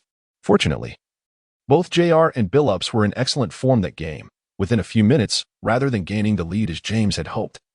Their team found themselves trailing by 2 points. Glancing at his statistics, 2 points, 3 assists, and 3 rebounds, James let out a sigh. Alas, his teammates were lacking in support. It seemed he would have to take matters into his own hands. After a brief circuit, he once again seized the ball, facing Li Ran at the arc. Big Z swayed his massive frame to set a screen, and James charged towards the basket, shaking off the defender, Hilario. Upon entering the paint, James soared into the air, filled with pent-up frustration, and slammed the ball towards the hoop. Yet, mid-flight, he felt an unexpected impact, followed by a piercing screen. Li Ran, struck by James, exaggeratedly skidded out of bounds as if hit by a cannonball. The referee, inclined to grant James a favorable call, was thwarted by Li Ran's impeccably clean defense. Li Ran had effectively positioned himself along James's path, remaining motionless until the collision occurred. The whistle blew, offensive foul. James was left stunned. Such a magnificent display of his signature move, and he was called for an offensive foul? Li Ran lay on the ground, being helped up by JR and Kenyon Martin, a triumphant smile gracing his face. What did he think he had learned from the special training in the system space? Setting aside the unsportsmanlike conduct of others, their defensive prowess was undoubtedly above average. Whatever he absorbed from them would suffice for a long time. After Big Z's screen, Li Ran had opted not to switch defenses, abandoning Big Z to move toward the basket. As Hilario was shaken off by James, Li Ran had already positioned himself on James's inevitable path. James's dunk was flawless, yet Li Ran's acting was even more impressive. Their contact was minimal, yet Li Ran artfully transformed it into a scene reminiscent of a car crash. Muttering in dissatisfaction, James cast a glance at the upright referee before tossing the ball aside and retreating to the backcourt.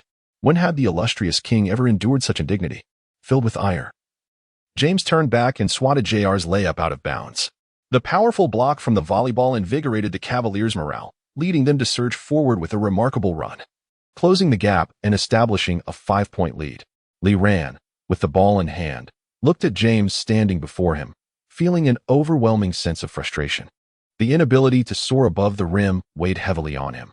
Noticing that Li Ran was effectively stifled by James, Billups maneuvered with West to request the ball. Li Ran feigned a pass, but suddenly, with a slightly awkward inward shift of his right foot, he leaped on the spot, tilting slightly back as he released a jump shot. James reacted with lightning speed, reaching out in an attempt to block, yet could only watch as the ball glided past his fingertips, creating a gentle breeze. James' signature move, the bald lion's cold arrow, was unleashed. The 45-degree jump shot is indeed a formidable weapon in James' arsenal, yet fans often jest that only he believes he has deceived everyone, when in truth, he has only deceived himself. However, James' explosive drives are so potent that defenders often fail to disrupt his shots in time. At this juncture, James had yet to master this skill. His three-point shooting could only be deemed above average, rather than precise. The hard-earned 5-point lead evaporated into 2 under Lee Rand's icy three-pointer. James then took to the front court, determinedly driving against Kenyon Martin, scoring while drawing a foul. At the free throw line, he showcased what it means to be a classic player. His shot ricocheted off the rim, and Lee Rand leapt high to secure the rebound. As he landed, Lee Rand accelerated, intent on launching a fast break. However, James was positioned at the free throw line, slightly behind Lee Rand, with his legs spread wide. James surged into the front court at an astonishing speed, resembling a galloping gorilla, not the most graceful sight, but speed was of the essence. As Lee Rand approached the three-point arc, he noticed James hot on his heels, and a chill ran down his spine. This man was fast. Yet, an opportunity for a one-on-one presented itself. Despite the looming threat of James, renowned for his shot-blocking prowess, Lee Rand was eager to seize the moment. Moreover, more defenders were closing in, and he did not wish to squander this rare chance. Thus, Lee Rand pressed forward, charging towards the basket. As he leapt, James also soared. Extending his large hand towards the basketball nestled between Lee Rand's palms, aiming to impart an unforgettable lesson by swatting the ball against the backboard. However, just as James' fingers were about to graze the ball, it mysteriously vanished before him. Lee Rand executed a deft folding maneuver in midair, gliding smoothly, before utilizing his core strength to propel himself, creating an illusion of suspended motion in the air. After evading James' block, he emphatically slammed the ball into the hoop. In a moment of unexpected brilliance, James leapt to the sky, his hand striking the backboard with a crisp sound, only to be immediately overshadowed by the thunderous roar of Lee Rand's dunk. Upon landing, Lee Rand released a triumphant howl towards the heavens. This marked his first significant victory in a one-on-one encounter against James during this match, filling him with an overwhelming sense of joy. After all, his opponent was none other than James. Lee Rand had nearly exhausted all his advantages to achieve this moment. His maximum sprint speed prevented James from positioning himself defensively in advance, while his remarkable vertical leap provided him with the opportunity to adjust midair. Nevertheless, he had come perilously close to being blocked by James. How challenging this was. Lee Rand felt tears of frustration welling up inside. This formidable opponent was exceedingly difficult to overcome, and he had nearly faced a counterattack. Chapter 73. The possession of Lee Rand by the inner demon in the midst of Lee Rand's arduous leveling and boss battles. Let us momentarily set aside the details of his exploits. The first quarter concluded amidst a spirited contest between both teams. Undoubtedly, the standout performers for this quarter were Lee Rand and James. James amassed an impressive tally of 10 points, 4 rebounds, and 4 assists, striding confidently towards a triple-double. Meanwhile, Lee Rand contributed 12 points and 5 rebounds, yet he registered no assists and succumbed to James' staunch defense, resulting in 3 turnovers for the quarter. His passing prowess fell short under the pressure exerted by James, inhibiting his ability to facilitate scoring opportunities for his teammates. Having played the entirety of the first quarter, both players took a respite in the early part of the second quarter. At this juncture, the alterations stemming from Lee Rand's butterfly effect during the off-season began to manifest on the court. In the original timeline, Kubiak was playing for the Cavaliers this season, but now he found himself with the Nuggets. The American small forward, born in Spain, had evolved into a competent bench player, consistently contributing around 10 points per game, a reliable scorer. Indeed, it is noteworthy that, while he exhibited remarkable shooting accuracy, his scoring methods extended beyond mere shooting. Despite never having entered the elusive 180 club in any season, he maintained impressive shooting percentages over many years, hovering just a step away from that prestigious threshold, a bittersweet reality. For instance, during his peak season in 2005 to 2006 with the Timberwolves, he boasted a comprehensive stat line of 20, 53, with shooting percentages of 49, 5, 50, 6, and 89. 6. In the second quarter, Coach George Karl substituted Lee Rand for Kubiak, simultaneously introducing J.R. Smith onto the court, tasking the season's 6th man with leading the bench unit. The dynamic J.R., in tandem with the seasoned Kubiak and the crafty White Chocolate, swiftly seized control of the game. In this quarter alone, Kubiak made 3 three-point attempts, all of which found their mark, yielding 9 points, while J.R., channeling his inner Jordan, netted 8 points in mere minutes, prompting James to return to the court prematurely. James, witnessing the precarious advantage he had fought so hard to establish evaporate at the hands of his teammates, felt a sense of exasperation. Our sovereign is unmatched, he mused. Yet alas, my teammates falter. James re-entered the game, but Lee Ran remained benched under Coach Carl's directive, with Billups now orchestrating the on-court dynamics. The floor general executed his duties with aplomb. Although James was a formidable force, Lee Ran's presence on the court had nonetheless preserved a slender 2-point lead for the team. By this point, James had already notched 15 points, 7 rebounds, and 5 assists, his sights set on another 30-point game. With 3 minutes remaining in the second quarter, Lee Ran finally made his entrance, while Kubiak, satisfied with his contributions, exited the court, content with the positive atmosphere within the Nuggets organization. Kubiak eagerly anticipated the unique experiences that awaited him, perhaps a championship. Upon his entry onto the court, Lee Ran was immediately greeted by a warm summons from James. Observing the two closely intertwined, exuding an air of camaraderie, one might mistakenly believe they were the best of friends off the court. Yet only James was aware of the potential bruising developing around his waist, pondering the origin of the myriad of subtle antics emanating from Lee Ran. Unable to endure the incessant disturbances, James, in an attempt to extricate himself from Lee Ran's grasp, inadvertently exerted more force than intended, delivering an elbow aimed squarely at Lee Ran's face. With a pained cry, Lee Ran fell to the ground, rolling 4 times, clutching his face, nearly tumbling out of bounds. The referee promptly halted the game, fearing Lee Ran's visage was now a canvas of crimson. However, when Lee Ran, with the aid of the team physician, lifted his hand from his face, it revealed no alteration to his fair and handsome features, not even a hint of swelling. Such thick skin, the referee mused, awarding James a foul. After enduring relentless harassment from James over the past few days, Lee Ran was hardly fazed by such antics. Just before James's elbow could make contact, he had already reclined backward. The rest? Merely a matter of observing the performance of the young star. Oh, no, the esteemed Lee. James, having suffered an unexpected setback, found his pre-game buoyancy dissipated, glaring at Lee Ran with a ferocity that sent shivers down Lee Ran's spine. Oh no, it seems I've provoked him, Lee Ran thought, silently retreating to the far corner to bide his time. The wrath of James in full force was a spectacle Lee Ran preferred to avoid. In a state of explosive fervor, James was an unstoppable force for the Nuggets, scoring 7 consecutive points, reclaiming the lead by halftime. As the first half concluded, the home team Cavaliers held a narrow advantage of 55-50 over the Nuggets.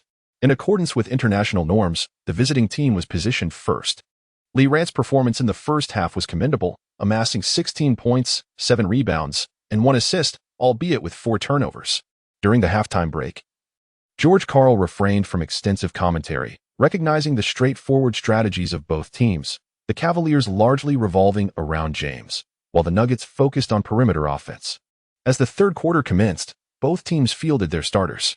James continued to exhibit divine prowess. However, in the face of the combined efforts of Billups, Lee Ran, and Jr., the score remained tightly contested. By the end of the third quarter, James had tallied 32 points, while Lee Ran contributed 21. Should Lee Ran achieve a score reminiscent of 2010 in this match, he wondered what ratings the system might bestow upon him.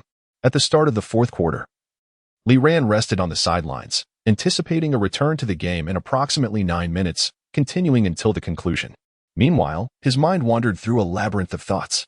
Having played 3 games thus far, the first had shattered scoring records, leading to a victory that earned him an S rating and a generous reward of 1,000 ability points. The second game, rated B, granted him 500 ability points. Both encounters ended in triumph. A loss would result in a direct halving of rewards and a diminished rating. If he secures another victory in this match, his skill points should reach 2,000, enabling him to continue his training at the system training camp, thus allowing him to train an additional 8 hours each day compared to others. However, the primary objective remains winning the game. After engaging in a tactical battle with James for 3 quarters, Lee Ran resolved to confront him head-on once he returns to the court, no longer shying away from the challenge. Since entering the league, he has consistently encountered formidable obstacles before him. He cannot afford to circumvent them each time. He must conquer these towering challenges. Although the path may be arduous, every journey must have a beginning. Let it commence with James. Upon re-entering the game, James observed the spirited Lee Ran, pondering what motivational words George Karl had imparted to him during his time on the bench. Yet, this is advantageous. The more one resists, the more invigorated the Emperor becomes. At this juncture, the Denver Nuggets find themselves in a precarious situation, trailing by 10 points. James has already amassed an impressive tally of 36 points, 8 rebounds, and 5 assists, And with over 8 minutes remaining in the game, reaching 40 points seems assured, with the possibility of even approaching 50 points. Chapter 74. On the extent of Li Ran's endurance against adversity, Li Ran advanced to the front court, one hand supporting James as he deftly maneuvered towards Billups to request the ball. James remained fully concentrated. Li Ran's speed was astonishing, and even he had to exert himself to intercept Li Ran's subsequent breakthrough. Indeed, the moment Li Ran received the ball, he accelerated, and James positioned himself timely in front of him. Kenyon Martin stepped forward to set a screen for Li Ran while James slipped by. Li Ran, unable to seize the fleeting defensive gap, surged towards the paint, relying on the slightest opening created by the screen. James raised one hand high. His body pressed against Li Ran, preventing him from comfortably penetrating the lane. Observing Li Ran being pushed back towards the perimeter once more, a smile crept onto James's face. His strength was evidently effective against Li Ran. However, to everyone's surprise, upon exiting the 3-second area, Li Ran ingeniously leveraged James's force, stepping forward significantly to land on the three-point line, releasing a jump shot. The magnitude of his step left James with no choice but to watch as Li Ran took the shot. Moreover, as Li Ran shot, he elevated one leg forward, constricting the defender's space considerably, a small technique he had acquired at the elite training camp. The two-pointer gracefully fell through the net, marking Li Ran's 23rd point of the evening. James subsequently attempted a breakthrough but failed to score, allowing Li Ran to secure the rebound and initiate a fast break alongside Billups. Although Li Ran's final drive did not result in a basket, it led to a foul by Westbrook. Standing at the free throw line, Li Ran confidently sank both shots. Varejao, frowning as he watched Li Ran score 4 consecutive points, approached James and whispered a few words in his ear. James nodded expressionlessly in response. Varejao suggested, "You can let him in. I will handle him." Known for his acting prowess, Varejao felt assured in his abilities, and he noted that Li Ran had already accrued 3 fouls. One more would render him cautious, especially with half a quarter remaining. Yet, Varejao remained unaware of the tribulations Li Ran had endured in recent days. Compared to those experiences, Varejao's acting could only be deemed competent, lacking any true brilliance. James scored 2 points on a breakthrough, maintaining an 8-point lead. This time, Li Ran effortlessly maneuvered past James, with the two entangled as they entered the restricted area. Varejao had already positioned himself on Li Ran's attacking path, prepared to retaliate in kind. Feeling the pressure of being sandwiched between Varejao and James, Li Ran remained undeterred. "You may have misunderstood my leaping ability," he thought. Seizing the opportunity as James adjusted his stance, Li Ran took a significant step forward and leaped almost directly into Varejao's face. At the moment of exertion, the muscles in Li Ran's calves tensed with iron-like firmness. In an instant, the power accumulated in his calves and thighs surged forth like a spring rebounding from its base. Varejao, hands raised, could only watch in astonishment as Li Ran soared above him. Despite being a commendable rim protector at 211 centimeters tall, Varejao found himself at a loss against Li Ran's remarkable ascent. However, for Li Ran, it was insufficient. With his legs spread apart and a single hand gripping the ball, he forcefully slammed it into the basket over Varejao's head, subsequently landing atop Varejao. Unable to withstand the impact, Varejao toppled heavily backward. Li Ran clung to the rim, his gaze icy as he regarded the bewildered Varejao sprawled on the ground. The referee's whistle sounded at the opportune moment.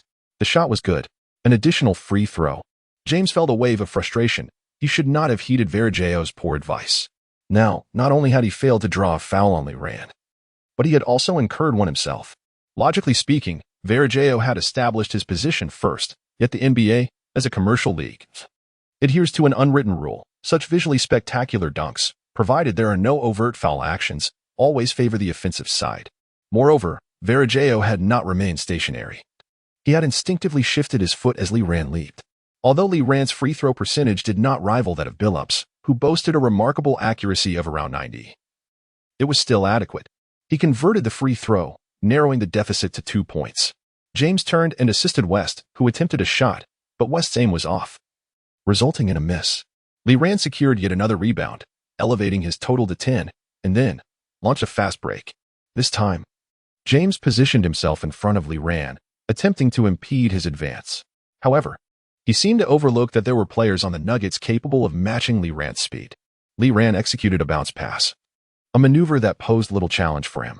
JR appeared almost spectrally at the ball's landing spot, seizing it, and driving into the paint. He capped the fast break with a magnificent two-handed dunk. Today, JR had evidently tuned himself to the caliber of Jordan, having already amassed 18 points. A three-point deficit was hardly secure, especially with over 4 minutes remaining in the game. Noticing his teammates' struggles, James resolved to take charge for the remainder of the match. It was not entirely his teammates' fault. Throughout the game, James had been engrossed in one-on-one confrontations with Lee Ran. Although he had outscored Lee Ran, the sheer volume of his attempts invariably diminished his teammates' shooting rhythm. Billups had previously articulated this very concept to Lee Ran during their first match. Few players in the league possessed the ability to seize control in the final moments, but James undoubtedly belonged to that elite group.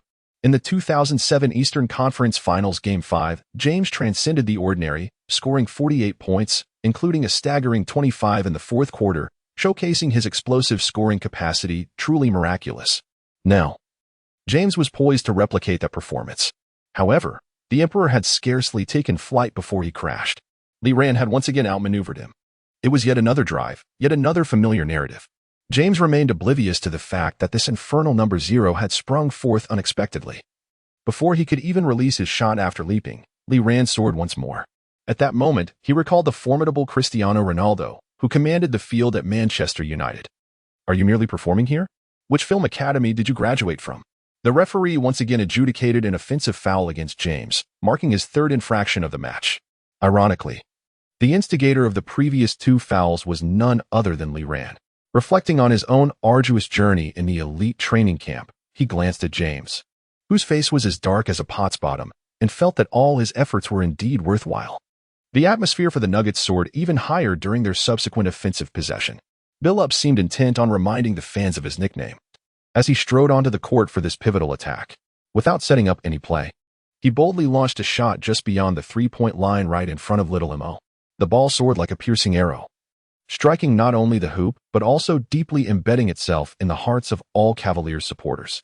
The score was leveled, thanks to the man known as Mr. Clutch. Chapter 75, The Final Assault versus the last strike. As the clock ticked down to 2 minutes and 46 seconds in the fourth quarter, the score stood at 95-95. With the Cavaliers in possession, LeBron James, his expression as stoic as the depths of a stormy sea, orchestrated the movements of his teammates from the top of the arc. The Cavaliers players maneuvered with precision. He passed the ball to the wing, where Mo was stationed, and then swiftly darted towards the opposite baseline. Utilizing the double screen set by his teammates, Mo advanced to the midcourt, breaking through the defense and subsequently distributing the ball to James. With a fierce drive, James surged towards the basket, leveraging his strength against Kenyon Martin to score. After the basket, he raised his arms triumphantly, inciting a roar from the crowd that echoed King. This pivotal score allowed the Cavaliers to maintain a slender lead. Following this, Lee Ran attempted a drive, only to be thwarted by James, who then missed a mid-range jumper. The two teams found themselves in a scoring drought in the closing moments of the game, until 58 seconds remained when Billups drove to the hoop and drew a foul, converting the resulting free throws with ease. For Billups, free throws were almost guaranteed points. Subsequently, James charged into the paint once more, despite having rested for merely 6 minutes. His momentum was unabated, rendering him unstoppable. Lee Ran had the opportunity to block the shot, but, wary of conceding another foul, opted merely to contest the attempt.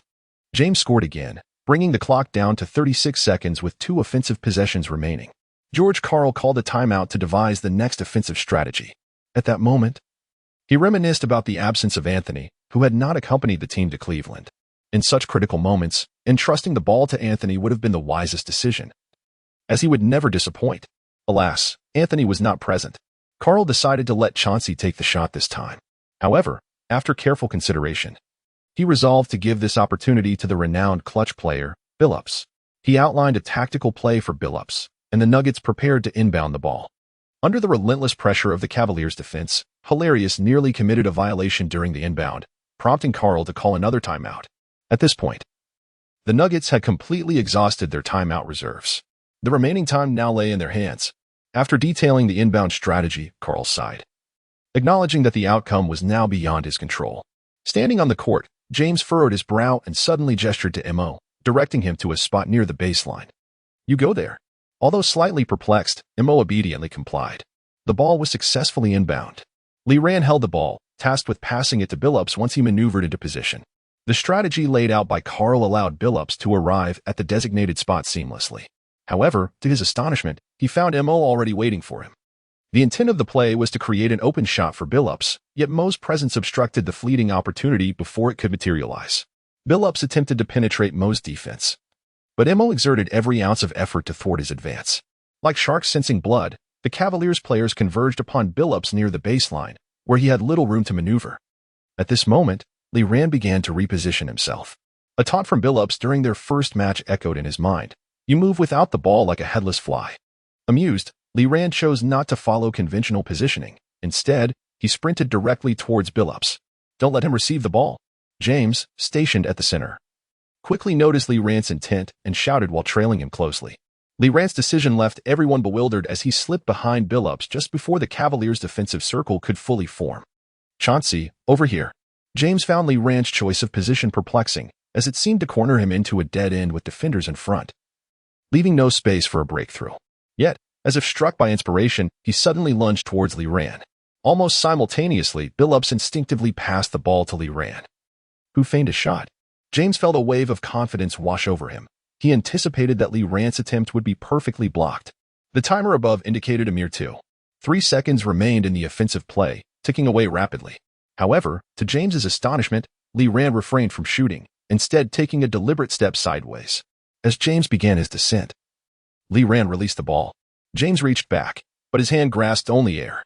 In despair, he turned to witness Lee Rand executing the shot with remarkable elegance, inwardly praying, "This shot must miss." As the ball glided through the air, the 24-second shot clock expired, signaling that this would be the Nuggets' final attempt in the regular course of play. Yet, the basketball swished through the net, shattering the last remnants of hope in James's heart. 10,099. The referee's signal was unequivocal. It was an undeniable three-pointer. Mike Brown immediately called for the team's last timeout. With 12 seconds remaining, the game was not over, and James still had a chance to salvage his team's fortunes. He devised a tactical plan aptly named Give the Ball to James. His mindset quickly stabilized, no longer shaken by Lee Rand's desperate three-pointer. He listened intently to Mike Brown's instructions, nodding occasionally, his expression focused like never before. In this game, James had already amassed 44 points, setting a new season high. His scoring could potentially increase, contingent upon making this final shot. The timeout passed swiftly, and both teams returned to the court. George Karl strategically substituted the more formidable shot blocker, Birdman Anderson, for Kenyon Martin, fully aware that the last shot for the Cavaliers would undoubtedly be taken by James, with no alternative option in sight. The towering presence of Big Z ensured that he could deliver the ball to LeBron. As LeBron seized the ball, the Nuggets players dispersed, leaving Lee Rand alone to confront him. Rather than hastily charging into the paint, Big Z strategically positioned himself to set a screen for LeBron. With the ball in hand, LeBron advanced aggressively towards the basket, unperturbed by the presence of Hilario and Anderson. At that moment, Lee Rand made his choice, once again abandoning Big Z to drive straight to the rim. He was taking a gamble, betting that LeBron would not pass the ball and that Big Z's outside shooting was not reliable enough. LeBron leaped with astonishing height, while Anderson despaired as he realized his hands could not reach the ball. Hilario, positioned behind LeBron, was equally helpless. As LeBron watched the ball leave his fingertips, it soared along the path he had practiced countless times, instinctively etched into his muscle memory. A smile crept across his lips. It was over. Just then, a massive yellow hand suddenly invaded LeBron's line of sight. How could this be? LeBron's pupils dilated in shock.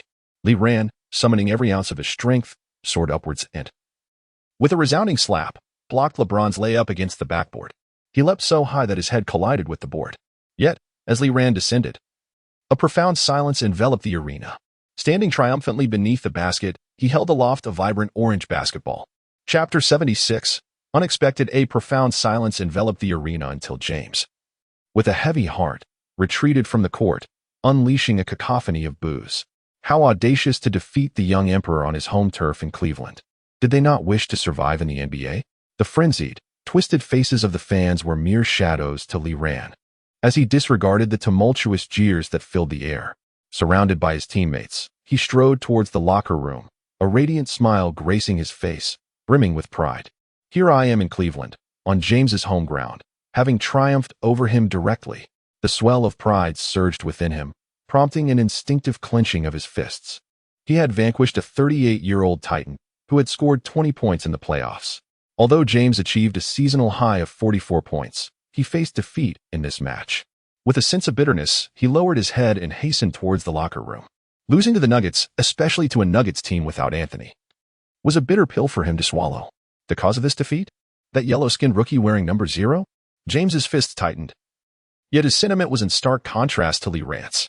With an all-encompassing stat line of 26 points, 12 rebounds, 3 assists, 2 steals, 2 blocks, and 5 turnovers, Lee Rand undoubtedly emerged as the best player of the game and the principal architect of the Nuggets' victory. In the cramped locker room of the Cavaliers, the players celebrated modestly, while George Karl, with a beaming smile, observed them before quietly stepping out. Winning against such a formidable team as the Cavaliers on their home ground was undoubtedly a cause for jubilation. As he closed the door, George Karl cast one last glance at Lee Rand, who stood at the center of the locker room, reveling in the cheers of his teammates, his eyes reflecting a hint of inscrutable meaning. Lee, you have indeed triumphed over LeBron. On the bus heading to the airport, Lee Rand received a call from Rose. Rose, brimming with excitement, spoke as if he himself had defeated the Cavaliers. The Bulls had also emerged victorious in their recent match, overcoming Al Horford's Hawks 113-108 at home. Thanks to Rose's stellar performance, he played for 42 minutes, scoring 26 points, grabbing 10 rebounds, and dishing out 6 assists. Since the season commenced, he had rapidly become the Bulls' core player, averaging over 25 points per game, and currently led the rookie rankings, standing proudly at the top. The Bulls had transformed from last season's bottom dwellers to a playoff contending team, now holding a record of 4 wins and 4 losses, ranking 7th in the Eastern Conference. Upon returning to Denver, George Karl granted the players a half-day respite. After a good rest, Lee Rand returned to the Pepsi Center in the afternoon to resume training. Their next match awaited them the following day, a formidable challenge indeed. The Nuggets were set to venture to the East Coast to face the formidable reigning champions, the Boston Celtics. The silver lining was that Anthony had returned just in time, having missed only the previous game. Observing Anthony dominate during practice, George Karl nodded approvingly from the sidelines. Even against the defending champions, he believed that the Nuggets could stand a chance if they performed to their full potential. As anticipated, in the match that followed a day later, the Nuggets triumphed over the Celtics with a score of 95-84, securing another victory on Boston's home turf.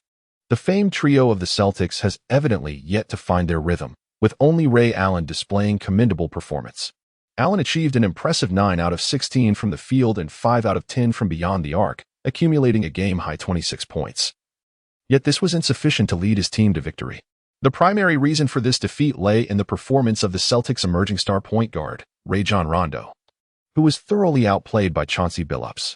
Not only did Billups amass an impressive 18 points, 2 rebounds, and 7 assists, but he also rendered Rondo ineffective, limiting him to a dismal 1 out of 8 shooting for a mere 2 points, alongside 7 assists. Overall, the Celtics' team shooting percentage languished at a meager 39.7, while the Nuggets boasted a more robust 48.8. Carmelo Anthony and Lian Li continued to serve as the team's most reliable scoring sources, each contributing 18 points. The trio's collaboration led to a resounding victory in Boston. This remarkable 3-game winning streak propelled the Nuggets out of the lottery zone and into the top 5 of the Western Conference. The prevailing dynamics of the league over the past few years have been characterized by a stark disparity, with the West exhibiting strength while the East appears comparatively weaker.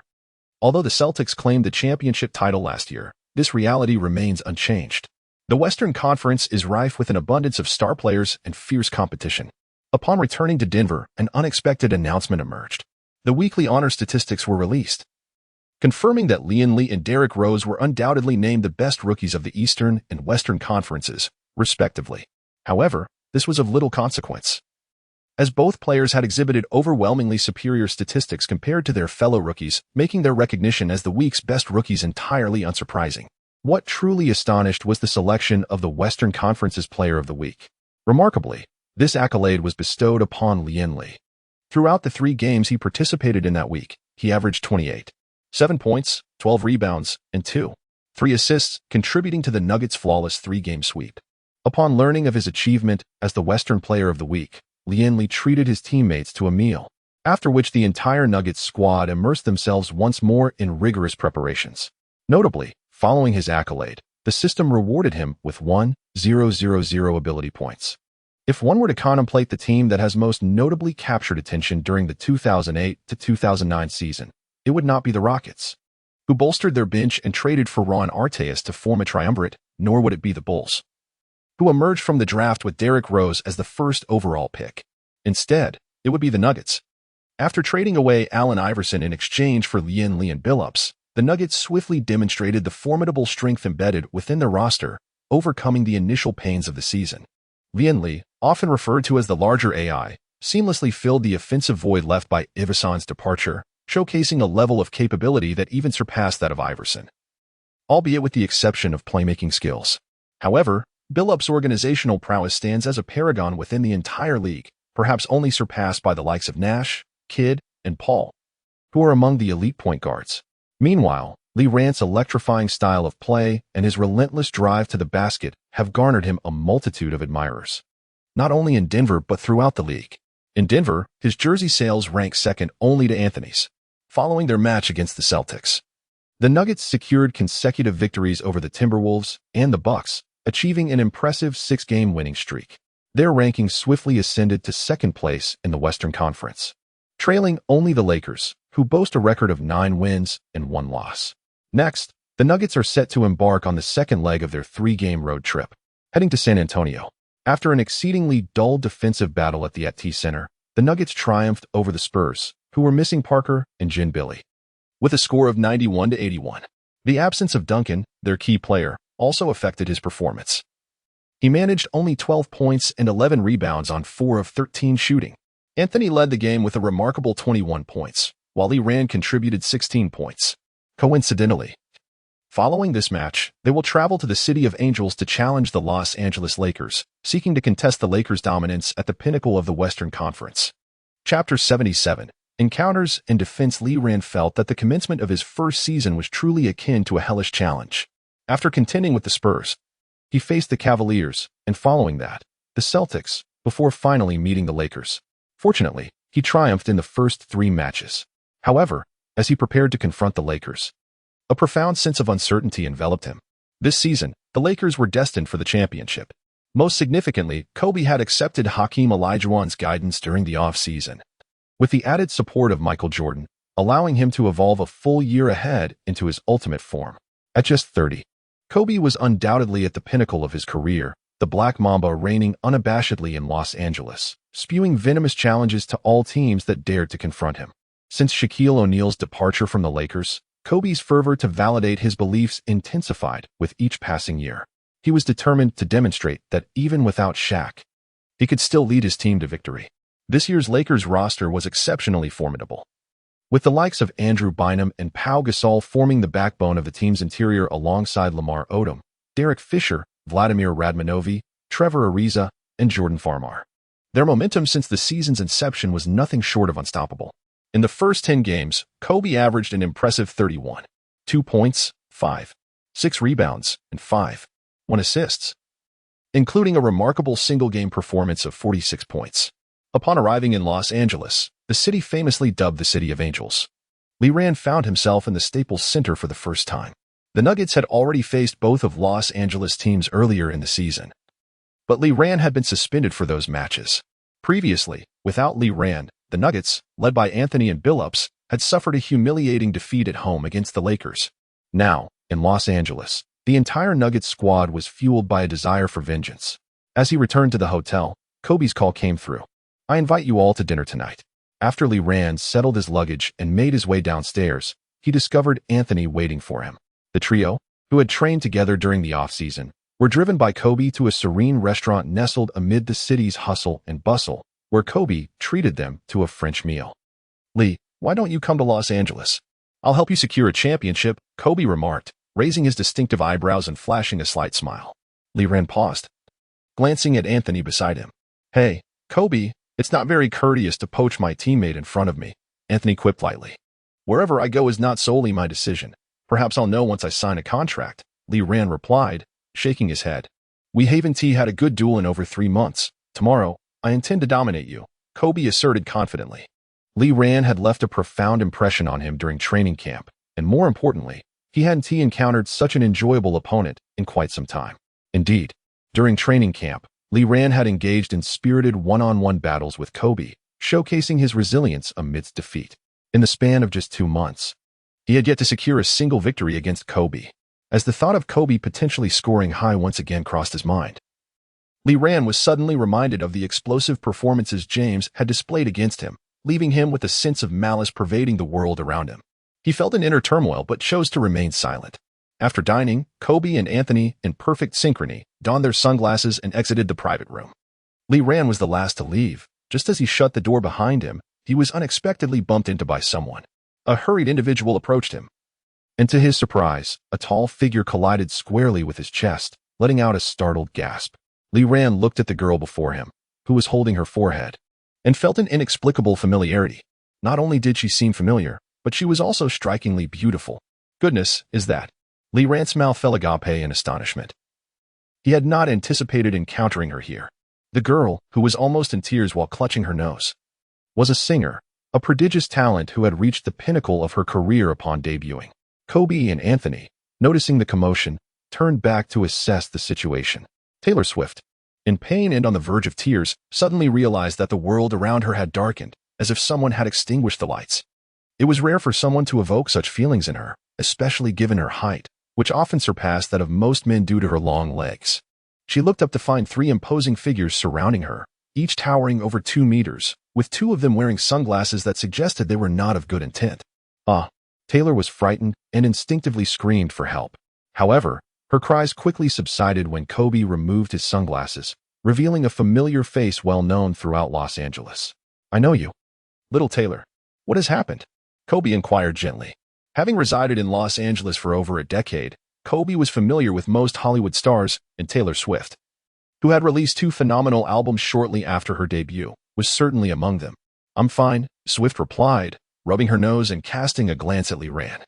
She contemplated the hardness of his chest, wondering how he had developed such formidable muscles. A brief encounter swiftly drew to a close as Kobe politely bid farewell to Swift and departed the restaurant with Li Ran and Anthony. Tomorrow promised yet another fierce battle. Upon returning to the hotel, Li Ran and Anthony stood at the entrance, waving goodbye to Kobe. As Anthony watched the vehicle fade into the distance, he pulled the hood of his sweatshirt over his head and turned to head inside. "Hey, Li, when are you going to improve your defense? Your defensive skills are significantly lacking compared to your offense. The team needs to bolster its defense, and I believe you would excel at it. Your dynamic and static talents are both top-notch, making you well-suited to be an elite perimeter defender," Anthony remarked as they made their way back to their rooms. In truth, Li Ran's defensive attributes were not exceedingly low. Aside from his steals, which were at an impressive 81 thanks to Tony Allen, his other stats hovered around the 60 to 70 range, making him a fairly competent defender. "Well, I suppose I possess some bench-worthy skills," he mused. However, in stark contrast to his remarkable offensive prowess, his defensive capabilities appear rather unremarkable. Consider the formidable opponents he faced in the previous matches: James, Allen, Richardson, none of whom are to be underestimated. Li Ran scratched his head, troubled by his future development direction, when Anthony's words struck a chord within him. Defense, it seems, is more stable than offense. Thus, there exists a well-known adage in the NBA: offense wins games, but defense secures championships. Li Ran silently resolved to shift his training regimen towards defensive skills upon his return. There remains ample room for improvement in attributes such as interior defense, perimeter defense, help defense, steals, and blocks. Moreover, rebounding is also considered a defensive skill. Therefore, if I excel in defense, could it be possible for me to contend for the Defensive Player of the Year (DPY) award? Li Ran began to daydream. Nevertheless, he was acutely aware of the immense challenge in attaining the DPOY accolade. To put it into perspective, since Jordan claimed the DPOY title in the 1987-88 season, only 2 perimeter players have earned this honor in the subsequent 21 years. Gary Payton, in the 1994-95 season, remains the sole point guard to do so, while Ron Artest achieved this feat in the 2003-2004 season. The remainder of the DPOY awards have been dominated by interior players, a trend that persisted even into the season Li Ran found himself in. Upon returning to his room, Li Ran eagerly entered the system space to commence his specialized defensive training. Chapter 78, Elbotany in the blink of an eye.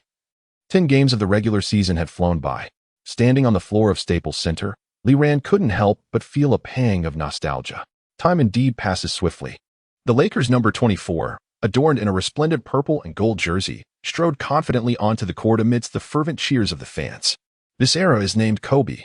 Kobe, with his hands behind his back, stood at the center of the court, and upon noticing Lee Rand directly across from him, he chuckled and winked. Lee Rand felt a surge of exhilaration.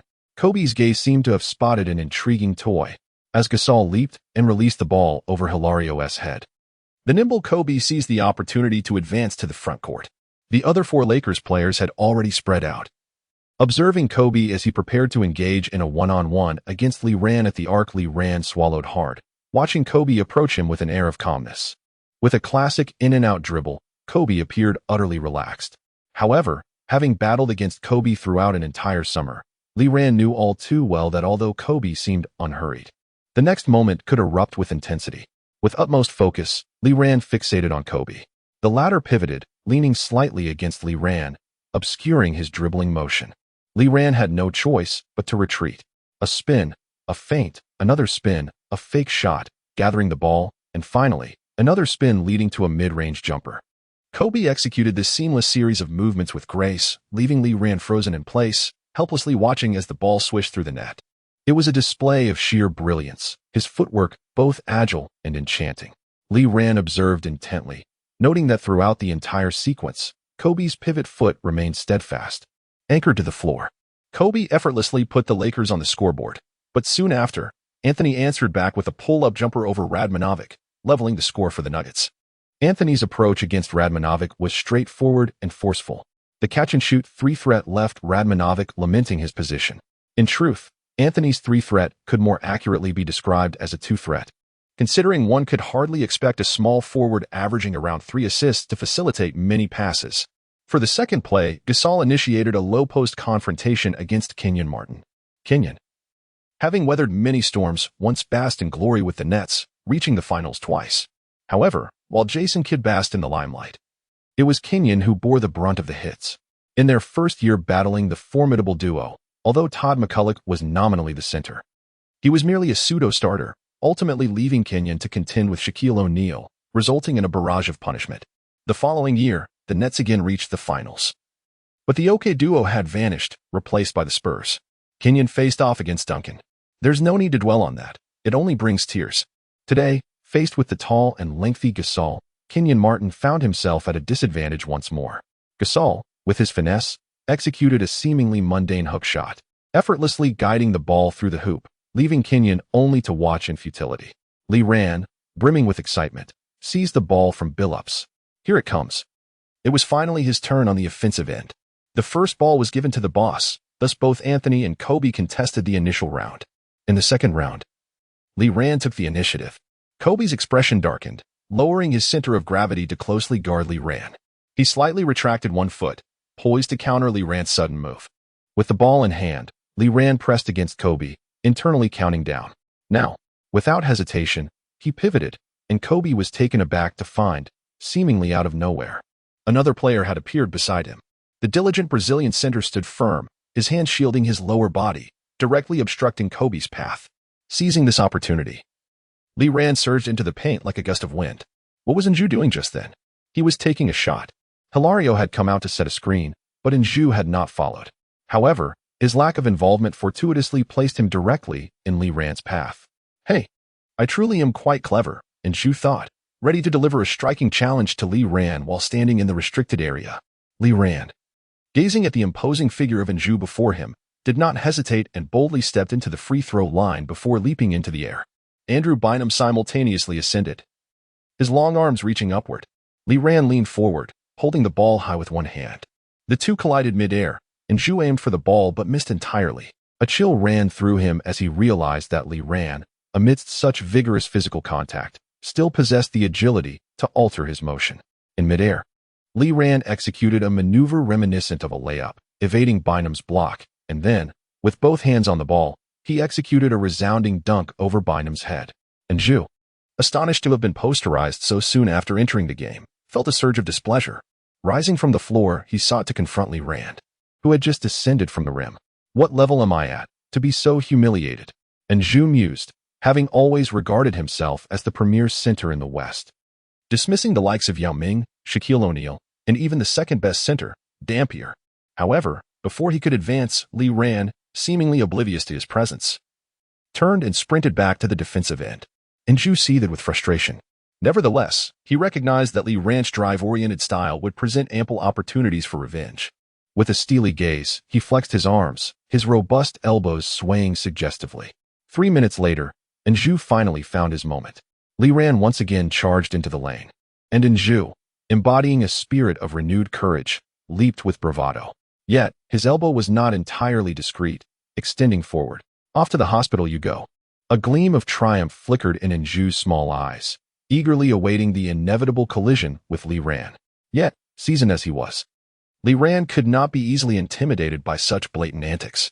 As he glided through the air, he intentionally lifted his knee. Zhu felt his elbow collide with something solid, and moments later, he plummeted from the sky.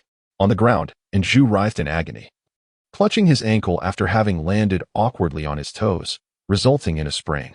At that moment, Li Ran's knee had inadvertently collided with Zhu's elbow.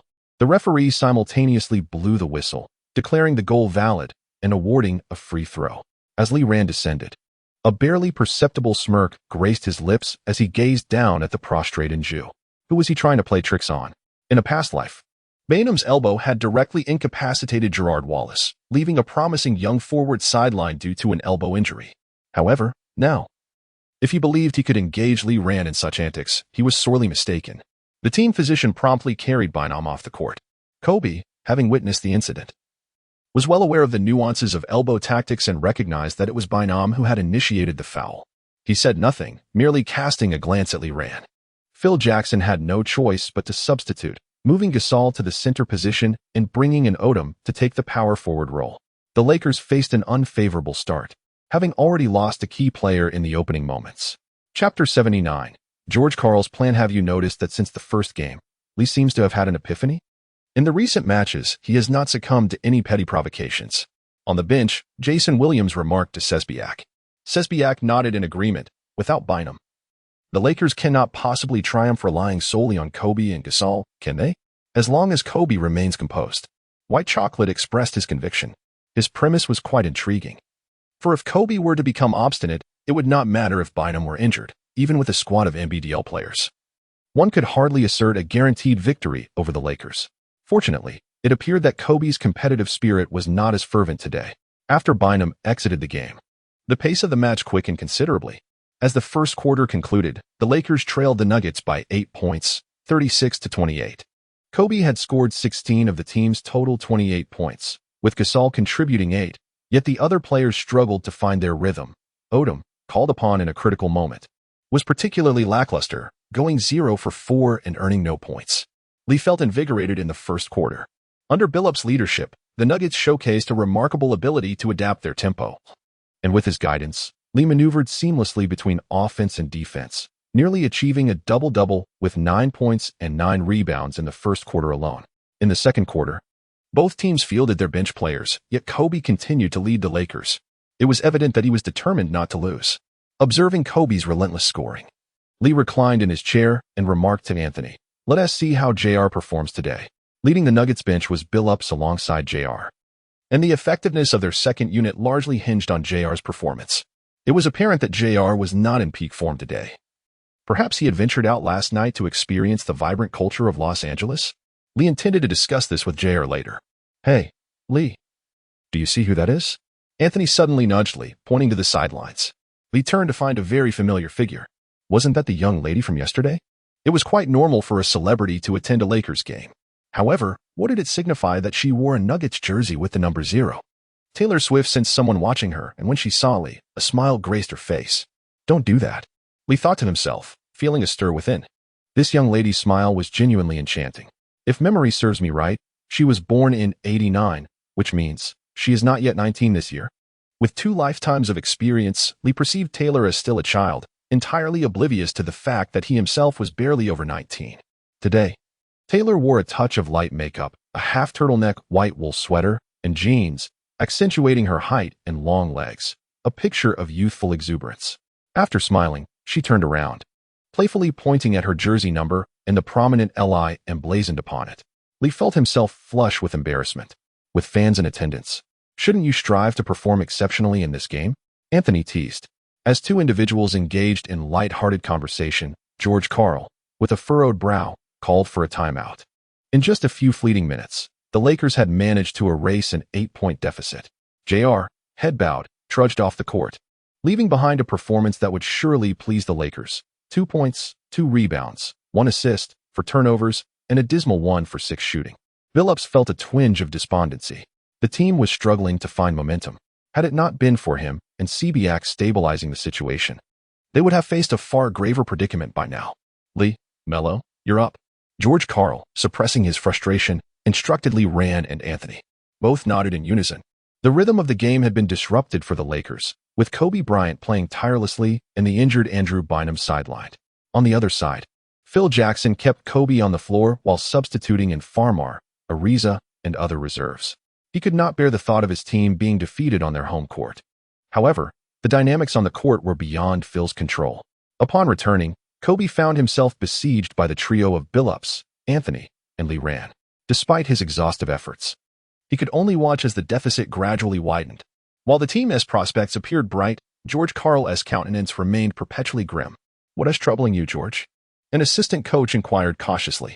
George Karl shook his head. At that moment, Gasol was positioned low, leaning against Birdman Anderson, successfully sinking a half-hook shot. "Our interior game needs bolstering," George Karl remarked, startling his assistant. To be fair, while the Nuggets did not primarily focus on the interior, their front line was not lacking. The Brazilian center and Kenyon Martin formed a commendable starting duo, despite a slight disadvantage in height. Hilario had averaged 12 points and 7 rebounds this season, while Kenyon contributed 11 points and 5 rebounds. Moreover, the bench boasted players like Birdman Anderson and promising rookie Johan Petro. Yet, as an esteemed coach, George Karl was undoubtedly aware of this. His statement carried significant weight, indicating a desire for a championship-caliber roster that could not afford any glaring weaknesses. After failing to reach the second round last year, aiming for a championship this year seemed ambitious. He was cautious of overextending himself. In fact, it was only today that George Karl resolved to seek opportunities to strengthen the roster. He planned to discuss it with the owner upon his return. At that moment, he regretted not retaining Antonio McDyess during the trade involving Iverson. McDyess had proven to be a reliable contributor as Yao Ming's backup, averaging nearly a double-double and ranking prominently on the rebounding charts. His determination stemmed from the realization that the Nuggets were holding their own against the Lakers, an undeniable championship-caliber team. Although the Lakers boasted more playoff experience, the Nuggets had their own finals MVP to anchor them. George Karl's mind raced as he contemplated potential candidates to enhance his roster. The first half of the game concluded amidst George Karl's musings, with the Nuggets leading the Lakers 65-62 by a mere 3 points. This score was achieved despite Gasol's sudden surge in the latter half of the second quarter, which helped stabilize the Lakers' situation. Anthony contributed 18 points, Lee Ran added 15, and Billups registered 10 points along with 5 assists, showcasing the trio's consistent performance. Kobe played the entirety of the first half, prompting George Karl to anticipate that he might rest on the bench at the commencement of the third quarter. Unfazed, Karl opted to deploy his formidable trio once more at the start of the third. The decision proved to be highly effective. Billups faced off against Fisher. Lee Ran matched up against Farmar, and Anthony went up against Ariza, each matchup favoring the Nuggets decisively. As expected, by the midpoint of the third quarter, when Kobe re-entered the game, the score had escalated to 83-74, with the Nuggets extending their lead to 9 points. Chapter 80. Lee Ran. When did you become the rebounding king? Kobe, backing down against Lee Ran, elegantly turned and executed a fadeaway jumper, the ball clanging off the rim and soaring high. Lee Ran, anticipating the trajectory, snatched the ball before anyone else could react and promptly passed it to Billups.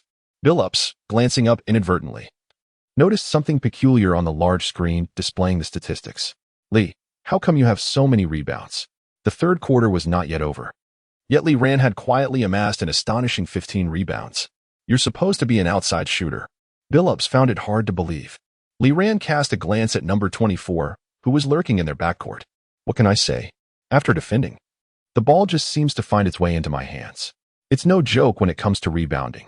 Moreover, the strategy employed in this game leaned heavily on low-post isolation plays, which drew Lee Ran closer to the basket. Gasol and Odom were left dumbfounded. How is this kid so adept at grabbing boards? He has team missed a single defensive rebound. The Lakers' greatest fear was Kobe going cold, as the others struggled to maintain consistent scoring. Relying solely on Gasol's efforts in the paint could yield some success, but he was no Shaquille O'Neal.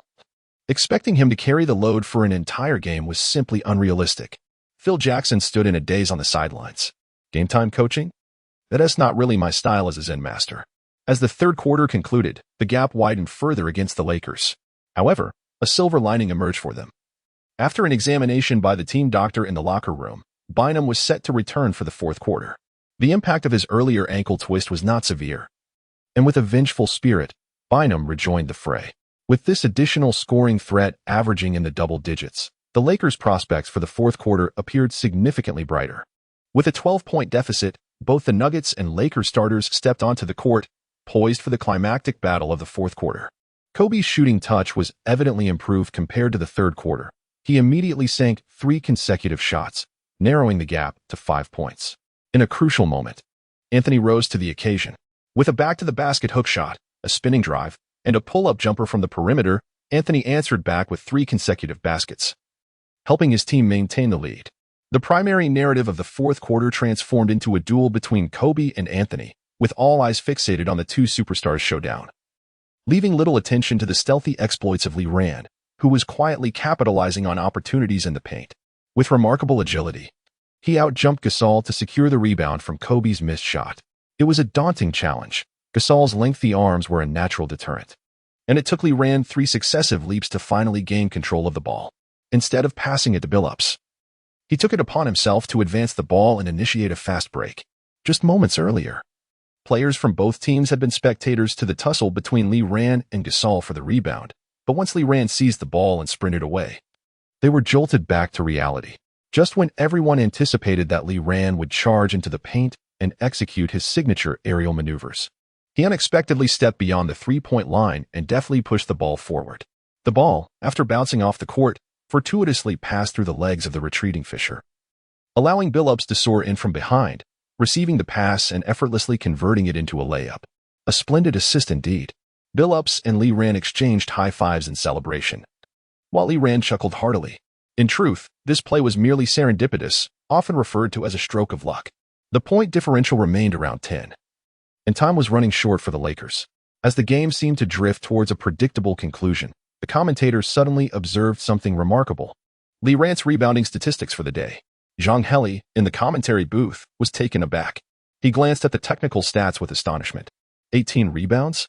I recall that the record for most rebounds in a single game by a Chinese player in the NBA was set by Yao Ming in the 2004 to 2005 season against the Suns with 22 rebounds.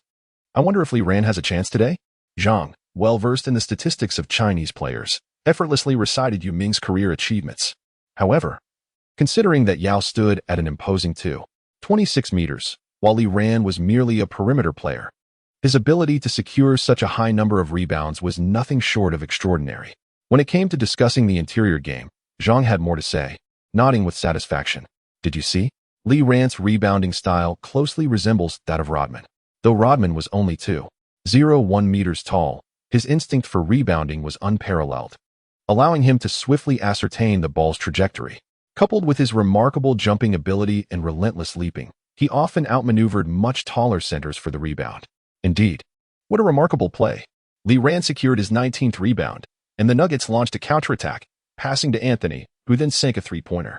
Anthony grinned as he jogged back, his index finger and thumb clasped together, the remaining 3 fingers tapping lightly against his temple. This was his signature celebration, reportedly inspired by gestures from certain Baltimore gangs. With less than 6 minutes remaining in the game, the Nuggets maintained a lead of over 10 points. 2 minutes later, Phil Jackson sighed and called for a timeout, substituting in bench players. Kobe had already tallied 35 points, and Gasol had amassed 20 points and 10 rebounds, yet they could not withstand the onslaught of the Nuggets trio. Billups recorded 17 points, 8 assists, and 2 steals, while Anthony contributed 27 points, 6 rebounds, and 3 assists. Lee Rand's statistics were the most peculiar. He had scored only 16 points, yet boasted an astounding 20 rebounds, 3 assists, 2 steals, and 1 block. The Nuggets collectively secured 54 rebounds, with Lee Rand capturing nearly 40% of that total. Most astonishingly, After the game, during an interview, Lee Rand discovered that he had ascended to the throne of Rebounding King. Prior to this match, the title had belonged to Howard. Up to this point in the season, Howard had averaged 13 for rebounds per game, and while Lee Rand had consistently trailed him by 1 rebound, today Howard struggled, managing only 7 rebounds. After concluding this match, Lee Rand surpassed Howard by a mere 0.1 in average rebounds. How long has it been since the Nuggets have boasted an NBA rebounding champion? No. It is more accurate to say that this is the first time a player from the Nuggets has been associated with such a statistic. The history of the ABA is far too distant. Yet since the Nuggets joined the NBA in 1976, they have never had a player crowned as the rebounding king. Moreover, it feels rather peculiar for a swingman to suddenly ascend to the pinnacle of the rebounding charts. The league has never lacked proficient rebounders. These towering big men are all exceptionally skilled. However, now, perched atop the leaderboard is a perimeter player standing at less than 2 meters tall. Following the defeat, Kobe was devoid of the spirit to invite Lee Rand and Anthony for a meal. Nevertheless, Lee Rand himself was not inclined to engage in casual conversation or dining. He was solely focused on returning to Denver swiftly. In his perspective, the upcoming match was of greater significance than the one against the league leaders. In the next game, the Nuggets will host the Chicago Bulls. Chapter 81. Educating Billups upon the Bulls' arrival in Denver, Lee Rand promptly called Rose. With a good friend in town, it was only fitting to treat him to a meal. You shall undoubtedly be schooled by Billups in this game, Lee Rand declared confidently at the dinner table. Rose regarded him with skepticism. His performance this year had been commendable, although it did not shine as brightly as Lee Rand's, averaging 16.35 points per game was impressive for a rookie. Lee Rand offered a knowing smile, remaining silent. This season, while Anthony remained the core of the Nuggets, the true essence of the team was embodied by Billups. Perhaps the most understated finals MVP prior to Iguodala, he had rejuvenated his career in Denver. On the court, his mastery of pace was unparalleled, allowing the Nuggets to seamlessly transition between half-court sets and fast breaks, a feat largely attributed to Billups' influence. As previously mentioned, Billups' prowess could not be encapsulated by mere statistics. Averaging fewer than 8 assists per game, he fell short of the double-digit figures boasted by other point guards. However, the Nuggets' record and the fluidity of their gameplay surpassed those of the teams led by those guards. Furthermore, Billups' tenacious defense ensured that he held his ground against nearly all opposing point guards during his tenure with the Pistons' formidable lineup. Regarding offense, with the likes of Anthony and Lee Rand, the team was not lacking in scoring power.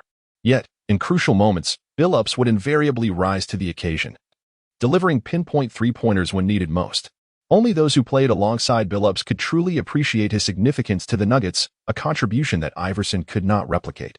Thus, Lee Rand was convinced that Rose, matched against Billups, would receive a valuable lesson. As for the outcome, did it truly matter? The Bulls were still in the early stages of their development, with Rose's supporting cast not yet fully realized.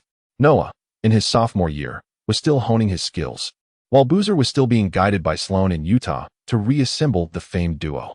Moreover, the Bulls' perimeter game appeared cumbersome, indicating a long journey ahead. As anticipated, the following day's match saw Rose's team thoroughly outclassed by the Nuggets. Remarkably, Lee Rand and Anthony hardly exerted themselves.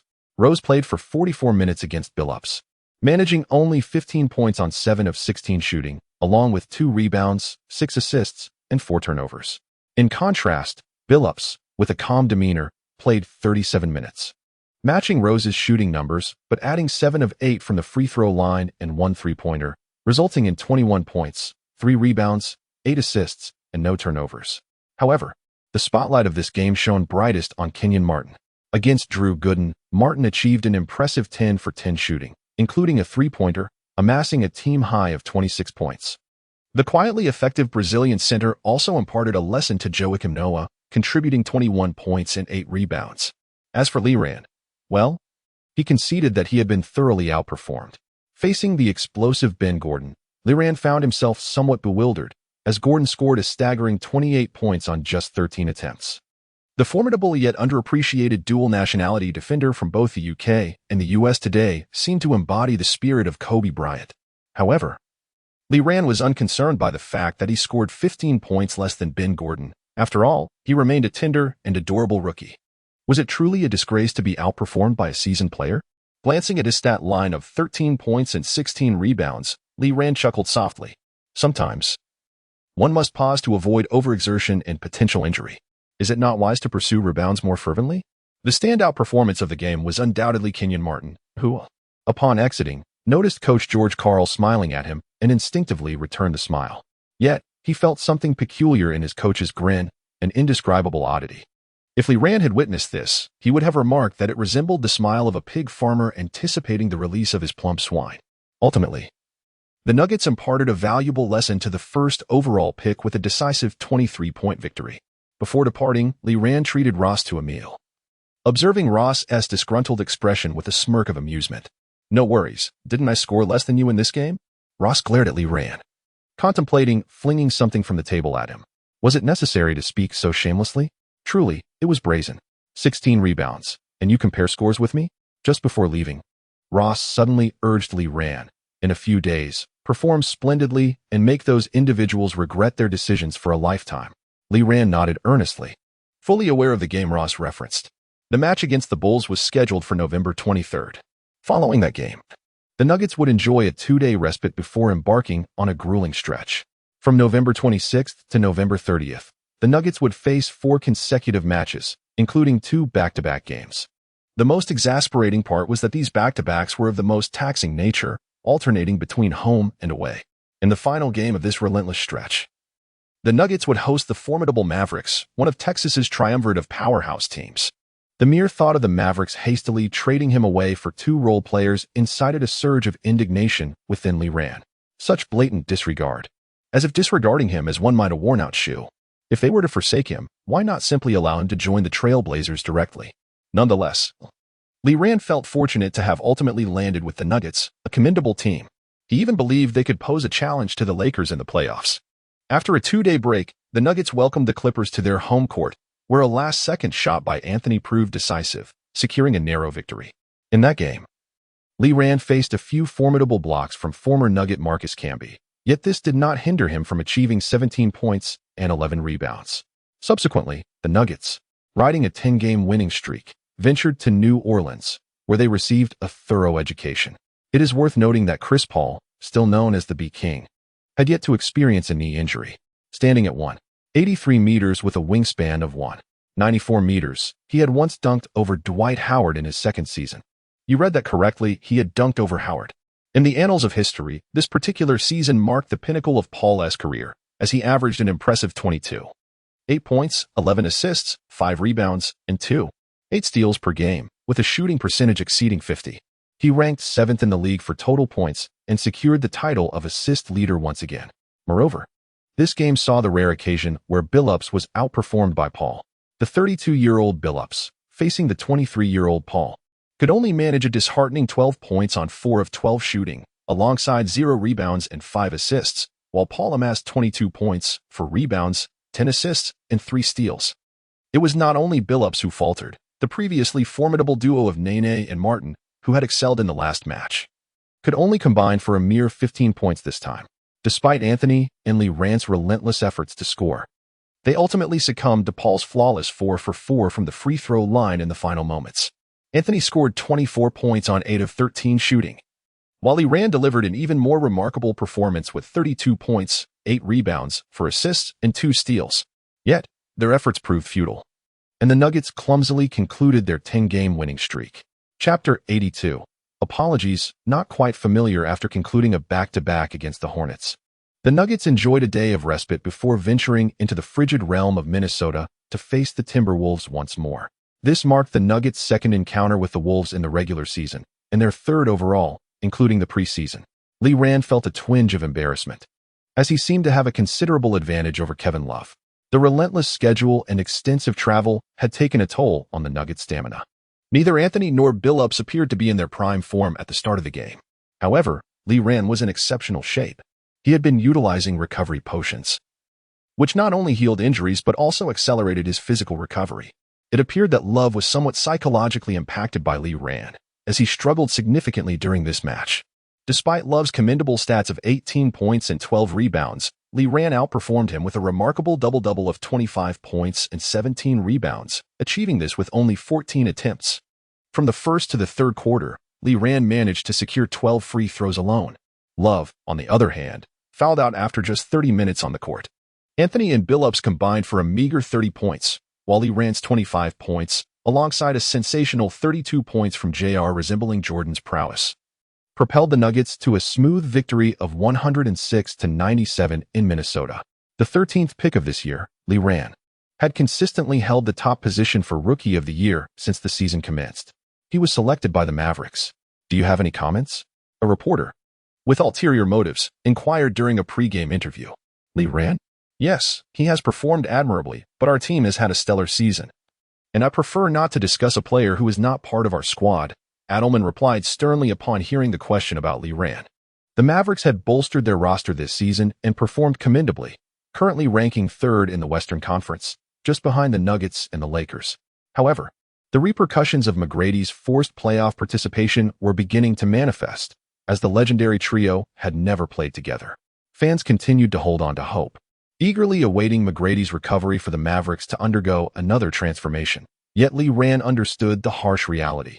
T-Mac was no longer the scoring king of old in Orlando, nor the one who scored 13 points in 35 seconds for the Mavericks.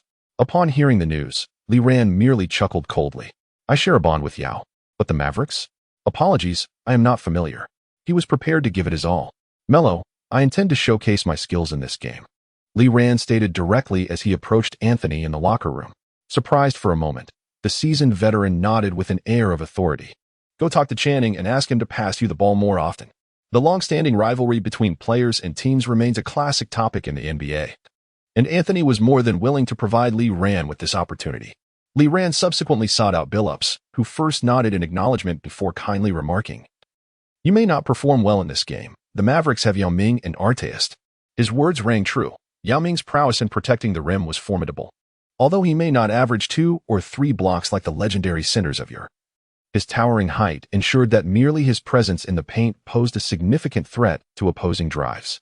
As for Artest, there was no need for elaboration. While he was better suited to guard physically imposing perimeter players, his accolades as a former Defensive Player of the Year left no room for doubt regarding his defensive capabilities. The only glimmer of good news was that Artest's lateral quickness did not quite match his strength, and with the duo primarily tasked with offensive duties, their defensive focus would be somewhat limited. In fact, the standout performer in this match was Billups, the Mavericks' 2-point guards. Whether the diminutive Brooks or the newly acquired Anthony Carter, both stood just over 6 feet tall, making Billups' size a notable advantage. However, Billups had moved past the phase of reckless bravado. He sought to make one final championship push as his career approached its twilight, with little else left to desire. Thus, that evening, Lee Rand achieved his wish to take on a primary scoring role. More importantly, the formidable barrier of Artest was diverted by Anthony's presence. The Rockets' starting lineup featured Yao Ming, Scola, Artest, Luther Head, and Brooks, shifting Lee Rand's matchup to Head. Once a slashing player, Head lacked the ability to secure a starting position, as evidenced by his career average of 8.22 points per game. His playing style was rather singular, devoid of passing skills, making him a suitable backup for McGrady, but ill-equipped for a starting role. Nonetheless, Head was motivated to prove himself against Lee Rand. After all, who among them was not a prodigy in their own right? Artest, grim-faced, shadowed Anthony, who exhibited a surprisingly subdued offensive desire that left Artest puzzled. Typically, Anthony displayed a fierce appetite for scoring, yet today he seemed remarkably composed. Meanwhile, Lee Rand confidently faced off against Head, sinking a mid-range jumper. He still harbored some apprehension regarding Yao Ming. The newly bulked-up Yao, regardless of stamina or physical endurance, was undeniably a historic force in the paint. However, you had no intentions of venturing outside. For him, rim protection was secondary to scoring for the team. As the play progressed, Brooks lobbed the ball to Yao, who, upon receiving it, established position against the Brazilian center and executed a smooth half-turn hook shot. What followed was a spellbinding display as Lee Rand engaged in a fierce contest against Yao Ming and Scola. The footwork of the Argentine player left Kenyon Martin momentarily bewildered, effectively alleviating some of the offensive pressure on Yao Ming. Meanwhile, Lee Rand repeatedly confronted Heat head-on, managing to draw 2 fouls against him in less than a quarter, forcing Heat to exit the game in disappointment. Adelman recognized the situation. It was evident that the primary scoring threat for the Nuggets lay with Lee Rand.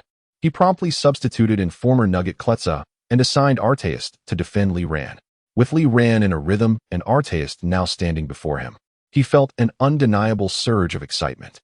Li Ran had encountered several elite defenders, from Kirilenko to Kobe, and Artest was now the third. This was a challenge he was eager to embrace. Lowering his stance, Li Ran fixed his sharp gaze upon Artest before him. Chapter 83, Conspiracy or Strategy? Ron Artest, who has yet to change his name to Metta World Peace, has gradually faded from his peak after joining the Rockets. He is no longer the formidable small forward who once ranked among the top 5 in the league. Although he managed to deliver impressive averages of 20 points, 5 rebounds, 5 assists, and 3 steals per game last year, this season, both his playing time and shooting percentage have begun to decline. Nevertheless, he remains a formidable adversary for Li Ran. Li Ran faced the brunt of Artest's first offensive move and found himself at a disadvantage. Artest utilized his long arms to effectively block all of Li Ran's driving lanes. Despite several attempts, Li Ran was thwarted and ultimately had to pass the ball back to Chauncey Billups to re-establish the offense. He is stronger than I am. I must devise a strategy to exploit my speed advantage against him, Li Ran pondered while stationed in the corner, observing Anthony transform into a mid-range sharpshooter against Artest. Let us execute a cut, Li Ran suggested to Billups as he returned on defense. Billups nodded in agreement. A cut is Billups' forte. Given that during his days with the Pistons, both Prince and Hamilton were adept at cutting, particularly Hamilton, the masked man, hailing from a family of long-distance runners, is a quintessential off-ball shooter, reputed for outpacing opponents on the court. Although Li Ran and Hamilton differ in style, one relying on shooting and the other on driving, both fundamentally require getting to an open spot to receive the ball. Let me see how well you can move without the ball, he thought, recalling his previous experience where he floundered like a headless fly during off-ball movement. A memory that still lingered in Billups' mind. Li Ran smiled slightly. Off-ball movement is an intangible attribute, likely unquantifiable, akin to basketball IQ. However, during that week of intensive training, he developed a somewhat unique method of positioning. While others cut to find an open shot, Li Ran aimed to minimize physical contact with defenders from the moment he received the ball until he took the shot. After all, even the slightest contact with those players could lead to significant repercussions. Yao Ming continued to dominate the Brazilian center, scoring effortlessly over him. As Billups advanced past half-court, Li Ran began darting around with Artest in pursuit. Indeed, after receiving a screen from Kenyon Martin, an unobstructed path lay before Li Ran. Simultaneously, Billups' pass arrived with precision, landing perfectly in Li Ran's hands. With the ball in hand, Li Ran charged toward the paint, leaping into the air to guide the ball toward the hoop. Just as he believed the shot was certain to succeed, a massive yellow hand disrupted his view. Yao Ming swatted Li Ran's layup away with ease before reaching forward to secure the ball that had soared into the air. Li Ran stood in disbelief. While the adage suggests that one cannot walk along the riverbank without getting wet, Li Ran had long grown accustomed to being blocked. Players of his style have invariably been schooled by opposing big men. Yet, Yao's defensive presence was overwhelmingly dominant. Is this what it means to be a supercenter? Li Ran observed Yao Ming striding towards him with great purpose, pondering to himself that had Shaquille O'Neal and Yao Ming retired a few years later, the small ball era might have been a different story. To speak candidly, since the simultaneous retirements of Yao Ming and O'Neal in the 2010 to 2011 season, the league has witnessed a dearth of dominant centers. Although players like Embiid, Jokic, and others boast impressive statistics, they still lack a certain finesse. Frustration began to seep in as Li Ran faced consecutive offensive setbacks, prompting him to brainstorm solutions. As he contemplated, Brooks once again lobbed the ball into the paint. Yao Ming, still riding high from having just blocked Li Ran's shot, twisted and turned, shaking off Hilario, and executed a thunderous dunk. Watching Yao's maneuvers ignited a spark of inspiration in Li Ran. "Chauncey, pass the ball," he called out, sprinting towards the front court. Billups, without hesitation, received the ball and hurled it forward. Li Ran surged ahead, but the seasoned Artest was already positioned in his path. However, in an unexpected turn, Li Ran refrained from charging into the paint and instead halted at the arc. Once Billups reached the front court, Li Ran handed him the ball. This seemingly redundant gesture drew nods of approval from George Karl and Billups. Anthony's shot clanged off the rim, and Yao Ming secured the rebound, handing it off to Brooks. The Rockets gradually began to widen the score gap, yet the Nuggets appeared unperturbed. Yao continued to dominate Hilario, sinking a mid-range shot effortlessly. Li Ran, once again racing down the court on a fast break, successfully evaded Artest's defense and completed a layup. As Yao Ming approached the three-point line and witnessed Li Ran's successful counterattack, he pivoted to sprint back towards the front court. The Nuggets seemed anxious during these recent possessions, while Yao maintained an air of composure. This trend posed challenges for the Nuggets, as Lee Ran found his opportunities severely constrained. He had only managed to score once in his last 3 attempts. In this heavyweight clash of Chinese teams, the national television network covered the event as if it were a festive occasion, with Coach Zhang guiding from the sidelines. Look at Yao scoring while Lee Ran struggles. At this rate, the Nuggets have no chance of a comeback, Coach Zhang remarked, unconsciously overlooking the other players on the court. Meanwhile, his companion frowned in silence. Having noted that you had been sprinting back and forth for several possessions, the nimble Xiao Do, at a height of 183 meters, thrived in the NBA due to his exceptional speed. Now, the Nuggets were initiating a fast-paced game, compelling Brooks to quicken his stride as well. With Arteas taking it upon himself to score, he unleashed a series of mid-range jumpers and three-point attempts, leaving Yao Ming scoreless during this stretch. Adelman observed Yao's playmaking from the low post, nodding in satisfaction as Arteas cut along the baseline for a reverse layup. This epitomized the Princeton style of play he envisioned. Yao Ming, laboring tirelessly to score, grab rebounds, and protect the rim, was certainly being put through his paces as a towering figure of 226 meters could hardly endure such rigorous demands. Lee Ran observed the increasing intensity of Yao Ming's breathing and, noticing Adelman's lack of reaction, realized that his plan had come to fruition. During the Van Gundy era, Yao's playing time was meticulously regulated, averaging around 34 minutes per game. However, with Adelman's arrival, Yao's court time escalated further. In the previous season, his playing time had surged to approximately 38 minutes.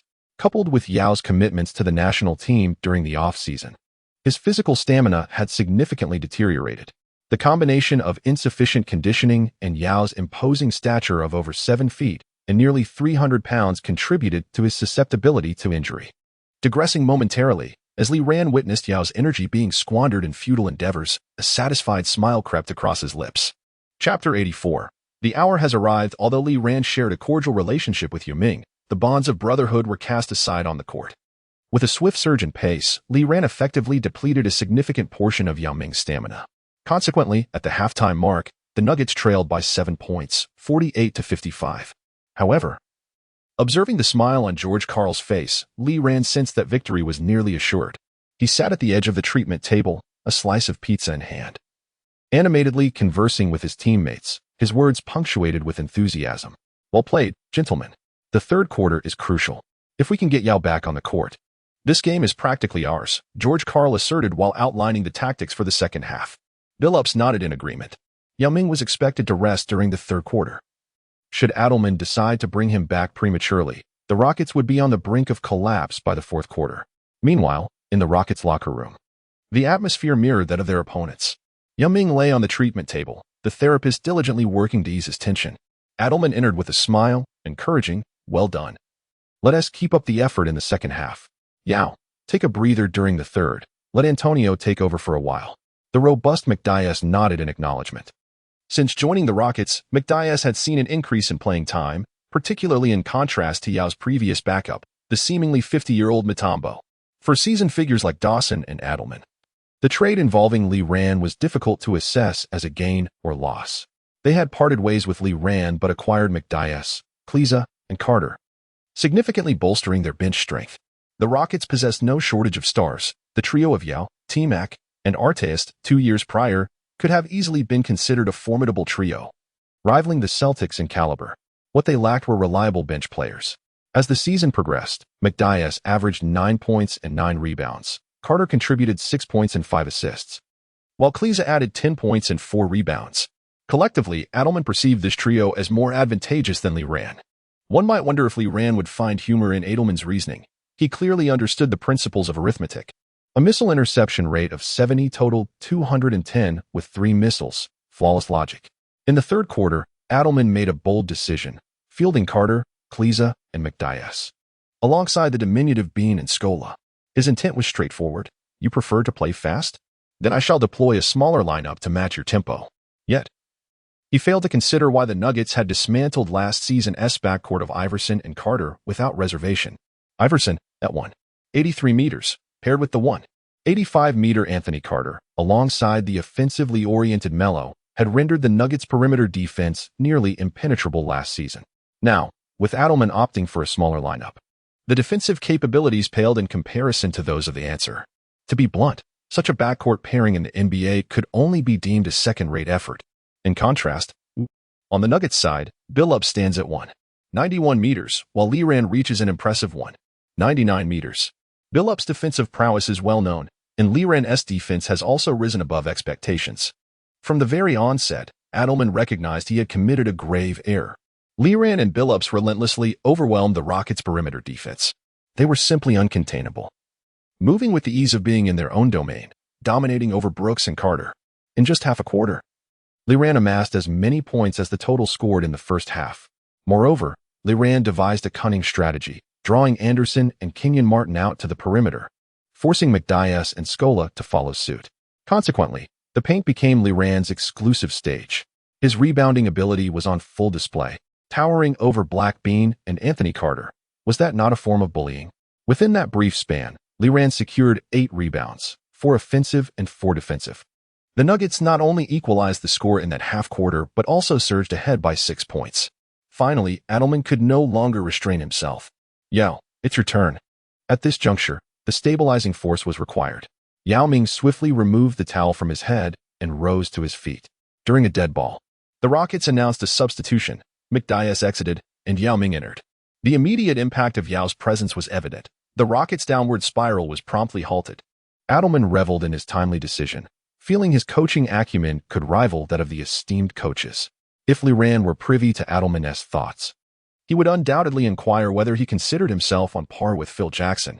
By the conclusion of the third quarter, under Yao's leadership, the Rockets managed to stabilize the situation, trailing the Nuggets by 2 points at 78-80. Adelman believed that with all starters on the floor in the fourth quarter, they could compete effectively against the Nuggets, as the Rockets had dominated the earlier quarters. Yet, throughout, he overlooked a fatal oversight. In the fourth quarter, both teams fielded their starting lineups for the decisive battle. Yao clenched his teeth, bracing himself against Hilario with his left hand, while gently guiding the ball with his right, which swished through the net. Before he could wipe the sweat from his brow, 2 figures shot forward like torpedoes, one wearing number 0, the other number 1. Hot on their heels were Brooks and Anthony Carter. Yao sighed internally, striding forward in pursuit.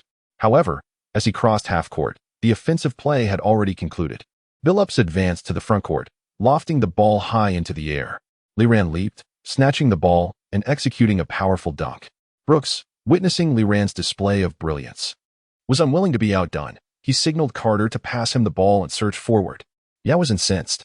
Damn it, if I can't rein in Leran, can I not rein you in? He furrowed his brow and called out to Brooks. Olron, slow it down. Play it steady. Brooks halted, nodding in reluctant agreement. After all, the team leader's words warranted respect. Yao Ming surged into the paint, vying for position against Hilario. After considerable effort, he managed to establish his stance and deftly evaded Hilario to take a shot.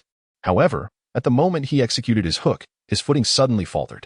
The ball predictably veered off course, and Leran leapt high to secure it. The hour had struck.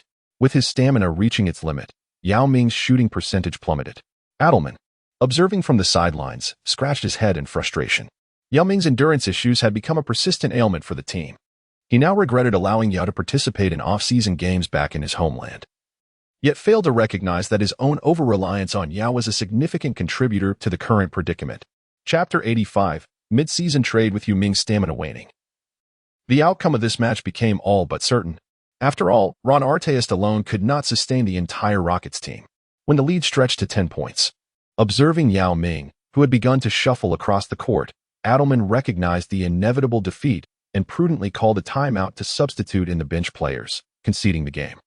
Witnessing the Rockets take the initiative to call for a pause, Leran understood that this contest was effectively over. He exchanged a celebratory high-five with Billups as they made their way off the court. You really ran circles around them. My old limbs just can't keep up, Billups remarked with a grin as they exited. Leran responded with a sheepish smile, retorting, who would believe it? You were right behind me on every fast break.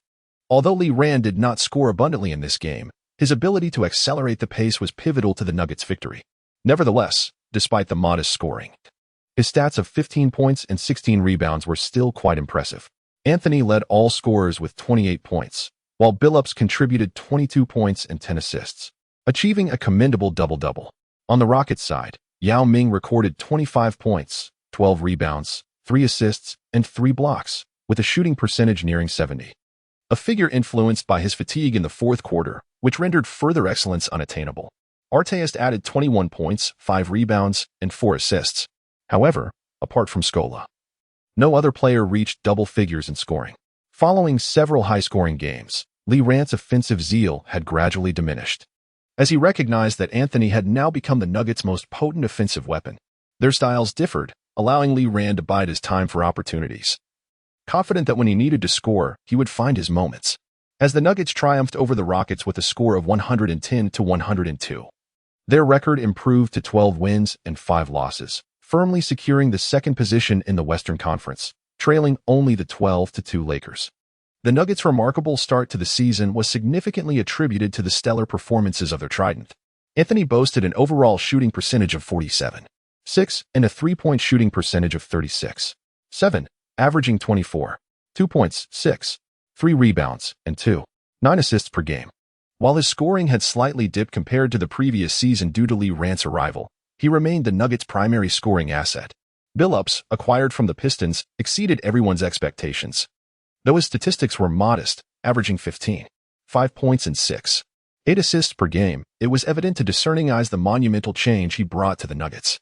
In contrast to the chaotic dynamics of the previous season's Golden Duo, Billups adeptly orchestrated the team, exhibiting versatility in pace and style. Having completed 1/5 of the season, the Nuggets averaged 104 for points per game while allowing 98 for points.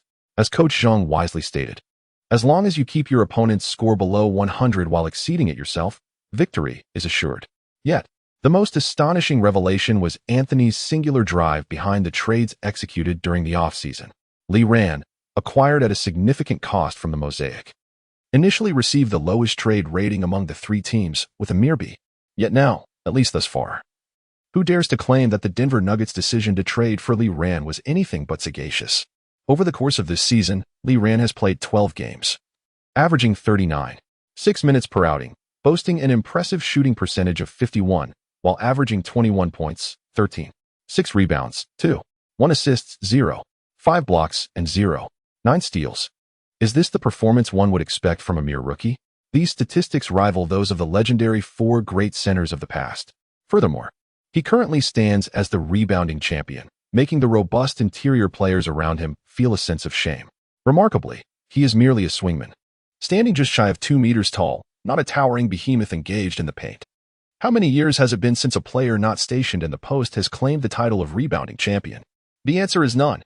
The NBA was founded on June 6, 1946, and began officially recording rebounding statistics in the 1950-51 season. The Syracuse Nationals, now a distant memory in the annals of history, had their center, Shurf Doyes, crowned as the first rebounding champion in NBA history. Following that, the ABA and NBA merged. Even when considering the brief 9-year history of the ABA, no player outside the front court has ever claimed the rebounding title. This spans an entire 57 seasons. Ignoring the ancient legends, has any player since the Jordan era produced statistics akin to Lee Rant's? Yes, and quite a few. When compared to scoring, Jordan's rookie season averaged an impressive 28.2 points. In terms of rebounding, Shaquille O'Neal averaged 13.9 rebounds in his debut season. As for assists, well, comparisons are unnecessary. In terms of all-around play, one might eagerly assert that I'm the one, but Michael Jordan's averages of 28.2 points, 6.5 rebounds, and 5.9 assists suggest you still have some growing to do. What is there to boast about at 20-56? However, the peculiarity lies in the fact that Lee Rant's statistics are remarkably extraordinary. As an outside player, his rebounding figures are comparable to those of O'Neal during his rookie year. This is hardly a jest. Consequently, some eager analysts meticulously reviewed the Nuggets' previous games and arrived at a conclusion: Lee Rant's rebounding numbers are inflated. Yet, no one paid heed to their arguments. For one retort silenced them all. If you can, go and inflate your own stats. In summary, Lee Rant's rookie season shines like a dazzling star, unabashedly radiating his own brilliance. The Nuggets have experienced an exceptionally favorable start to the new season, with Lee Rand ranking second in scoring and first in rebounding, a feat for which he is undeniably pivotal. It is noteworthy that in the 5 games the Nuggets have lost since the season began, 2 occurred while the trio was suspended, and 4 were losses in which Lee Rand was absent. When the trio is on the court together, the Nuggets maintain a flawless record of 10 wins and 0 losses, 100 success. The remaining 2 losses were due to Anthony's absence in one game and Lee Rand's absence in the other. With a single transaction, the Denver Nuggets general manager, Masai Ujiri, has instigated a metamorphic transformation within the team, exuding an air of confidence as he walks. However, Ujiri has little time to bask in his own triumphs. He is engrossed in a meeting alongside George Karl and the coaching staff, deliberating over potential trades. At his side lies a report detailing Kenyon Martin's dismal performance this season. Once contributing 12.4 points and 6.5 rebounds last season, Martin now averages a mere 8 points and 5 rebounds, frequently falling victim to exploitation in recent games. Against formidable opponents like the Spurs, Lakers, and Mavericks, Martin has struggled against renowned big men in the league. Consequently, George Karl is contemplating using Martin as a bargaining chip to procure something of value in return, even considering the possibility of deploying Lee Rand in the post. Setting aside height and weight, one could argue that based on his statistics, Lee Rand could easily be classified as a big man. At this juncture, trade offers have been dispatched, leaving only the question of the other party's acceptance. Moments later, Ujiri's phone began to buzz insistently, prompting him to glance around nervously as every pair of eyes in the room turned toward him. Upon answering the call and listening intently to the response, a palpable silence enveloped the meeting room for approximately 30 seconds before Ujiri's expression brightened. They agreed. He hung up the phone, beaming at his colleagues, who erupted into cheers. Shortly thereafter, news of a groundbreaking trade reverberated throughout the league. Observers were struck by the implications of the Nuggets' recent acquisition, sensing an unmistakable shift in the balance of power. The Nuggets' aspirations for a championship have become unmistakably apparent. Chapter 86, Acknowledgments upon publication if it were not for the gentle reminder of a friend. I might have nearly overlooked this moment. As I reflect on the journey of this book thus far, I am profoundly grateful for the unwavering support of all the esteemed readers. While the achievements may not be remarkable, I find myself content with the progress made. As a novice, penning this book has been a meticulous endeavor, fraught with challenges. I have made errors along the way, and I am fortunate that many of you have pointed out the pitfalls. Otherwise, this tale might have languished in obscurity. Fortunately, this book has navigated a period that was neither entirely tumultuous nor entirely smooth, and now it has reached the day of its official release. There is little more to convey. A daily update of 10,000 words should be the minimum expectation. As for the quantity of updates on the first day, that will depend on when my thoughts begin to overflow. If this book resonates with you, I humbly invite you to subscribe. Each subscription serves as the utmost encouragement for me, and I shall endeavor to write diligently until I believe this narrative meets my aspirations. Thank you for your support. I cherish you all. Chapter 87. I shall not toil through the night today. I will rise early tomorrow to continue my writing. The late hours are exhausting my very essence. Chapter 88. Request for a day off. The month of June has been exceedingly hectic for the company. I had initially intended to maintain my usual output, but I find myself utterly exhausted and must request a day off. Once this busy period concludes, I shall return to the same frequency of updates as in May. I appreciate your understanding. Chapter 89. A Day Off. Trapped by mundane matters. Chapter 90. Leave of absence. Having just returned from an evening of revelry, I find myself inebriated on my very first day of employment. My colleagues graciously hosted a welcome gathering, and now I am utterly incapacitated. Chapter 91. Subscription needed. First edition request. Really? Lee Rand raised an eyebrow, incredulously questioning Anthony before him. Anthony remained silent as he dribbled the ball, while it was Billups standing nearby who took over the conversation. If it's him, we might truly have a chance at the championship this year. He still has plenty of fuel in his tank. It seemed as though the Nuggets management had suddenly gained insight, making several astute trades since the offseason. For instance, they had heeded Anthony's advice and acquired Lee Rand. They also signed White Chocolate and Kubiak, despite Uncle Ho being cut from the roster. Moreover, on December 1st, 2008, the Nuggets and the Suns finalized a significant trade. The Nuggets sent Kenyon Martin, backup center Johan Petro, and a trade exception to the Suns in exchange for Shaquille O'Neal. The announcement of this trade sent shockwaves throughout the league, and media outlets unanimously awarded high ratings to both teams involved. What is the Suns renowned for? The desert? No, it's their fast-paced play. Two-time MVP Nash is the progenitor of this up-tempo system, and the whirlwind of 7-second offense once captivated the entire world, etching the image of the long-haired Canadian prodigy into memory. However, After O'Neal's arrival last season, while he bolstered the interior defense, the Suns' identity became muddled. Regardless, one must afford respect to the most dominant center in history. Although the Big Shark has aged, with the right tactics, he can still make a substantial impact. Yet, employing such tactics necessitates that the team slows its pace and engages in a more methodical half-court game. This, in turn, disrupts the team's rhythm and adversely affects Stoudemire's performance. Though listed as a power forward, Stoudemire's style is quintessentially that of a center. During his prime with the Suns, he played the 5 position, thriving on face-up attacks against less agile big men. Following O'Neal's arrival, he was compelled to transition to the 4 position, and the space in the paint was heavily encroached upon by O'Neal, rendering his game uncomfortable. The acquisition of Kenyon Martin, however, transformed the dynamic. Martin is a genuine power forward, capable of scoring both inside and outside, running the floor, and possessing a solid mid-range shot, along with formidable defense, contributing over 1 steal and block per game throughout his career. Additionally, the Suns orchestrated another trade, exchanging Boris Diaw, Raja Bell, and Sean Singletary for the Bobcats scoring leader, Jason Richardson, who was nearly traded for Lee Rand, along with second-year player Jared Dudley and a second-round pick in 2010. With these trades, the Suns underwent a drastic roster overhaul, resulting in a lineup that was almost fearsome: Nash, Richardson, Grant Hill, Kenyon Martin, and Stoudemire. Under the care of the Suns' renowned medical staff, the rejuvenated Grant Hill, despite being 36 years old, continues to run and leap, averaging 14 points, 5 rebounds, and 3 assists this season. He joined the Suns last season, playing 70 games, with 68 as a starter, maintaining his vitality throughout the season. Historically, this season, Grant Hill managed to complete all 82 games, which can only be described as a miraculous feat, although Kenyon Martin's statistics have slightly declined compared to the previous season. Discerning observers can easily attribute this to reduced playing time and fewer shot attempts. Meanwhile, the Suns represent an optimal environment for statistical accumulation. One only needs to look at how Joe Johnson and Shawn Marion made their names there. The acquisition of Shaquille O'Neal by the Nuggets undoubtedly serves as a significant enhancement to their roster. The Brazilian center is capable of playing the power forward position, and with the formidable inside combination of O'Neal and Hilario, the Nuggets have successfully addressed their final shortcoming. The interior strength is no longer a concern, and should O'Neal perform splendidly, he could potentially dominate the interior of any team in the league. One should never underestimate O'Neal's capabilities, even at the age of 36. The Shark may be aging, but he remains a formidable force.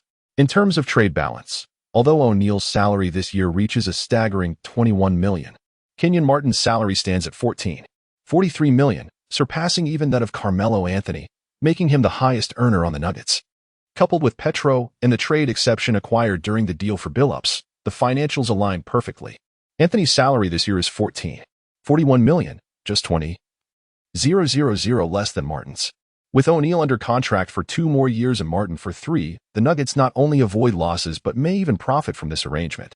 Following O'Neal's arrival, the Nuggets' salary cap remains quite reasonable. O'Neal commands $21 million, Anthony $14, $41 million, Billups $11.05 million, Nene $9, $68 million, along with JR's $4.99 million, Lee Rand's $1.8 million, and several veteran minimum contracts and non-guaranteed deals, culminating in over $68 million. What is the salary cap for the league this year? $68 million. What is the luxury tax threshold? $865 million. The Nuggets are in a favorable position, having bolstered their roster while maintaining reasonable salary figures. In comparison, the highest payroll this season belongs to the notorious spendthrift New York Knicks, which exceeds $98 million, largely attributable to their former head coach and manager, the legendary Isaiah Thomas. This can be considered an anomaly, allowing them to linger in their own quagmire. Following them are the Cavaliers, Mavericks, Lakers, and Celtics, all teams with championship aspirations. The Nuggets rank merely 12th, even below the frugal Rockets. Yet, the current composition of the Nuggets belies their sub-$70 million payroll. Ultimately, Lee Rand's performance could easily warrant a maximum salary, considering the scarcity of quality big men in today's league, which would amount to $20 million. However, Lee Rand is still in his rookie year, earning a modest $180,000. O'Neal's arrival was swift. Perhaps the Big Shark has grown accustomed to the transient nature of team affiliations in recent years. Lee Rand was there to greet O'Neal, Although there were staff members assigned to this task, George Karl still allowed Lee Rand to do so as a gesture of respect. Witnessing the immense figure of O'Neill descend from his custom vehicle, Lee Rand found no humor in the slightly comical smile adorning the giant's face. To him, O'Neill resembled a colossal primordial beast, retracting its formidable fangs, now in a peaceful slumber during its twilight years. Lee Rand, I know you. I have been observing you for quite some time, O'Neill remarked, unexpectedly approaching Lee Rand and giving his shoulder a friendly pat. Subsequently, he wrapped an arm around Lee Rand's shoulder, leading him toward the arena. I truly do not belong in Phoenix. I despise the arid climate. And their donuts leave much to be desired. O'Neill chattered incessantly on their way to the venue, causing Lee Rand a slight headache. Why is this lively character so talkative? The Denver Nuggets were not known for their loquacity. Players like Billups, Anthony, Lee Rand, and even Hilario shared a more reserved demeanor. Gradually, the image of the primordial beast in Lee Rand's mind began to transform. What once appeared as a fearsome creature with sharp fangs morphed into a creature reminiscent of a giant anteater, known for its prowess in battles, once ridden by Chiyu. Oh. It has another name as well, the Panda. Chapter 92, Shaquille's debut with the Nuggets accompanying the hefty shark to the training facility. There was no need for introductions. The name of the great shark was known throughout the league.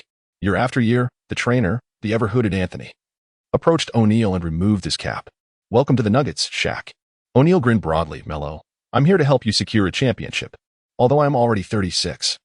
The big diesel engine still has fuel in its tank. Among all NBA players, characterized by their ever-changing personalities, the singular constant remains their relentless pursuit of championship rings. O'Neill was no exception. Even if retirement loomed tomorrow, he would not relinquish his thirst for a fifth ring. With his jovial demeanor, he quickly bonded with the Nuggets players. Furthermore, his stature naturally suited him to be the locker room leader for the Nuggets. Who could be more fitting for this role than a veteran who has won 3 Finals MVP awards? Billups, not one to vie for power, recognized that this task originally belonged to him. However, he clearly preferred to channel his energy on the court rather than in the locker room. As for Anthony, he was undeniably the nucleus of this Nuggets team. George Karl, arms crossed, observed the chatting players, unable to suppress the smile curling at the corners of his mouth. Who would dare claim that the Nuggets lacked playoff experience now? Between O'Neill and Billups, they collectively boasted 4 Finals MVP awards. Jason Williams, too, had secured a championship alongside O'Neill with the Heat during the 05-06 season. With their mentorship, the Nuggets were sure to thrive in the playoffs. Moreover, O'Neill's arrival filled the last remaining gap for the Nuggets, and Karl felt confident about leading this team to astonish the entire league. It would all commence with their next opponent. Meanwhile, thousands of miles away, the Raptor star, Chris Bosh, unexpectedly sneezed. He gazed around the warmly heated arena, perplexed. Though it was quite cold outside in Toronto, the venue was rather toasty. The following day, the Nuggets faced their first game after the mid-season trade. Having concluded a grueling week of games, the Nuggets were finally able to catch their breath as they welcomed the far-traveling Toronto Raptors to their home court.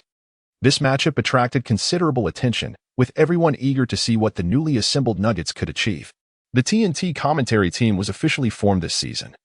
With Reggie Miller joining Kenny Smith and Charles Barkley in their small ensemble, their distinct commentary styles immediately captivating the audience. This game was narrated by the 3 of them. Kenny, how many points do you think Shaq will score today? Barkley enthusiastically warmed up the crowd before the game. He and O'Neill had long been a pair of humorous adversaries, entangled since their playing days and continuing their camaraderie from the court to the broadcast studio. A double-double? Kenny Smith pondered, providing a rather ambiguous answer. A double-double? No. That old shark is already 36 years old. And I do not believe he will hold a significant tactical position with the Nuggets. Barkley shook his head repeatedly, while Shaquille O'Neal remained steadfast, a reflection of his usual stance. Kenny Smith, with a mischievous grin, suggested, how about we place another bet on an ASS? The term ass not only refers to the posterior but also to a donkey. This harkens back to the famous wager involving Yao Ming, which concluded with Barkley cleverly leading a donkey into the studio. Barkley's expression darkened. Reggie Miller, still adjusting to his new role, refrained from joining the conversation and instead focused on the recently released starting lineup. The starting roster had been announced. For the Nuggets, it consisted of Shaq, Hilario, Anthony, Lee Rand, and Billups. The Raptors maintained their lineup, featuring Jermaine O'Neal, Chris Bosh, Bargnani, Anthony Parker, and Josh Calderon. The Raptors appeared rather lackluster. Apart from the Dragon King Bosh, The most notable player was a significantly declining Jermaine O'Neal. The 2006 first overall pick, Bargnani, finally seemed to be finding his footing in his third season, averaging 15 points per game thus far. As for the Raptors' backcourt, the Spanish point guard Calder embodied the essence of a traditional playmaker, contributing 12 points and 9 assists on average. Anthony Parker, a player Lee Rand found puzzling for earning the moniker of Grim Reaper, had averaged a mere 12 points last season. This was a team heavily reliant on Bosch's performance. The game commenced swiftly, with O'Neal asserting his presence at the center circle. Though Lee Rand was eager to showcase his skills, he hesitated to overshadow O'Neal. Confronted with the noticeably diminished form of Jermaine O'Neal, Shaquille effortlessly leaped, displaying agility that belied his 300-pound frame, easily securing possession of the ball. Billups advanced to the frontcourt, patiently awaiting his teammates' positioning. He decided to honor the newly joined O'Neal by waiting until he found a favorable spot, subsequently lobbing the ball into the paint despite Calder-N's interference. Calder-N's defense could not be described as entirely ineffectual, yet it was hardly formidable. His credentials in the NBA lay in his precise shooting and exceptional passing. Notably, his free throw shooting was on par with Billups during this historic season. Calder-N boasted a remarkable 98.1 free throw success rate, having made 151 out of 154 attempts, missing only 3 throughout the season. Shaquille might well lament, for had he possessed Calder-N's free throw prowess, his career scoring would have surely surpassed an additional 10,000 points. After receiving the ball near the 3-second area, O'Neal dribbled twice, gauging the defense of the younger O'Neal before pivoting and launching the ball towards the hoop with his right hand. Although his free throw shooting left much to be desired, O'Neal's craftsmanship in the paint was undeniably among the finest in history. Young O'Neal's interference proved futile as the ball smoothly found its way through the net. Despite the simplicity of the sequence, Lee Rand was left in awe. O'Neal's footwork during this offensive play was nothing short of exquisite, each step landing precisely in the most comfortable position, with his release point situated closest to the hoop. Following his successful basket, O'Neal strode forward with his renowned dominant step, progressing leisurely towards the backcourt, covering nearly half the court before breaking into a light jog, exchanging high fives with teammates passing by. During the Raptors' initial attack, Calder-N passed the ball to Bosch, who had positioned himself at the high post. Faced with the Brazilians' defense, Bosch executed a few feints before leaping from his spot for a long-range jumper. Perhaps still warming up, Bosch's shot ricocheted off the rim. Lee Rand instinctively dashed towards the rebound's anticipated landing area, only to realize that the paint was already congested. In the past, when Kenyon Martin was present, it hardly felt so crowded, but now with O'Neal's arrival, Lee Rand suddenly perceived the interior as overwhelmingly packed. O'Neal secured the rebound, noticed Lee Rand closest to him, and casually handed him the ball before charging towards the front court, his ample physique jostling in a rather impressive display.